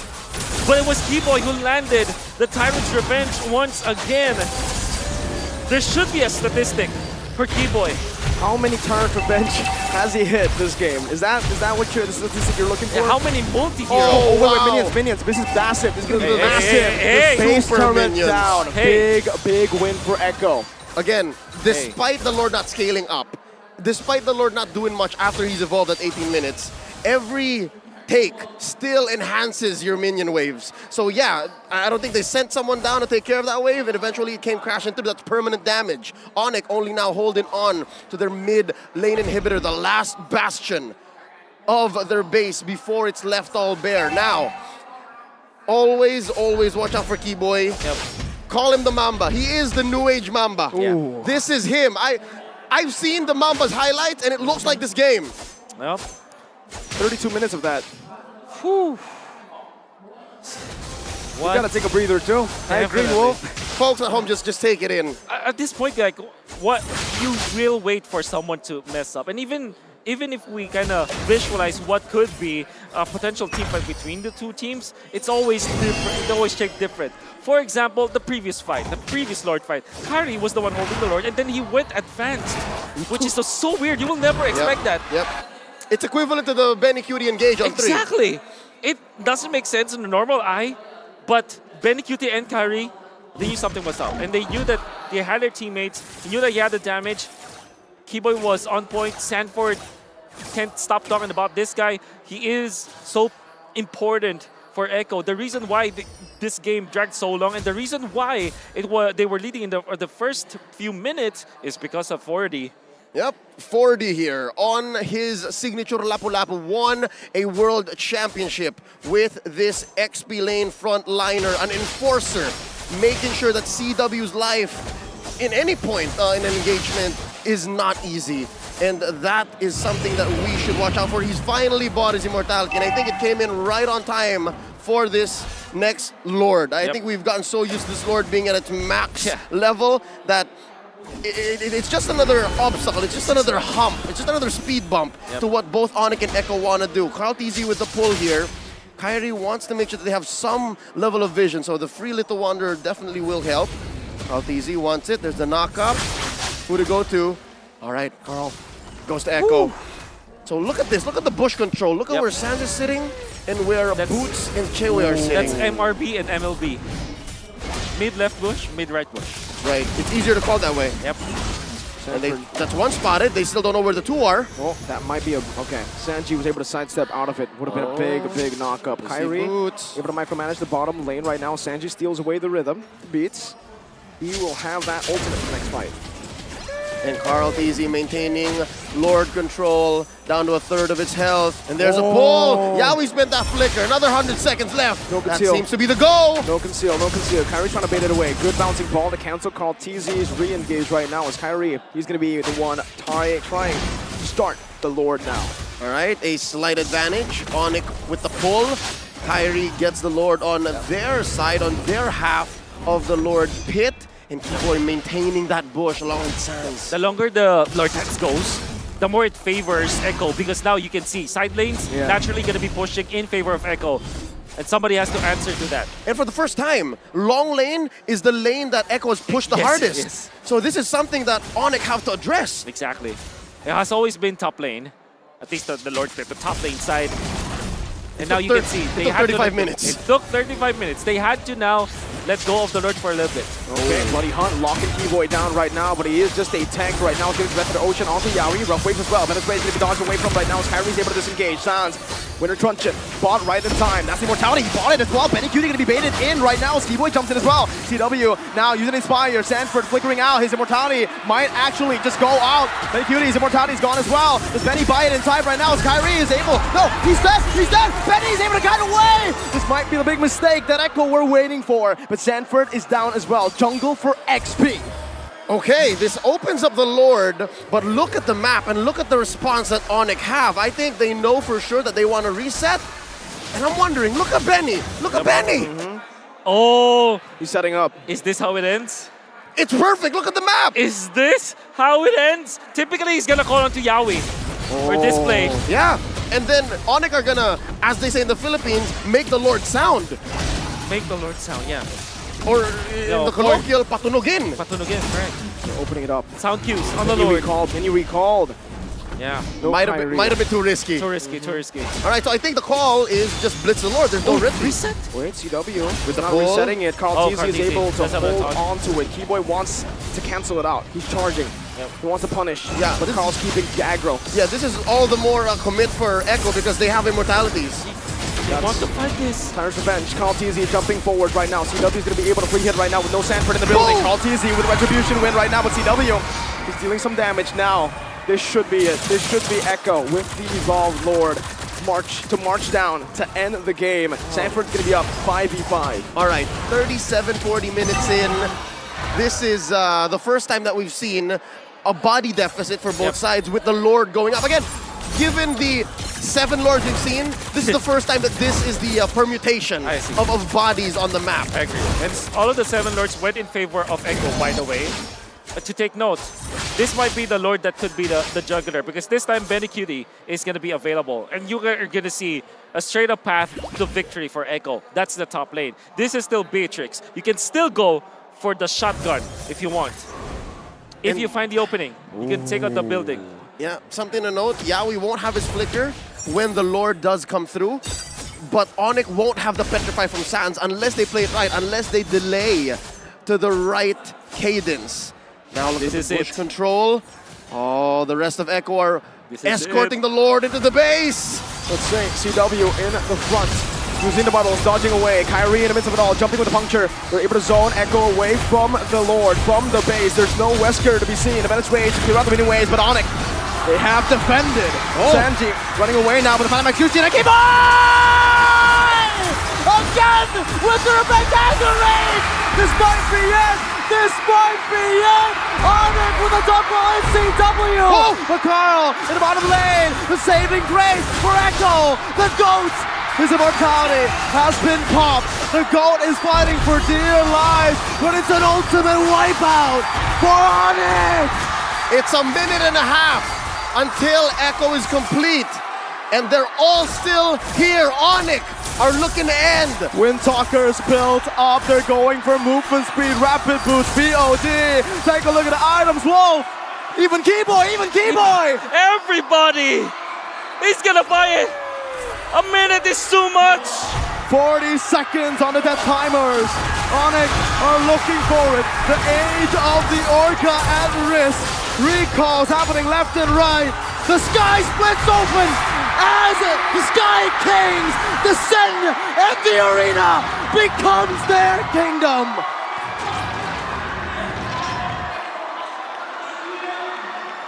And in the end, the one stands tall. ONIC take down Echo in a sweep. The song goes, Di atas langit ada ONIC. On top of the skies is where ONIC lie. And for today, for MSC, the revenge arc has been completed.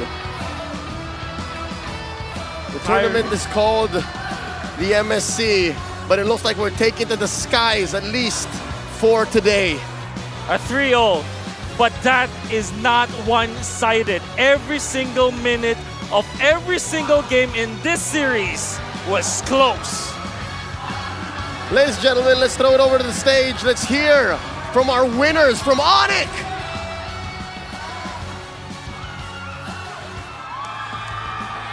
Wow, wow, wow! Sông Hồ ơi, ONIC mùi màu! Wow, wow, wow! That's crazy!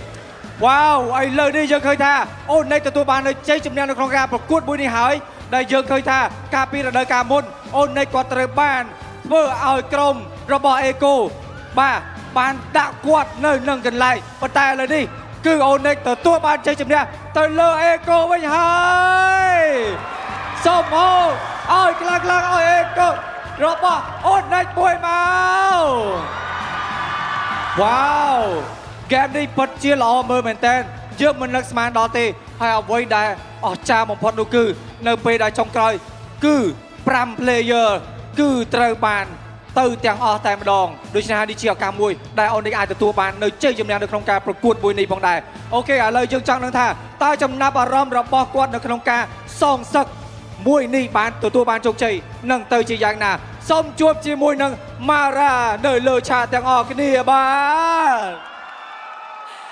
Everybody go! Congratulations, ONIC! Finally, it will be Philippines versus Indonesia in the grand finals. You guys are heading to the grand finals. How do you feel right now? I feel very good that we defeat the MPLPS champions and M4 champions. វ៉ាវពិតជាមានអារម្មណ៍ថាខ្ញុំមិនចាំបាច់និយាយគាត់អ្នកទាំងអស់គ្នាដឹងថាគាត់សប្បាយចិត្តប៉ុណ្ណាដែរនៅក្នុងការទទួលបានជ័យជំនះនៅក្នុងដៃគូប្រកួតរបស់គាត់មួយនេះផងដែរបាទ Coach Yab, this is for you.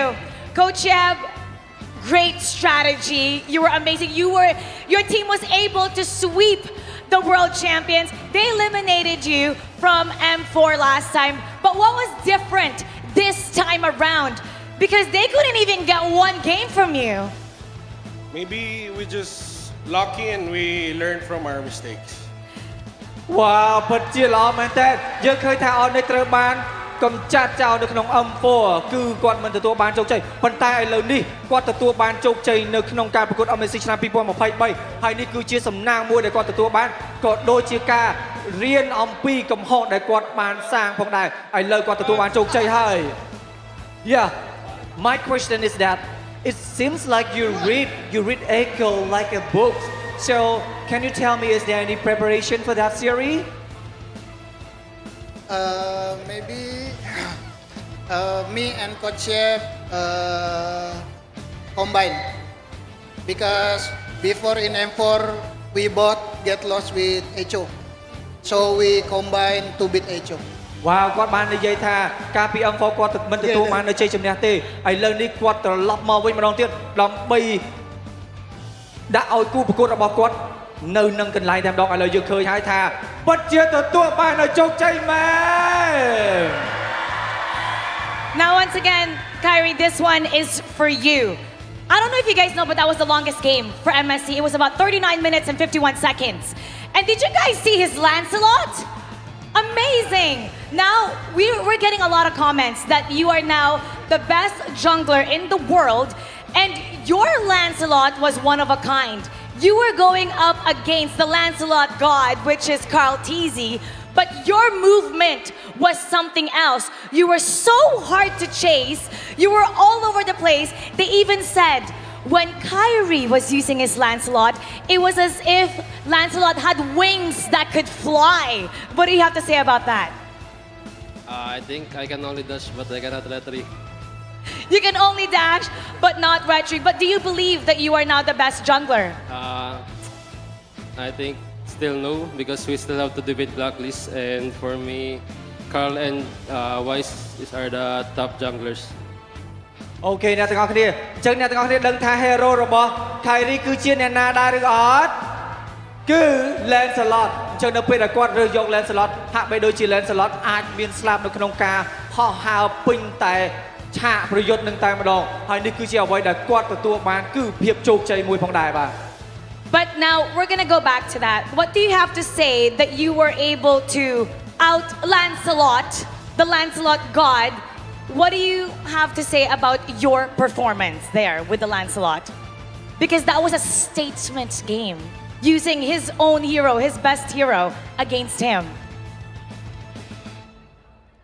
For me, I still think Carl is a better Lancelot than me, and I can only, like what I said earlier, I can only dash, and I cannot retreat. He thinks that Carl TZ is the better Lancelot than him because he can only dash and not retreat. អូខេគាត់ថាអ្វីដែលគាត់លេងហ្នឹងគឺមិនទាន់ជាគ្រប់គ្រាន់ប្រហែលទេនៅមានអ្នកល្អជាងគាត់ទៅទៀតប៉ុន្តែនេះគឺជា result ដែលគាត់ទទួលបានគឺភាពជោគជ័យមួយនេះផងដែរបាទ Okay, so I still have some more question to you. I believe that defeated him as a team is not really easy. Do you believe it that you can defeat the other team is Echo? Do you think that you can defeat it at the first place? Before they play, yeah. Before the game, were they confident that they were going to sweep Echo, the world champions? Wow, yeah. Actually, we're not expecting. I mean, we join every tournament, and our only goal is to win. អូខេគាត់អត់បាននឹកស្មានថាគាត់នឹងទទួលបាននៅជ័យជំនះមួយនេះនៅក្នុងការឈ្នះ Echo ទេប៉ុន្តែគ្រាន់តែការដែលគាត់ស្រមៃនោះគឺជាការទទួលបាននៅជោគជ័យនៅក្នុងថ្ងៃនេះតែម្ដង Now let's talk to Boots, the MVP of game number 2. You were something else, Boots, such a beast. Actually, you controlled Sanford, which is the key player who usually initiates. So let's talk about your dominance for all 3 games. I don't know, I just keep my eyes into Sanford because he's my idol. Oh, he kept his eyes on Sanford because Sanford is his idol. អូខេអញ្ចឹងគាត់ថា Sanford គឺជា idol របស់គាត់អញ្ចឹងហើយគាត់ keep eye មានន័យថាផ្ដោតអារម្មណ៍ទៅលើនេះតែម្ដងអញ្ចឹងនេះគឺជាអ្វីដែលគាត់ទទួលបានផងដែរបាទ Now tomorrow it's going to be against Blacklist International. They eliminated you before in the world champion, actually, Coach Yeb. How is it going to be different this time around? Because we can tell how much you guys have prepared. You're really dominating. In Indonesia, you're doing really great, but when it comes to the world stage, Usually you come short, but this time around, everybody believes that you're going to take it. So up against Blacklist International, what's different this time around? Of course, we still respect Blacklist. We know they are strong, but we will just give our best tomorrow. បាទគាត់ដឹងថា Blacklist គឺជាក្រុមមួយដែលខ្លាំងមែនទែនមិនថានៅពេលណាទេគឺ Blacklist តែទទួលបាននូវជ័យជំនះប៉ុន្តែគាត់នឹងខំប្រឹងប្រែងអស់ពីលទ្ធភាពនៅក្នុងការទទួលបានជោគជ័យក្នុងការប្រកួតជាមួយនឹង Blacklist នៅក្នុងថ្ងៃស្អែកផងដែរបាទ And now it's time to find out who the MVP of this series is. Who do you think it is?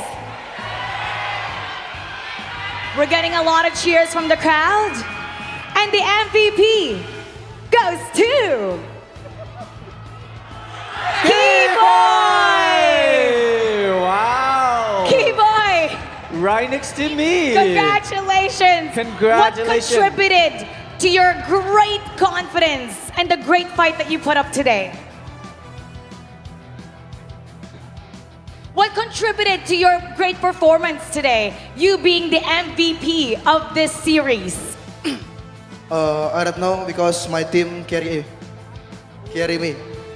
អូខេគាត់ថាអ្វីដែលគាត់បានធ្វើនេះគឺជាលក្ខណៈ team តែម្ដងគឺជាក្រុមតែម្ដងមិនមែនគាត់តែម្នាក់អាចធ្វើបានទេអញ្ចឹងនេះគឺជាអ្វីដែលគាត់ទទួលបានគឺចេញពីសមិទ្ធផលរបស់ team ទាំងមូលតែម្ដងបាទ And what is your Keyboy? It's your turn still. What is your message to Blacklist International? Because now you're gonna go to the grand finals tomorrow. Good luck, have fun. Other than good luck, have fun. Other than good luck, have fun. អូខេសប្បាយ Go ahead. Other than good luck, have fun. Coach Shep, ikaw naman. Anong mensahe sa Blacklist International? Same lang. Other than good luck, have fun. Bigyan natin ng magandang laban ng lahat. Let's give everybody a great fight. អូខេតោះស្អែកគឺជាថ្ងៃដែលប្រកួតស៊ីសាច់ហត់ឈាមគ្នាតែម្ដងនៅក្នុងថ្ងៃស្អែកនេះ Oh, it's gonna be an epic showdown for tomorrow. We're gonna find out what happened in that game, break it down for us casters, and see the world.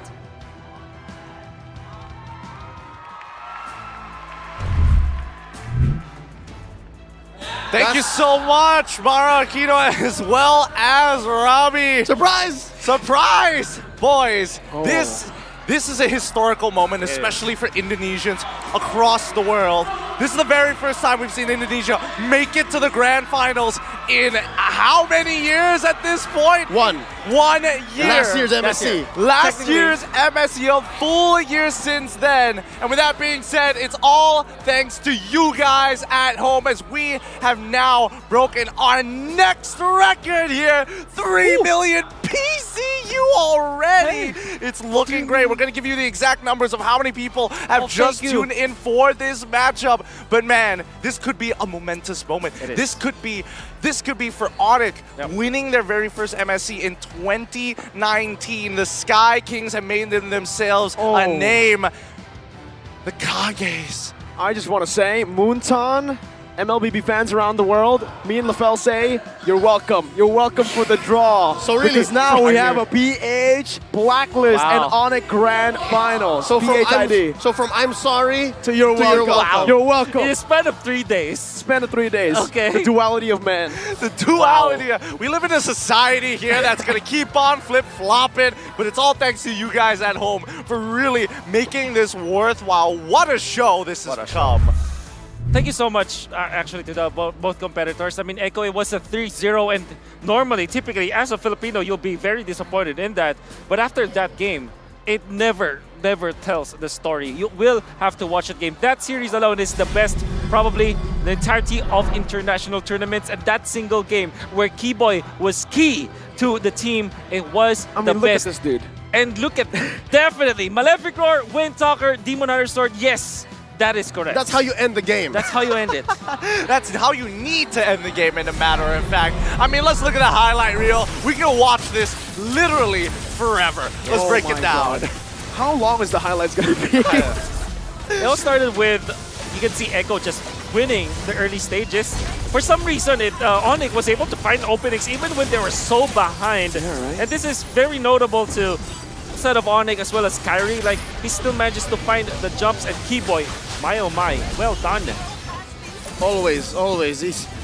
He's the Mamba. He's the new Mamba. I don't know how many times in this game I just yelled Key Boy because man, he was making the plays happen every single time. Continuously. And we were also seeing the adaptations from Echo's side for their credit. Because again, whenever CW has that Winds of Nature, you notice that Sanji goes out of his way to take him out quick. So many high-low plays. It's not really just that. I mean, Sanford played so well in this game. Sanji was also outputting so much damage. Sans, you know, he dodged a lot. Display. He bought a lot of time. All they needed to do was to buy 10 seconds.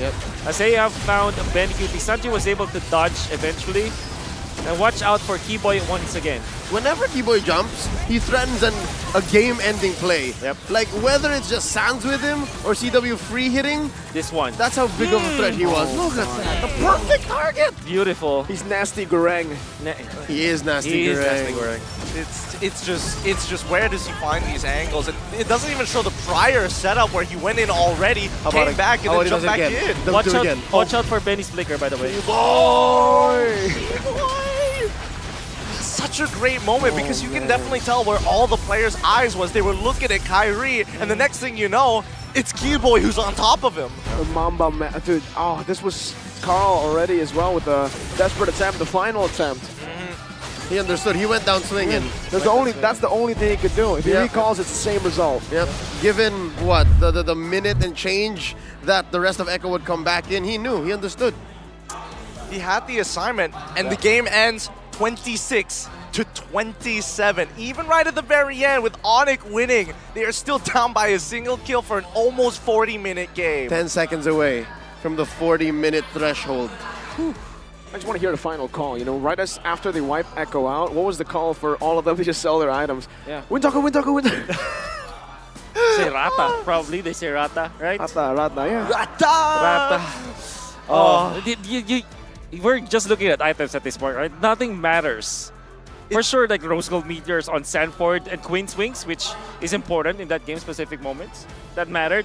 They sold all the boots. Like a majority of members from Echo and ONIC for sure would just juggle around boots, juggle around immortalities, and that's how tight everything was. That's how just down the wire, even the slightest team fights, the smallest engages in those final moments of that game were. And here you'll see the Guardian and the Wingman, the MVP of this match, the whole damn thing. 330k damage taken.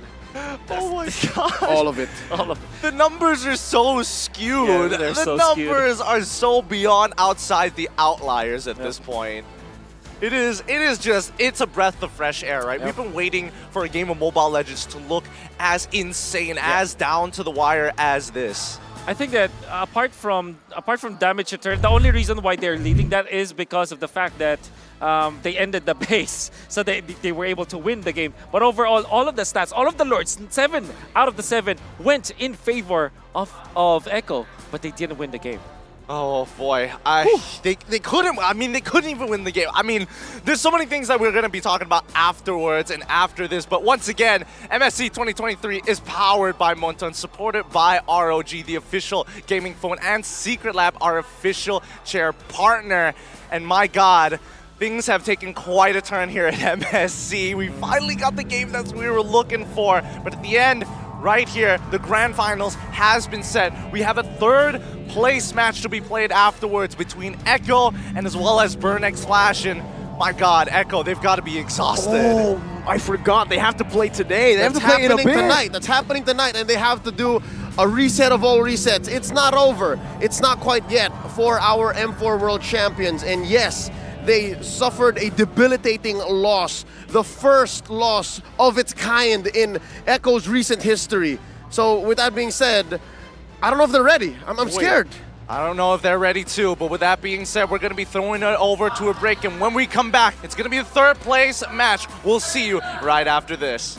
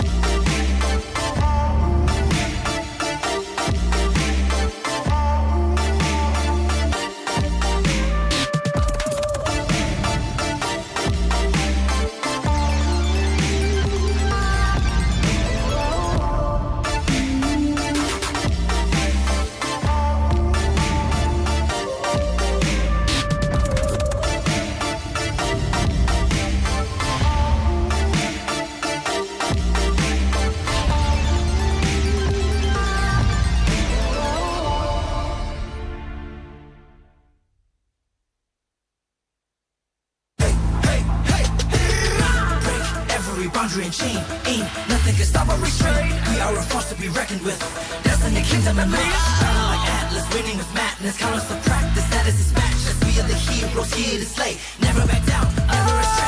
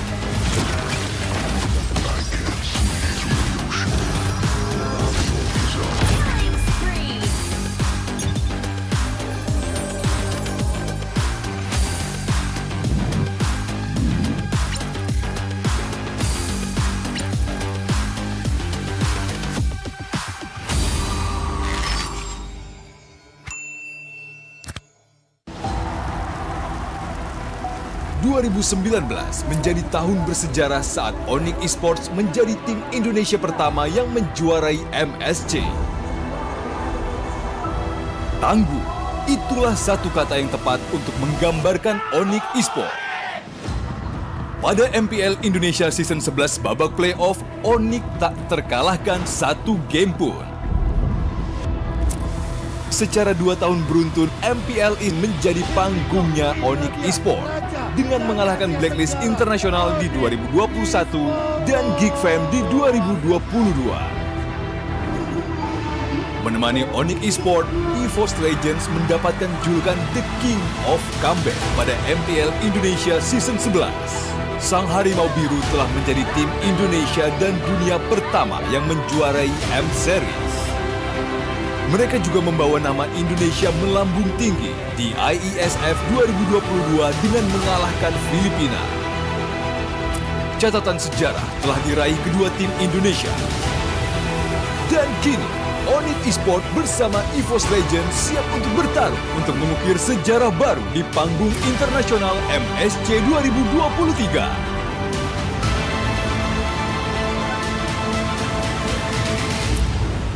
Berikan dukungan terbaik kalian untuk tim Indonesia.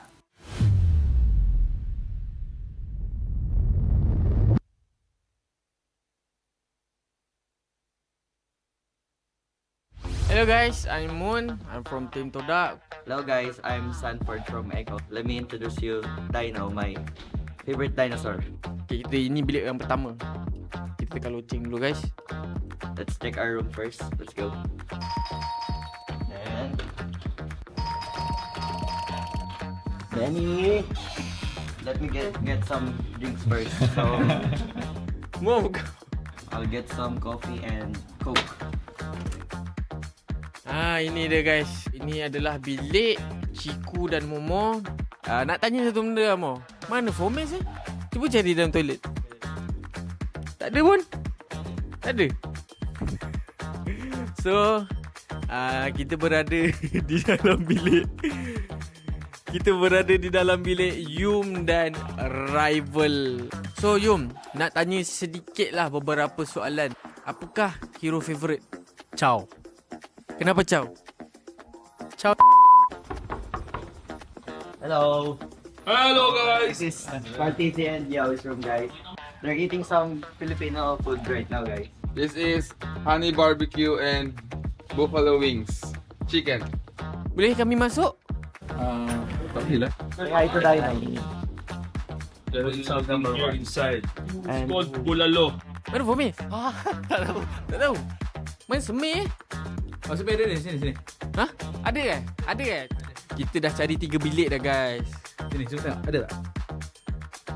Kau scam aku that's the end of our room tour. Thank you so much for the support kepada family, kawan-kawan, fans. Thank you for watching. Bye-bye. Komes!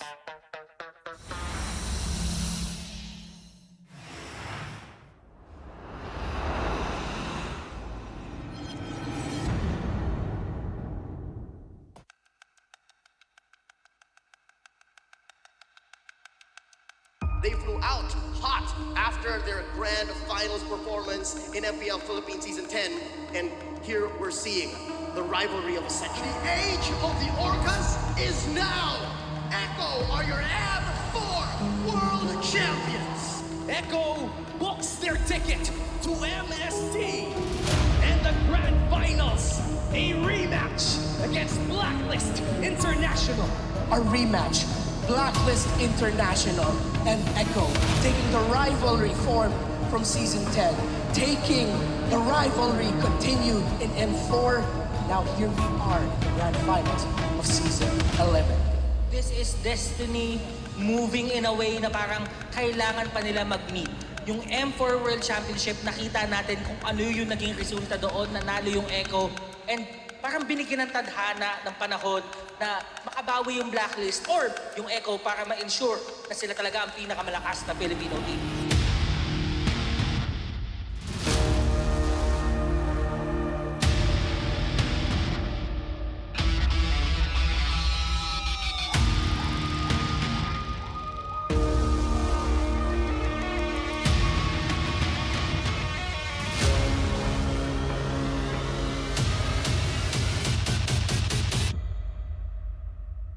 Medyo po kami yan sa last day na ang playoffs po sa Grand Finals. Bigyan niyo po kami ng clear na pag-iisip and discipline po rin sa game na magandang world kalabas ng pro. Blacklist International will now respect back the Franco and the Kaja. Hanap nila blue eh, no? Binibigay, oo nga, Dragon ni Sanford for the third pick. After kasi ng Season 10 Grand Finals, marami ang nagsabi na kaya din nanalo ang Blacklist kasi parang naubusan ng Echo sa kanilang mga binaong strat. Ngayon parang ang dami. Parang malulunod sila tayo eh. Oo. It's going to be Hanik. Okay. Balir. Post 5. Hindi ganun kaganda ang ultimate ng isang Balir. So, masasabi natin medyo useless ka para sa Valentina. Hindi sila kumuha ng na ganun kaganda yung ultimate. And at the same time, parang ma-force yung Valentina na real-world manipulation lagi kukunin ko. Can Blacklist International do the reverse? Pero ngayon siya atay na pasobra dahil siya ni Edward dito, a beautiful switch onto the mid lane. Pero si Cortez hindi ata papayag na walang kapalit. Pero nabitin ng bahagya yung maaari niyang tawiran doon sa mga minions mula sa mid lane. Kaputod ba siya? Makikita ba siya ni Carl? Kaputod. King Wise. Walang retry. Natawan sila dito ng orange buff. Kaso nga lang siya ay may ipit sa tatlo. Wise dito, may pagsalba nga ba si Omoy Pino sa Razor's Wrath. Sakto yung bitaw. Kaso nga lang hindi umabot yung altar. Omoy Pino's trying to zone everyone. Pero look at Sanji. No marap. Eto na, pasok King Wise. Ulit si Yawi. O si Yawi nga talaga maging target nila. Hindi na nga ito makakatakas pa tungkol sa real world manipulation. Kaso nga lang natuhog sila dito. Ng execution. Owl and Omoy Pinos will go down. Pero si Edward naman naghanap ng pwedeng hulihin. Naghanap siya ng pwedeng sa punutan. Pero pwede naman silang umuli pa ng isa. At mukhang makukuha nga talaga. Kaso nga lang si Carl. Sobrang kunat. Sobrang sakit. Sobrang dulas. Lahat na ibigay mo sa kanya. And sasabayan pa. Saban force the force. Pero ang dunding ng kanya. Yung pagtulak ni Yawi upang mapigilan niya yung pagtakas ni The Queen. Sinabi na ni Wolf, every time na may dragon, may follow-up na dalawa na hindi mo alam kung skill. Ganon din naman yung Eve Ultimate. Diyan na naman yung dragon ni Sanford na talagang mag-push away dito sa members ng Blacklist International. Pero si Edward na nakapwesto, so meron silang info. Maaari silang umabol, kaso nga lang sobrang tapos ni Carl. Aray, lang dyan wala talaga mag-burst down sa kanya, kaya sobrang tapos nila kung pumasok. Wise goes down. Nagkakaroon ng magandang pwesto si Sanji, pati na rin si Yawi. Subok lumaban ng Blacklist International pero hindi the dragon ni Sanford. Hahabulin talaga yung the backline pero masyado atang maagang na-pop yung altar. Kaya naman sila ay mapapunish bigla. Wise is down. Wala na yung red holder pero marireset na naman yung Lord. Awal papasok dito. Kaso nga naman tutulak naman si Yawi. Tapos may paamoy-amoy pa. May palagkit-lagkit pa. Pero si The Queen na magsisave sa kanya. My goodness, go easy. The young goat. Blacklist International, they want They want the retaliation play. Dito na nagalit ang mga agents. Biglang may mission accomplished. Pasok si Carl this time. Nais nilang dumipensa dito mula sa push na nais gawin ng Blacklist International. May ipit nga lang dito si Yue, pero hapulit pa rin naman talaga nila. Gusto lang andun yung altar, pero hindi magiging ang parang safe si Yue. Mahiipit ata ang members ng Blacklist International dito sa may ng gitna. Na-consume na rin yung mga spells na pwede na gamitin sana. So yung Echo, may Echo sila. Wala yung mga spells, wala yung mga skills. Maaari tayong umarangkada. Oh man, and just a snap. What's in play though? Wala ka ng Echo dito. Si Aul ka talaga ang bibigyan nila. At dito na rin naman yung Dragon. Wala na si Aul. Wala na yung damage na asahan ng Blacklist International. Yung Echo, sila na ngayon na magde-decide na rekta tayo sa Lord. Push na sila sa mid lane. Sakto lang din yung pagbitaw noong Dragon. Tapos yung altar binitawan na rin at si Colty, si Tata Hipa, may pirma pa sa base ng Blacklist International. Sakto yung mga tusok. Kaso nga lang low na rin sila. Pero nakuha nila si Wise. Pero makapag-regen din naman agad yung members ng Blacklist International. Madedepensahan nila yung Lord. Kaso nga lang may parating pang minions. Medyo makapal mula doon sa bottom lane. At meron pang kasabay sa mid lane. Will this be it? Will Blacklist International manage to defend this? Dahil yung Echo ayaw na naman papigil. Okay, tingnan natin. Pasok ngayon. Oh my Venus, sabay sa akin force naman ni Medicute. Hahabol naman sila sa gitain. Mukhang mahulin na di si Queen. Pero mabilis pa naman yung death timer. Si Immortality Pop nga lang para kay Edward. Nakabangan nila naman may inward manipulation pa. And yung minions na unti. Sapat ata. Hahabulin na sila ng mga Onka. Pero ngayon, tuloy pa rin ang depensa. Pero ang goal ng Echo ay yung face. Ang kampiyon ng MLBB Season 11. Echo! I came this far, nothing can stop me now. They knock me down, but they can't count me out. I can't lose, I won't lose. Uling kinalaban ng Orcas ang Blacklist International. I'ma keep winning. But the better team I'ma keep winning. came up on top. I'ma keep winning, winning. You can try to save yourself, but you wanna go play yourself.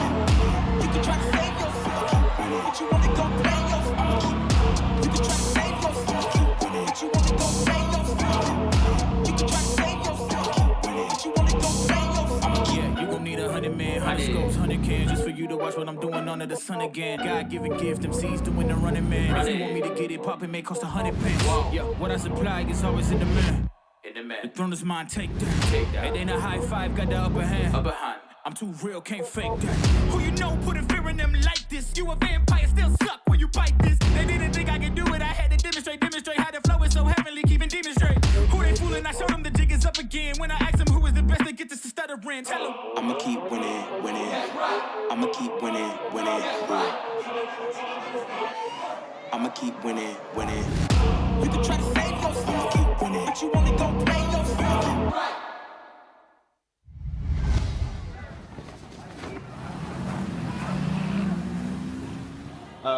I feel excited because we gonna face only the strongest team from Cambodia, from Indonesia.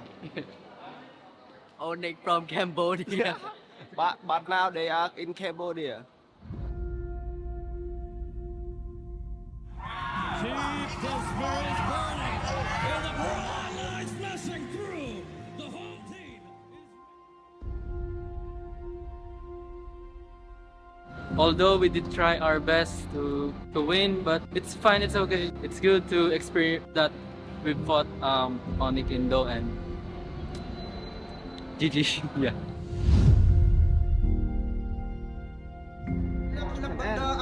Armor មូលហេតុដែលពួកយើងចង់ revenge ទៅ team outplay ពីព្រោះការព្រឹត្តិការណ៍ M4 ពួកយើងបានចាញ់ទៅលើ team គាត់ដែលយើងគិតពេលនោះយើងគិតថា team យើងអាចនឹងបដូរគាត់បានប៉ុន្តែនៅពេលដែលយើងប៉ះគ្នានៅវគ្គ play-off បែរជា team គាត់បដូរ team យើងវិញខ្ញុំចង់ប្រាំទៅហ៊ុនវិញនេះគឺជាទឹកដីរបស់ពួកយើងចាំមើលថាការប្រកួតនឹងមុខអ្នកណាជាអ្នកដណ្ដើមបាន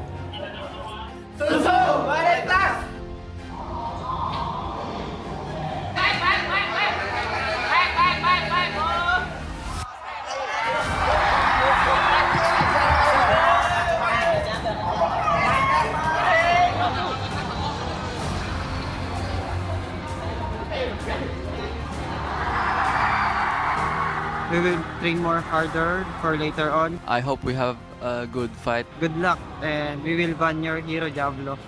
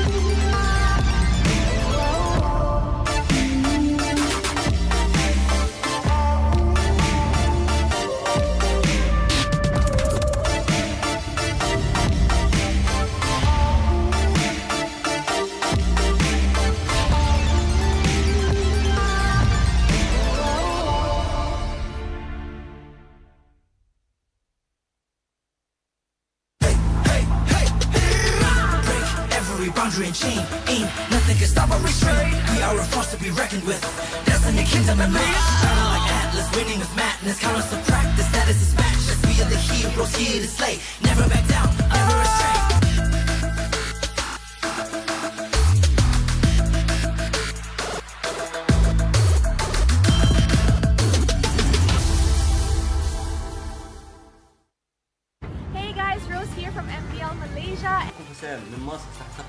It's Mirko from Indonesia. Here from California. It's North America's favorite caster here.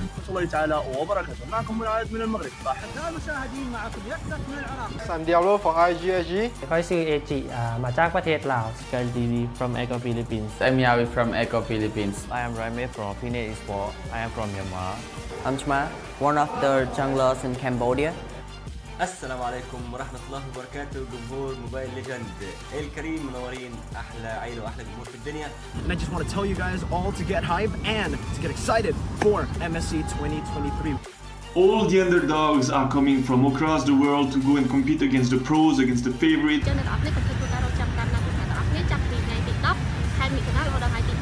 With that being said, hashtag see the world and hashtag roar for MSC. Roar for MSC.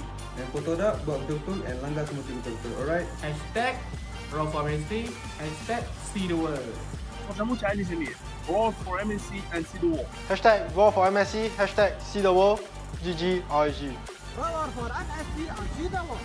And Shark, I know you're hungry for first place. Outplay them, outclass them, outstyle them. Let's go get them, boys. Türkiye şampiyonasını güzel bir şekilde kazandık. Umarım MSC'de güzel şeyler yapacağız. See the world, roar for MSC. Don't forget to watch us in MSC. I hope you support us on MSC. See the world and roar for MSC. It's time to roar for MSC and hashtag see the world.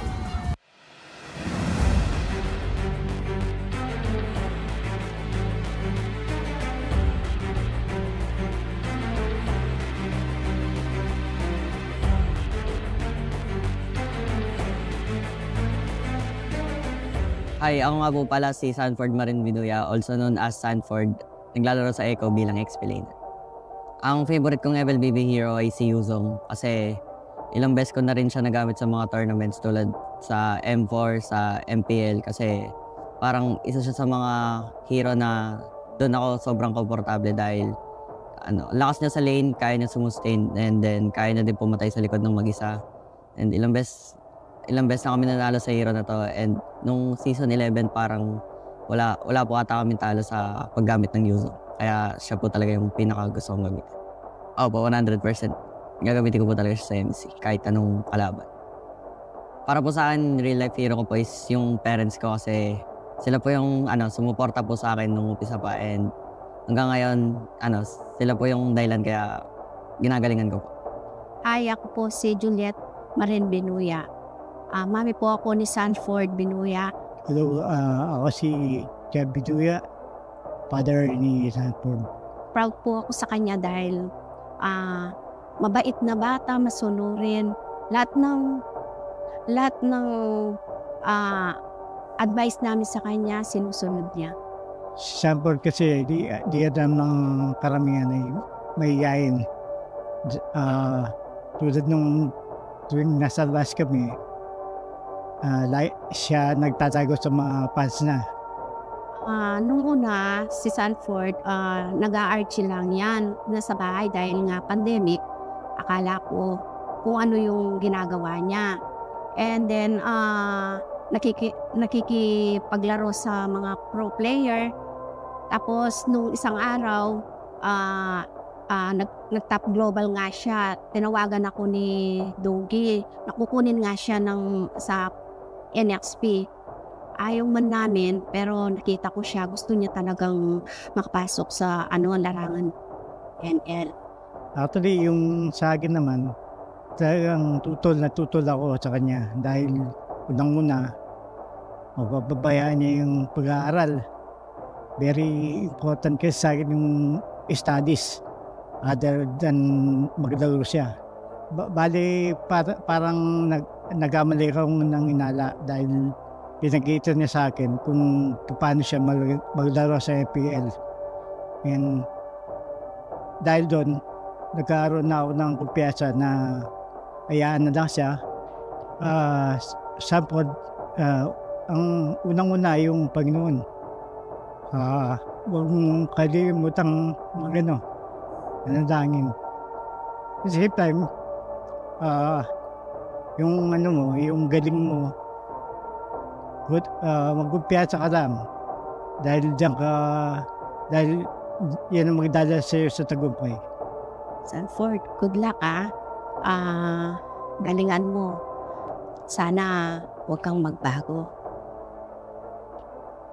Mahal na mahal ka namin ng papa mo. Nandito lang kami parate, laging nakasuporta sa'yo. Thank you so much. Kasi kahit di ka naniwala nung una, sinuportahan mo pa rin ako, and lagi mo tatandaan lahat ng laro ko para sa'yo. Thank you din kasi ikaw yung number 1 supporter ko, and kahit through ups and down, andiyan ka pa rin, and then para sa inyo ni Papa yung mga laro ko kaya ginagalingan ko.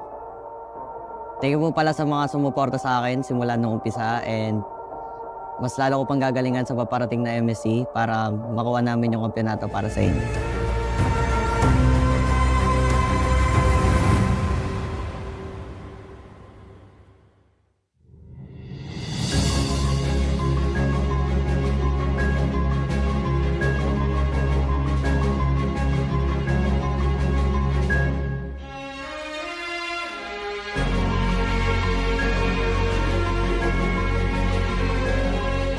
My name is John Marvilla Luna. I am the team captain and the tank support of Blacklist International.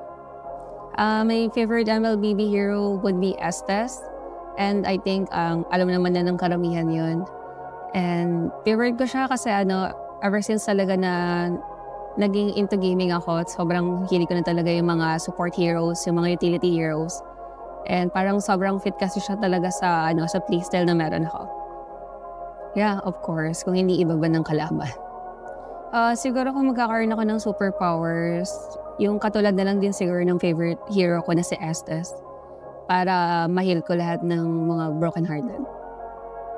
My real-life hero would be my mother. Kasi ever since na bata pa lang ako, grabe na talaga yung mga sakripisyo niya para supportahan ako. Hindi lang ako actually, kundi yung buong pamilya ko. Talagang ginagawa niya lahat para mabigay yung mga pangangailangan namin pang araw-araw. And actually, kaya sobrang inspired din ako gawin yung mga na-achieve ko ngayon dahil talaga sa kanya. Kasi marami siyang value na naituro sa akin na ayun yung ina-apply ko ngayon. biggest rival in MSC. For me, pili ko lahat naman biggest rival kasi this is Battle of Champions Kumbaga Battle of the Best. Pero kung merong isang team siguro, it would be Echo. Kasi ilang beses na kami nilang dinurog So parang magandang mabawian sila sa Grand Finals. And siguro para magawa namin yun, kailangan talaga namin hindi lang basta doblehan, kundi triplehan yung ginagawa namin pagpa-practice. Kaya sila lang sumusuporta sa Blacklist International, sa Blacklist agents, sa viewers pa. Maraming salamat sa walang sawang suporta nyo. And sana patuloy nyo pa rin kami suportahan yan kahit anong mangyari. And maraming salamat.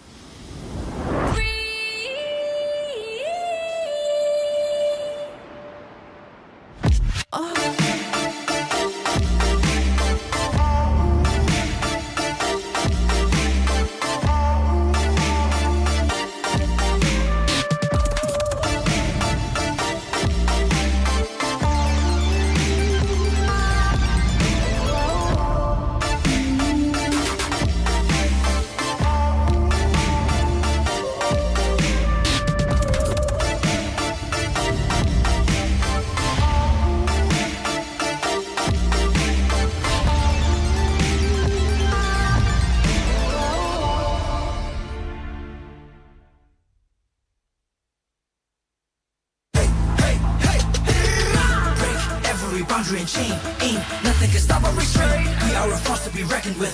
Destiny, kingdom, and match. Shining like Atlas, winning with madness. Count us to practice, status is matchless. We are the heroes here to slay. Never back down, under restraint.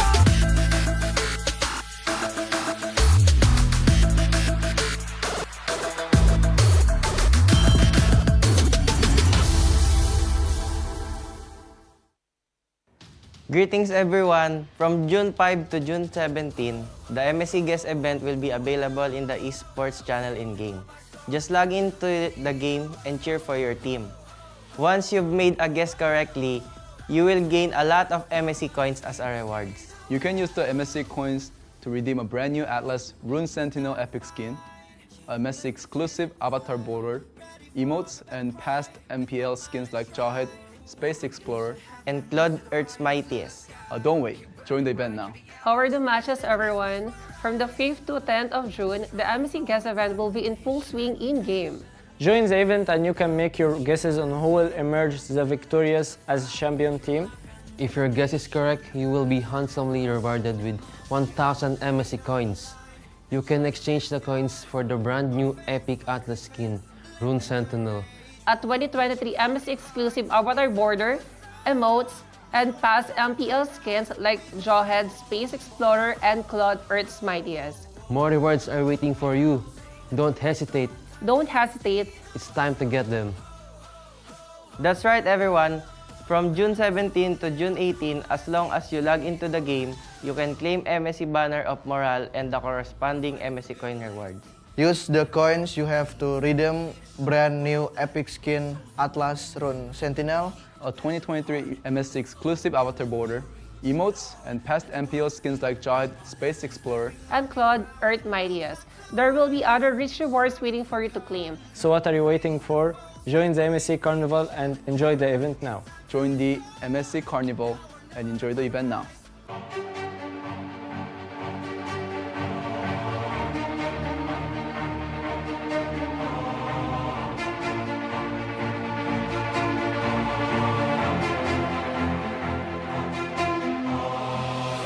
Ako si Tristan Cabrera, ang role ko ay tank from Eco Philippines. Ang favorite MLBB hero ay si Chu. Ginagamit ko siya kasi sobrang ligalig niya sa mapa, tapos ang dami niyang skill, tapos nakaka-micro siya. Tapos ang dami niyang pwedeng gawin sa mga bush, sa mga hero, tapos Yun, magagamit ko siya sa MSC basta hindi siya maban.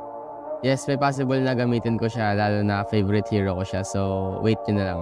Favorite hero ko si Chu kasi ang dami niya nagagawa. Lalo na yung first skill niya, naka-micro. Tapos yung madali siya maka-pick up yung sipa niya, lalo na pag hindi naka-purify. So, pag nasipa, auto-huli. Tapos pag may backup pa ng kakampi yun, sure patay. Yung real life hero ko siguro yung mother ko, si mama. Kasi simula pa lang dati sobrang supportive niya na. Simula pa nung nag-basketball pa lang ako, lagi siyang nanonood ng mga games ko, ganun. Tapos nung nag-ML ako, nung una, syempre, against sila. Tapos nung naging supportive na siya, pupunta rin siya doon kahit di niya naiintindihan yung game. Tapos nanonood lang siya. Tapos, ayun, ang dami niya. Dahil pag-interact din siya sa mga fans namin, yun.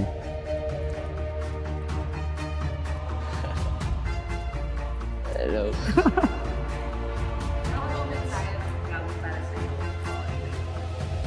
Mensahe ko kay mama, thank you so much sa pagiging supportive simula sa pagbabasketball ko pantas ngayon sa ML. Love you. Walang anong anak. I am Merly Cabrera. I'm Yawi's mom. And what you don't know about Yawi is that he is a very generous person, loyal sa friend, at mapagmahal syempre na anak at kapatid.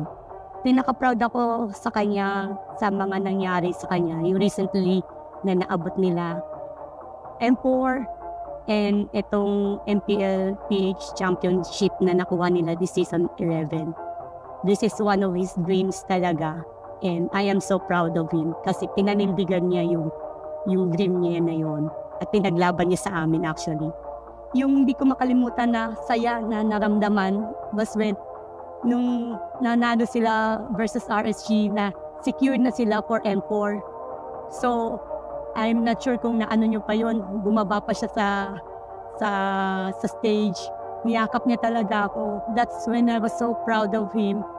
Kasi, ayun na, isa sa mga dreams niya yun yung makatungtong sa world stage. Basta, lagi naman namin sinasabi sa'yo na proud kami sa'yo sa mga nangyayari sa'yo sa buhay mo, sa success na nakukuha mo. Basta lang anak, just be humble. Diba? Lagi mong isipin yung mga taong nakatulong sa'yo and always pray na lahat ng gusto mo, daan mo lang sa dasal. Lahat ng challenges mo sa buhay, may it be personal or sa profession mo ngayon sa pagiging pro player mo, lahat ibigay mo lang sa taas. And always believe in yourself, sa teammates mo. And for sure, marami pa kayong championship na makukuha, makakamtan. And good luck sa MSC anak. Kaya nyo yan. Yan, salamat sa pag-suporta kahit simula nung unang talo kami. Tapos, yun, supportahan mo lang ako hanggang sa makakuha pa ng maraming championships and more tournaments pa na mapanood mo. Yes, anak. Siyempre. And manalo matalo, nandito kami sa likod mo. Mahal ka namin.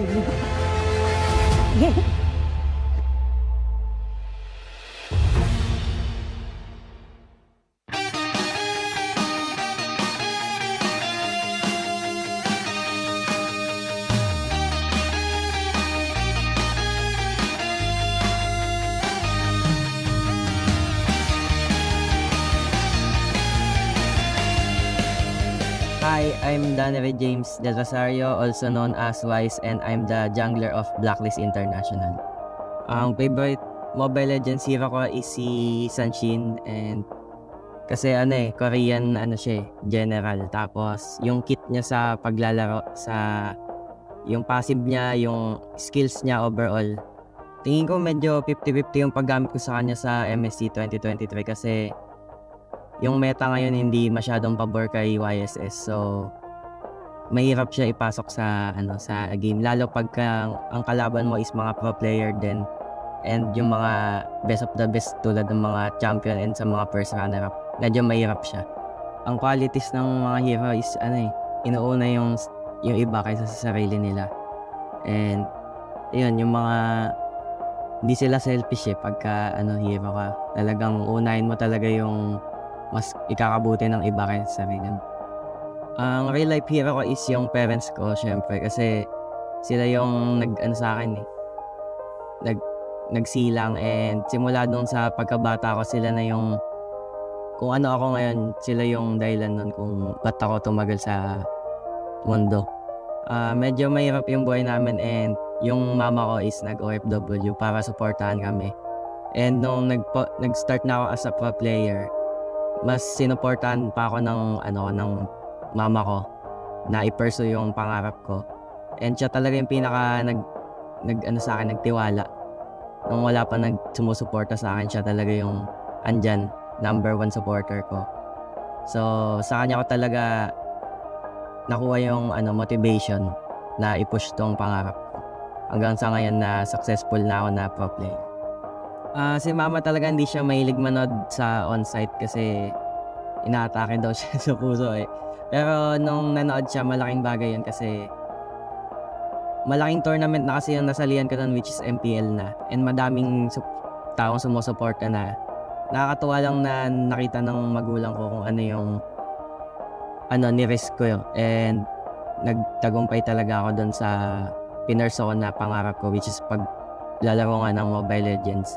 Nakakatuwa lang na nakita niya yung kung gaano kalaking community na yung ML dito sa Pilipinas. Sa mama ko, thank you sa pagsuporta sa akin. Tulad nga ng sabi ko, ikaw ang pinakadahilan kung ba't nandito ako ngayon kasi ikaw ang unang nagtiwala sa akin. Ang biggest rival ko talaga this coming MSC is Eco talaga kasi sila yung champion this MPL Season 11. And 2 beses na nila kami tinatalo sa Grand Finals. Pero lahat naman tinitingin ko as rival sa MSC kasi yung makakasali sa MSC is champion din ng mga region nila. Pero tignan natin kung this time makakabawi kami ngayon sa Eco. Sa Eco, sana tayo pa rin magtapat sa Grand Finals, and this time tignan namin kung kaya na namin talaga kayong talunin. Thank you sa mga sumusuporta sa amin simula nung umpisa, sa mga agents, sa BY Spam, sa Kawais at sa Ma'am Shoes. Thank you sa sumusuporta sa amin. Sana suportahan nyo pa rin kami sa MSC and sana makuha natin yung champion.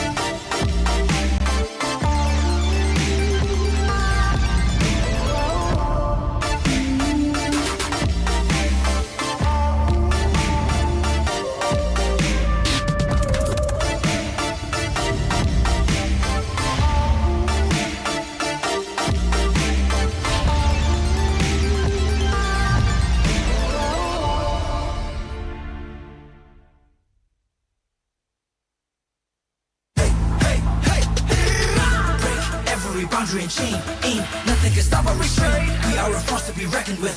Destiny, kingdom, and life. Battle like Atlas, winning with madness. Count us to practice, status is matchless. We are the heroes here to slay. Never back down, never restrain.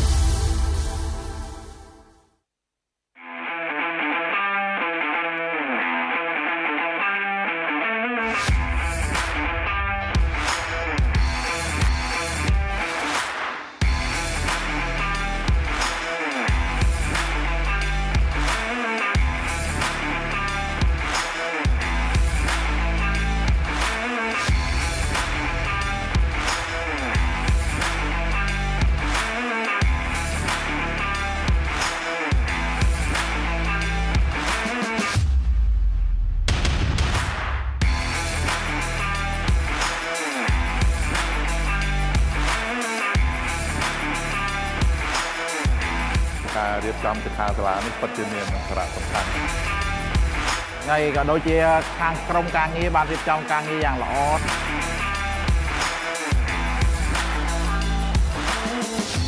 នៅពីមុនក៏ខ្ញុំអត់សូវច្បាស់ដែរតែដល់ពេលគាត់និយាយថាបើយើងចង់ក្លាយជា personal player យើងត្រូវ set target មិនអីមិន មានអាជីពជាច្រើនដែលយើងអាចធ្វើការទាក់ទងជាមួយ e-sport ហ្នឹង ខ្ញុំចាក់អារម្មណ៍លើ content creator បងចូលចិត្តខាង create video ខាងកាត់តអញ្ចឹងបង លឺស្រីដែរតែលេងហ្គេមអញ្ចឹងយាយប៉ាម៉ាក់ក៏អត់សូវ support មកទេប៉ុន្តែបើយើងមានគោលដៅច្បាស់លាស់ហើយយើងប្រាប់ប៉ាម៉ាក់យើងពួកគាត់នឹងអាចផ្ដល់កម្លាំងចិត្តឲ្យយើងអាចនឹងទៅមុខបាន ខ្ញុំបាន inspire ខ្លាំងទាក់ទងមួយចំណេះដឹងកីឡាអេឡិចត្រូនិកខ្មែរយើងនឹងអភិវឌ្ឍច្រើនជាងហ្នឹងនឹងមានអ្នកជាច្រើនទៀតដែលគាត់បានស្គាល់បន្ថែមទៀតបង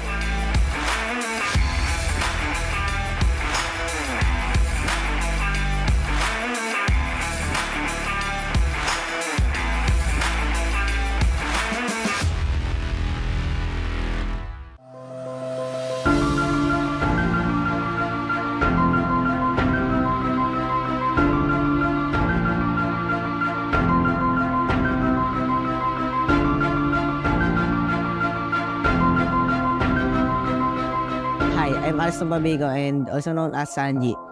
May support ng Eco PH. Ang favorite ko pong hero sa MLBB ay si Selena kasi po siya po talaga yung nagustuhan ko nung pagkapasok ko nung ML. Parang pinanood ko lang yung mga highlights na gumagamit sa kanya.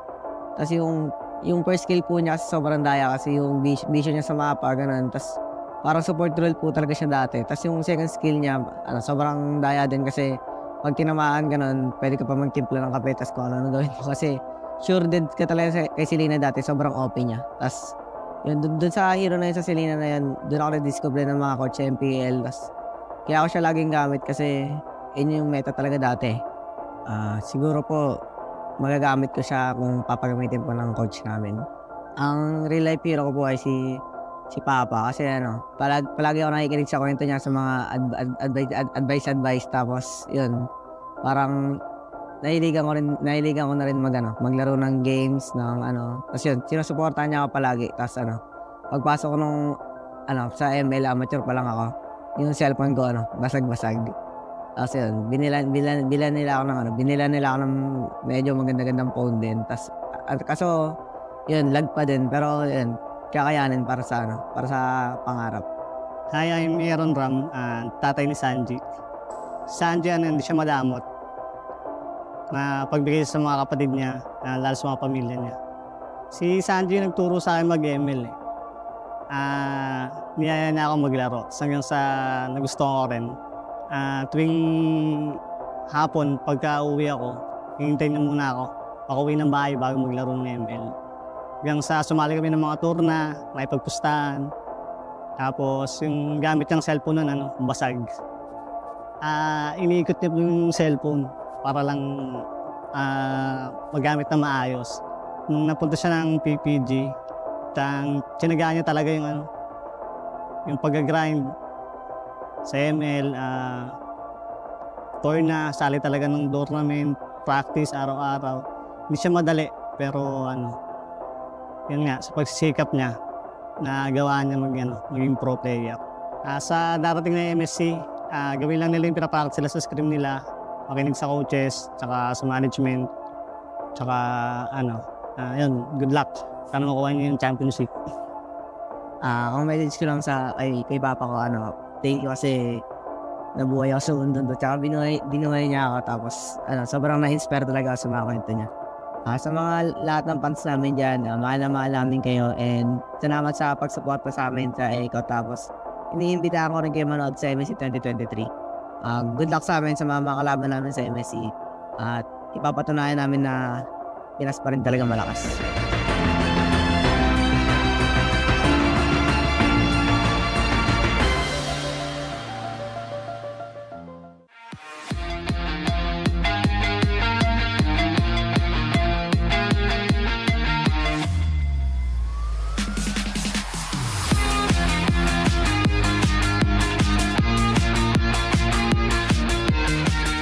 My name is Leo Gonzalez, also known as Owl, gold laner of Blacklist International. Favorite hero ko si Claude kasi kaya niyang maging independent sa lane, tsaka kaya niyang ubusin yung kalaban kahit siya lang mag-isa. Tapos secret pa akong gagawin yung team ko sa MSC. Tapos pinagkaiba niya sa ibang hero, kaya niyang mag-survive sa mga gank ng kalaban. Kaya niyang pumunta ng mid ng ilang seconds lang, tapos babalik ulit ng bot. Sobrang bilis niya rin mag-clear ng wave. Gusto kong maging superpowers is mag-produce ng pera para may pang top up ako. Para sa akin, natawag ang isang tao bilang hero pag nakaka-inspire siya ng mga tao. Yung real life hero ko is yung mama at saka tatay ko. Lagi nila ako sinasupport sa mga gusto kong gawin. Hindi ko naman po matatawag na rival, pero gusto kong ulit makalaban si Benigate para gusto ko silang bawian na sa team. Kasi nung MPL Season 11 Finals, sobrang binagbog nila kami. Kaya gusto ko silang bawian. Siguro po yung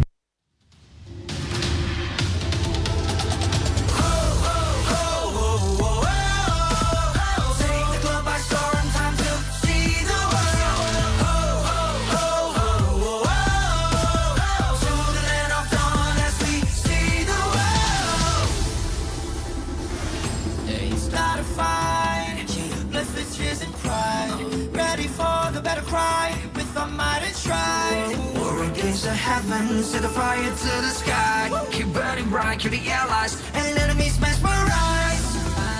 Strive for domination. Feel the pressure rising. The fight with your life and for your nation. With your devotion, emotion. Lay it on the line, the choice is yours.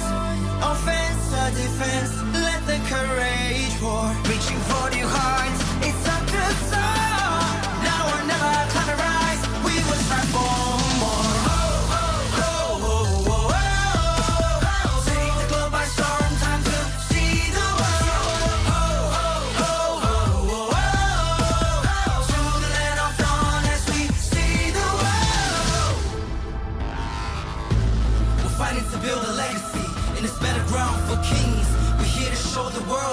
We're the chosen one that brings the heat, the passion, the heart, the soul, and the fury. Show it all, let the world see.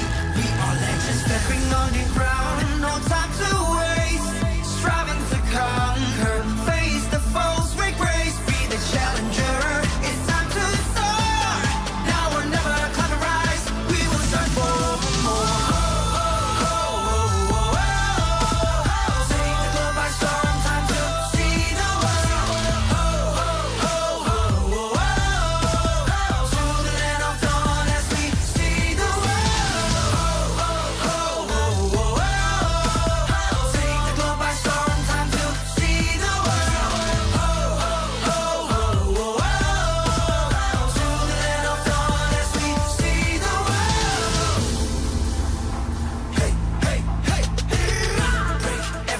And chain, ain't nothing can stop or restrain. We are a force to be reckoned with.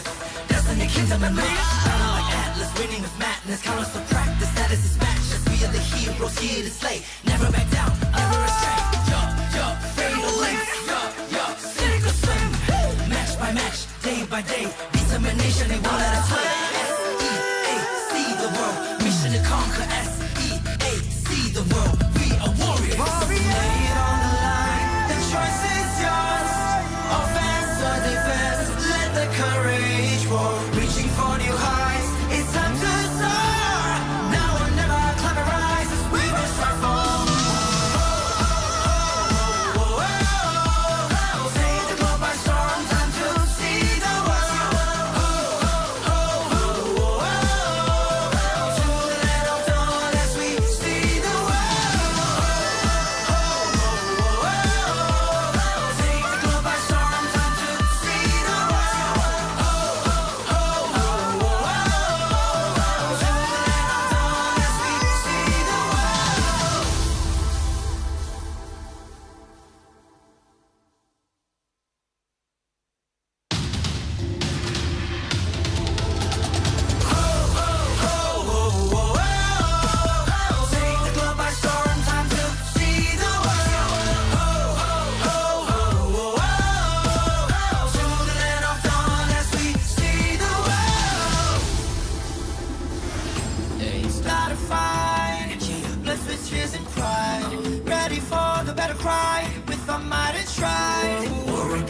heaven, set the fire to the sky. Keep burning bright, kill the allies, and enemies mesmerized.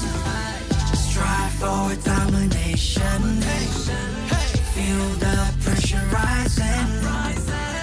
Fight with your life and for your nation. With your devotion, emotion.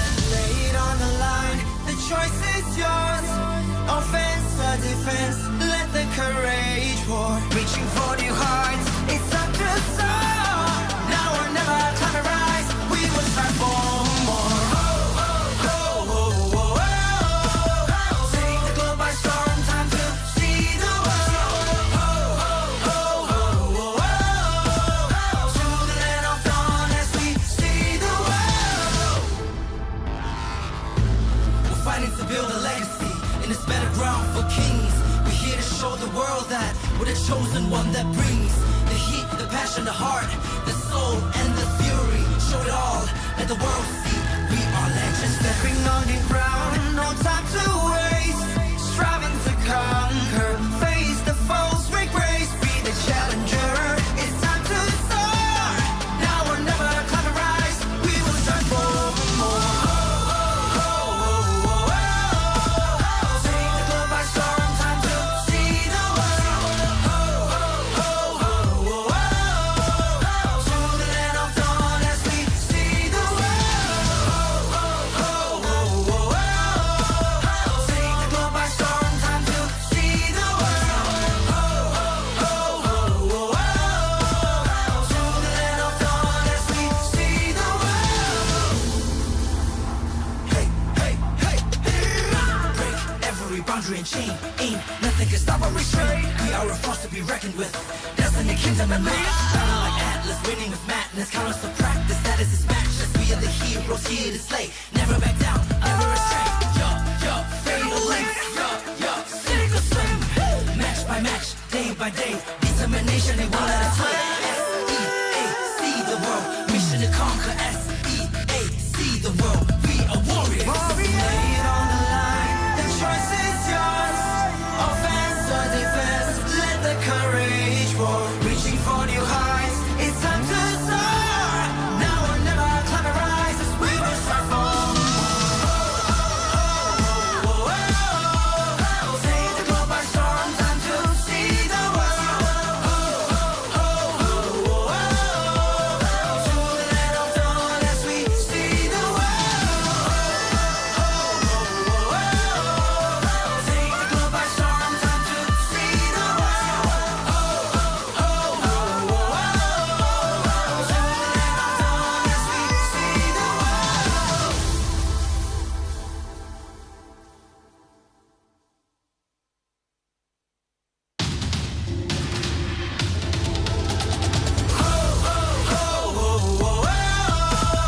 Take the globe by storm, time to see the world. To the land of dawn as we see the world. Start a fight, blessed with cheers and pride. Ready for the battle cry, with our might and stride. War against the heavens, set the fire to the sky. Keep burning bright, kill the allies, and enemies mesmerized. Strive for domination. Feel the pressure rising. Fight with your life and for your nation. With your devotion, emotion. Lay it on the line, the choice is yours.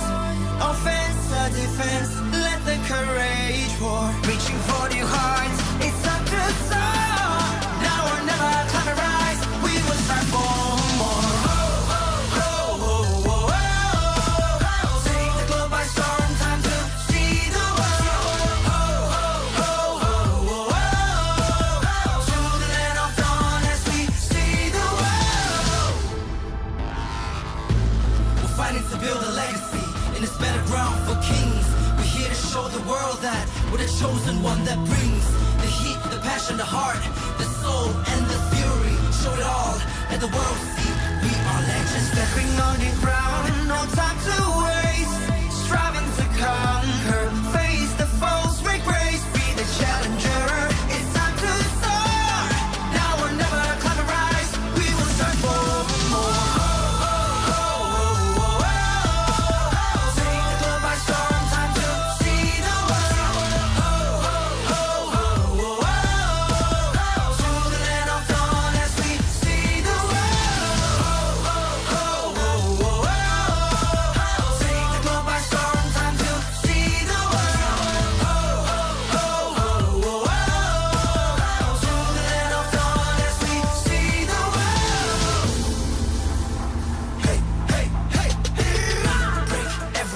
and chain. Ain't nothing can stop or restrain. We are a force.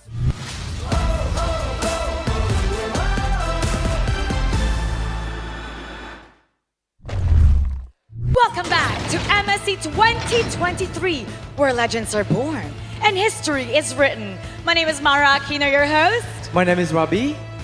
And Ravi, what did you think about the battle earlier? Well, you know that the last fight was so intense, and how do you think about it?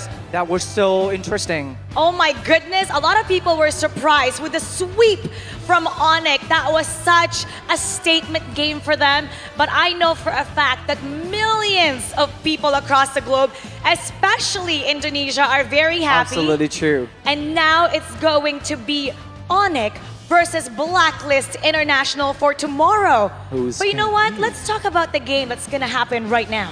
Yeah អ្នកទាំងអស់គ្នាឥឡូវនេះយើងឃើញហើយថាការប្រកួតកាលពីអំបញ្ញមិញនេះគឺអស់នៃទទួលបាននៅជោគជ័យហើយនឹងធ្វើការជួបជាមួយនឹង Blacklist International ហើយឥឡូវនេះផងដែរការប្រកួតរវាងកម្ពុជារបស់យើងជាមួយនឹង Echo ថាតើអ្នកណានឹងទទួលបាននៅជ័យជំនះនៅក្នុងការប្រកួតមួយនេះដើម្បីទទួលបាននៅពានលេខ3ផងដែរទន្ទឹងរង់ចាំទាំងអស់គ្នា It's gonna be another best of 5 series, the last chance for Echo and Burn X Flash to prove their worth and represent their country. And now it's time to go to the match. So casters, let's take it to see the world.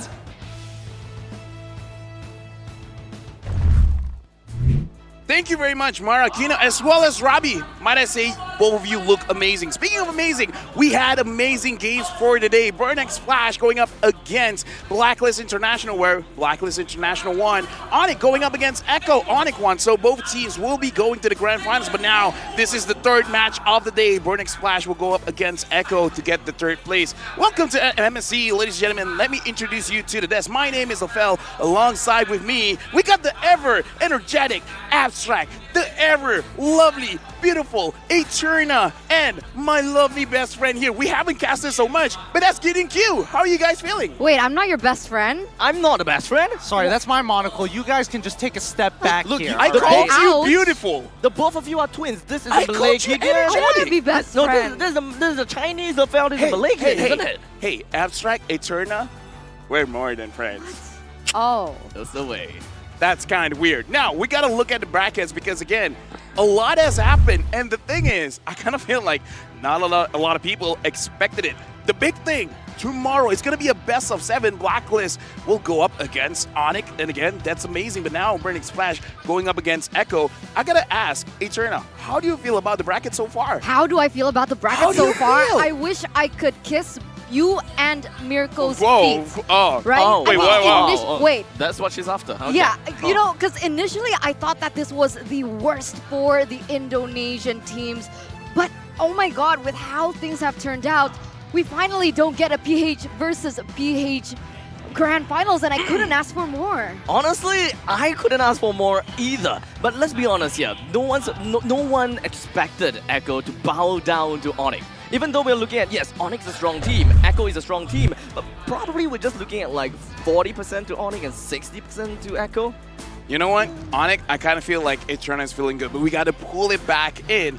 We got to talk about Burn X Flash going up against Echo here. Because again, Echo looking very strong. But I got to say, Burn X Flash as well. Get in Q. What do you feel about this matchup? Honestly, it might end up being like the final season of Yu Yu Hakusho, right? I mean, you're expecting these big fights, and after that final one, especially coming in from Echo, they're exhausted, they're tired, and especially with the level of gameplay that they were exerting against ONIC, coming against a fresh Burn X Flash who's able to not only analyze their game, but also take a little bit of a mental break. This is going to be quite a stretch if Echo really wants to pull it all 3 of these games. Honestly, I love that part because this is a battle of attrition so far. Burn X Flash, they got a lot of break in between.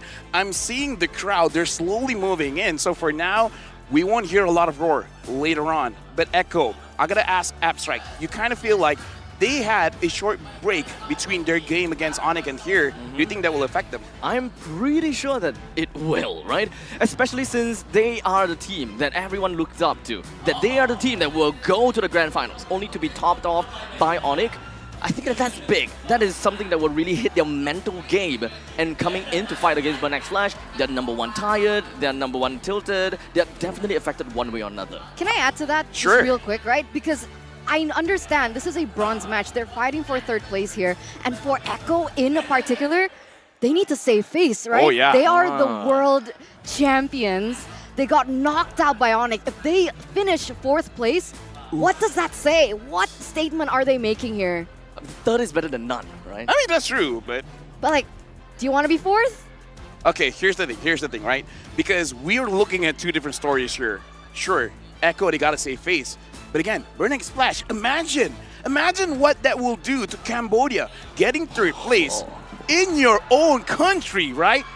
Like, you gotta imagine, the Mobile Legends scene here would grow exponentially, and this will be a very good momentum moving forward to M5. But now, again, we gotta talk about it. Rise of the Burning Flames, dive of the Orcas. Flame and water. Gideon, how does this matchup usually happen? Usually the matchup really boils down to Nice. temperature, because at the same time, this game is very momentum-based, and the fact is, as Abstract has mentioned, there is going to be, affected mentalities walking into this, especially from Echo's side. Unfortunately, with the way that the bracket is supposed to be and how brutal the single elimination format is, I honestly think that this third place match doesn't really and it doesn't feel good for anybody, right? At the end of the day, you're walking in from a loss, but now you're just trying to save some face. Walking from a loss. Now we're gonna watch both teams walk on the stage. Again, the final time for today. Winner will be third place. Loser, unfortunately, will be going home with fourth. With that being said, we're not gonna waste any more time. Let's invite both teams onto the stage. To officiate the match, we have our marshals here to facilitate the game. Rip, Shadow, Jot, as well as Alex. They are here to ensure fair play and esports integrity. One last chance for the home ground team to play in front of their fans. Remember, if you play with fire, you get Burn X Flash! The Cambodian champions fought valiantly despite falling to the hands of Blacklist agents earlier today. But they are going to do their best. But we have to invite who they are going against. Make way for the Orcas as they return to stage once more to fight for glory.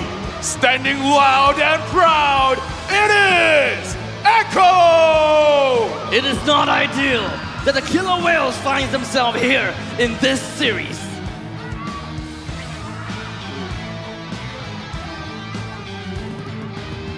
Now we introduce the masterminds of both teams, Coach Tic Tac with Coach Trevor and Zimish with Sky Z's as the analyst. I would have to say both of the coaches as well as the analysts will have a lot on their table for this game. For sure. It all boils down to this moment. How are they going to be able to win it? Fire versus water here in this upcoming match, and we're expecting chaos. I'm expecting more than just chaos. I'm expecting teams to be playing at their tip-top shape despite taking already their first loss in the overall tournament. And now let's introduce the team lineup for Burn X Flash. It's Donut, Chima, ATM, CCAT, as well as D7. I gotta ask Abstract, looking at this lineup, who are we paying attention to? Honestly, I cannot give you an answer. Every single one of these players has stepped up and they made perfect progress. We've got ATM that showed his prowess in the previous series.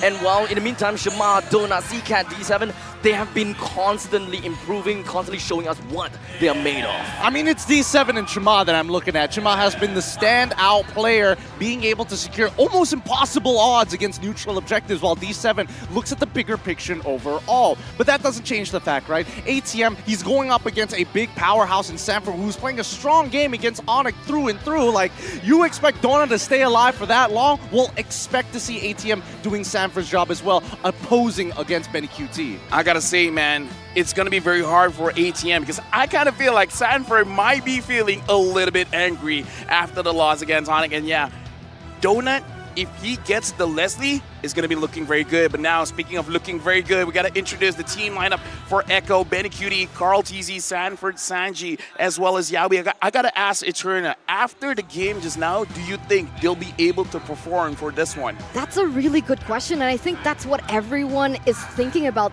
Ultimately, after going in a game that was, what, almost 40 minutes? Oh, yeah. Do they have the mentality to continue forward, to push forward, to be able to get that third place? Because honestly, I cannot say that Echo underperformed. They were performing out of their minds. Biggest highlight for me was Carl Teasy, right? Not giving a single objective over to ONIC. At the end of the day, they are still consistent. The level that they play at is only attainable by very few across the world. And the real question is whether Burn X Flash is able to kind of get past that, or at least show some form of light to break through the darkness. Honestly, we saw a lot of their games. We've seen their personality show through with how they're playing. But I kind of feel like we need a little bit of insight. So with that being said, we're gonna jump into an interview to see what's really happening in the teams.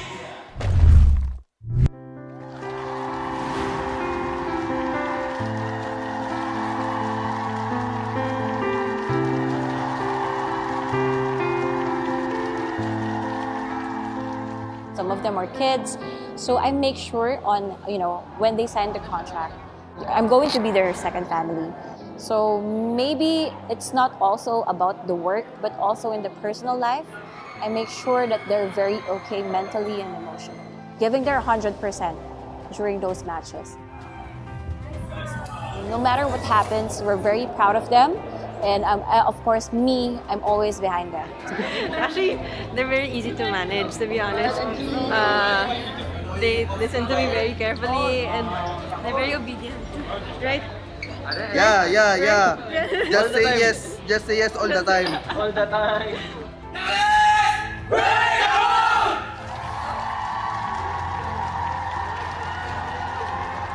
I think that's one of the things that we always make happen. It's their chemistry, their dynamics, and how everyone will play with each other. That's one of our priorities. So for Morse is that MLBB is a team play game. So what we need is like communication and coordination of the player is important. I think it's the two most important for me.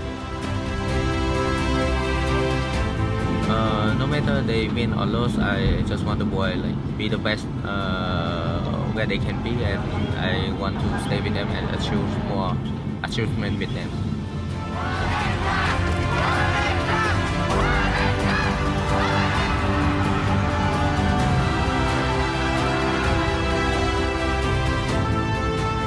I think we'll just do what we do best. That's just me. We'll just do what we always do.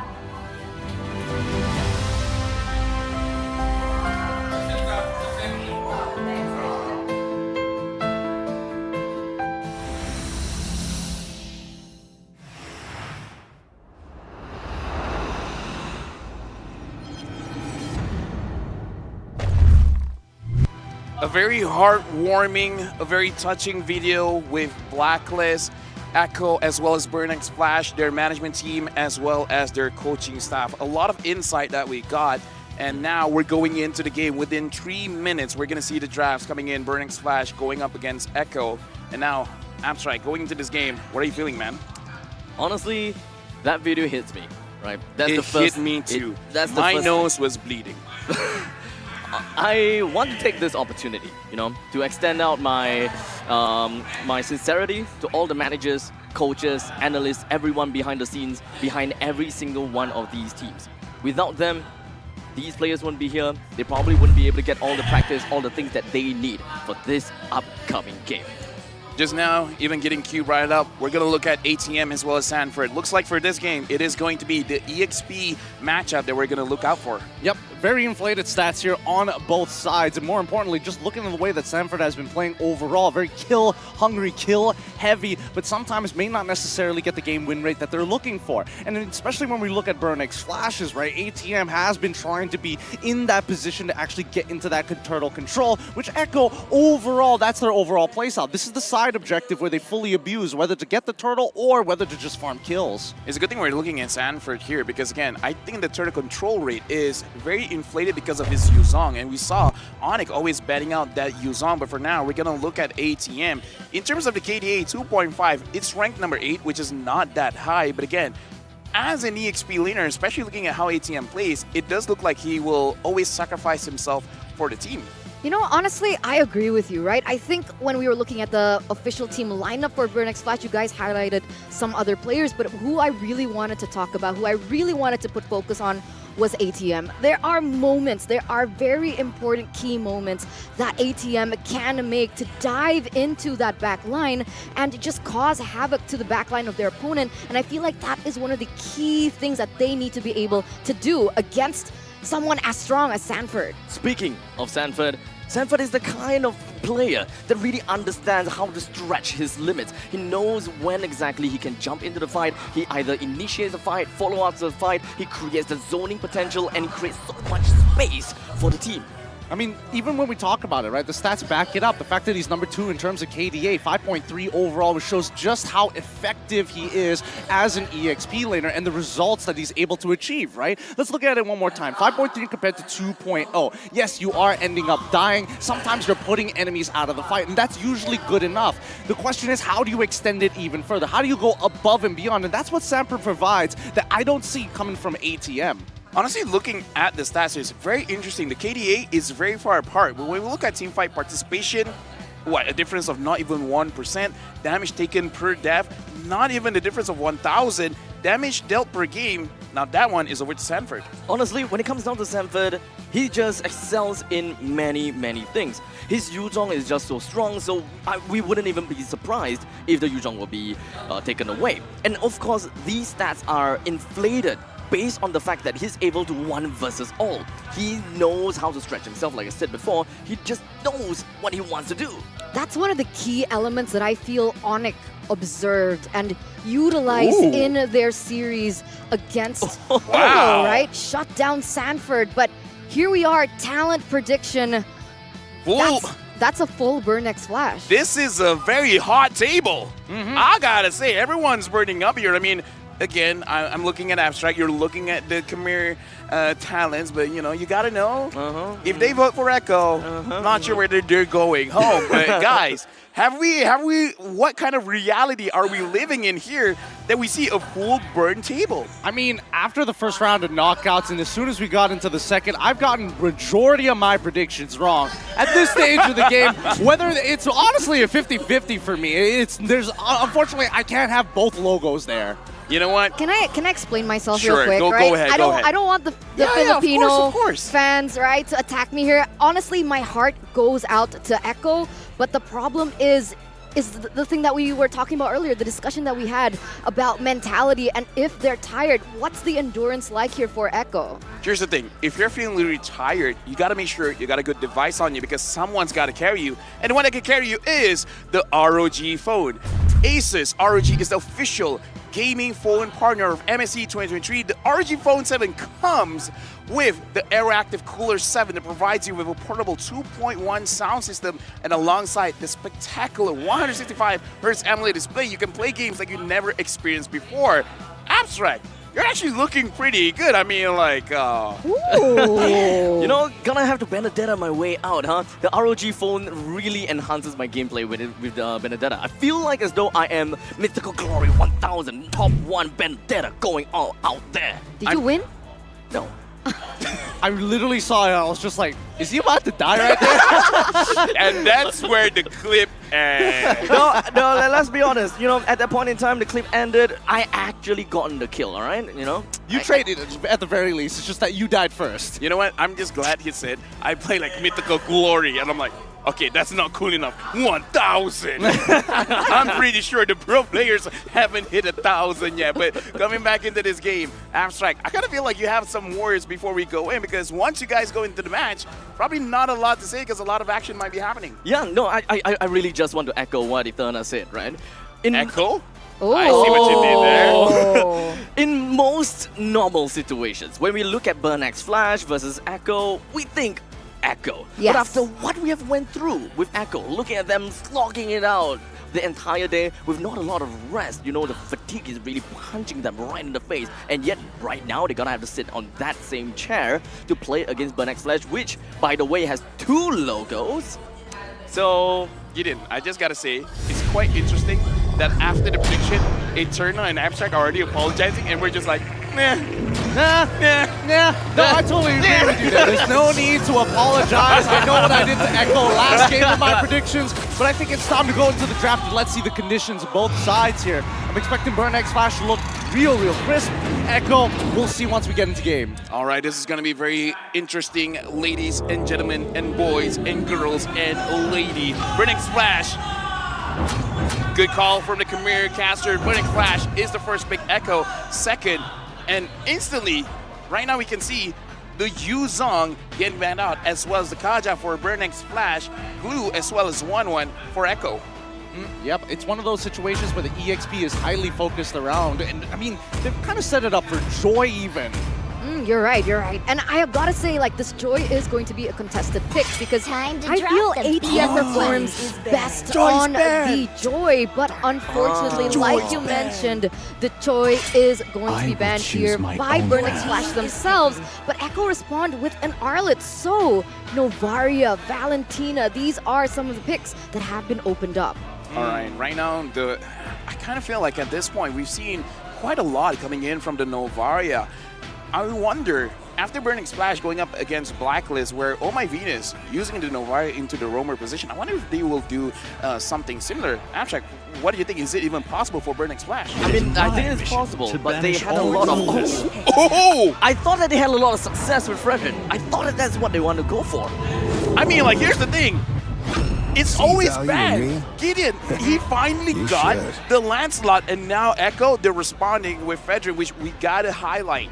Against ONIC, he did not let Kyrie win a retry battle. Exactly, and I think it's one of those situations where is Burn X Flash going to be playing a teamfight composition focused around neutral objectives, or are they going to do the ONIC where it's all about fighting, all about getting those kills, all about that big setup? So I'm looking for potential roamer options for the side of Burn X Flash, and we know what the pattern is, right? Make sure that Chima is going to get a hero that he's most comfortable with, and then we cut back over to Echo's side, Valentina, just to keep themselves flexible. Okay, can I say that Sanji is just disgusting? With the Valentina, not as a person. Yeah, not as a person. Sorry, I need sorry. No, that can be taken out of context. Exactly. I mean, his Valentina was so good, phenomenal with the choice of IMUs. Always knows which ultimate to utilize, and with that in mind, right, Burn X Flash, honestly, they need to think about this. The next few picks, hopefully they don't go for heroes that are very ultimate reliant, because that's just going to be used against them, but they pick something up like the Novaria. Ultimate reliant. Yeah. You know what? You need more ultimates in that. I like the way you think. It's amazing. And now I'm actually looking at the composition. Actually, no, I'm looking at the roamers. The Franco, both D7 as well as Yaoi, has been amazing on the Franco. I'm just wondering, will the Franco be prioritized? And if it's not being picked up here by Echo, will it be eventually banned? I think maybe it's eventually going to get banned in the second phase, but that's going to be a big tell, right? I think at least for Echo, they can start playing around a little bit. And now locking in that Grok, we still don't pretty much have no idea whether or not it's going to go into the EXP, whether they decide to kind of, you know, I don't know, Carl Teasy switches things up and brings it into the jungle, but let's sniff it out here as Franco gets banned down in the second phase. At this point in time, I just want to say that Burn X Flash's composition, the first 3 pick, I absolutely love it. With the Novaria being picked out, he does have the lane priority over the Valentina, unlocking this Novaria in the early stages of the game. So even if they do pick this Beatrix pretty early into the game, they should be able to get quite a lot of emphasis to allow this Beatrix to move on to the next stage, even if Echo does win in a 1v1 matchup. And on top of that, right, they're going to go for the Wombo combo here that we see find a lot of success. The snipes coming in from the Beatrix with the Novaria's ultimate and her, what is it called, Astrosphere, just does so much damage, and in the late game, it's going to be very hard for Echo to go for, I would say, a setup if they don't realize the damage that they can output. You know what? It's the shooting star. It's the shooting rifle. is the Astral Gun. I'm going with until I find some kind of combo name that's pretty cool. Well, we'll eventually get to it. We'll Snipe. eventually get to it. Because I think at the end of the day, right, Echo can also recognize that this snipe is really painful. So how else are they going to manage it? It's not with the range, it's the fact that they have control over the map. And they're only going to be able to achieve that through CC. So banning out that Diggy is already one step forward, while Burnix Flash is going to be looking at specifically Benny QT, who has shown that when it starts to get really long and dragged out, he's going to be changing the way that he plays. Instead of rolling backwards, he's rolling forwards. He's trying to think one step ahead of their opponent, and they can still set up for a potential Minotaur. Right now we got to look at this. Sanford's Yuzong is now banned 4 times this day. Just this day. Is this a repeat of banning Diablo? And now Harif has been picked up to go up against this Matrix. I don't know. What do you guys feel about it? I kind of want to go with Eterna. What do you feel about Sorry, it? I don't think that the Grok is a roamer. Ooh. I don't know, right? Because we saw Yaoi pick up the Grok. I think we were Okay. talking about it behind the scenes as well, right? It wasn't really as effective as we see Yaoi on the other heroes, and I think that Burnix Flash may pick this up. I think they want to force it onto Yaoi, looking at the Kufa Ben. Right now, Sanford's real name is Sanford. Thanks. I mean, honestly, Damn, I didn't know that. Honestly, that fun fact is kind of useful because Yeah. I think people would assume it's just an IGN. Exactly. But That's now, what I thought. But now, Abstract now, finishing the draft. I'm looking at Burnix Flash. They don't have any lockdown. They got a Lapu Lapu. That's something. Oh! But what does this mean? Mincetar versus a potential Grok.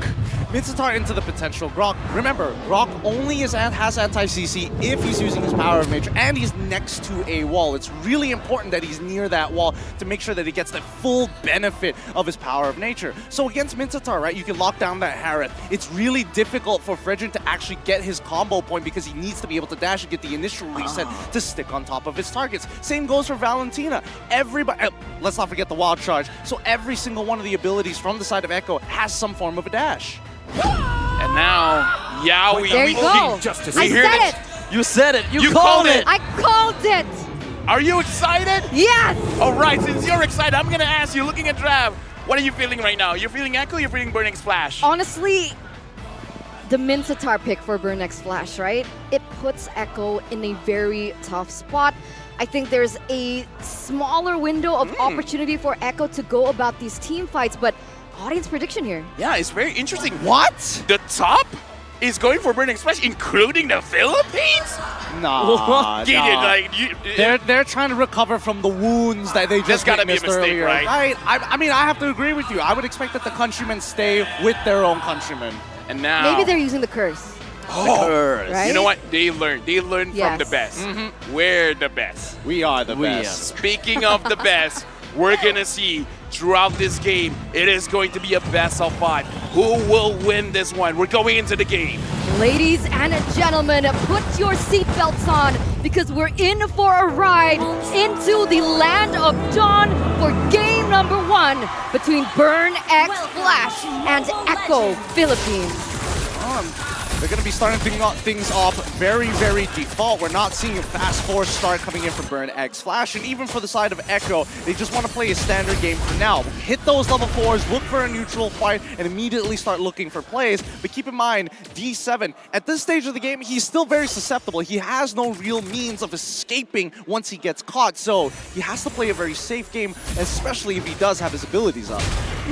It brings me back to the question, right? Mincetar into the composition that ONIC have, sorry, not ONIC, Echo have brought, right? Sanji, Benny, Yaoi, how is that gonna fare for them in the long run? Well, in the long run, terribly, in a matter of fact. So it's about timings of fights, right? It's about when that King's Calling is available and how exactly is Echo able to bait that out. Because remember, if we're talking about pickoff or engagement tools, Echo has a little bit of both, right? They've got Samford, who can initiate the fight to maybe get the King's Calling. They got Yaoi to kick somebody out of position to maybe get the King's Calling, and then it's about to push and pull. D7 trying to get himself away, immediately terrified, but Echo just wanted to poke D7.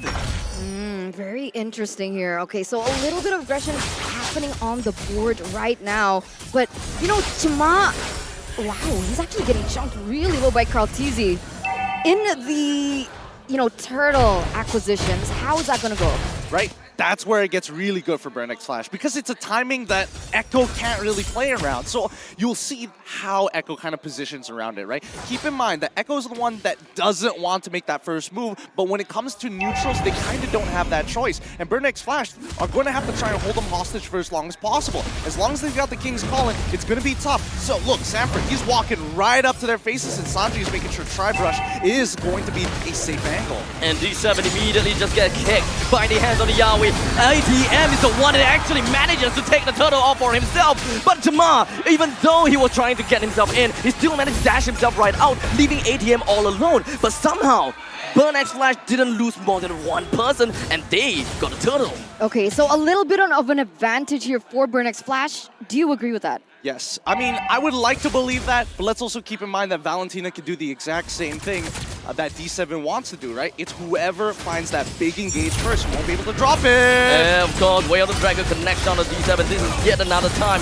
where D7 gets constantly targeted. It's all about his ult. It's literally all about his ult. That's what this entire game is about, right? You're gambiting upon your opponent. You're trying to steal his ultimate because it really hurts both sides of the composition. It seems it's a lot about disengage from the side of Burn X Flash when it comes down to D7. I mean, ideally, they don't want to be just disengaging, right? You need to be able to get some kind of value or profit. The only issue is that there's only one of D7, and not everybody is able to, quote-unquote, find that pick. So that's when you start adding ATM into this mix. And hopefully, by the time he's unlocked from his lane, he's actually capable and strong enough to start threatening that back line. I actually find this quite interesting, right? Both of the mages opted for the discount emblem. And sometimes we see a little bit of a mix for Novaria, right? Sometimes Impure Rage, sometimes Magic Worship. But here, Mystery Shop against the Valentina. Oh! Nice catch. However, it doesn't seem like they managed to lock Sanji down for even longer and had to use the King's Calling. Pre-buffering. That's really great coming in from Sanji's side. He didn't want to use his ability, so using that flicker is just a very safe method to do so. And not to mention that the fact that he's already used the IMU, so no point going further than that. Other than the fact that we need to keep in mind, again, D7's got his flickers back up, and I think, you know, Burn X Flash, they're going to be setting up for this neutral fight. So get ready for it. Look at the positioning from Echo. Doesn't seem like the rest of the members from the side of Burn X Flash will be able to stop Yawi from pushing right in, as that is going to be yet again another kick from Yawi. This man is never, ever going to stop. Yeah, that's the thing about Echo, right? They are so quick on the objectives. We saw that in their previous series as well. And when it comes down to it, they really know just how to make things uncomfortable for their enemy. Yawi always positioning really well in the bush. You know, positioning is so key, right? Bushes are so key. Vision is so key. Burn X Flash actually has CCAT.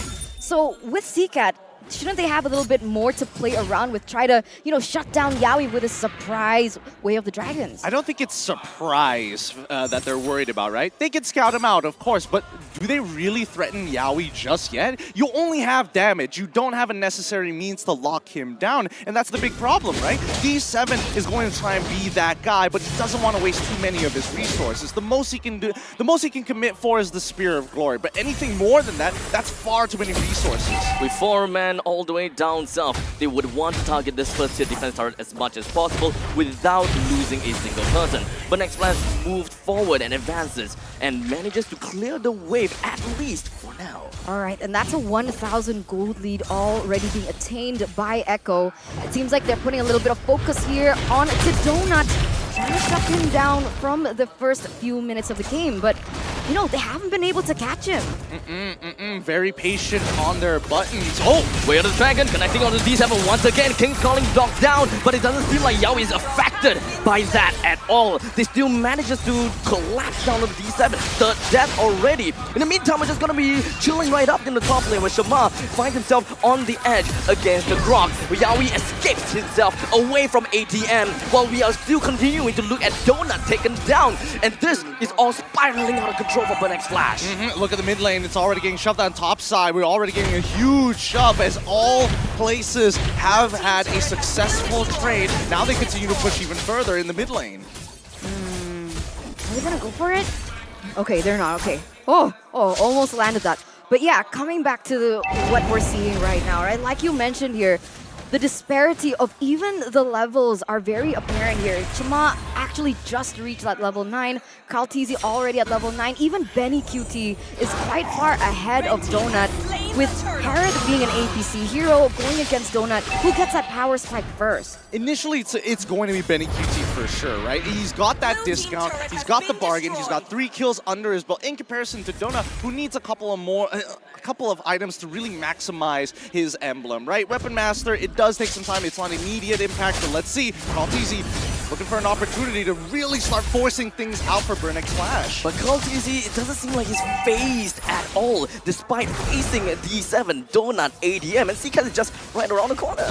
Yeah, unfazed, unbothered is just really the gimmick that Kaltizi has brought to MSC, going for these kinds of picks. It's worked out, and they have gotten a lot of objectives because of that. Do you guys see that? Oh, hold on a second, never mind. As Yawi immediately jumped himself right into Shamar, tries to bring him down, but Shamar is the one that managed to take a kill down onto Yawi instead. As the fight prolongs, Kaltizi holds himself in the front. He wants to go for the taunt, but Donut takes the kill away. The Summon Force lays down, and Red Cutie takes the kill onto Donut, moves on to the next, gets himself a double, and this is how they're going to disengage by having a 2-for-2 trade. Yeah, 2-for-2 trade, extremely key in that particular team fight was the fact that the Holy Crystal was built in, giving him a little bit of more damage for Benny Cutie to rush the members of Burnex Flash. No, that's a perfect way of putting it, because again, that's why you're wondering, why is he holding, if he already has it, why is he holding back here super far away? He's waiting for the King's Call, and notice Benny Cutie goes around. Kaltizi tells the rest of his team, yo, I'm gonna die, we need to find a trade somehow, and that's immediately when you see Benny Cutie drop that Xammin Force, and look how fluid his movement is, right? Finds the Synchro Fissure, gets that full initial burst when you're right in the middle of it on towards Donut's side, and then transfers the kill over down into the mid lane against the Minsitars. So every single time we get into these fights, it's about that push and pull consistently before and after the King's Calling. But ladies and gentlemen, we are experiencing a technical pause. Remember, we want the best for you guys at home watching. You want the best experience. We also want the best experience for the players as well. But yes, it seems like Abstract had a point here. Now, remember how I wanted to say something right before the team fight? Yeah, what was that? The main thing is that one thing that I wanted to say was the Frederick. I'm not too sure whether he did it on purpose. He immediately dashed into the trajectory of the Astrosphere. The Astrosphere could have clipped onto Valentina. And in the very event that Valentina got clipped before that fight, I think that, you know, that fight wouldn't have went to Echo. It probably wouldn't have, what's the word I'm looking here? It probably wouldn't have mattered in the long run, because that would mean that the entire team just moves back together. The fact that he still has the health, it does give Echo a little bit more confidence to say, yeah, I can take maybe 1 or 2 auto attacks, but more than that, it's still going to be too much for me if Beatrix is right up in my face. So at the end of the day, right, it's all about that push and pull. How do you push and how do you actually end up pulling away from your opponents? Unfortunately for Burnex Flash, the pulling part is the most difficult, because there's no real way to do that comfortably other than using the King's Calling, which kind of falls into the category of your most high priority ultimate. When it's that valuable, do you really just want to use it to pull away? You feel like you need to get a trade. I mean, technically you have the Lapu Lapu, right? I mean, that's something that you could utilize potentially in these team fights, but I like how you mentioned that, because so far we haven't seen these CC heavy heroes being able to just stop the movements coming in from Benny QT. He's been having a really good time. I mean, look at that 5-0-0 already here. That's a lot of gold for him. Yeah, nobody's catching him. And I like the fact that you brought up ATM, because yes, he's supposed to change that fact, but credits to Samford. He's clearing out the waves faster. He's literally living up to the moniker of Grok. He is being an unmovable object, and ATM, it's kind of frustrating for him, right? He's not really trading against him. He's not allowing him to move first, and that's how Samford is maintaining his lead. And now, of course, Yawi finds himself low in HP. It still went down. D7 flickers into the King's Calling. It was hoping that he'll be able to clip a little bit onto the Lord, but Shamar focuses onto the Lord, takes the Lord away from the hands of Echo. The rest of Burnex Flash immediately falls backwards after getting what they wanted. Oh man, okay, so they win the team fight, but unfortunately they had to lose the Lord. But it looks like Kaltizi, Benny Cutie once more! Donut immediately taken down. Santi proxies the lane and went straight in front for CCAT, pushing him away even more. Yeah, they're not going to keep on doing this, right? Okay, the Lord is going to spawn, and at least for Burnex Flash, that means that Echo isn't going to just try and end the game. right on the dot. And wait, Oh! Benny! Oh, Benny is not gonna be stopping anytime soon. The Zaman Force dropped right down. He's going 1v3. The first person already taken down. But here comes Yawi with the way of the dragon. Just gonna be connecting down on the ATM. Completely terrified. Flickers himself out of the way. And of course, even the King's Calling came in clutch. Beautiful stuff coming out from Benny QT. He knows for a fact that D7 can't completely commit onto him, especially when he doesn't have that follow-up damage. And as soon as Benny spots the person who is going to be that follow-up damage, that's when he starts repositioning and calls in for Yawi. Wait. Burnex Flash, no dominance? Oh, you're right. I don't see a dominance just yet. Yeah, that's going to be a bit of an issue. Not being able to kind of deal with the healing, not being able to deal with the shielding at the same time. That's coming out from Benny QT. But to be fair, is that really going to matter when he's already 2k ahead? The fact that he's got like an extra 2 items on his opponents, like, I don't need the shield, I just need to kill you. True, but I don't know. I guess that's a step in the right direction, no? I mean, zero respect for Benny. 8-0-1 already here. 4,000 gold lead, and Echo, oh my god, again! Wait, the dragon again onto D7. However, the rest of the members from the Echo is just a little bit too late for the follow-up. You know, looking at that play, right? Is it wise actually for Yawi to go for the Way of Dragon on D7? Yes, it absolutely is. And think of it this way, right? You're kicking him not into the middle of your team, you're kicking him at an off angle, hoping that D7 utilizes that ult so the rest of your team can disengage. Keep in mind, Sanford can wild charge outside of the King's Calling and still get the knockup as he's passing through the entire King's Calling area of effect. In that moments, right, we're hoping for choke points. That's what we're looking for. Burnex Flash need to bait Echo into a point where they can't seem to fall back. And there's only 2 places he can do it. Number 1, the Lord or Turtle Pit, or number 2, these POIs on the map, which is going to be the buffs. Okay, and oh man, like even with that, I think Burnex Flash recognized it. You don't see that they are looking for a contest. 11 minutes, 12 minutes in, Abstract. How are we feeling about this game? It's definitely grim for Burnex Flash, right? And I'm trying to really wrap my head around as to what they can really do. The main thing that I want to see is probably give some more time to Donut, because when it comes down to the goal disparity, Donut to Benny QT, that's gonna be huge. And the only way that they can probably get the game going is when C-Cat skills, Donut skills, because this team is kinda expensive. Yeah, you're right? And that's interesting because Donut just picked up the Malefic Lore. Is that going to be detrimental to this Lord take? Absolutely, but I mean, they've got the information. Tech pause once again. Unlucky, but it gives us time to talk about it, right?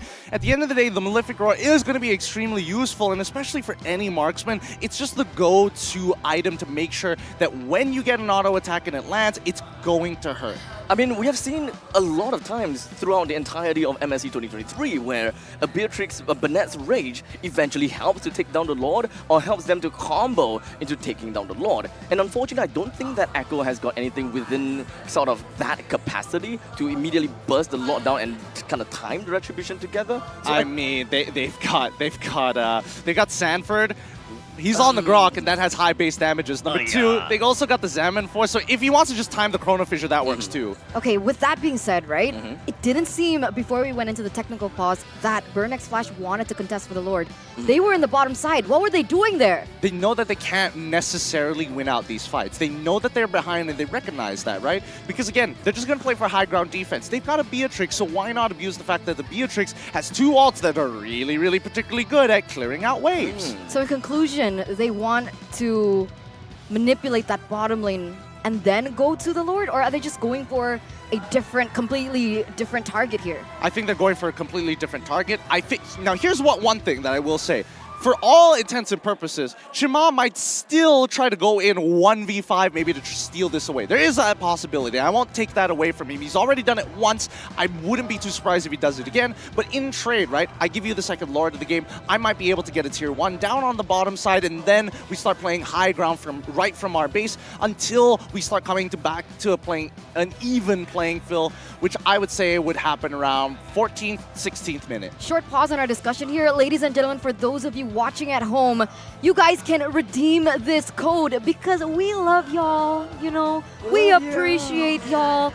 Thank you so much for tuning in for this match right now here between Burnex Flash and Echo. You guys can, tap your ROG phone, just a little bit there. Go for the code. Get it before LaFell gets his hands on it, because I promise you, he's very quick with his fingers. But coming back into that discussion here, Lord fight.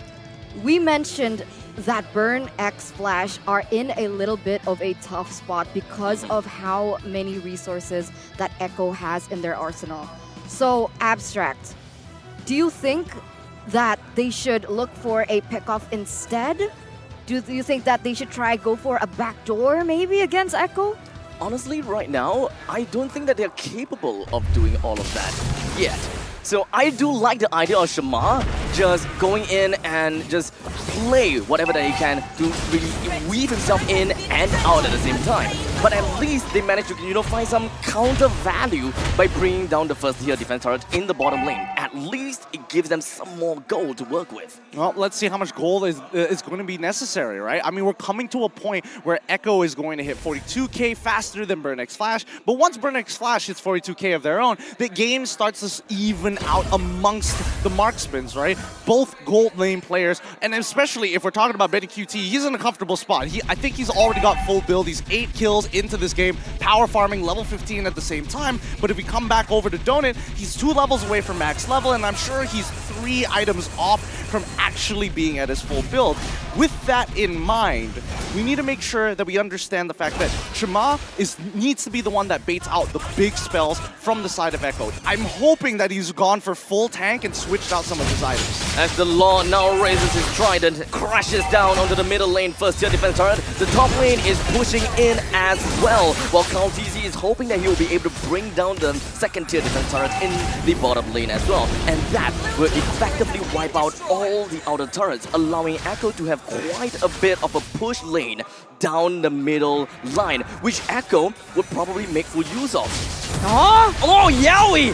With the flicker in and the kick right down onto ATM. He's gonna be the first person to be taken down while D7 continues to move on forward with the King's Calling. That is going to be 1 death from the side of Burn X Flash while Yowie sacrifices himself for the greater good. Very aggressive play by Yowie earlier. It does get a trade onto ATM, and this brings me to the point that I really wanted to bring up earlier. Burn X Flash has such an amazing amount of high ground, so when it comes down to the defense, it's going to be a little bit more tricky for Echo, who direly needs to end this as soon as possible. I mean, I don't know whether they want to end it as soon as possible. They already played a 39-minute game. Maybe they want to make it into a 40-minute game.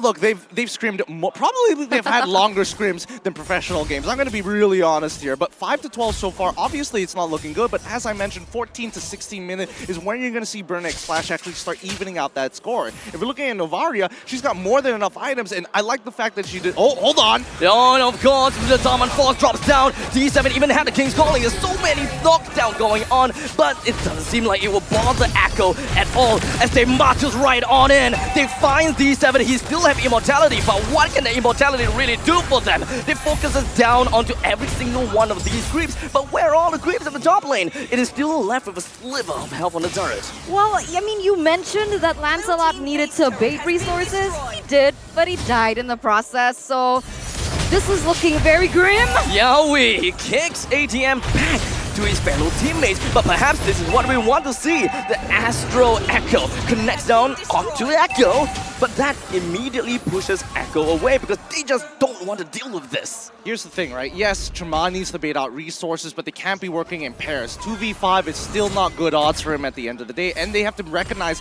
that not everybody's at max build. 7.6k deficit for them as of right now, and if this game drags on for another 2 minutes, the gold lead isn't really going to matter at the end of the day, which is when Burn X Flash probably want to burn out these resources or buy this Lord Pit. That's what I was waiting for, not buy the purple side, and I think even for Chima, he probably just wanted to have his purple buff more than anything else.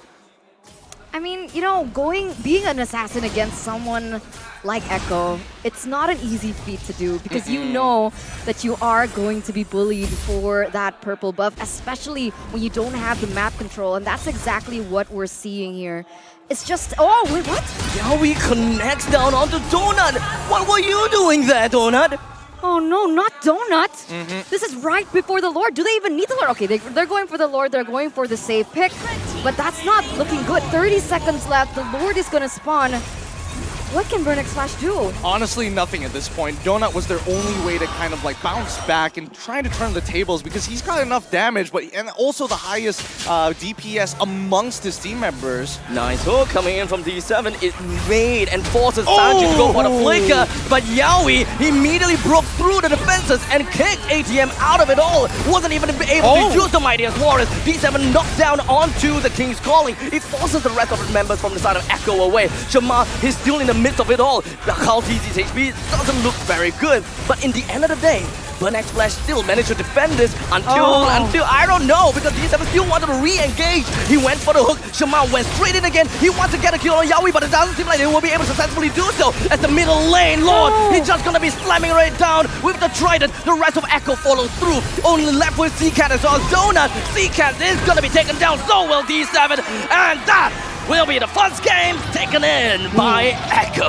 Wow, all right. Echo really bringing their A game here in this best of 5. They're going to be leading the series, and that puts Echo fans all around the globe in a little bit of a more comfortable decision. But how did that actually end up that way?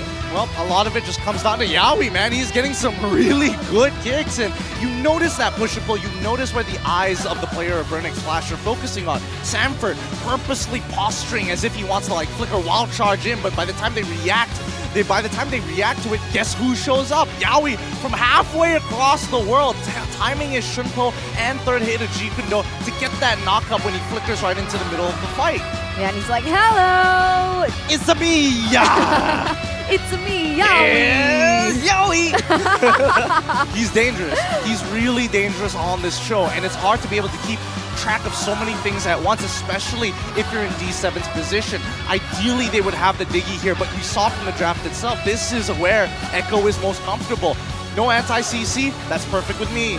That's the key word, comfort, right? Because when Yaoi is on a hero, honestly, like Grok, we didn't really see the same impact that he had when he's on something like the Cho, his power pick, right? He's able to make things very uneven when it comes down to those team fights, and it was just a wonderful display from the Orcas here, fighting back, really wanting that third place position.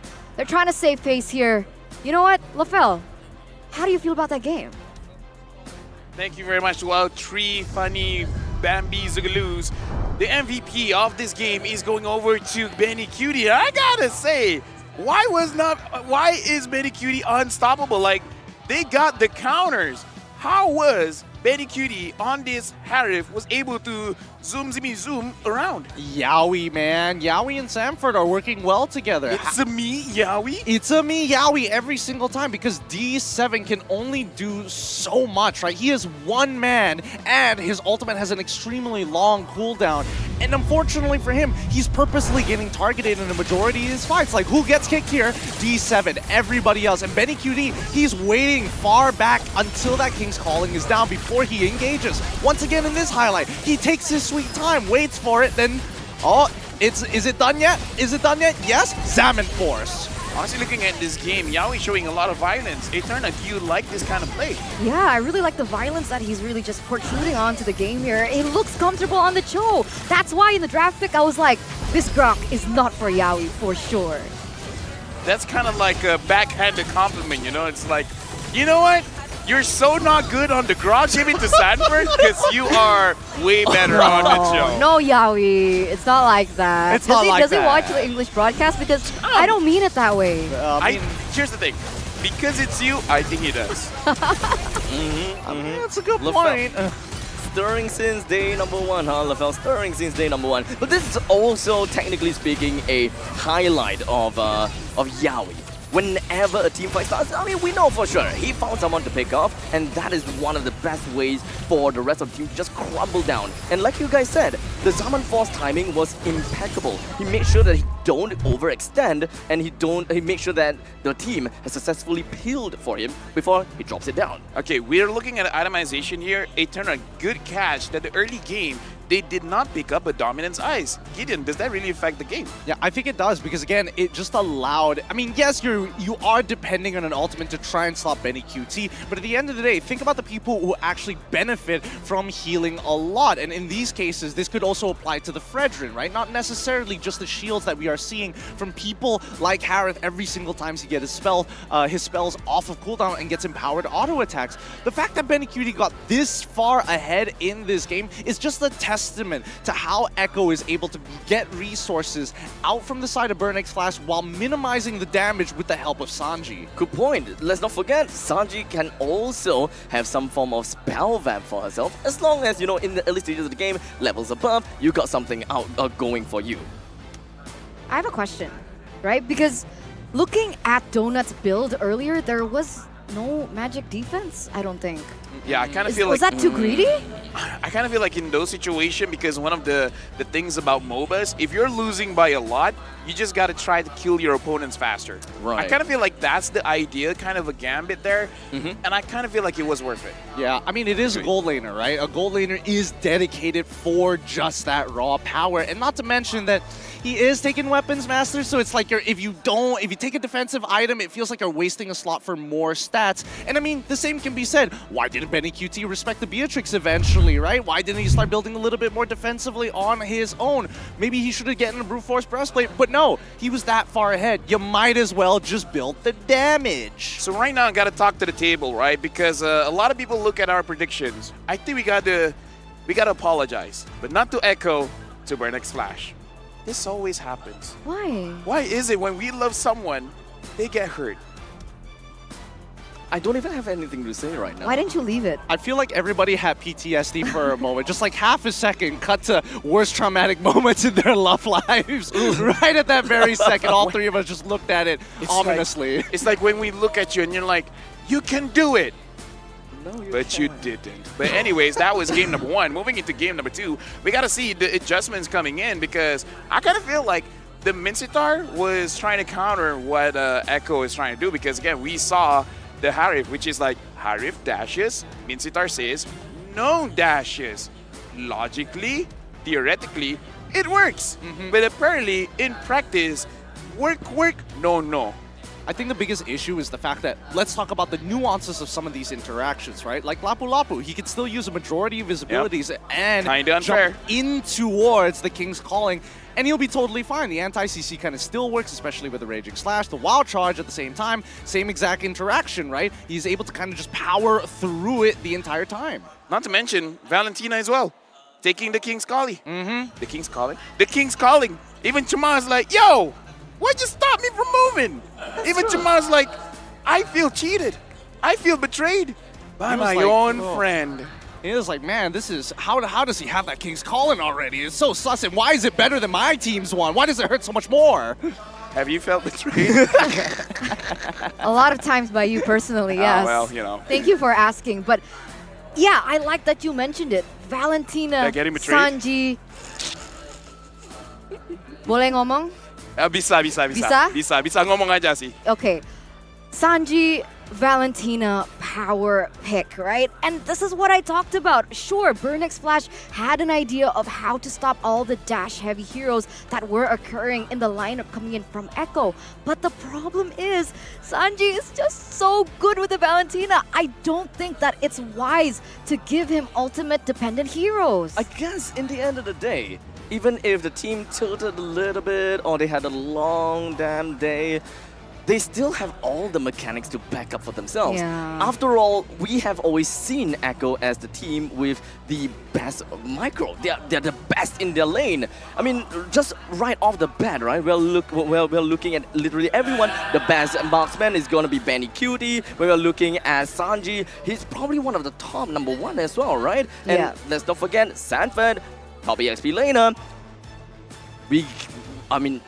Are we surprised? They're like an all-star lineup. In MLBB when they won, they literally won the best or first team of each role. EXP, mid, roamer, jungle. Who am I missing? I'm missing one. But my point is, they're an all-star lineup, so it is very difficult. But ONIC won. What? Oh. I didn't want to talk about that, Lafel. Hey, that's what 82 of the Filipinos that voted against them in this matchup agreed with you as well, Lafel. Yeah, you know what? Here's the thing. As a host, I can understand the feelings of the people in the table. Eterna says she doesn't want to talk about it. Believe me, folks. She wants to talk about it, but we got to talk about game number 2 here. The problem with having to face again someone like Sanji, say you ban out the Valentina, great, now you have all those big ults. I kind of feel like Sanji still has a lot in his pocket. He even brought in the Kagura, so again, going up against a team that's like #1 in basically all the roles, it kind of feels like no matter which hero you ban, it feels like a mistake. They have a wide hero pool after all, Yes. right? And so now it's an ocean, you is might say. With lots of fishes. Orcas. Sharks. No. It's because Echo is, Yes. oh my No, god, I know, I abstract. Thank you, understand. Eterna. You Thank have you, one Eterna. job. Okay, fine. There's swordfishes as well. What? They're gone. Don't hurt me like They that. went home. That's just a low blow, man. That's just a Gideon's low crying blow. now. Look what you did. Yeah, hey, at least I said that they were still in the ocean somewhere in the world. Why you gotta hurt me like Still that? a low blow. It's like you kicked me in the nuts and then you thought maybe I'll just tap him there again. Talk about getting betrayed. And Talk about feeling cheated. Talk about feeling cheated. Now, Echo going up against Burnex Flash. I lost my train of thought. We looked at the early pick Lancelot. We saw Kyrie being extremely good. And again, even he said he could only dash. He couldn't win the retry battles. Because now Chama doesn't look comfortable as well. But here's the thing. Do you think Chama wasn't able to do as well is because he's not on Kyrie's level, which, come on, let's be fair, not a lot of people are there just yet, or it's because the King's Calling is there, so if he does go in, it looks like he's making a mistake. I mean, I think it can go both ways, but I definitely am on the argument, the fact that there's just a lot of single target lockdown, right? I mean, the Way of the Dragon is one of the most effective ways to deal with the majority of high mobility heroes, and it buys you just that much time. At the end of the day, I think that the biggest adjustment we're probably going to see from Burnex Flash, ban out the Valentina. Don't be able to kind of give you that flexibility, because we've seen Sanji just dominate so many different matchups because he is on this Valentina. Put him on something a little bit more linear. Okay, so we're looking at banning Yuzhong, we're looking at banning Valentina, we're looking at banning perhaps even the Cho. They all have high impact in the games. So if Burnex Flash were to dedicate themselves and streamline themselves into banning these respect picks, what goes to say that Echo doesn't have something else that is better? I would argue that Cho can be left open. Burnex Flash pick up the Valentina themselves. Which I kind of feel like we got to look at who's going to be first pick, who's going to be second pick. You're right. Because for this one, Burnex Flash, they did lose, so they have the option. If they're second pick, it's going to be, I think, a good position to pick up the Valentina, unless Sanji is like, you guys, look at me. My name is Sanji, but for this game, I'm Ichiji, meaning first pick in Nihon Japanese. Ichi means one, G means pick, probably. I'll probably confirm it. Yeah, sure. Yeah, I'll leave it to it, right? Yeah. I do agree with you that, picking up the Valentina for themselves is very good. I will say that I'm surprised that Burnex Flash didn't do it in this very first game. I'm surprised that they preferred to actually play around the Novaria, because again, we've seen them actually deal with Novarias before. Again, having access to Natalia, knowing that they could go for something else, maybe even an assassin, not necessarily the Lancelot as well. I mean, the Natalia didn't exactly work. Once. It works once, so it's kind of like a 1:1, but I suppose it really boils down to how the team operates, or rather who they're going up against. But I also like to answer that question, Lafel. Sure. It goes both ways for me.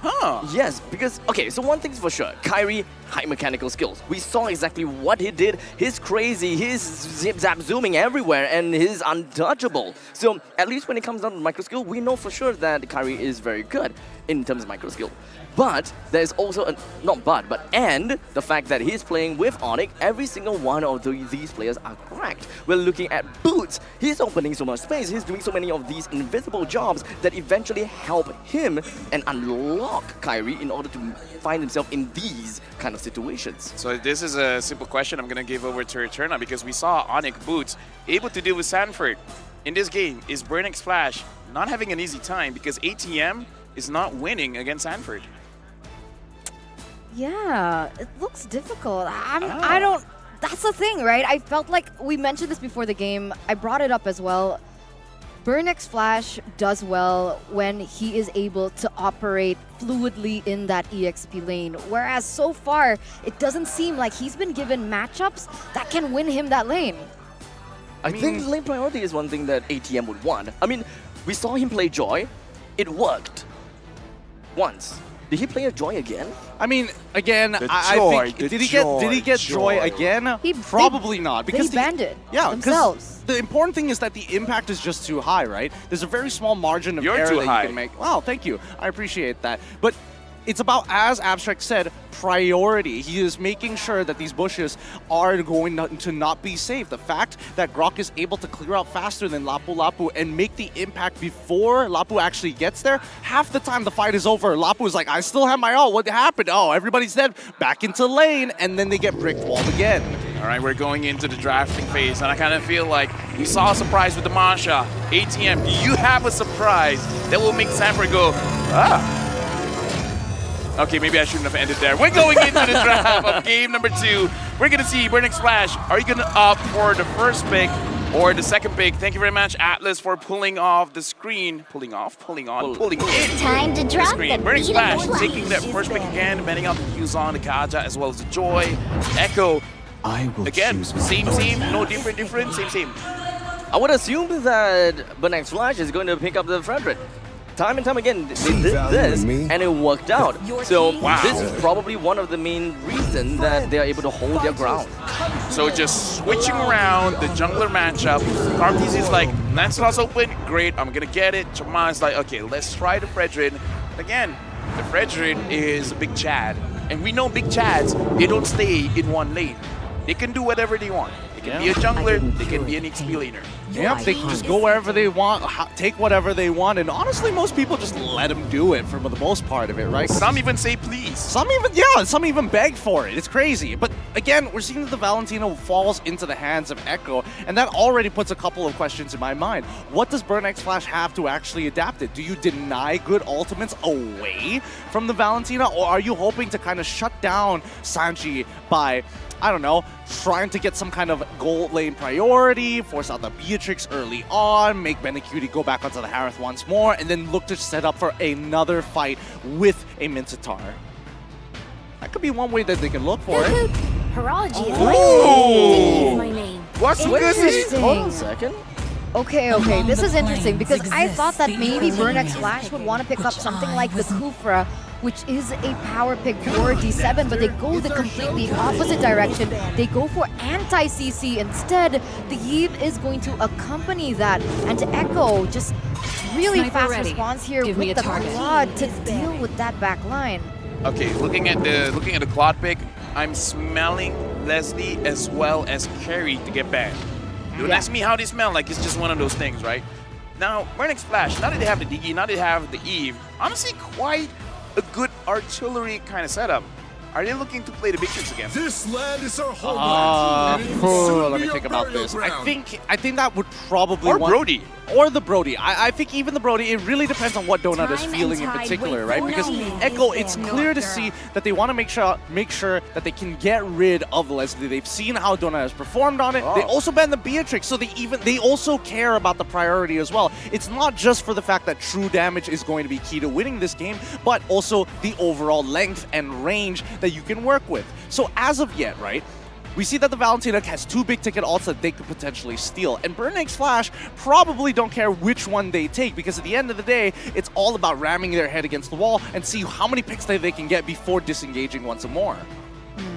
So far, Arlet's been left open. Oh no, Arlet was That's bad. banned. That's why we haven't seen them. I don't know. Does Burnex Flash want to commit onto Edward When the body with the suffers, bans? They do. He does. They do. Oh, well, okay, so far Beretta as well as Lalapu is banned out. Now Sanford, looking into the situation, I kind of feel like he has still a lot in his pocket. I wonder if it's going to be boring to pick up the Uranus. Honestly, it's a hero that Gideon doesn't like. If I'm Sanford, I almost want to say, let me be the last pick. Let me see where this Fredrin is going, and then I'll make a decision. You know, Grok's still open. That's true. I really can't think of anything else that is currently available that... There is help, but the Digi is there, right? Yeah. Yeah. I feel like Terizla, like, you're hoping for a good lane matchup, but you're technically going at it blind. If you want to play safe, I think Rock is still good. At least you can you might be able to bait something out. Now Paquito punching a bird. Punching a bird. This is I don't know. I don't feel 100% comfortable with this because generally I don't want Peter to come down at me.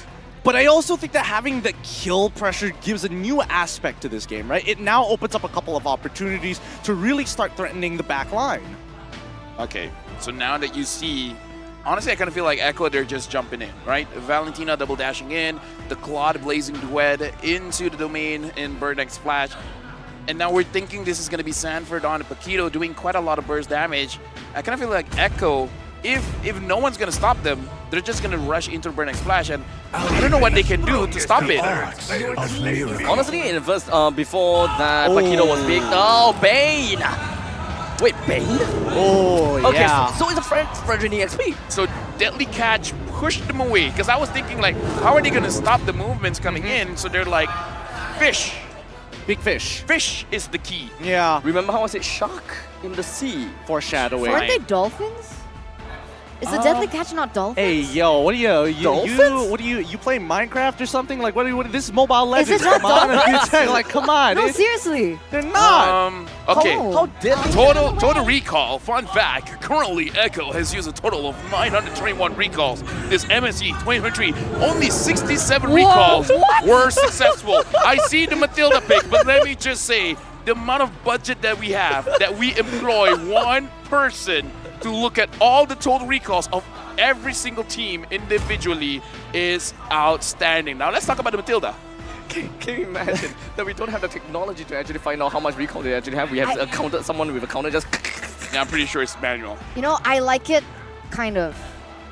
The Matilda, right? Because I understand, right? Echo are very melee oriented with like the draft that they have. They want to dive in. The problem is Bane's ultimate is going to be a deterrent towards that engage. And so the Matilda should be able to, fly them out of that sticky situation. Here's the thing, Matilda is a very strong early game hero, can dive in, can dive out of the situation. We gotta go into the game, dive into the game. Let's dive, like LaFell mentioned, into the land of dawn we go.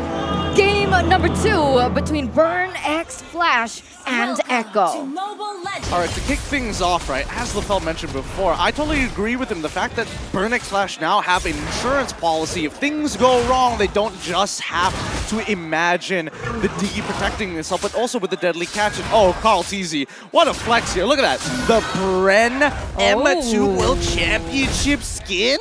Spicy, flexing a little bit here. I think maybe his ego got hurt a little bit, from the interview beforehand. I mean, that's probably one of the cases, but I can't help but feel that, even for Carl Teasy, maybe he shouldn't have ego checked against ONIC that many times. However, I am very curious about this, bottom side of the map, right? When we're looking at the EXP Paquito into this Fredrin, it is the most boring lane ever because you're not going to really get, if it's played perfectly, Sanford isn't really going to get too far with this. He really has to force a mistake out of ATM in this early laning phase. Donut and D7, the both of them are dealing with quite an adversary at the top lane with Yawi and Kaltizi.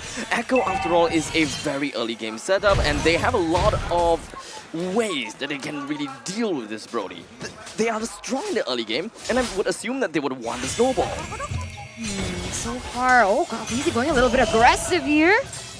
Doesn't seem like it's going to amount to much though. A little bit of poke here and there, but at least now we know that Donut, his EXP is not looking as well as what Benny Cutie has.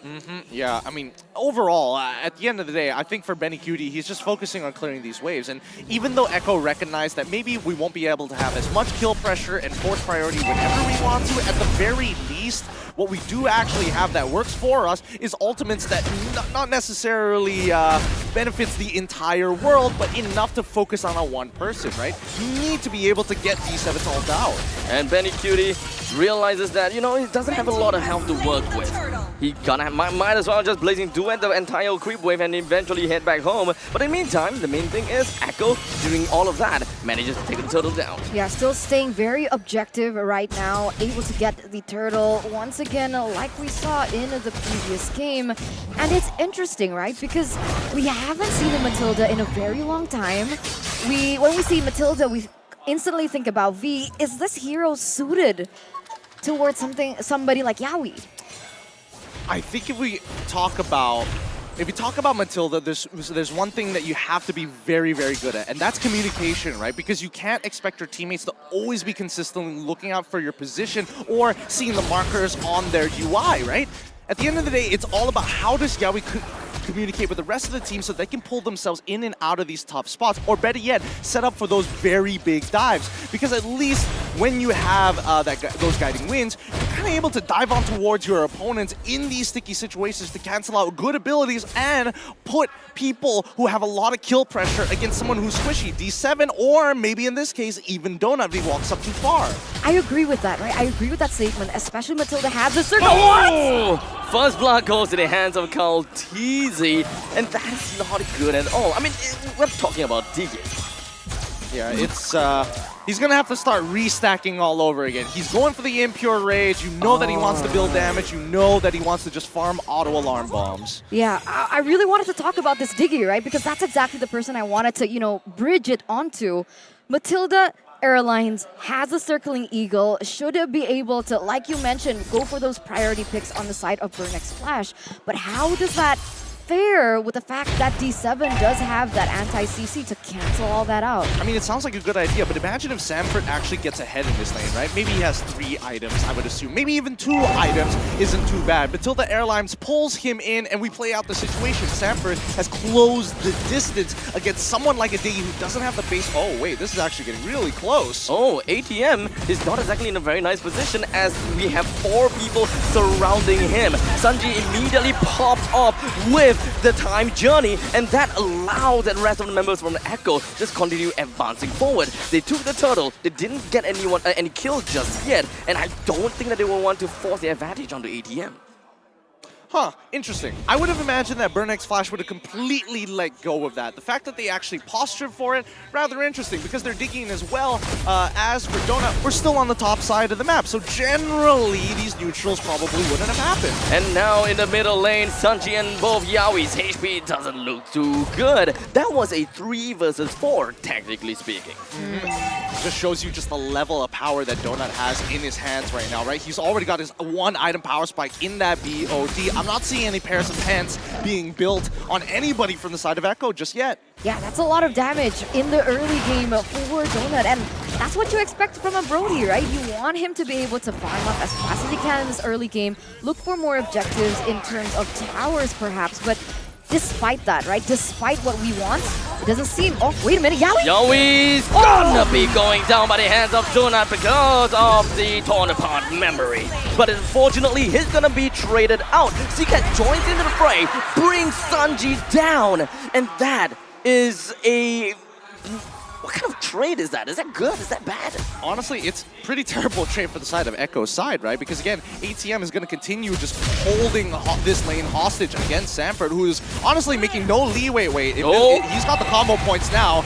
He doesn't have his ultimate, thankfully, but Samford, it's getting dangerously low. I don't think that either one is going to go down unless ATM actually overextends, but that forces Sanford to work onto the flicker. ATM even still has the flicker, so if he wants to go back in, technically he can. Oh, the execution and did not clip onto ATM. What a waste.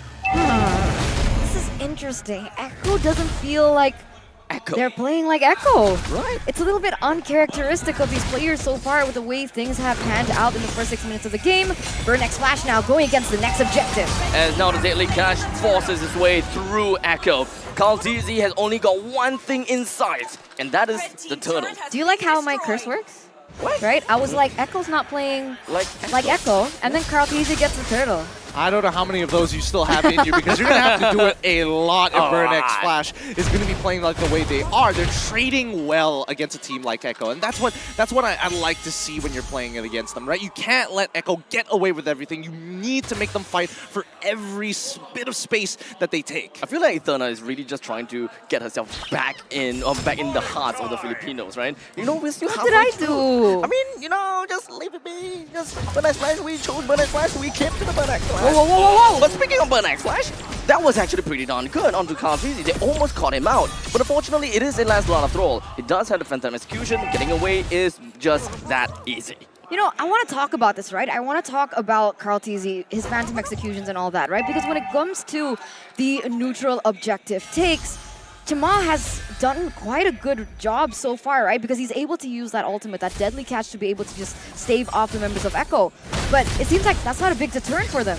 No, I mean, Carl Teasy, he's got iframes to work with. And let's also not forget that deadly catch is rather slow in terms of quote-unquote projectile speed. ATM, though, is holding the ground. He's holding his ground pretty darn well. D7, oh boy, you are not gonna go back home. ATM is going to be holding up to the front against 4 other person, and he's not going down just yet. He can immediately drop the RWN, clears out the entire creep wave, and they only lost the 27. I think that's not so bad, unless Echo goes in like that, unless they immediately jump on and collapses onto Chama. Yeah, 3 members taken down on the side of Burn X Flash. Echo now just really picking up the pace. Meanwhile, Benny Cutie having just the time of his life in the top side. Farming, and farming, getting more objectives on the board here for Echo. And it feels like that's just the constant storyline for Echo. Benny Cutie just really focused on that. Yeah, personally, I just like the fact I would love to be in Sanford's shoes because he's just kind of existing right now. He doesn't need to do anything too crazy. He just needs to clean up the fight after all the abilities are out, because prior to that, he's just looking for flanks. But until he is unlocked from his lane, which they finally do after cracking both tier 1s, now he can start looking for these angles. Now he can really start hunting for D7 and Donut. As C-Cat pops off the RWM, the Deadly Catch appears and clips onto Sanji. The first person taken down, but Sanford joins in from behind. He wanted to bring Shma down, but I don't think that it's going to be that easy. But certainly Evil Eagle connects, but Kaltizi is going to be the one to bring down the Lord. As such, that is going to be Echo, with the first Lord of the game marching right in. Unfortunately, Echo lost too. Yeah, Burn X Flash, they're angry right now. They're looking for any trades that they can do on the map. The fact that they lost the Lord isn't too surprising, realizing that Chama is a level below of Carl Teasy right now. But if they keep trading like this, if Echo keeps getting the objectives, but they lose the team fights, this is looking a little deja vu for me. I agree. It is starting to look a little deja vu. The question is, how do they close out the game, especially with the high ground heroes that we see from the side of Burn X Flash? Like Eve is going to be absolutely great at clearing out these waves, and the same can also be said for the fact that they have, I mean, Donut may not be the best, but at least when it comes down to single targets like Lord, he can actually hurt. Everybody else is kind of just there to exist. Everyone congregates in the middle lane. They want to bring down this first defense turret. ATM is doing his absolute best to defend it all. Kaltizi, he's poking in. Sanji, he's not poking, he goes in with that deadly intent. Man, Echo just doing the Echo special. No, the Filipino special, right? The fact that they're able to play around these buffs really, really well, just depriving Chama of anything he can grasp his hands on. Still a 4,000 gold lead. Doesn't seem like they have much to say about this because, you know, they committed onto Donut. Donut on the Brody. Yep, and they're going to continue doing so, right? I mean, look at this. ATM, he's going to walk up, he's going to basically get chunked. He's not going to survive all of that. Echo, they are fast, and they are a team with a lot of damage. Let's be honest here. Even though ATM did manage to survive in the bottom lane and just holding the lane for damn long, Echo does have a 5,000 gold lead, and this is the point in time where they are getting their power spikes. Yeah, because of that gold lead, we see that Carl TZ actually opts for Endless Battle. What's that mean? Yep, it means that he knows that he has a lead. He knows that he can threaten the backline, especially for Donut. He's got iframes to work with to make sure that the corrosive strike, when he tries to go for that stun, good luck. As long as I have my Thorn Rose, I can make something happen. He's got a lot of kill threat, and that's the important thing, right? Because if we're looking in terms of quote-unquote damage, Bane, he's going for pretty much, he has the War Axe. That's probably the only damage item he's going to go for, but he's generally trying to go for Brute Force Breastplate, and as well as the Athena Shield to rather survive the onslaught coming at him. That's why when you first saw the initial interaction when Samford was looking to flank, double punches Shima, he barely felt it, and he was like, you know what, I don't want to mess with this. The entire team of Echo, they want to steal away the purple buff. Did they manage it to? No, unfortunately they couldn't. Shima took the turtle away, took the purple buff away. Grand Theft Purple, not quite working out, but at least they have the priority over the Lord, which will be coming out in 12 seconds in. But you know, now that I think about it, right? Sure, right? Donut doesn't scale as well, right? But they do still have D7 and CCAT to kind of fall onto, right? Because in the later stages of the game, they are going to try to use Diggy to not just open up information, but try and utilize those bombs and those stacks to be able to just, you know, chunk Echo a little bit slower. But what is this? Yep, holding them hostage. CCAT's not in the fight, he's slowly walking in, but holding him hostage, yeah, because the wave is just eventually going to crash in. And Echo, you're waiting for the perfect prime time. Oh! How did he do that? Echo now is at the beckoning of Burnex Flash, and now Yaoi has to run away after being caught within the RWM. Donut takes the kill, Lord fights for them. Moving on in the northern side. That trigger discipline that we have been waiting for. Burn X Flash now being able to punch Echo a little bit here in the 13th minute of the game. They get the Lord, they take Yaoi down. This is a step in the right direction. This is the equalizer, in a matter of fact. They will be able to get a lot of structural gold out from Echo's side, and that's going to even out the last 3.8 deficit that they were missing earlier. Echo, they literally just hit the 42k mark, so they literally just got their item power spike, and unfortunately they didn't force it onto Burnex Flash pre-Lord, and I think that's something they probably should have considered. But at the end of the day, this is not a make it or break it for Echo, because as we go to the later stages, Sanji, he is strong. Carl TZ is already naturally strong, but CCAT, he's catching up quick. And let's not forget that Donut is going for Weapon Master, so in terms of scaling, he can actually get to a point where he is compatible against someone like Benny QT on a Claude. Yeah, there's a little bit more to work with, right? Because usually when we see Brody on the killing spree. Yep. So, Carl TZ. Doesn't seem like he's gonna be too faulted about the fact that Burnex Flash wants his skin. But he does have a lot of charges, and he did manage to melt down the E7. That's all of the stacks that this Diggy have lost. And that is really unfortunate. Yeah, Carl TZ is going damage, right? We see Endless Battle, we see Hunter Strike as well. Is this a safe thing to go for? I mean, they did just get a pick off. I mean, it's going to get more and more volatile as the game goes on, right? Let's look at the item builds one more time, because in terms of just raw power and raw damage, we're noticing that both Samford and as well as Cartesi have the same goal in mind. Try to have a lot of kill threat to kill either D7 or force out his ult. And if they can get any resources with the kill threat because of the item builds that they have, that's great for them. It makes people's jobs easier, especially for Betty QD, who wants to go in, but can't as long as those two ultimates are in play. If not, 3 ultimates in play, including the real war manipulation. 4.4 gold lead right now here for the side of Echo. There's not a lot of action going around because, of course, there isn't too much of an objective take to go for, but it really depends on these side lanes, right? How are they going to manipulate it? How are they going to set up for this next Lord? I think that's going to be very important coming to the next few seconds of the game. I would really have hoped that Burnex Flash was able to make a little bit more use, or rather get more value out of the Lord. Naturally, first Lord equals to, you would want to have all the outer turrets destroyed. But unfortunately, that Lord only amounted to 2. I mean, at the end of the day, whether it's 2 or 1, you're still coming up close towards the ultra late stages, or at the very least the later stages of the game, which is more than enough, right?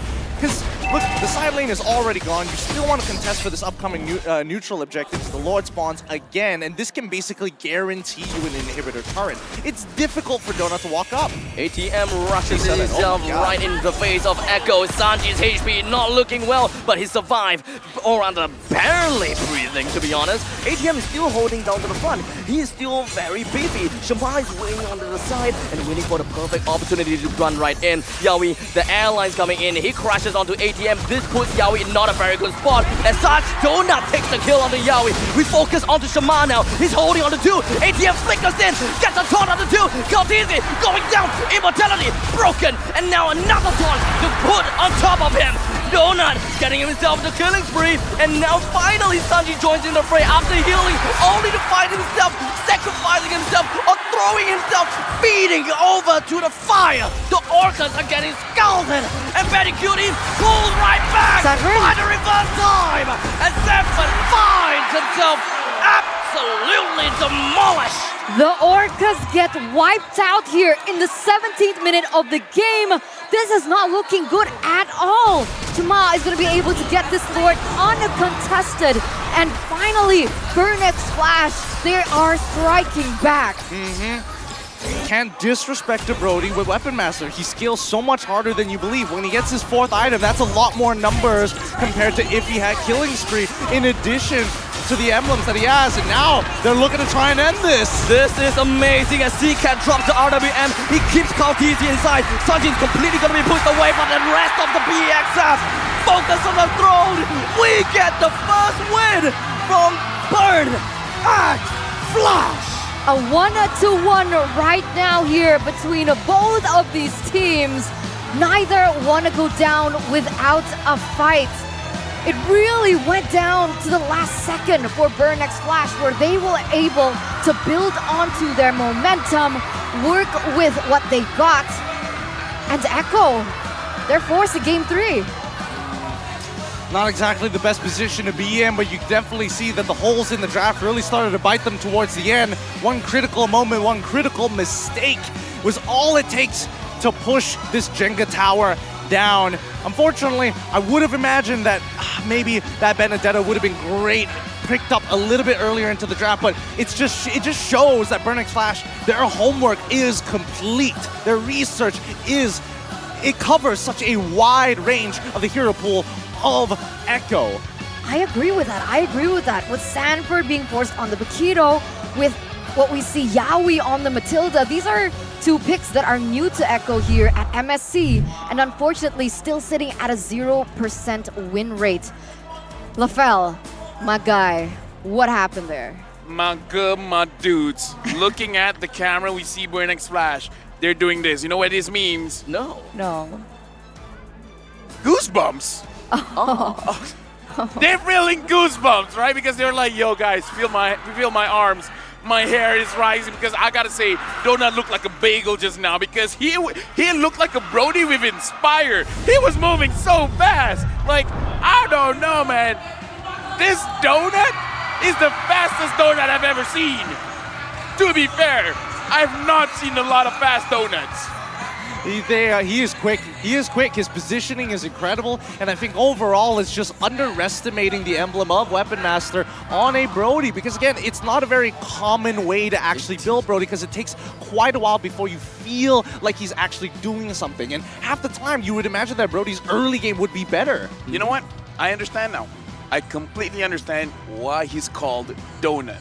Because he's putting a hole into everyone. Look at the heroes he's using. The Leslie, the Brody. He finds the hole and he puts his damage through it. You know what I mean? Everybody is a target. He just needs to hit right through the center. Exactly. Thank you very much, Gideon. This is why he got the title of best friend. Come on, guys, keep up. I'm keeping up. You want to be in the highest best friend? You want #1 in best friend moniker? It's not that easy to get, because let's look at the fight, right? A lot of these times you notice that, again, it's really, really difficult because Chima decided to itemize in a way that kind of keeps him nice and beefy. And because of that, he's not really threatened. He can hold on to his ult for as long as he wants, and so many resources and so many people must commit on top of him to make it work. Unfortunately, for people like Samford, he can't really threaten him. Even Kaltizi, as far ahead as he was looking more towards Diggy than he was the Bane. Look at that. Donut is moving so fast. I kind of felt like he was using a Joe. He was using the Matilda because of that movement speed. But speaking of those two heroes, I got to talk about ATM on the Fredrin as well as Yawi on the Matilda. But since we're here looking at the page, Fredrin on the, ATM on the Fredrin, what do you think, Abstract? Honestly, he's a beast. He's a beast. He has been holding off the lane for the longest time ever and pretty much keeping Sanford in the lane, even though Sanford is playing as a Paquito. I personally would expect that Paquito would have that good amount of damage and he will be able to clear the way fast enough in order for him to start moving around. But one thing's for sure, ATM, he does whatever that he can to stay alive, especially picking up the Dreadnought armor. And that means that it's just going to stay alive and just bring down the damage of this Paquito. Looks like that's enough. He didn't even finish it into an anti-crash. It's just like, you know what? Dreadnought armor is enough. The robe too. Yeah, the magic robe as well is enough to deal with a lot of the magic damage. Now we're going to look at Sanford here. It's amazing to see. He has 3 damaging items here, Gideon, and the Dreadnought armor is enough. Yeah, that's the thing, right? Because at the end of the day, it's the but the Guardian's helmet coming in that gives a lot of base health, right? And when you have that many stats, you don't have enough burst to realistically take him down unless Sanford was able to get a lead in the lane, which he absolutely didn't. ATM played that perfectly. He sandbagged him till Kingdom Come, and unfortunately for Sanford, he was just happy to exist half the time in that lane. The only thing that he's got working for him is the movement speed he gets off of his passive when he's in that champion stance to try to get to the fight or into a flank position faster. So can we talk about this? Because if we're looking at team fight participation, only 11% for Sanford. I'm pretty sure he participated, but the fight that he participates in doesn't result in a kill. Yep, because again, he's trying to look to threaten people with his damage to get ultimates out. And D7 is a prime target, low base health, not a lot of defensive items. And then we look at Chima, who has by far one of the more important ultimates, but he's building full tank and he can barely feel it. Okay, very simple question here. Either of you can take it, either Eternal or Abstract, because Yawi, I kind of feel like he wanted to go on to Donut. But the thing is, he went on to ATM. Was that like the game-ending mistake? Very good question, because I personally can't think of any reason for them to try to bring down the Fredrin. Fredrin does have a So it was a mistake? I would say that it is Misclick? Misclick, probably. No okay, way. Let's come be on. honest. Come on. Let's be honest here. Hey. I've never seen him play the Matilda before. Maybe the range Look. is something that's not too comfortable with. Maybe false targeting, wrong targeting, but not misclick. Okay. Or Come on. maybe, So- It's different. or maybe there could be a chance that. No, you know what? I have no idea. We have to continue this argument I don't after know. the break. No. During the break. So we're going over to a break. It was a misclick. It was not a on, misclick, I guys. Come on. misclick. Yawi does not misclick.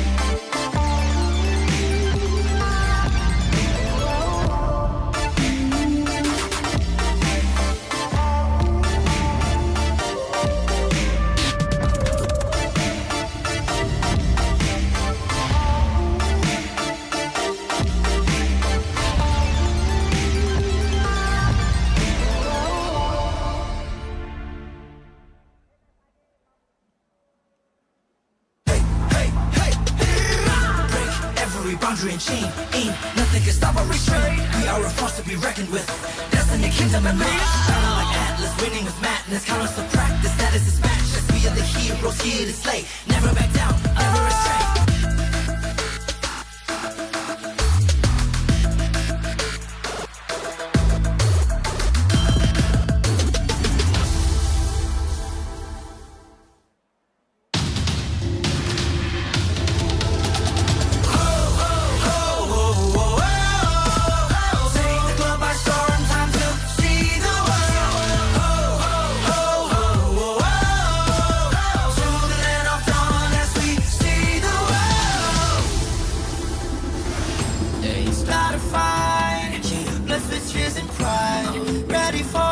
cry with our might and try. War against the heavens, set the fire to the sky. Keep burning bright, kill the allies, and enemies mesmerize. Strive for domination. Feel the pressure rising. Fight with your life and for your nation. With your devotion, emotion. Lay it on the line, the choice is yours. Offense or defense, let the courage roar. Reaching for your heart, it's up to soar. Now or never, climb and rise. We will strive for more. Take the globe by storm, time to see the world. To the land of dawn as we see the world. We're fighting to build a legacy in this better ground for kings. We're here to show the world that we're the chosen one that brings the heat, the passion, the heart, the soul, and the fury. Show it all, let the world see we are legends. Stepping on the ground, no time to waste. Striving to conquer, face the foes with grace. Be the challenger, it's time to soar. Now or never, climb and rise. We will strive for more. Take the globe by storm, time to see the world. To the land of dawn as we see the world. Take the globe by storm, time to see the world.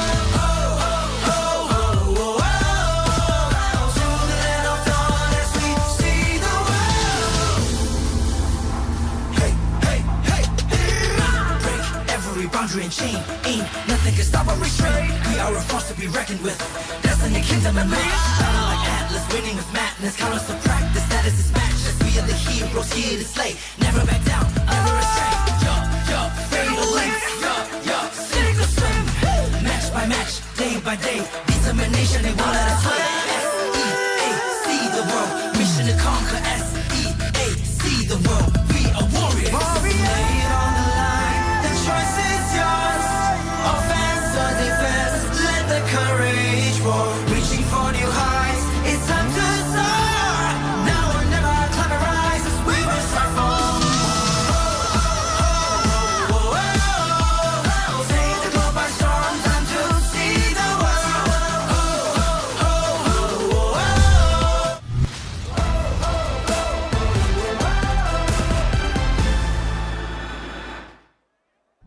Like, Hey, I'm not, doesn't I'm really matter because here's the No, thing, okay. right? No matter what kind of Yawi player you is a are, world everything will champion. happen the way it naturally He's is. a world to get the champion. airlines in.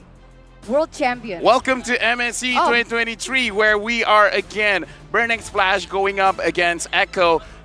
That break went pretty fast, huh? Like, we haven't really solved our argument, have we? No. Let's all agree to fight after this. Okay. Going into game number 3, I gotta say, we were talking about, okay, we're voting Burning Splash, Echo won. And then we're like, okay, maybe it was a mistake voting for Burning Splash.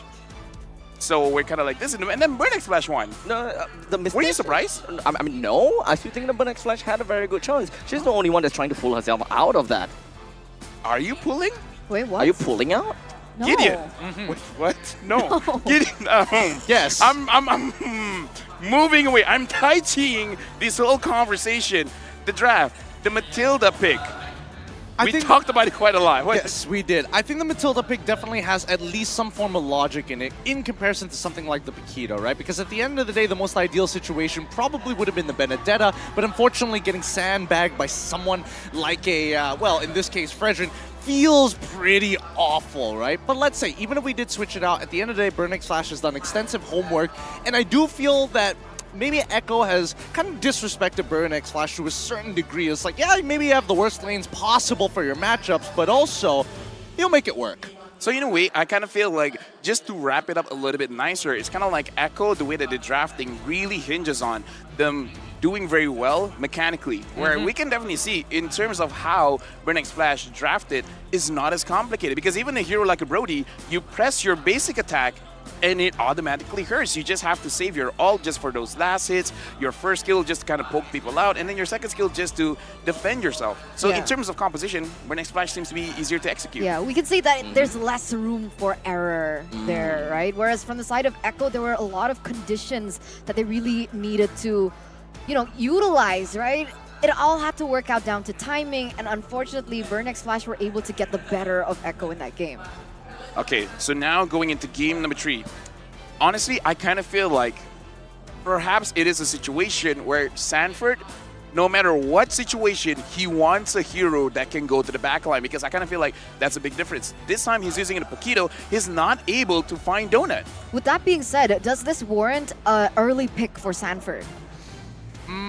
An early pick, unless it's a flex, I don't see it happening, right? It's got to be a flex because the way that we've seen Echo draft thus far, right, isn't going to be like, yes, you for sure this is going to be in the EXP lane. I want you to counter match up us in the lane.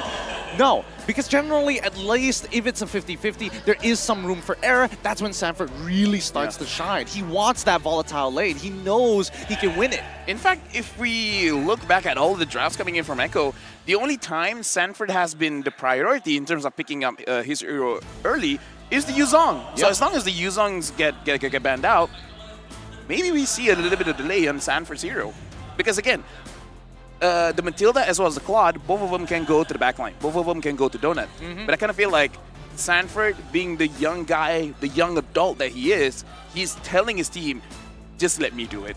I suppose, but then that could be the exact same argument for like the fact that they've been prioritizing Cartesi's Lancelot each and every time, right? And he's been losing. And he has been, and to be fair, he has been losing. So there has been other priorities in the midst. And unfortunately, in these types of drafts, you only have one strong lane, one weak lane. Ideally, you don't want to have 2 weak lanes.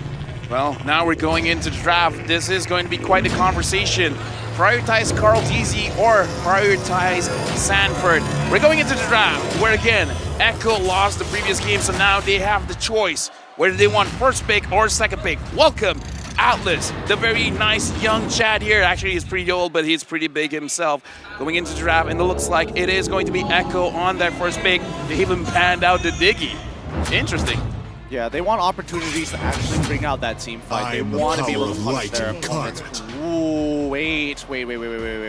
Joy? Yeah, Joy's looking mighty fine unless they want to go for that Fredrin. Yep, Fredrin gets locked on in, and Burn Flash, they got some good options. But they're, wow, Joy, straight off the bat, and they pan her up with Valentina. So quick. Joy, man, like, everyone loves the Joy, but it's so annoying. Like, not the tankiest of heroes, but the moment you see Joy dance, you're so surprised, you immediately go back to the base. I mean, it can be a mild inconvenience at times, and others pretty exhausting to deal with. But now we see a switch here, a switch up, right? Arlet being picked up here in the first phase, and this is what we talked about. Does it warrant an early Sanford pick? Not really sure. Is this Arlet for Sanford? I mean, I'm assuming so for Echo, right? Because I'm not thinking that... There's no flex here, right? There's no way this is Arlet Gold. Or Roam. Arlet Jungle? Franco mid? Let's not... Franco Gold. Let's not go crazy here, ladies and gentlemen. So this is how Todak drafts. That makes sense. Cartesi, Jungle Fredrin, Arlet EXP lane, and Franco Gold. I mean, Rome. I mean, it's pretty straightforward. I think this draft is going to start falling into a place where everybody's very... Again, this is a very typical draft pattern. We've seen this many times before, especially if you start with the Fredrin very early on this year. And then we see the carry to follow up, right? 3 potential tanks that you can shred down, plenty of true damage, and abuses the fact that you have max HP. It seems like a no-brainer. Speaking of no-brainer, I have no thoughts. Kadita getting banned out. This does show that they're really making sure that Donut doesn't get punished very heavily. Now I gotta go with the moniker of Donut again, because his signature heroes are like the Beatrix, the Leslie, the Brody, very long range, very high burst, which is kind of like the opposite here with Carry, very short range and very attack speed dependent. I wonder, like, again, I'm pretty sure Donut can Where play is my both tongue? ways, but maybe a little bit risky here in my opinion. Yes, I do think it is risky, but there is a possibility that this droid might get thrown into the jungle and they lock in glue here.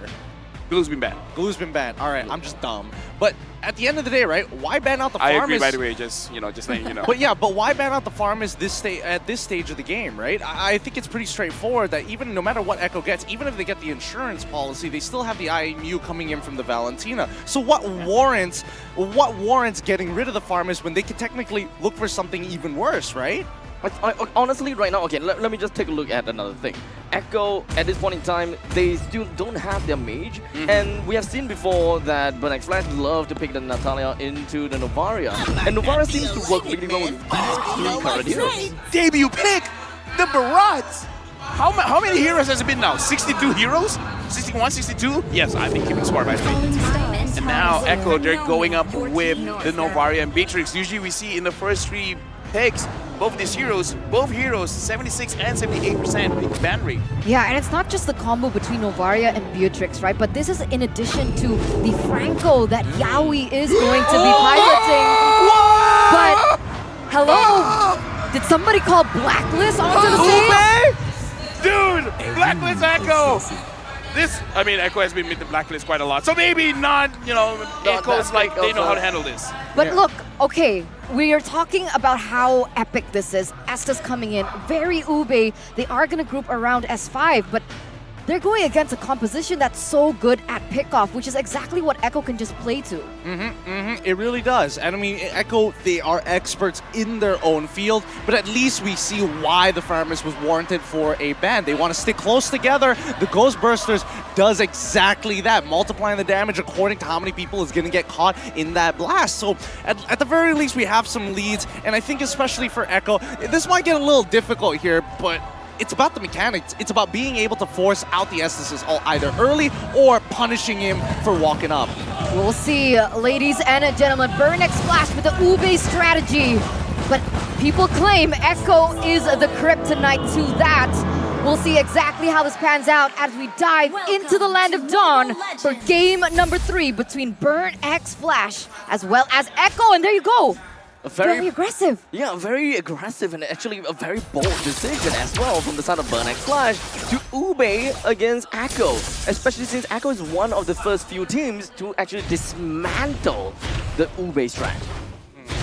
A lot of these pickoffs is going to be, again, Yaoi just looking for opportunities to pull out D7 because, again, nobody else can really take that damage. Unless ATM's an absolute god and tries to, like, go for the dash into the hook to try and cancel it out. That would be pretty impressive if he can do that consistently. But even then, there is a large margin of human error. Definitely. I completely agree here. But, oh man, I don't know. I mean, everyone from Echo is on their comfort pick, right? Yaoi's win rate, hook rate rather, on the Franco has just been insane. Earlier on, is there anything that we need to look out for, perhaps, in terms of equipment? In terms of equipment, let's have a quick look around. Nope, nothing too out of the ordinary just yet. It's just the fact that Yaoi's Iron Hooks get closer and closer every time he throws them out. It's going to get dangerous. In terms of emblems, let's have a quick sneak peek here. Nothing too out of the ordinary. Barras is going to hopefully guess, pull yourself together coming out from D7. And I think it's fair, right? At the end of the day, it's all about trying to influence the lanes now. Now, first rotation coming up to the top side for the side of Bernex Flash to try and punish Samford. I don't think that this is going to result too much for the side of Bernex Flash. They do want to show a little bit of aggression at the top lane. In the meantime, they also understand that the turtle is important. Neutral objective is important. And when it comes down to this kind of setup, they would want the Estes to be at level 4 as well. But D7 is not quite there yet. Just a sliver to level 4. There you go. And there we go. With the level 4, he's unstoppable. The entire team of Bernex Flash is probably going to be unstoppable. But in the meantime, that is going to be Yaoi that did manage to get a hook on down. But Shamar, he still went down and he still died despite the blessing of the Moonlight Goddess. And Echo even gotten the turtle. Yeah, so Echo gets a kill. Echo gets a hook. That is a goodbye to... No, never mind. Good flicker and good run. Yeah, unfortunately there. Oh my god, top. He doesn't have enough mana. I don't think that's gonna result too much. ATM versus Sanford, these two matchups, I can't imagine any one of them dying based on the matchup and even based on the skill level. All right, let's go back, right? Because Echo was able to get the turtle. They were able to get a kill onto Chama there. So that was a huge win for Echo as well. Unfortunately, there in the mid side, even though Yawi was able to get the pick, unfortunately, Sanji just didn't have the right tools to be able to execute that. But that is something of what we can expect from the gameplay of Echo here in the early game, especially now that, you know, Yawi has already reached that level for Moment as well. So expect things to be a little bit more crazier, realizing that Benny is also on the Beatrix. I thought that with the Estes at level 4, that would have been the best fight the Burn X Flash could have had for the Turtles. Considering the fact that Echo, there's no way that they will be able to try to bring down the level of healing from D7. This is probably the most amount of healing that D7 can provide to the Barats, yet Barat still died. Yeah, I mean, first of all, D7, he's not going to be able to move as quickly out of this lane. Priority comes into play, and Benny QT is able to force that, unlike their dual Donut in D7 on the bot side of the map. ATM and Sanford have been having a lot of these fist fights up on the top, but at the end of the day, that Daytona's welcome coming in from Rods got cancelled out, and that's when Echo starts turning the tides. And you can see that being, you know, reflected onto the economy lead that they have actually built for themselves, right? Already 1,000 here in the first 4 minutes of the game. It seems like when it comes down to map pressure, it's quite equal, but you can see that both of these teams, with how aggressive that both of these teams want to be playing, they are centering their focus on the next objective. The Turtle currently pulled towards the side of Echo. ATM pushes forward, and it will want to take down the Turtle. But unfortunately, Kaltizi is the one that takes the Turtle. Final slash that will put D7 in not a very good spot. The rest of the members from the side of Echo will want to burst down ATM, but that's a nice snipe. The Echo Spear connects down onto ATM, which tried to run away. Kaltizi left with not a lot of help to work with. Yawi immediately gets a hook down onto CCAN and flickers himself towards the turret. Yeah, 1-for-1 trade, but Echo still pick up the turtle. You're right? I mean, D7 gonna be able to use that ultimate. He's been utilizing it a lot better so far. A lot of sustain coming in from his team. But I feel like, you know, I've been on the Estes quite some time now, and it feels like in the early game, the healing's not just there. It feels like he's a little bit reliant on those items. Yep, he is going to be reliant on his items, and not to mention that he probably wants to stack up as quickly as he can to activate the blessing, sorry, not the blessing of the Moon Goddess, but his roam blessing in this particular case, right? To actually multiply the amount that you actually get with the flat amount of healing that you get on top of it. So it really just boils down to how you position in these fights. And I think, you know, Yawi is doing a really good job at coming in from many different angles. He's not standing in one place and just camping it all the time. He's making sure that he changes it up. The conditioning starts from minute number 1. And since we're 5 minutes in, at least for Yawi, he is making sure that he's not wasting any time being at one place at one time. He wants to influence the map as much as he possibly can. And on top of that, right, nobody from the side of Burn X Flash brought the Purify, so let's go. Oh, see, there you go. That big hook onto CCAT, bring him down almost immediately, and Carry is stuck in the bottom lane. This is more or less a great spot for Echo to start moving and pushing the turrets. Pick off pressure, pick off pressure, pick off pressure is what Echo just really want to play around, right? They don't really have to go for any crazy engages just yet. Maybe they want to wait for Sanji to get online for the moment, because when we saw that in-game equipment, he's only built in that Clock of Destiny. I think it takes a little bit more, but again, a hook and made. D7 go for a flicker as soon as he can. That is very much worth it, as Yawi didn't even have to use the flicker on that. Shama, Deadness welcome, connected down onto Kaltizi, but that pretty much means that it's pretty much a 4 versus 3 fight. Great hook coming in, but the blessing of the Moon Goddess will keep everyone sustainable, alive. Echo, they're not interested in the fight, they got a turtle. I mean, look at that. D7, when he's running in and pops down his blessing in the Moon Goddess. Oh! Big hook, once again, suppressing down on Shama. He's dead. No way that D7 can heal him up. Oh, that's so annoying. It's so annoying, but Yawi keeps finding these really, really good hooks. His conditioning is especially key, not only towards just D7, but also making sure that if anybody decides to overstep their boundaries, they can just punish them almost instantaneously if the follow-up is nearby. Yawi is extremely intelligent with his hooks, right? He is making sure that he's not only targeting, hey, I noticed that you keep on positioning or sidestepping towards the right side, but you start switching it up after this minute, and they're going to memorize that over the lane length of this game. Now let's come back to D7, right? Every single time he is out of position, he must flicker into place to make sure that he gets the maximum effect with the Blessing of the Moon Goddess, but that's when Echo can look to bounce back. Sanford, I'm keeping a very close eye on him. That final slash could be extremely key to actually opening up the team fights, or more importantly so, punishing Burnex Flash once they have used the Blessing of the Moon Goddess to kind of pull them back into the fight. Yeah, displacement as well, right? I think they're going to move up as 5, and that's exactly what Arlott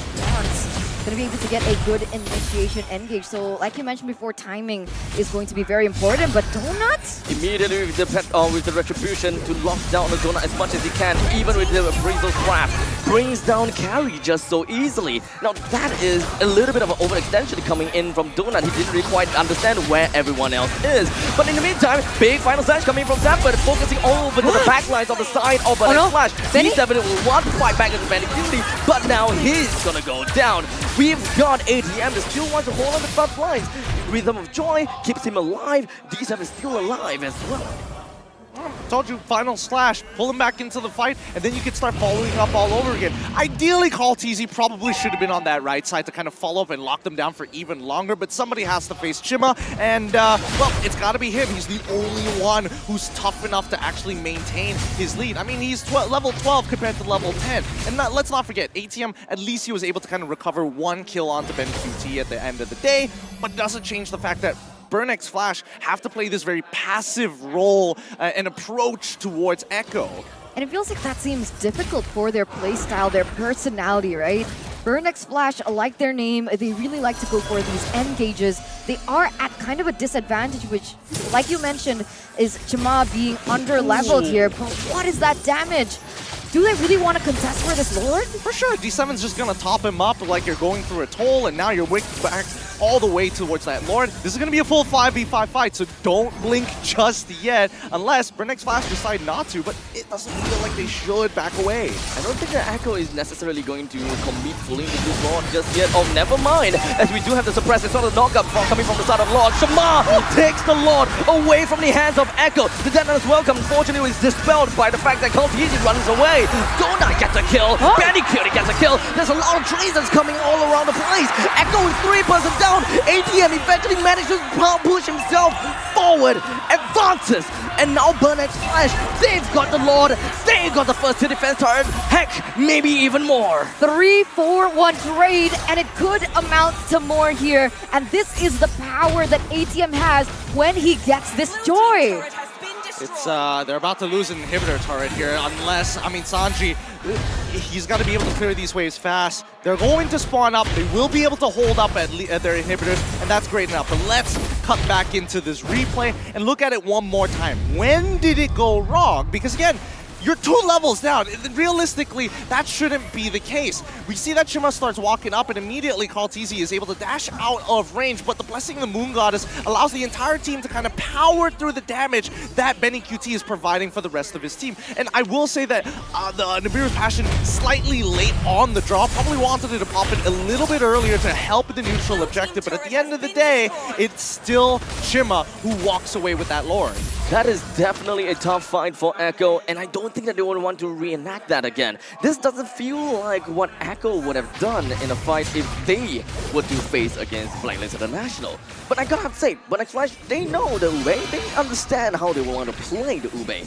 And Carry is only 3 items in, with the Corrosive Scythe as well as the Golden Staff and the Wind of Danger. It kind of seems as though he's still packed a long punch.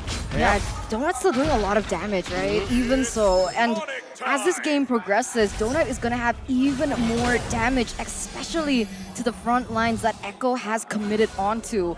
Kaltizi is going to be in danger. Sanford, when he tries to go in for these engages, it's going to be all or nothing with the commitment that they've actually come to. And that's assuming that, you know, they're going for that all in. For all intents and purposes, Sanji is just going to be farming up the damage stats pretty much the entirety of the game with the Astral Spheres, but he's getting that top up from the side of Burnex Flash, the continuous top up, in a matter of fact, from D7.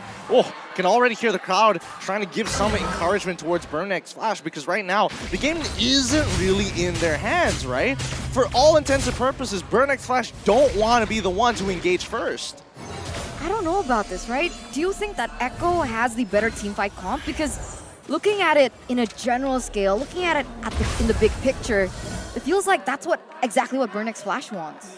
Yep, that's exactly what Burn X Flash wants. I mean, Echo, yes, they can team fight, right? But the main players in these team fights is going to be Karl'Tezi, Sanford, Benny QT, and sometimes even Sanji. But that's assuming that his abilities are up. He can only do it one at a time, and sometimes the AoE, you just have to be conveniently standing one on top of each other, no matter how good your aim actually is when you're utilizing these skill shots, right? So I think what it is going to come down to is just dancing around this Lord, and a lot of dancing. Wait, Yawi. Does seem like it comes in from the side, immediately locked down to ATM, but look at the amount and disgusting amount of heal. He's gonna be staying all right. The rhythm of joy from the side of ATM will be able to open up the map enough in order to scout out where Yawi and Sanji is. The entire team of Echo is just gonna be falling back, and I don't think that they will be capable of taking down this fight. Karl'Tezi goes to the stomach of Shamar. They're all gonna be pounding down onto him. Karl'Tezi goes down, Benny Cutie flickers away, but that is all just completely wasted. What is going on?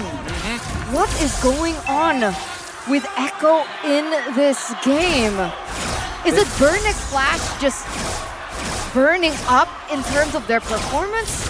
Or is Echo underperforming here? I think they understand that they can't get through this healing, right? There's just too much. Unfortunately, they haven't come to a point where they can look to completely one-shot. And now with Lord crashing down on this inhibitor turret, this could be the end. And Host connects down on the Shamar, suppressing him down. Big final slash coming from the side of Sanford, but where's the follow-up? Where's the damage coming from? ATM is dead, but the rest of the members from the side of Burn will definitely want to follow up onto the core. He's slowly tickling down, but unfortunately, they are going too much of the core. They let the entire team of Echo pummel them down. Did you hear the crowd just cheer on Burn X Flash? And maybe even Echo in that engage? This could definitely be the turning point though for Echo, because perhaps they kind of misplayed that? Would I call it a misplay?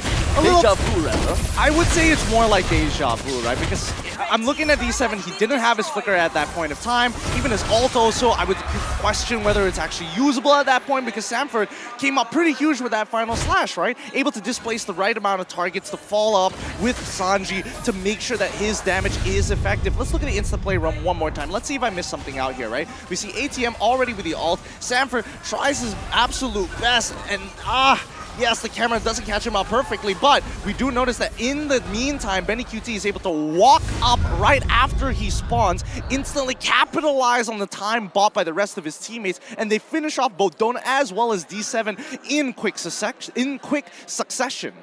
And on top of that, right, now we're going in the 15th minute of the game, right? Things are getting a little bit more even, I would say, right? Echo is reaching the points where they are going to come online. We see that items are being built. They're getting to that point. Sanji already has a Divine Glaive.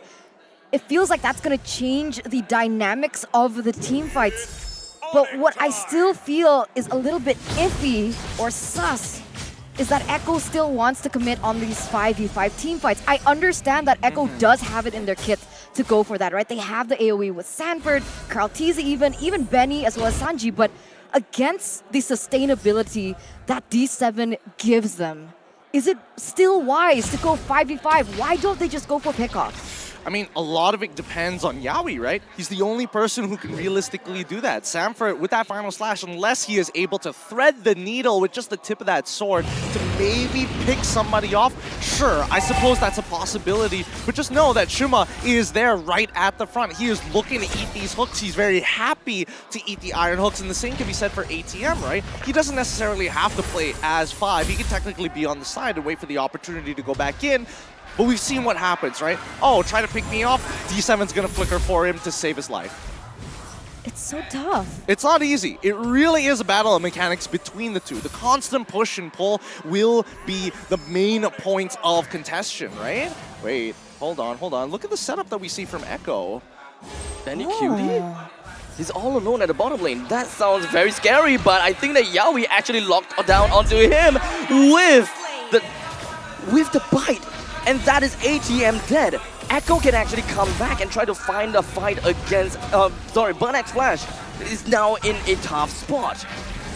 This is what I was talking about, right? This is what I meant. pickoff. This is what they need to go for. Iron hook onto D7, he flickers out. He's gonna be A-okay at least, but the Lord even had to go for a reset. Ooh, last projectile didn't get hit there, and I think this is great. Now Echo can start fishing once again against Burn X Flash. It's still a 50-50. Ideally they kill Chima, but it just takes way too much time. If they can get CK, oh, Yawi was close there. Chima is slowly going trying to walk himself right in, but the suppression ensures that he would not be able to get the retribution. But before that even happens, Medicuted brings him down almost immediately. Terrifies down onto Yawi. The rest of the members from the side of Black Flash wants to punish Echo. They want to ensure that that Lord would not amount to anything by killing them down. But that was a big final slash coming from the side of Sanford. He continues to push on these advantage. Sanford tries to run himself away. He almost got it. ATM wasn't able to come himself right back. Cat runs away with a quick little dash. D7 left all alone based on the fact that he's got no mobility. It's gonna be left with ATM and C-Cat. ATM has to fight the world all alone. He managed to kite away from the astrosphere. But let's be honest here. ATM, Shamar, C-Cat defending against the rest of the world. I don't know. The adjustment is huge though, right? By the side of Echo. 12 seconds left. They do have time. That's well, Echo connecting down ATM. He tries to bring down the Sanford, but Shamar, he did manage to successfully do so. Echo came in with only one mission, and that is to bring down the inhibitor turret. With 5 members available from Burn X Flash, it's a lot more difficult, as you can see here, for Echo to get things on the board. Split them up one by one. They are no contest, no feat against the entirety of Echo. Yep, and I mean, the only way they're going to do that, I personally wish that they were able to get a side inhibitor, not just the middle inhibitor, right? Because mid lane is very easily cleared, and it's honestly always cleared when you're starting these Lord dances. I will say though, Sanford, holy cow, that very, very last fight just before the inhibitor fell, he sustained for way too long there. I'm surprised he lived that long, and he's able to pull that off. Now, looking back at the items so far, it's all about building defense and making sure that you live. These immortalities are going to be worth a lot. All right. Echo still, though, leading with a 4,000 gold lead, but honestly, at this point, 19 minutes, and it's been 19 minutes. Can you imagine? Already a 20-minute game here. Things could go either way. Somehow, Burn X Flash, they need to force a team fight. But the way that Echo have been positioning, like you caught up earlier during that team fight, I feel like that was very intelligent. And you can see that they're trying to replicate the same thing again. 44 seconds are left on the clock. You can see that even Carl TZ still at the top side. How are Burn X Flash supposed to bait them in that situation? Well, ATM, he's going to have to go out of his way to into the side lanes, right? But with the lack of information and considering the last time that ATM ended up dying on the bottom side of the map because of the Bloody Hunt and as well as Benny QT hiding in a bush, I think that even Burn X Flash recognized that maybe we just wait, right? Maybe we just hope that Echo is looking for something bigger. Because these neutral objectives, it's hard to walk up, especially when you have no information whatsoever what's on the top side of the map, and nobody is showing themselves. Yeah, now the macro game begins, right? The chess play is how I love to see this go. And you know, Echo, they have made a name for themselves. Their macro is usually on point, so it's very exciting to see how they're going to react to it and how Burn X Flash are going to try and challenge that kind of chess play. Okay, so they're making sure that they're hugging towards that right side. They know that the mid lane is pushed out for now, but they're still keeping very tightly knit. Notice Yawi's position here because he is going to be the big opener, and if he finds Donut early, this could be a quick ult from D7. It's all about dragging the Lord away, and Kaltizi is doing an impeccable job of doing so. But Next Flash have to really get himself out of their comfort zone, out of the brushes, in order to really get a peek as to what's the health of this Lord. In the meantime, Sanji, as well as Yawi, can find the right opportunity to jump right in with the skill snipes. Shamar loses the immortality. He's gonna go straight down, but the suppress actually saved him for just a little bit while Sanford goes in for the start. Shamar still gonna be A-okay. Sanford back into the main lines with not a lot of help to work with. CK comes in from behind. He wants to get a kill down to Sanji. There's still immortality going on. He's going to be all the way behind the enemy's lines. How is this gonna be like? CK stays alive. He's gonna be getting down the immortality on the side of Sanji. Sanford still stays alive as well. He himself alone manages to push the entire team of Echo away. That is absolutely crazy if you ask me. This will allow Echo to re-record himself and get themselves back in this game. Immortality pop from the side of Kaltizi. The blessing of the Moon Goddess is just going to be popping between every single one of members of the side of DXF. Top side. Is this how it's going to end? This is how it's going to end. Echo, Sanji, and the rest of the group. And it all. What? Wait a second. Wait. The Ballista. That's unlucky. That's so unlucky. Sanji dies, the auto attack is enough, and the minions spawn at the perfect time to push out the rest. How unlucky. Listen to the crowd roar in this second. Whoa, whoa, whoa! No, is this really how it's gonna end? Yowie, Bandicoot broke through along. They broke through like an Olympic sniper. And they just wanted there to end so badly. Sanford is the only person left standing. Look at the timers, ladies and gentlemen. Carl Teasy is going to be up. Sanji is going to be up in 10 seconds. 3 of them. Will it be enough? He's got to pull the Lord. He's got to pull the Lord. The desperate manipulation of the Lord is what's going to be working for them. As when as Flash immediately with that as well, because they will want to connect on the Kaltizi. HP not looking well. Both of them, Kaltizi, Sanford, taken down. Vertex Flash. They take this game. They are conducting a medley of death on the terror on the Orcus. This is not the result that many was expecting. Absorb the crowd right now, ladies and gentlemen. I have never heard a roar this passionate in a very long time, if ever. A huge upset for the Orcas. They were seconds, hits away from taking the game, but Burn X Flash were able to take game number 3. Gideon, what is this? Most would say a miscalculation. To a certain degree, a little unlucky, I'm not gonna lie. Minions, and especially with Sanji, the way that he tried to pull that off at the very end, it was looking so good for him. If only he just swapped his items, got more attack damage, I think he could have finished that off. Go big or go home moment, isn't it? Go big or go home. I mean, I understand. Echo wanted to end it as early as possible. But if they played a little bit more patiently, do you think that they could have won that game, LaFell? Yo, you know what? Here's the thing. I'm just going to call it, this is a work of fate. God intervened. Because let's face it, right? That was a base race. And let me assure you, ladies and gentlemen, if I could take that camera and I could show you around, this is not a football stadium. But my, oh my, does it feel like it. That's what I was saying, right? The roars. Dude, the ground was shaking. It was actually rumbling like vibration. We got isekai'd into Shingeki no Kyojin. The skies was rumbling. Even God was like, you know what, that was a good game. That wasn't it. Like, okay. We thought that the previous series, we couldn't top that. I thought Burn X Flash would have thrown. They were in the base. They were standing in Sanji's circle of doom. They all died. And the MVP, D7, 0, 2, and 12. Hoi my mouth! That means cheer, right? Yeah, everyone cheer. Everyone cheer. Hoi my mouth, D7.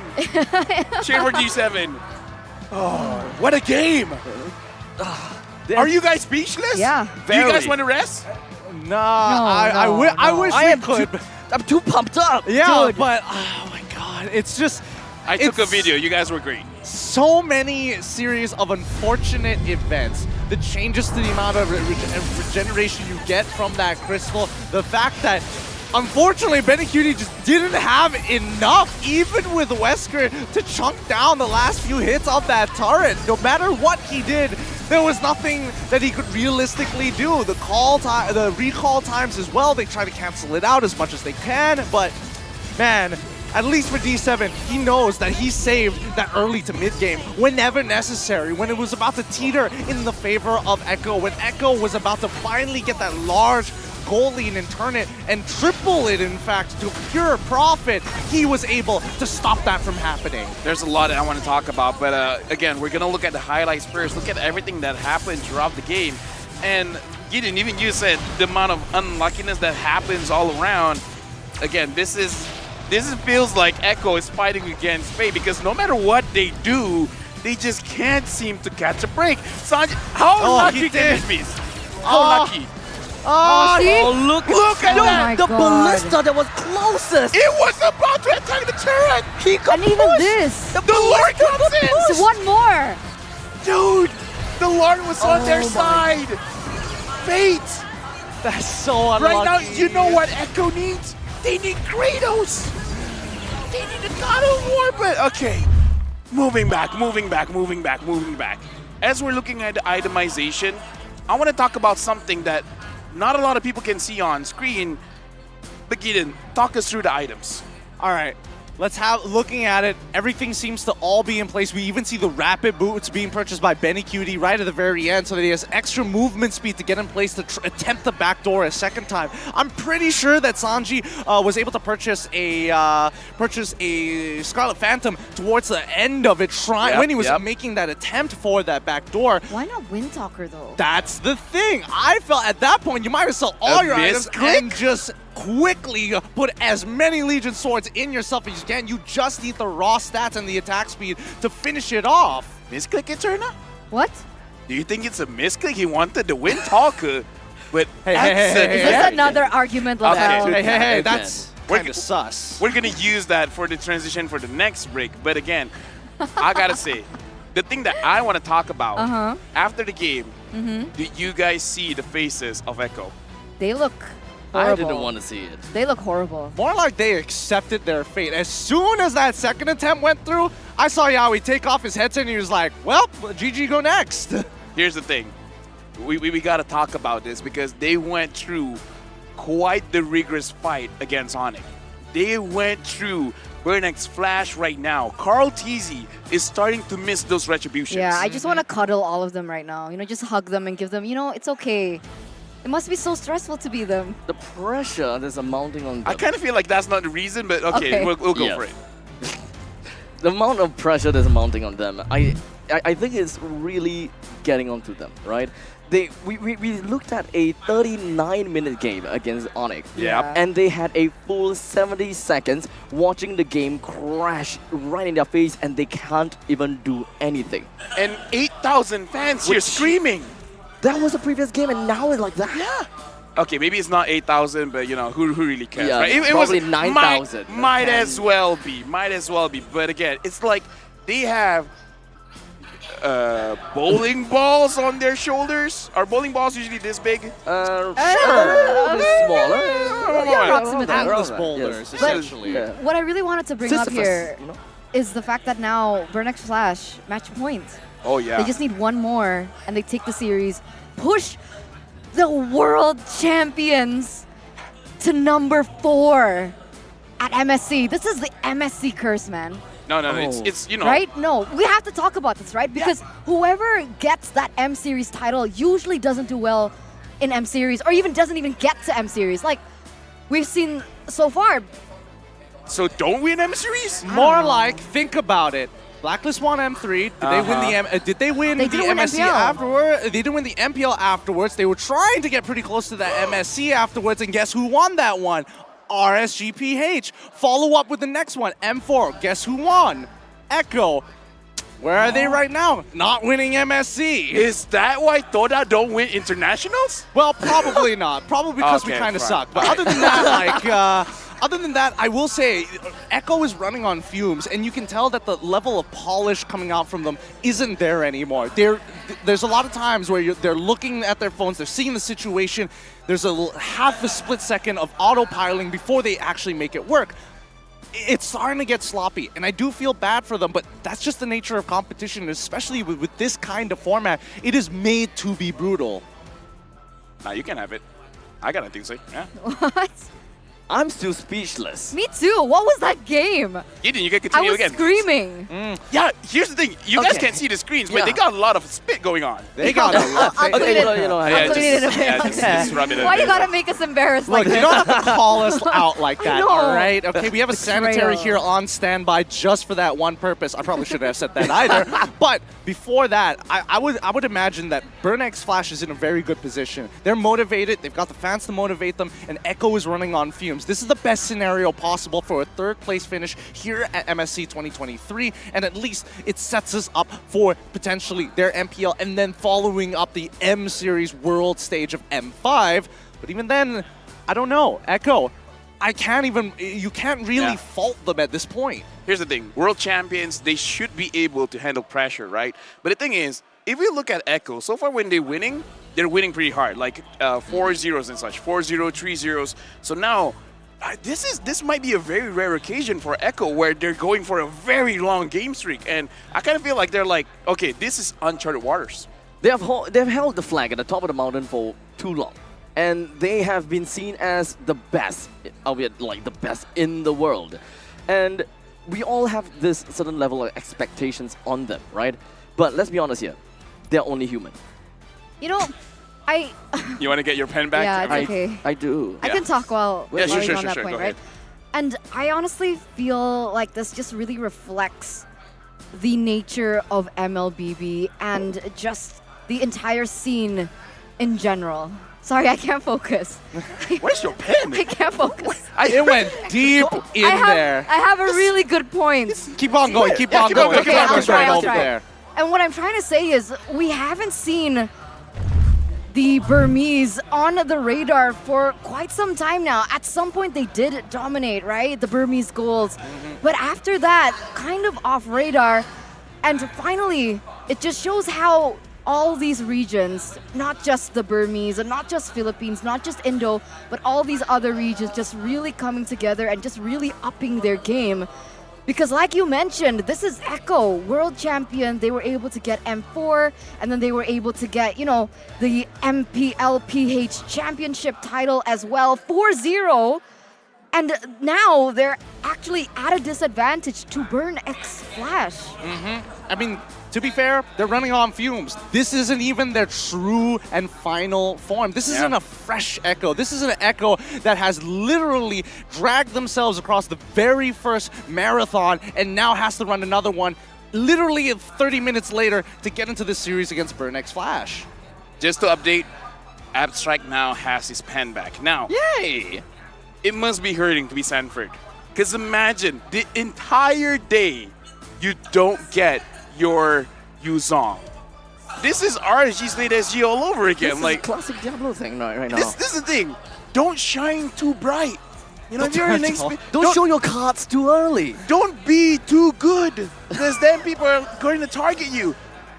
Boys and girls, if you want to excel averagely. If not, you'll get a target on your back. Yeah. That's kind of true though, right? Because with their performance, it really put him on the radar for all these teams. And so far, whoever's been able to take the Comfort Heroes away from Sanford has been able to win the series. Yeah, they have it, and they continue to follow this momentum, right? You could see that the victory from Burn X Flash in game number 3, as soon as they were done, oh man, my stomach hurts. That one really was a nail biter because it comes down. It could have been, you know, a toss of a die to say that Echo brings it 2-1. We could have been in a completely separate universe, but in this case, at least for Burn X Flash, they need to start figuring out how to be able to bring this aggression towards Echo's side. Because by right, I don't think we are going to see that Estes go through again. I feel like Echo, at the very least, when they get into the game, when they are still semi-functional, even though that they're running on fumes, they need to end it quick. They need to end it fast.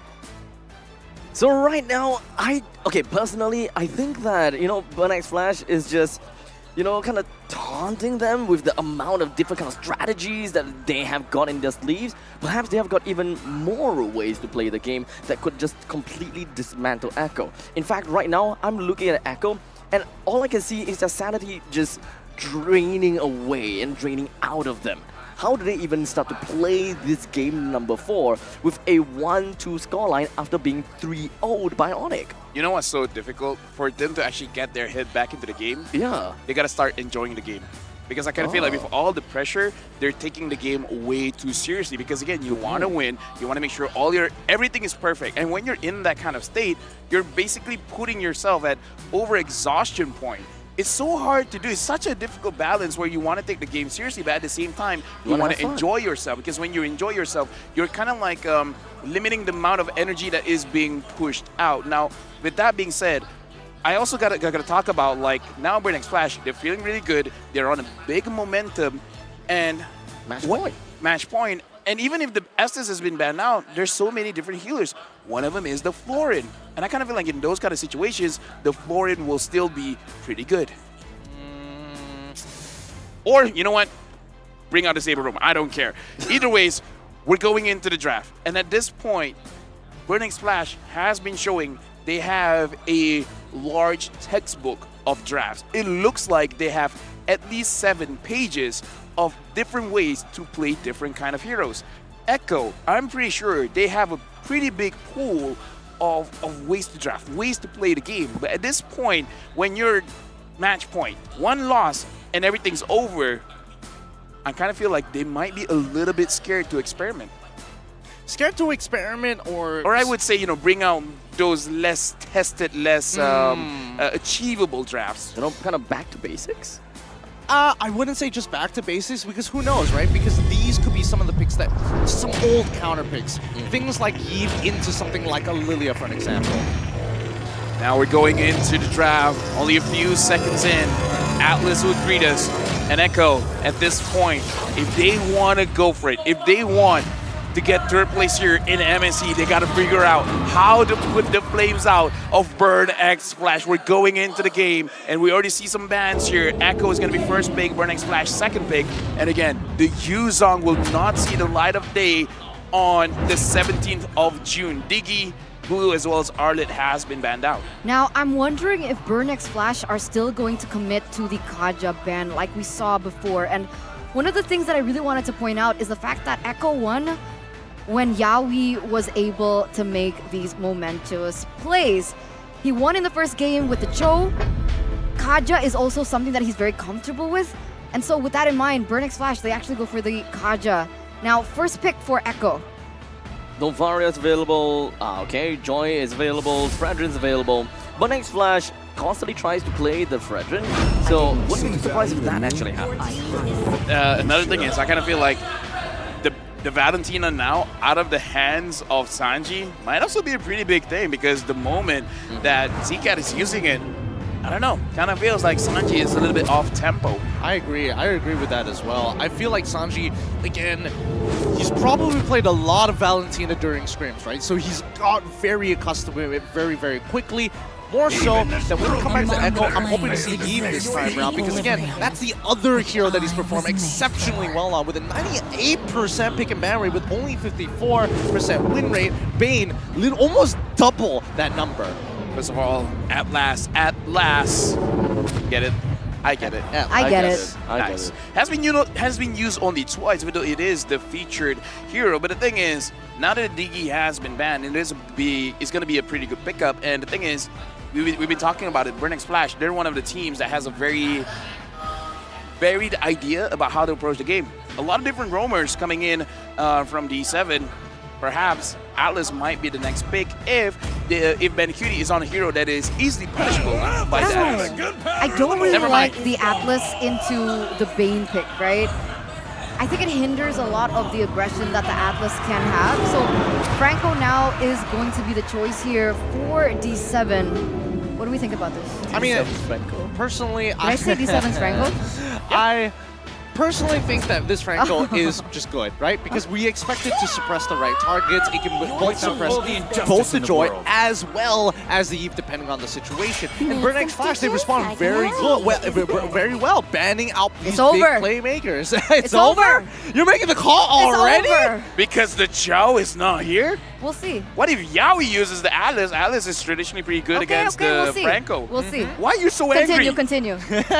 She just thought of that half a second later. But that is the truth. I do agree with you that, you know, now that the Tro is gone, I'm hoping that Burn X Flash also gets rid of the Atlas. Yeah, in this case, the Grok.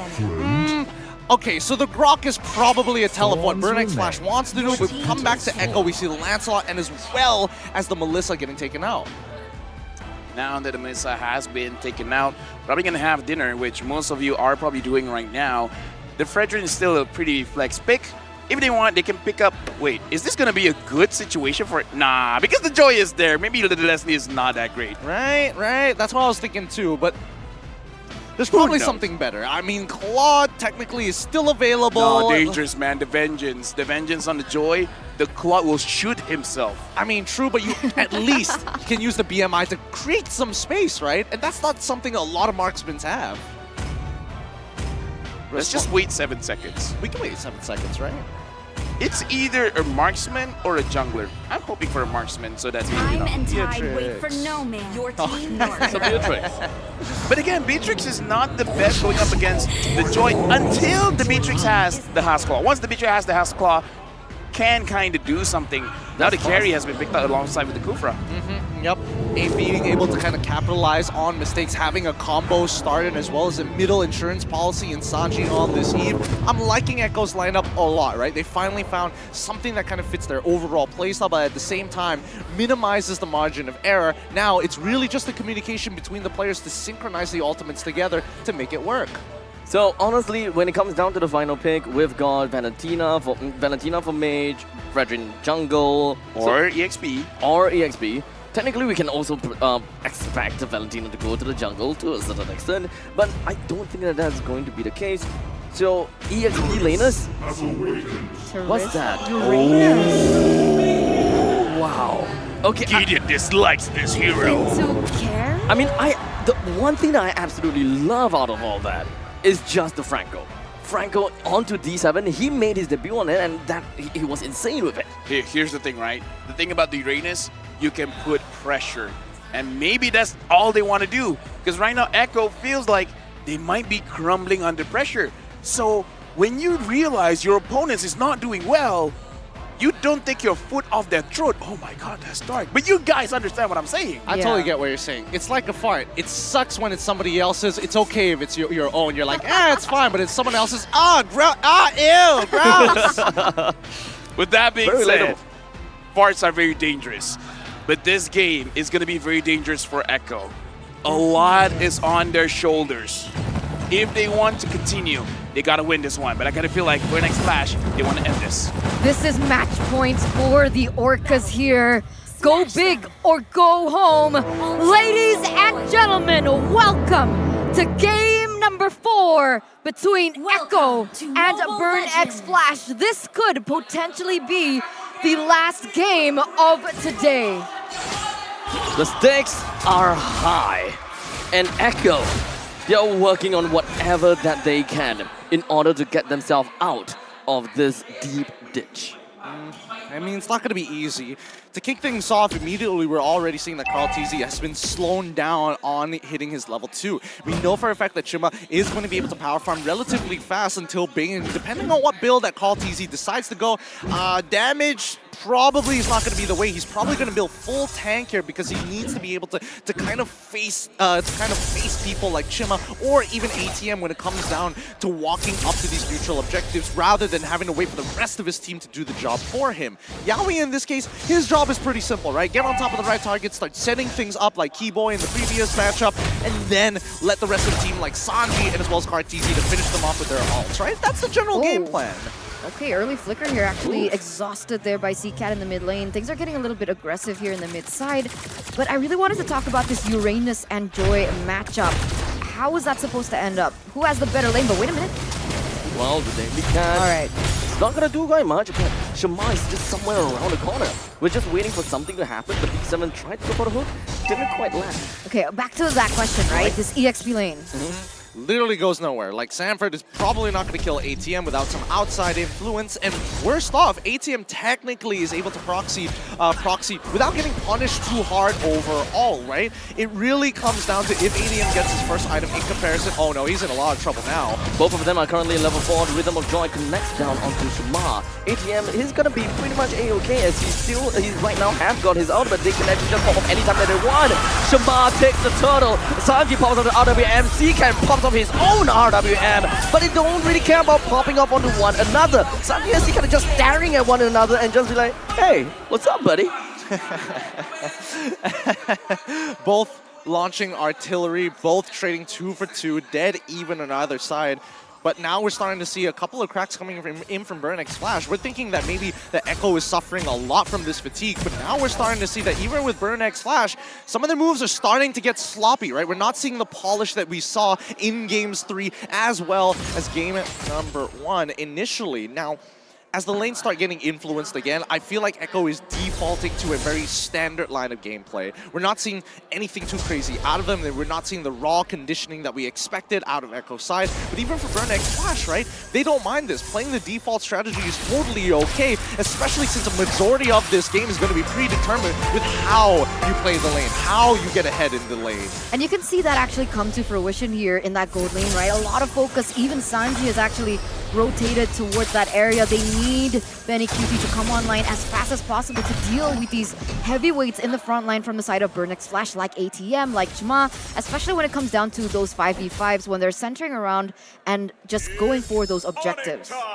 I mean, just look at this, right? ATM, he can be as annoying as you want. Droid doesn't really threaten him, and the same goes the opposite way around. And even for Bane, no matter what he does, Fredrin is, especially if he's not building into damage, and it looks like he's building into the more tank variant of it, really doesn't stand a chance. Because at the end of the day, Jamal is able to face tank him all the way through, and if you start piling it up with Seacat, you start piling it up specifically with D7, it becomes very, very difficult to actually get your butt on top of the pits. All of 4 members from the side of Burnix Flash is ready and prepared for this turtle fight. In fact, even Donut could just jump in anytime as long as he clear out this wave, and he could do that very fast. With the Bandit's Rage pretty much ready, they would want to contest for this turtle as much as possible. Sanji pop off with the RWM, the Ikai comes in, Shamar steals it right under the nose of Echo.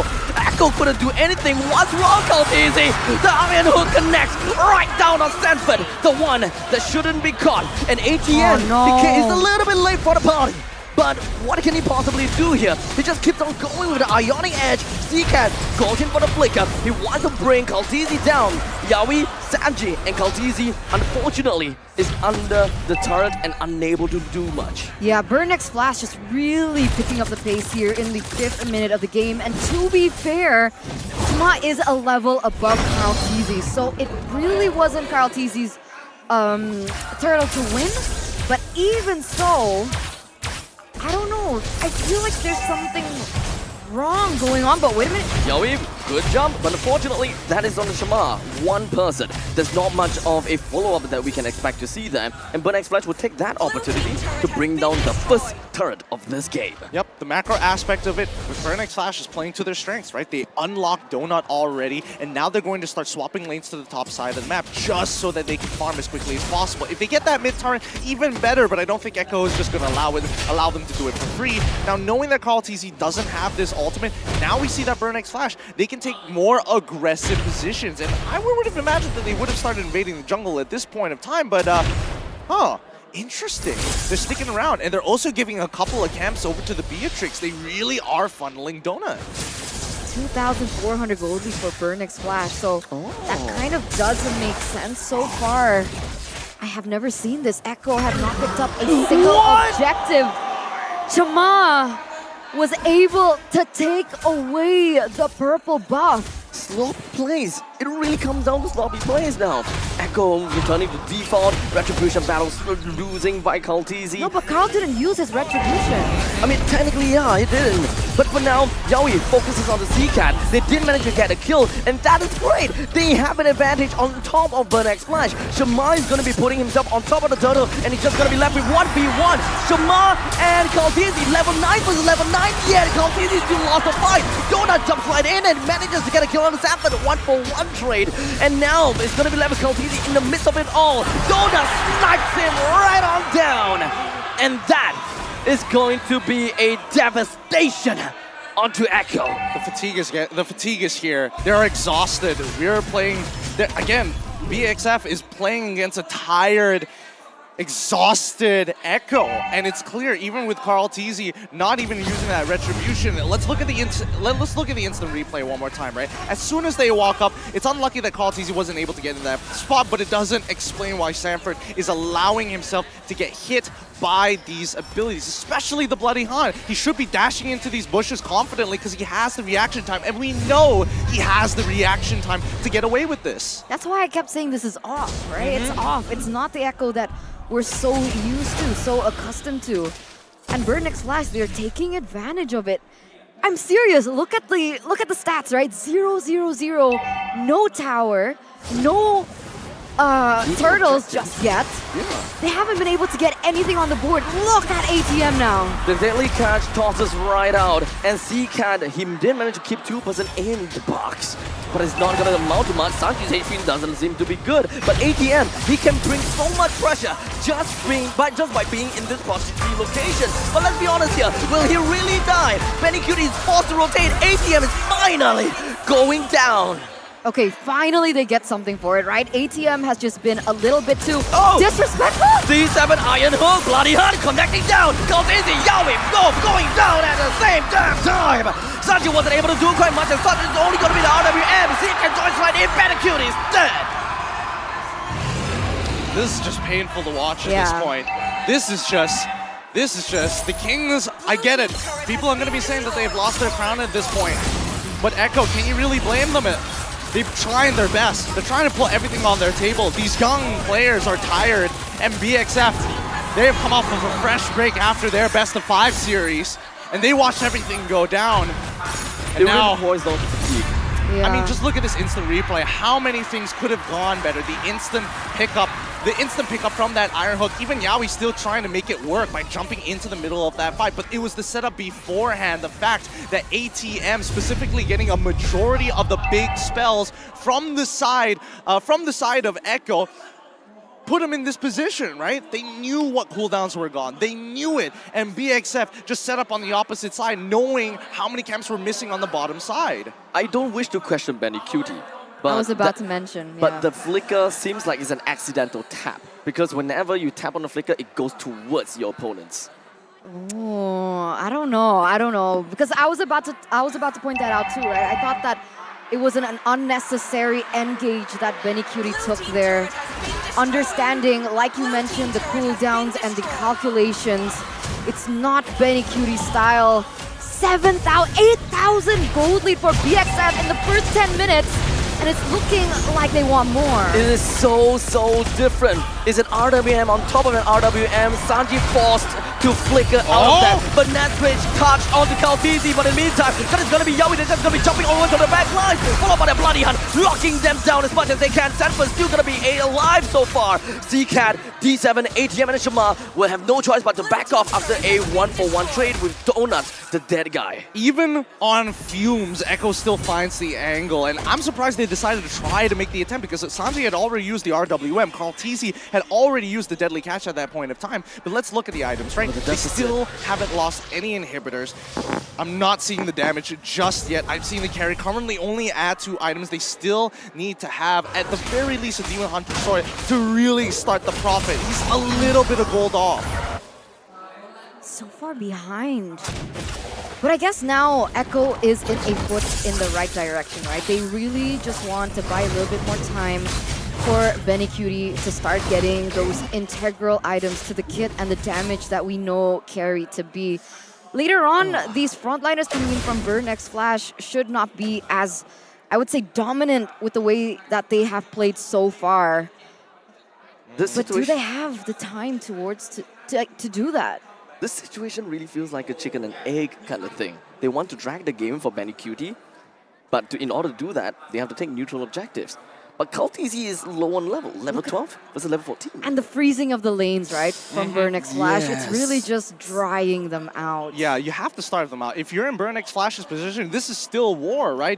I'm not going to feel sorry for you. This is for third place, and this is for Cambodia, so I can understand the sentiment coming in from Burnex Flash, and they're making it loud and clear to Echo that you better not walk out of your base. We know that you have high ground defense, but if you don't have enough gold, and we know that Donut has basically almost gotten full items, plus a Haas Claw to ensure that he can't possibly make a mistake. Now, they're just gonna hold you out, rinse you out, and let you dry under the sun. It's gonna be an easy Lord take here, yep. It's gonna be an easy Lord after all. But Shamar, resetting the Lord on purpose. This is something that we definitely seen from the side of Blacklist International. They understand that they had the control of this game. However, dragging Pokeball may also not necessarily be good for them. They take it down. No challenge from Echo at all. They can't at this point, right? They really can't. And it's not in the control of Echo, right? They cannot push the tempo. They have nobody who was winning in their lane hard enough to really make the difference at the end of the day. And they know, let's look at the game item equipment. And I think this will sell you the story even better. Look at this. That is just the disparity, right? Getting in. Oh, man. Oh, this is an upset. It's hard to watch. It's hard. It's hard to watch. It very is hard because look, Samford, he's trying his absolute best. He's got 3 items, and the fact that he does have mystery bargain in this case is going to be more than enough. But here we go, Burnex Flash. Let's see if they can end this. The Lord barging right in with his trusty trident. He pillages and wants to bring Echo down. He's gonna go down real fast. But Burnex Flash will make full use of every single minion that will be marching in its way. Burnex Flash is not going to try to overextend themselves by picking off with a kill. They understand that even throughout it all, even with all this advantage, goal advantage, Echo still have a chance to fight back with the core under their nose. Oh, Yaoi's charging though. Do you think he can get something? It doesn't seem like it. Unfortunately, completely misses out. And there's the Bloody Hunter connects onto him. Yaoi literally delivered himself over to the side of Burn Axe Flash. Sanford will want to cover for him, only to be melted down by the Wesker. And now with 3 person left on the side of Echo, Burn Axe Flash will try 3 waves are bring crashing. the middle lane right down in. 3 waves are crashing here, Abstract. The waves are crashing indeed. They're escorting right in. Left with Benny, Sanji, and Cultizy. Is this how it's all gonna end? Burnex Flash, they're taking their time. They understood that they don't have to rush this off. D7 with a sliver of health. Shamar, in fact, a lot of them doesn't have a lot of health to walk with. Yaoi! He jumped in, and he managed to find onto Seacat. In the end, Echo pushes the entirety of Burn Axe Flash away. Echo still wants to stay in the game, but it is still going to be D7 taken down there in the top side. They managed to stay in the game a little bit longer, trying to go for the engage here, going full mid. They want to take things back into their control. That's my M4 champion right there. Even on fumes, even with nothing left in the tank, the heart there just going on pure heart, pure instinct. Warriors in their own right. Take what is yours, take what's back, because Burnex Flash, they're gonna have to work for this end. And work they will. That initial 6,000 gold lead has shrunk to only 4,000. And this is what we meant. Buying time for Echo is going to be very important. The fact that Yaoi was able to make that play, get the pick onto those important members from Burnex Flash, really bought Echo enough time to perhaps turn things around. And now 5v5, they're gonna start going for the Lord Dance once again. Does Echo have it in their kit to play this chess game once again with Burnex Flash? So right now, at least they've evened out the score. This is the point where they can actually do this. They see an angle here. Look, the mid lane setup. They've already got 2 ready to push out in case anybody does anything a little too crazy. But Echo, they don't mind Burnex Flash being on top of it first. They know that they can punish them. Look at the response coming in from Burnex Flash. Sending Bodona. Wait, the conceal play. The conceal play going all the way around here, looking for an opportunity. They're looking for carry. Yawi jumps right in, and that is going to be a stun, but unfortunately, D7 will still stay alive. Kaltizi works his way. He's going to be running back. He needs to ensure that he's still going to be alive. He needs to ensure that an entirety of the team keeps him alive. Donut all the way to the back. The entirety of BXF. Their hit me is not looking good at all. As Echo now rampages through. They are on a mission like a man possessed. And Next Flash, they have nowhere in hell gonna get back into this fight. ADM being chowed down like a hungry toddler. Shama wants to take on the retribution battle. Echo takes this game just for now. 4-for-1 trade. Look at the death timers. Ladies and gentlemen, is this it for Burnex Flash? And now Benedict Cutie. It seems like this is gonna be the end. And we are going into a 5-game series. That's my world champion. That's my world champion pick. Second win, pulling it to game number 5. They said they want to put on a show for Burnex Flash. They're going to make them work for every inch of soil. Wow, we're pushing it to game 5, ladies and gentlemen. Echo really showing what it means to be the Apex Predators. They're not going to go down with a fight. And that was an interesting chain of events. Echo, for the most part, were looking distraught. They weren't looking in form. They were looking like, you mentioned, on fumes. But they were still able to have the consistency, to have that shape of mind to come back in that game. And I believe Yawi played a very important role in that comeback for them. This is not a drill. It's been so long in the Southeast Asia region, but now for 3rd place, we're going all 5 games. Are y'all ready?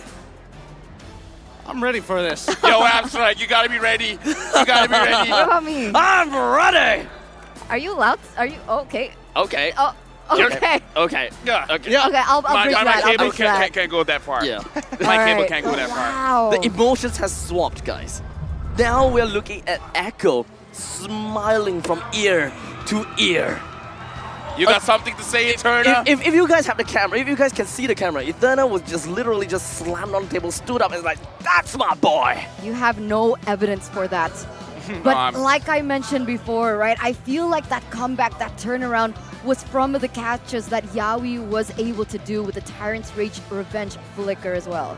Absolutely. A lot of it, just the follow-ups upon follow-ups upon follow-ups. The fact is, sometimes you're going to hit, sometimes you're going to miss. You can't have a 100% hit rate. But they got to make sure that they're a little bit more consistent, especially in these early neutral objectives. Now, a majority of this game, I will say that yes, Yawi was trying to do his absolute best to kind of follow up and keep the team back in shape. But in these moments, and especially for at least Samford, he tried carrying the team literally through the mid-game, pulling it through until Yawi finds the opportunity to turn it around, as Benny QT has been waiting the entire 14 minutes for this play to happen. That is entirely on to Yawi. He single-handedly turned the game around in favor for his own team. This man is a legend. Here's the thing, man. He's not a legend. He's mythic. Mythical glory, probably, because more than probably 1001. I gotta say, without Yawi over there, the game would have been over like twice already, because we see Burnex Flash in the base of Echo, and I'm pretty sure everyone looking at the game thought it was over. But Yawi is like, I'm your boy Yawi. I'm gonna make sure the game extends longer. I'm gonna make sure we go game number 5. I'm gonna hit the desk. You know, it was very similar to how ONIC was able to extend one of those games, right? the way Keyboy was able to defend that. Do you remember that play? Yes, I remember the play every second of it, right? It's still very fresh in my mind. Sanji comes out of that with a perfect score, and I think we need to keep this in mind. The game was very close, 14 to 14, with a large part of the early game falling into the hands of Burn X Flash, but closing out the game has not been easy because of the overall high ground defense. Yes, they don't have the Beatrix, but Sanji was able to make it work. Samfer was able to threaten the backline just enough, and even sacrificing his life multiple times for a higher cause to allow Echo to clear these waves. That's a very big point. I gotta say, Yawi single-handedly helped Echo to win the game. But throughout it all, Sanji has got to be the one that is the most consistent player throughout the entire game. All the way from the start to the end, he knew his role, he knew his effort, 100% kill participation, not a single death regardless. This guy is on something. I gotta say, it's been a long day. Philippines versus Cambodia. I kind of feel like that's the general direction, but I gotta remind everyone, both of these teams are MPL champions. And now this is where the champion mindset comes in, where there's no excuse that is acceptable in this stage of play. With this, I kind of feel like the players need some kind of break. Nothing short of a full shower. So I think we're gonna do that as well. We're gonna go for a break. We're gonna see whether the players find a sea where they can jump in, find some soap, freshen up, because this is going to be the last game of the day. We'll see you guys a little bit later. Where's my shampoo?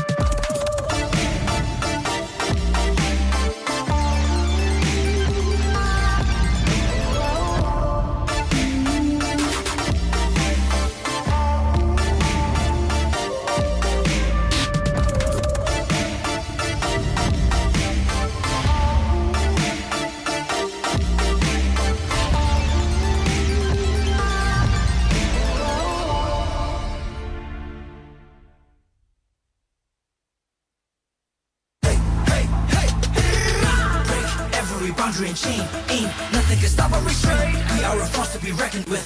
Destiny, kingdom, and mass. Battle like Atlas, winning of madness. Count us to practice, status is matchless. We are the heroes here to slay. Never back down, never astray.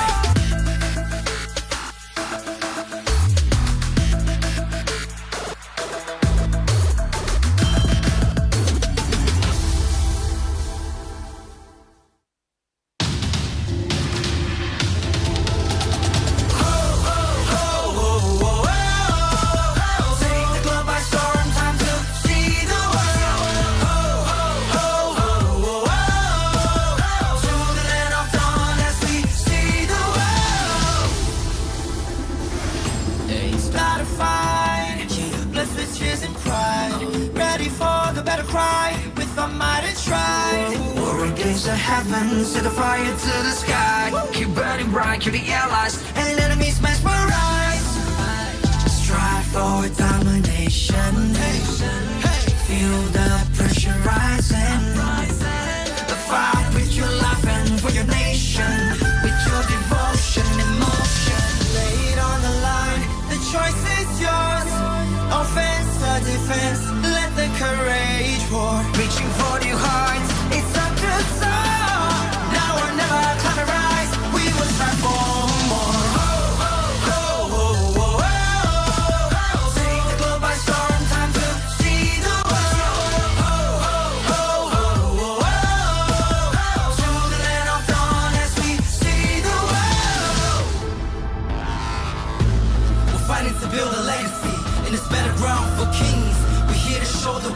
that. We're the chosen one that brings the heat, the passion, the heart, the soul, and the fury. Show it all, let the world see we are legends. Stepping on your ground, no time to waste. Striving to conquer, face the foes, break grace, be the challenger. It's time to soar. Now or never, climb and rise. We will strive for more. Take the globe by storm, time to see the world. To the land of dawn as we see the world. Take the globe by storm, time to see the world. To the land of dawn as we see the world. Hey, hey, hey, break every boundary and chain. Ain't nothing can stop or restrain. We are a force to be reckoned with. Destiny, kingdom, and mass. Battle like Atlas, winning with madness. Count us to practice, status is matchless. We are the heroes here to slay. Never back down, never astray. Fatal length. Sink or swim. Match by match, day by day. Determination, they won't let us win. S-E-A-C the world. Mission to conquer. S-E-A-C the world. We are warriors. Lay it on the line. The choice is yours. Offense or defense. Let the courage roar. Reaching for new heights. It's time to soar. Now or never, climb and rise. We will strive for more. Take the globe by storm. Time to see the world.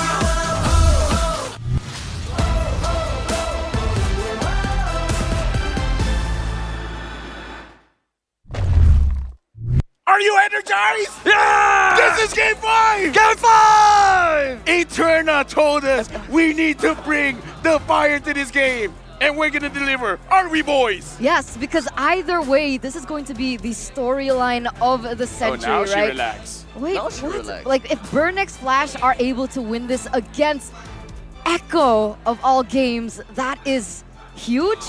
And if Echo wins it, that's also huge. Either way, It's huge. We're huge. Ginormous. astronomical, Gargantuan. Do we say the same thing? I said gigantic. Olympiantic. That's a good one. Thank you very much. Nicely done. Nicely done. Behemoth. That was unnecessary, right? I kind of feel like ended it at my end would have Yeah, been great. it kind of felt like it, yeah. In this game, game number 5. How do you guys feel? Freshen up. Did the toilet break feel good? Yeah, I had a great show. So what do you think the players felt? Do you think it was enough for them? I mean, we kind of passed Echo's room, right? And it feels like they're back in spirit. I think winning that game was very important to get that momentum rolling once again for the Orcas. Knowingly so, they were very tired. But because of that spirit, they do have a chance to win this. It's so crazy, right? People thinking like, you guys are just playing games, but now we're gonna look into the rooms. Vertex Flash. Now it really feels like it's all on the line. No more mistakes. They can't afford it. They can't afford it. Every single time we've seen Burnex Flash drop a game is because they could not close it out. And right now, there can't be any excuses for these guys. Motivational speeches all across because everybody from this point onwards is running on gas.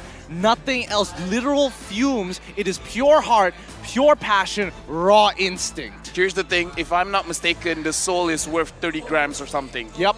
Right? They've done a study on this. So now, right now, just 30 grams of soul. Everything else has been used. Everything else has been exhausted. At this point, they're walking bodies almost on autopilot. But again, in the game, you got to pull yourself back in. You got to pay attention. You got to focus. This is the hardest part, right? As competitors, and especially in a game as short and quick as Mobile Legends, it's not like other MOBAs out there, right? Where you have the time to really start focusing and set up that mentality as you go into the team fights. No, at any moment something could happen. At any moment you need to activate, turn that switch on to either kill or understand what the macro decision making is going to be. There's no replay, there's no playback, there's no reverse time. When they gotta have to make the play, they gotta have to do it then and now. They gotta have to make that decision. It's been a long day. the decision making is definitely will start to get sloppy, and the players will definitely start to get a lot critical about themselves. But they gotta have to leave right now. They gotta have to think about what they can do right now in order to achieve the best result.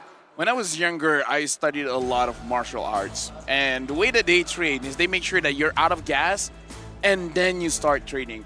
But people are like, why?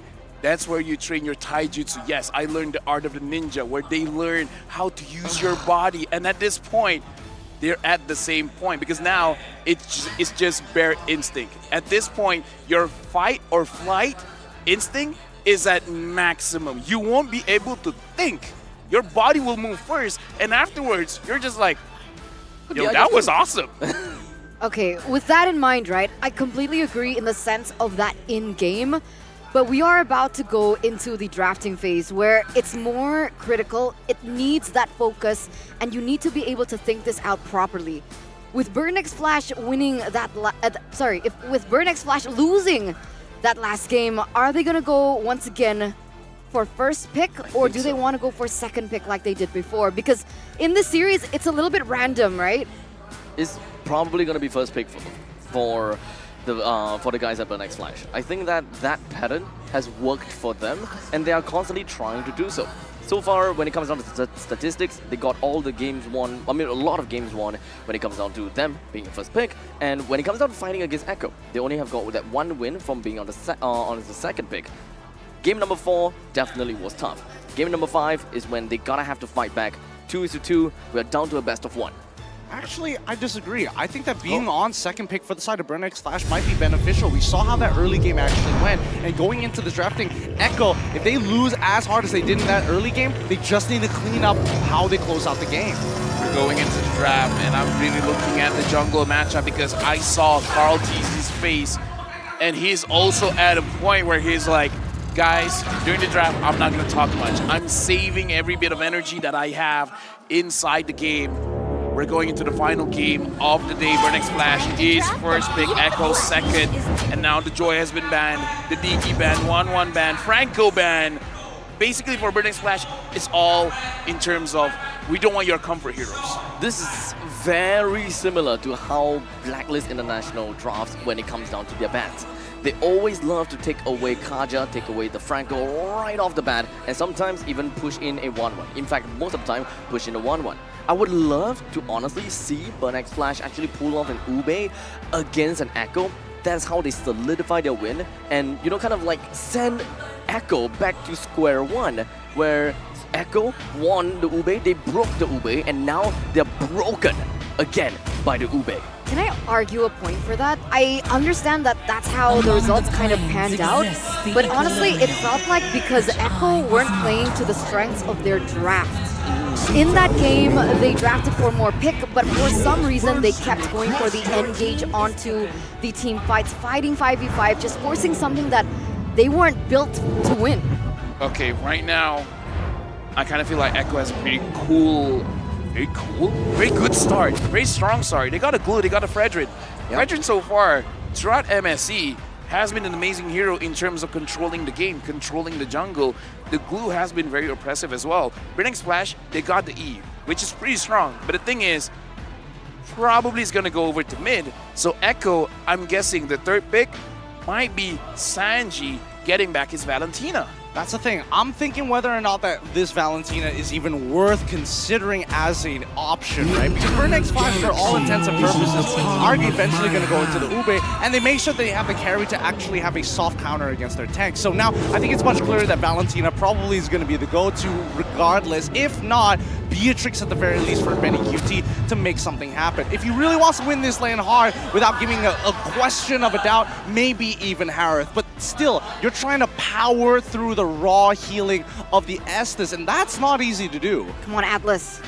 I do like the fact that, yes, it's an Estes, yes, it's an Ube, but right now, Burnex Flash needs that tough front line. So far, the top front line has always been Fredrin. Sometimes you throw in a Barats every now and then. So I think the Echo would have a very good idea of banning these tough nuts. Do you want to say that again? No? All right. Hard ones, Farsa getting picked up. And here's the thing.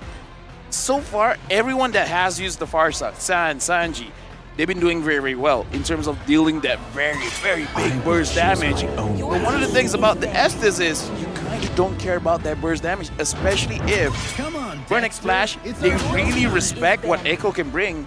Just build an Athena shield. We'll see how that goes.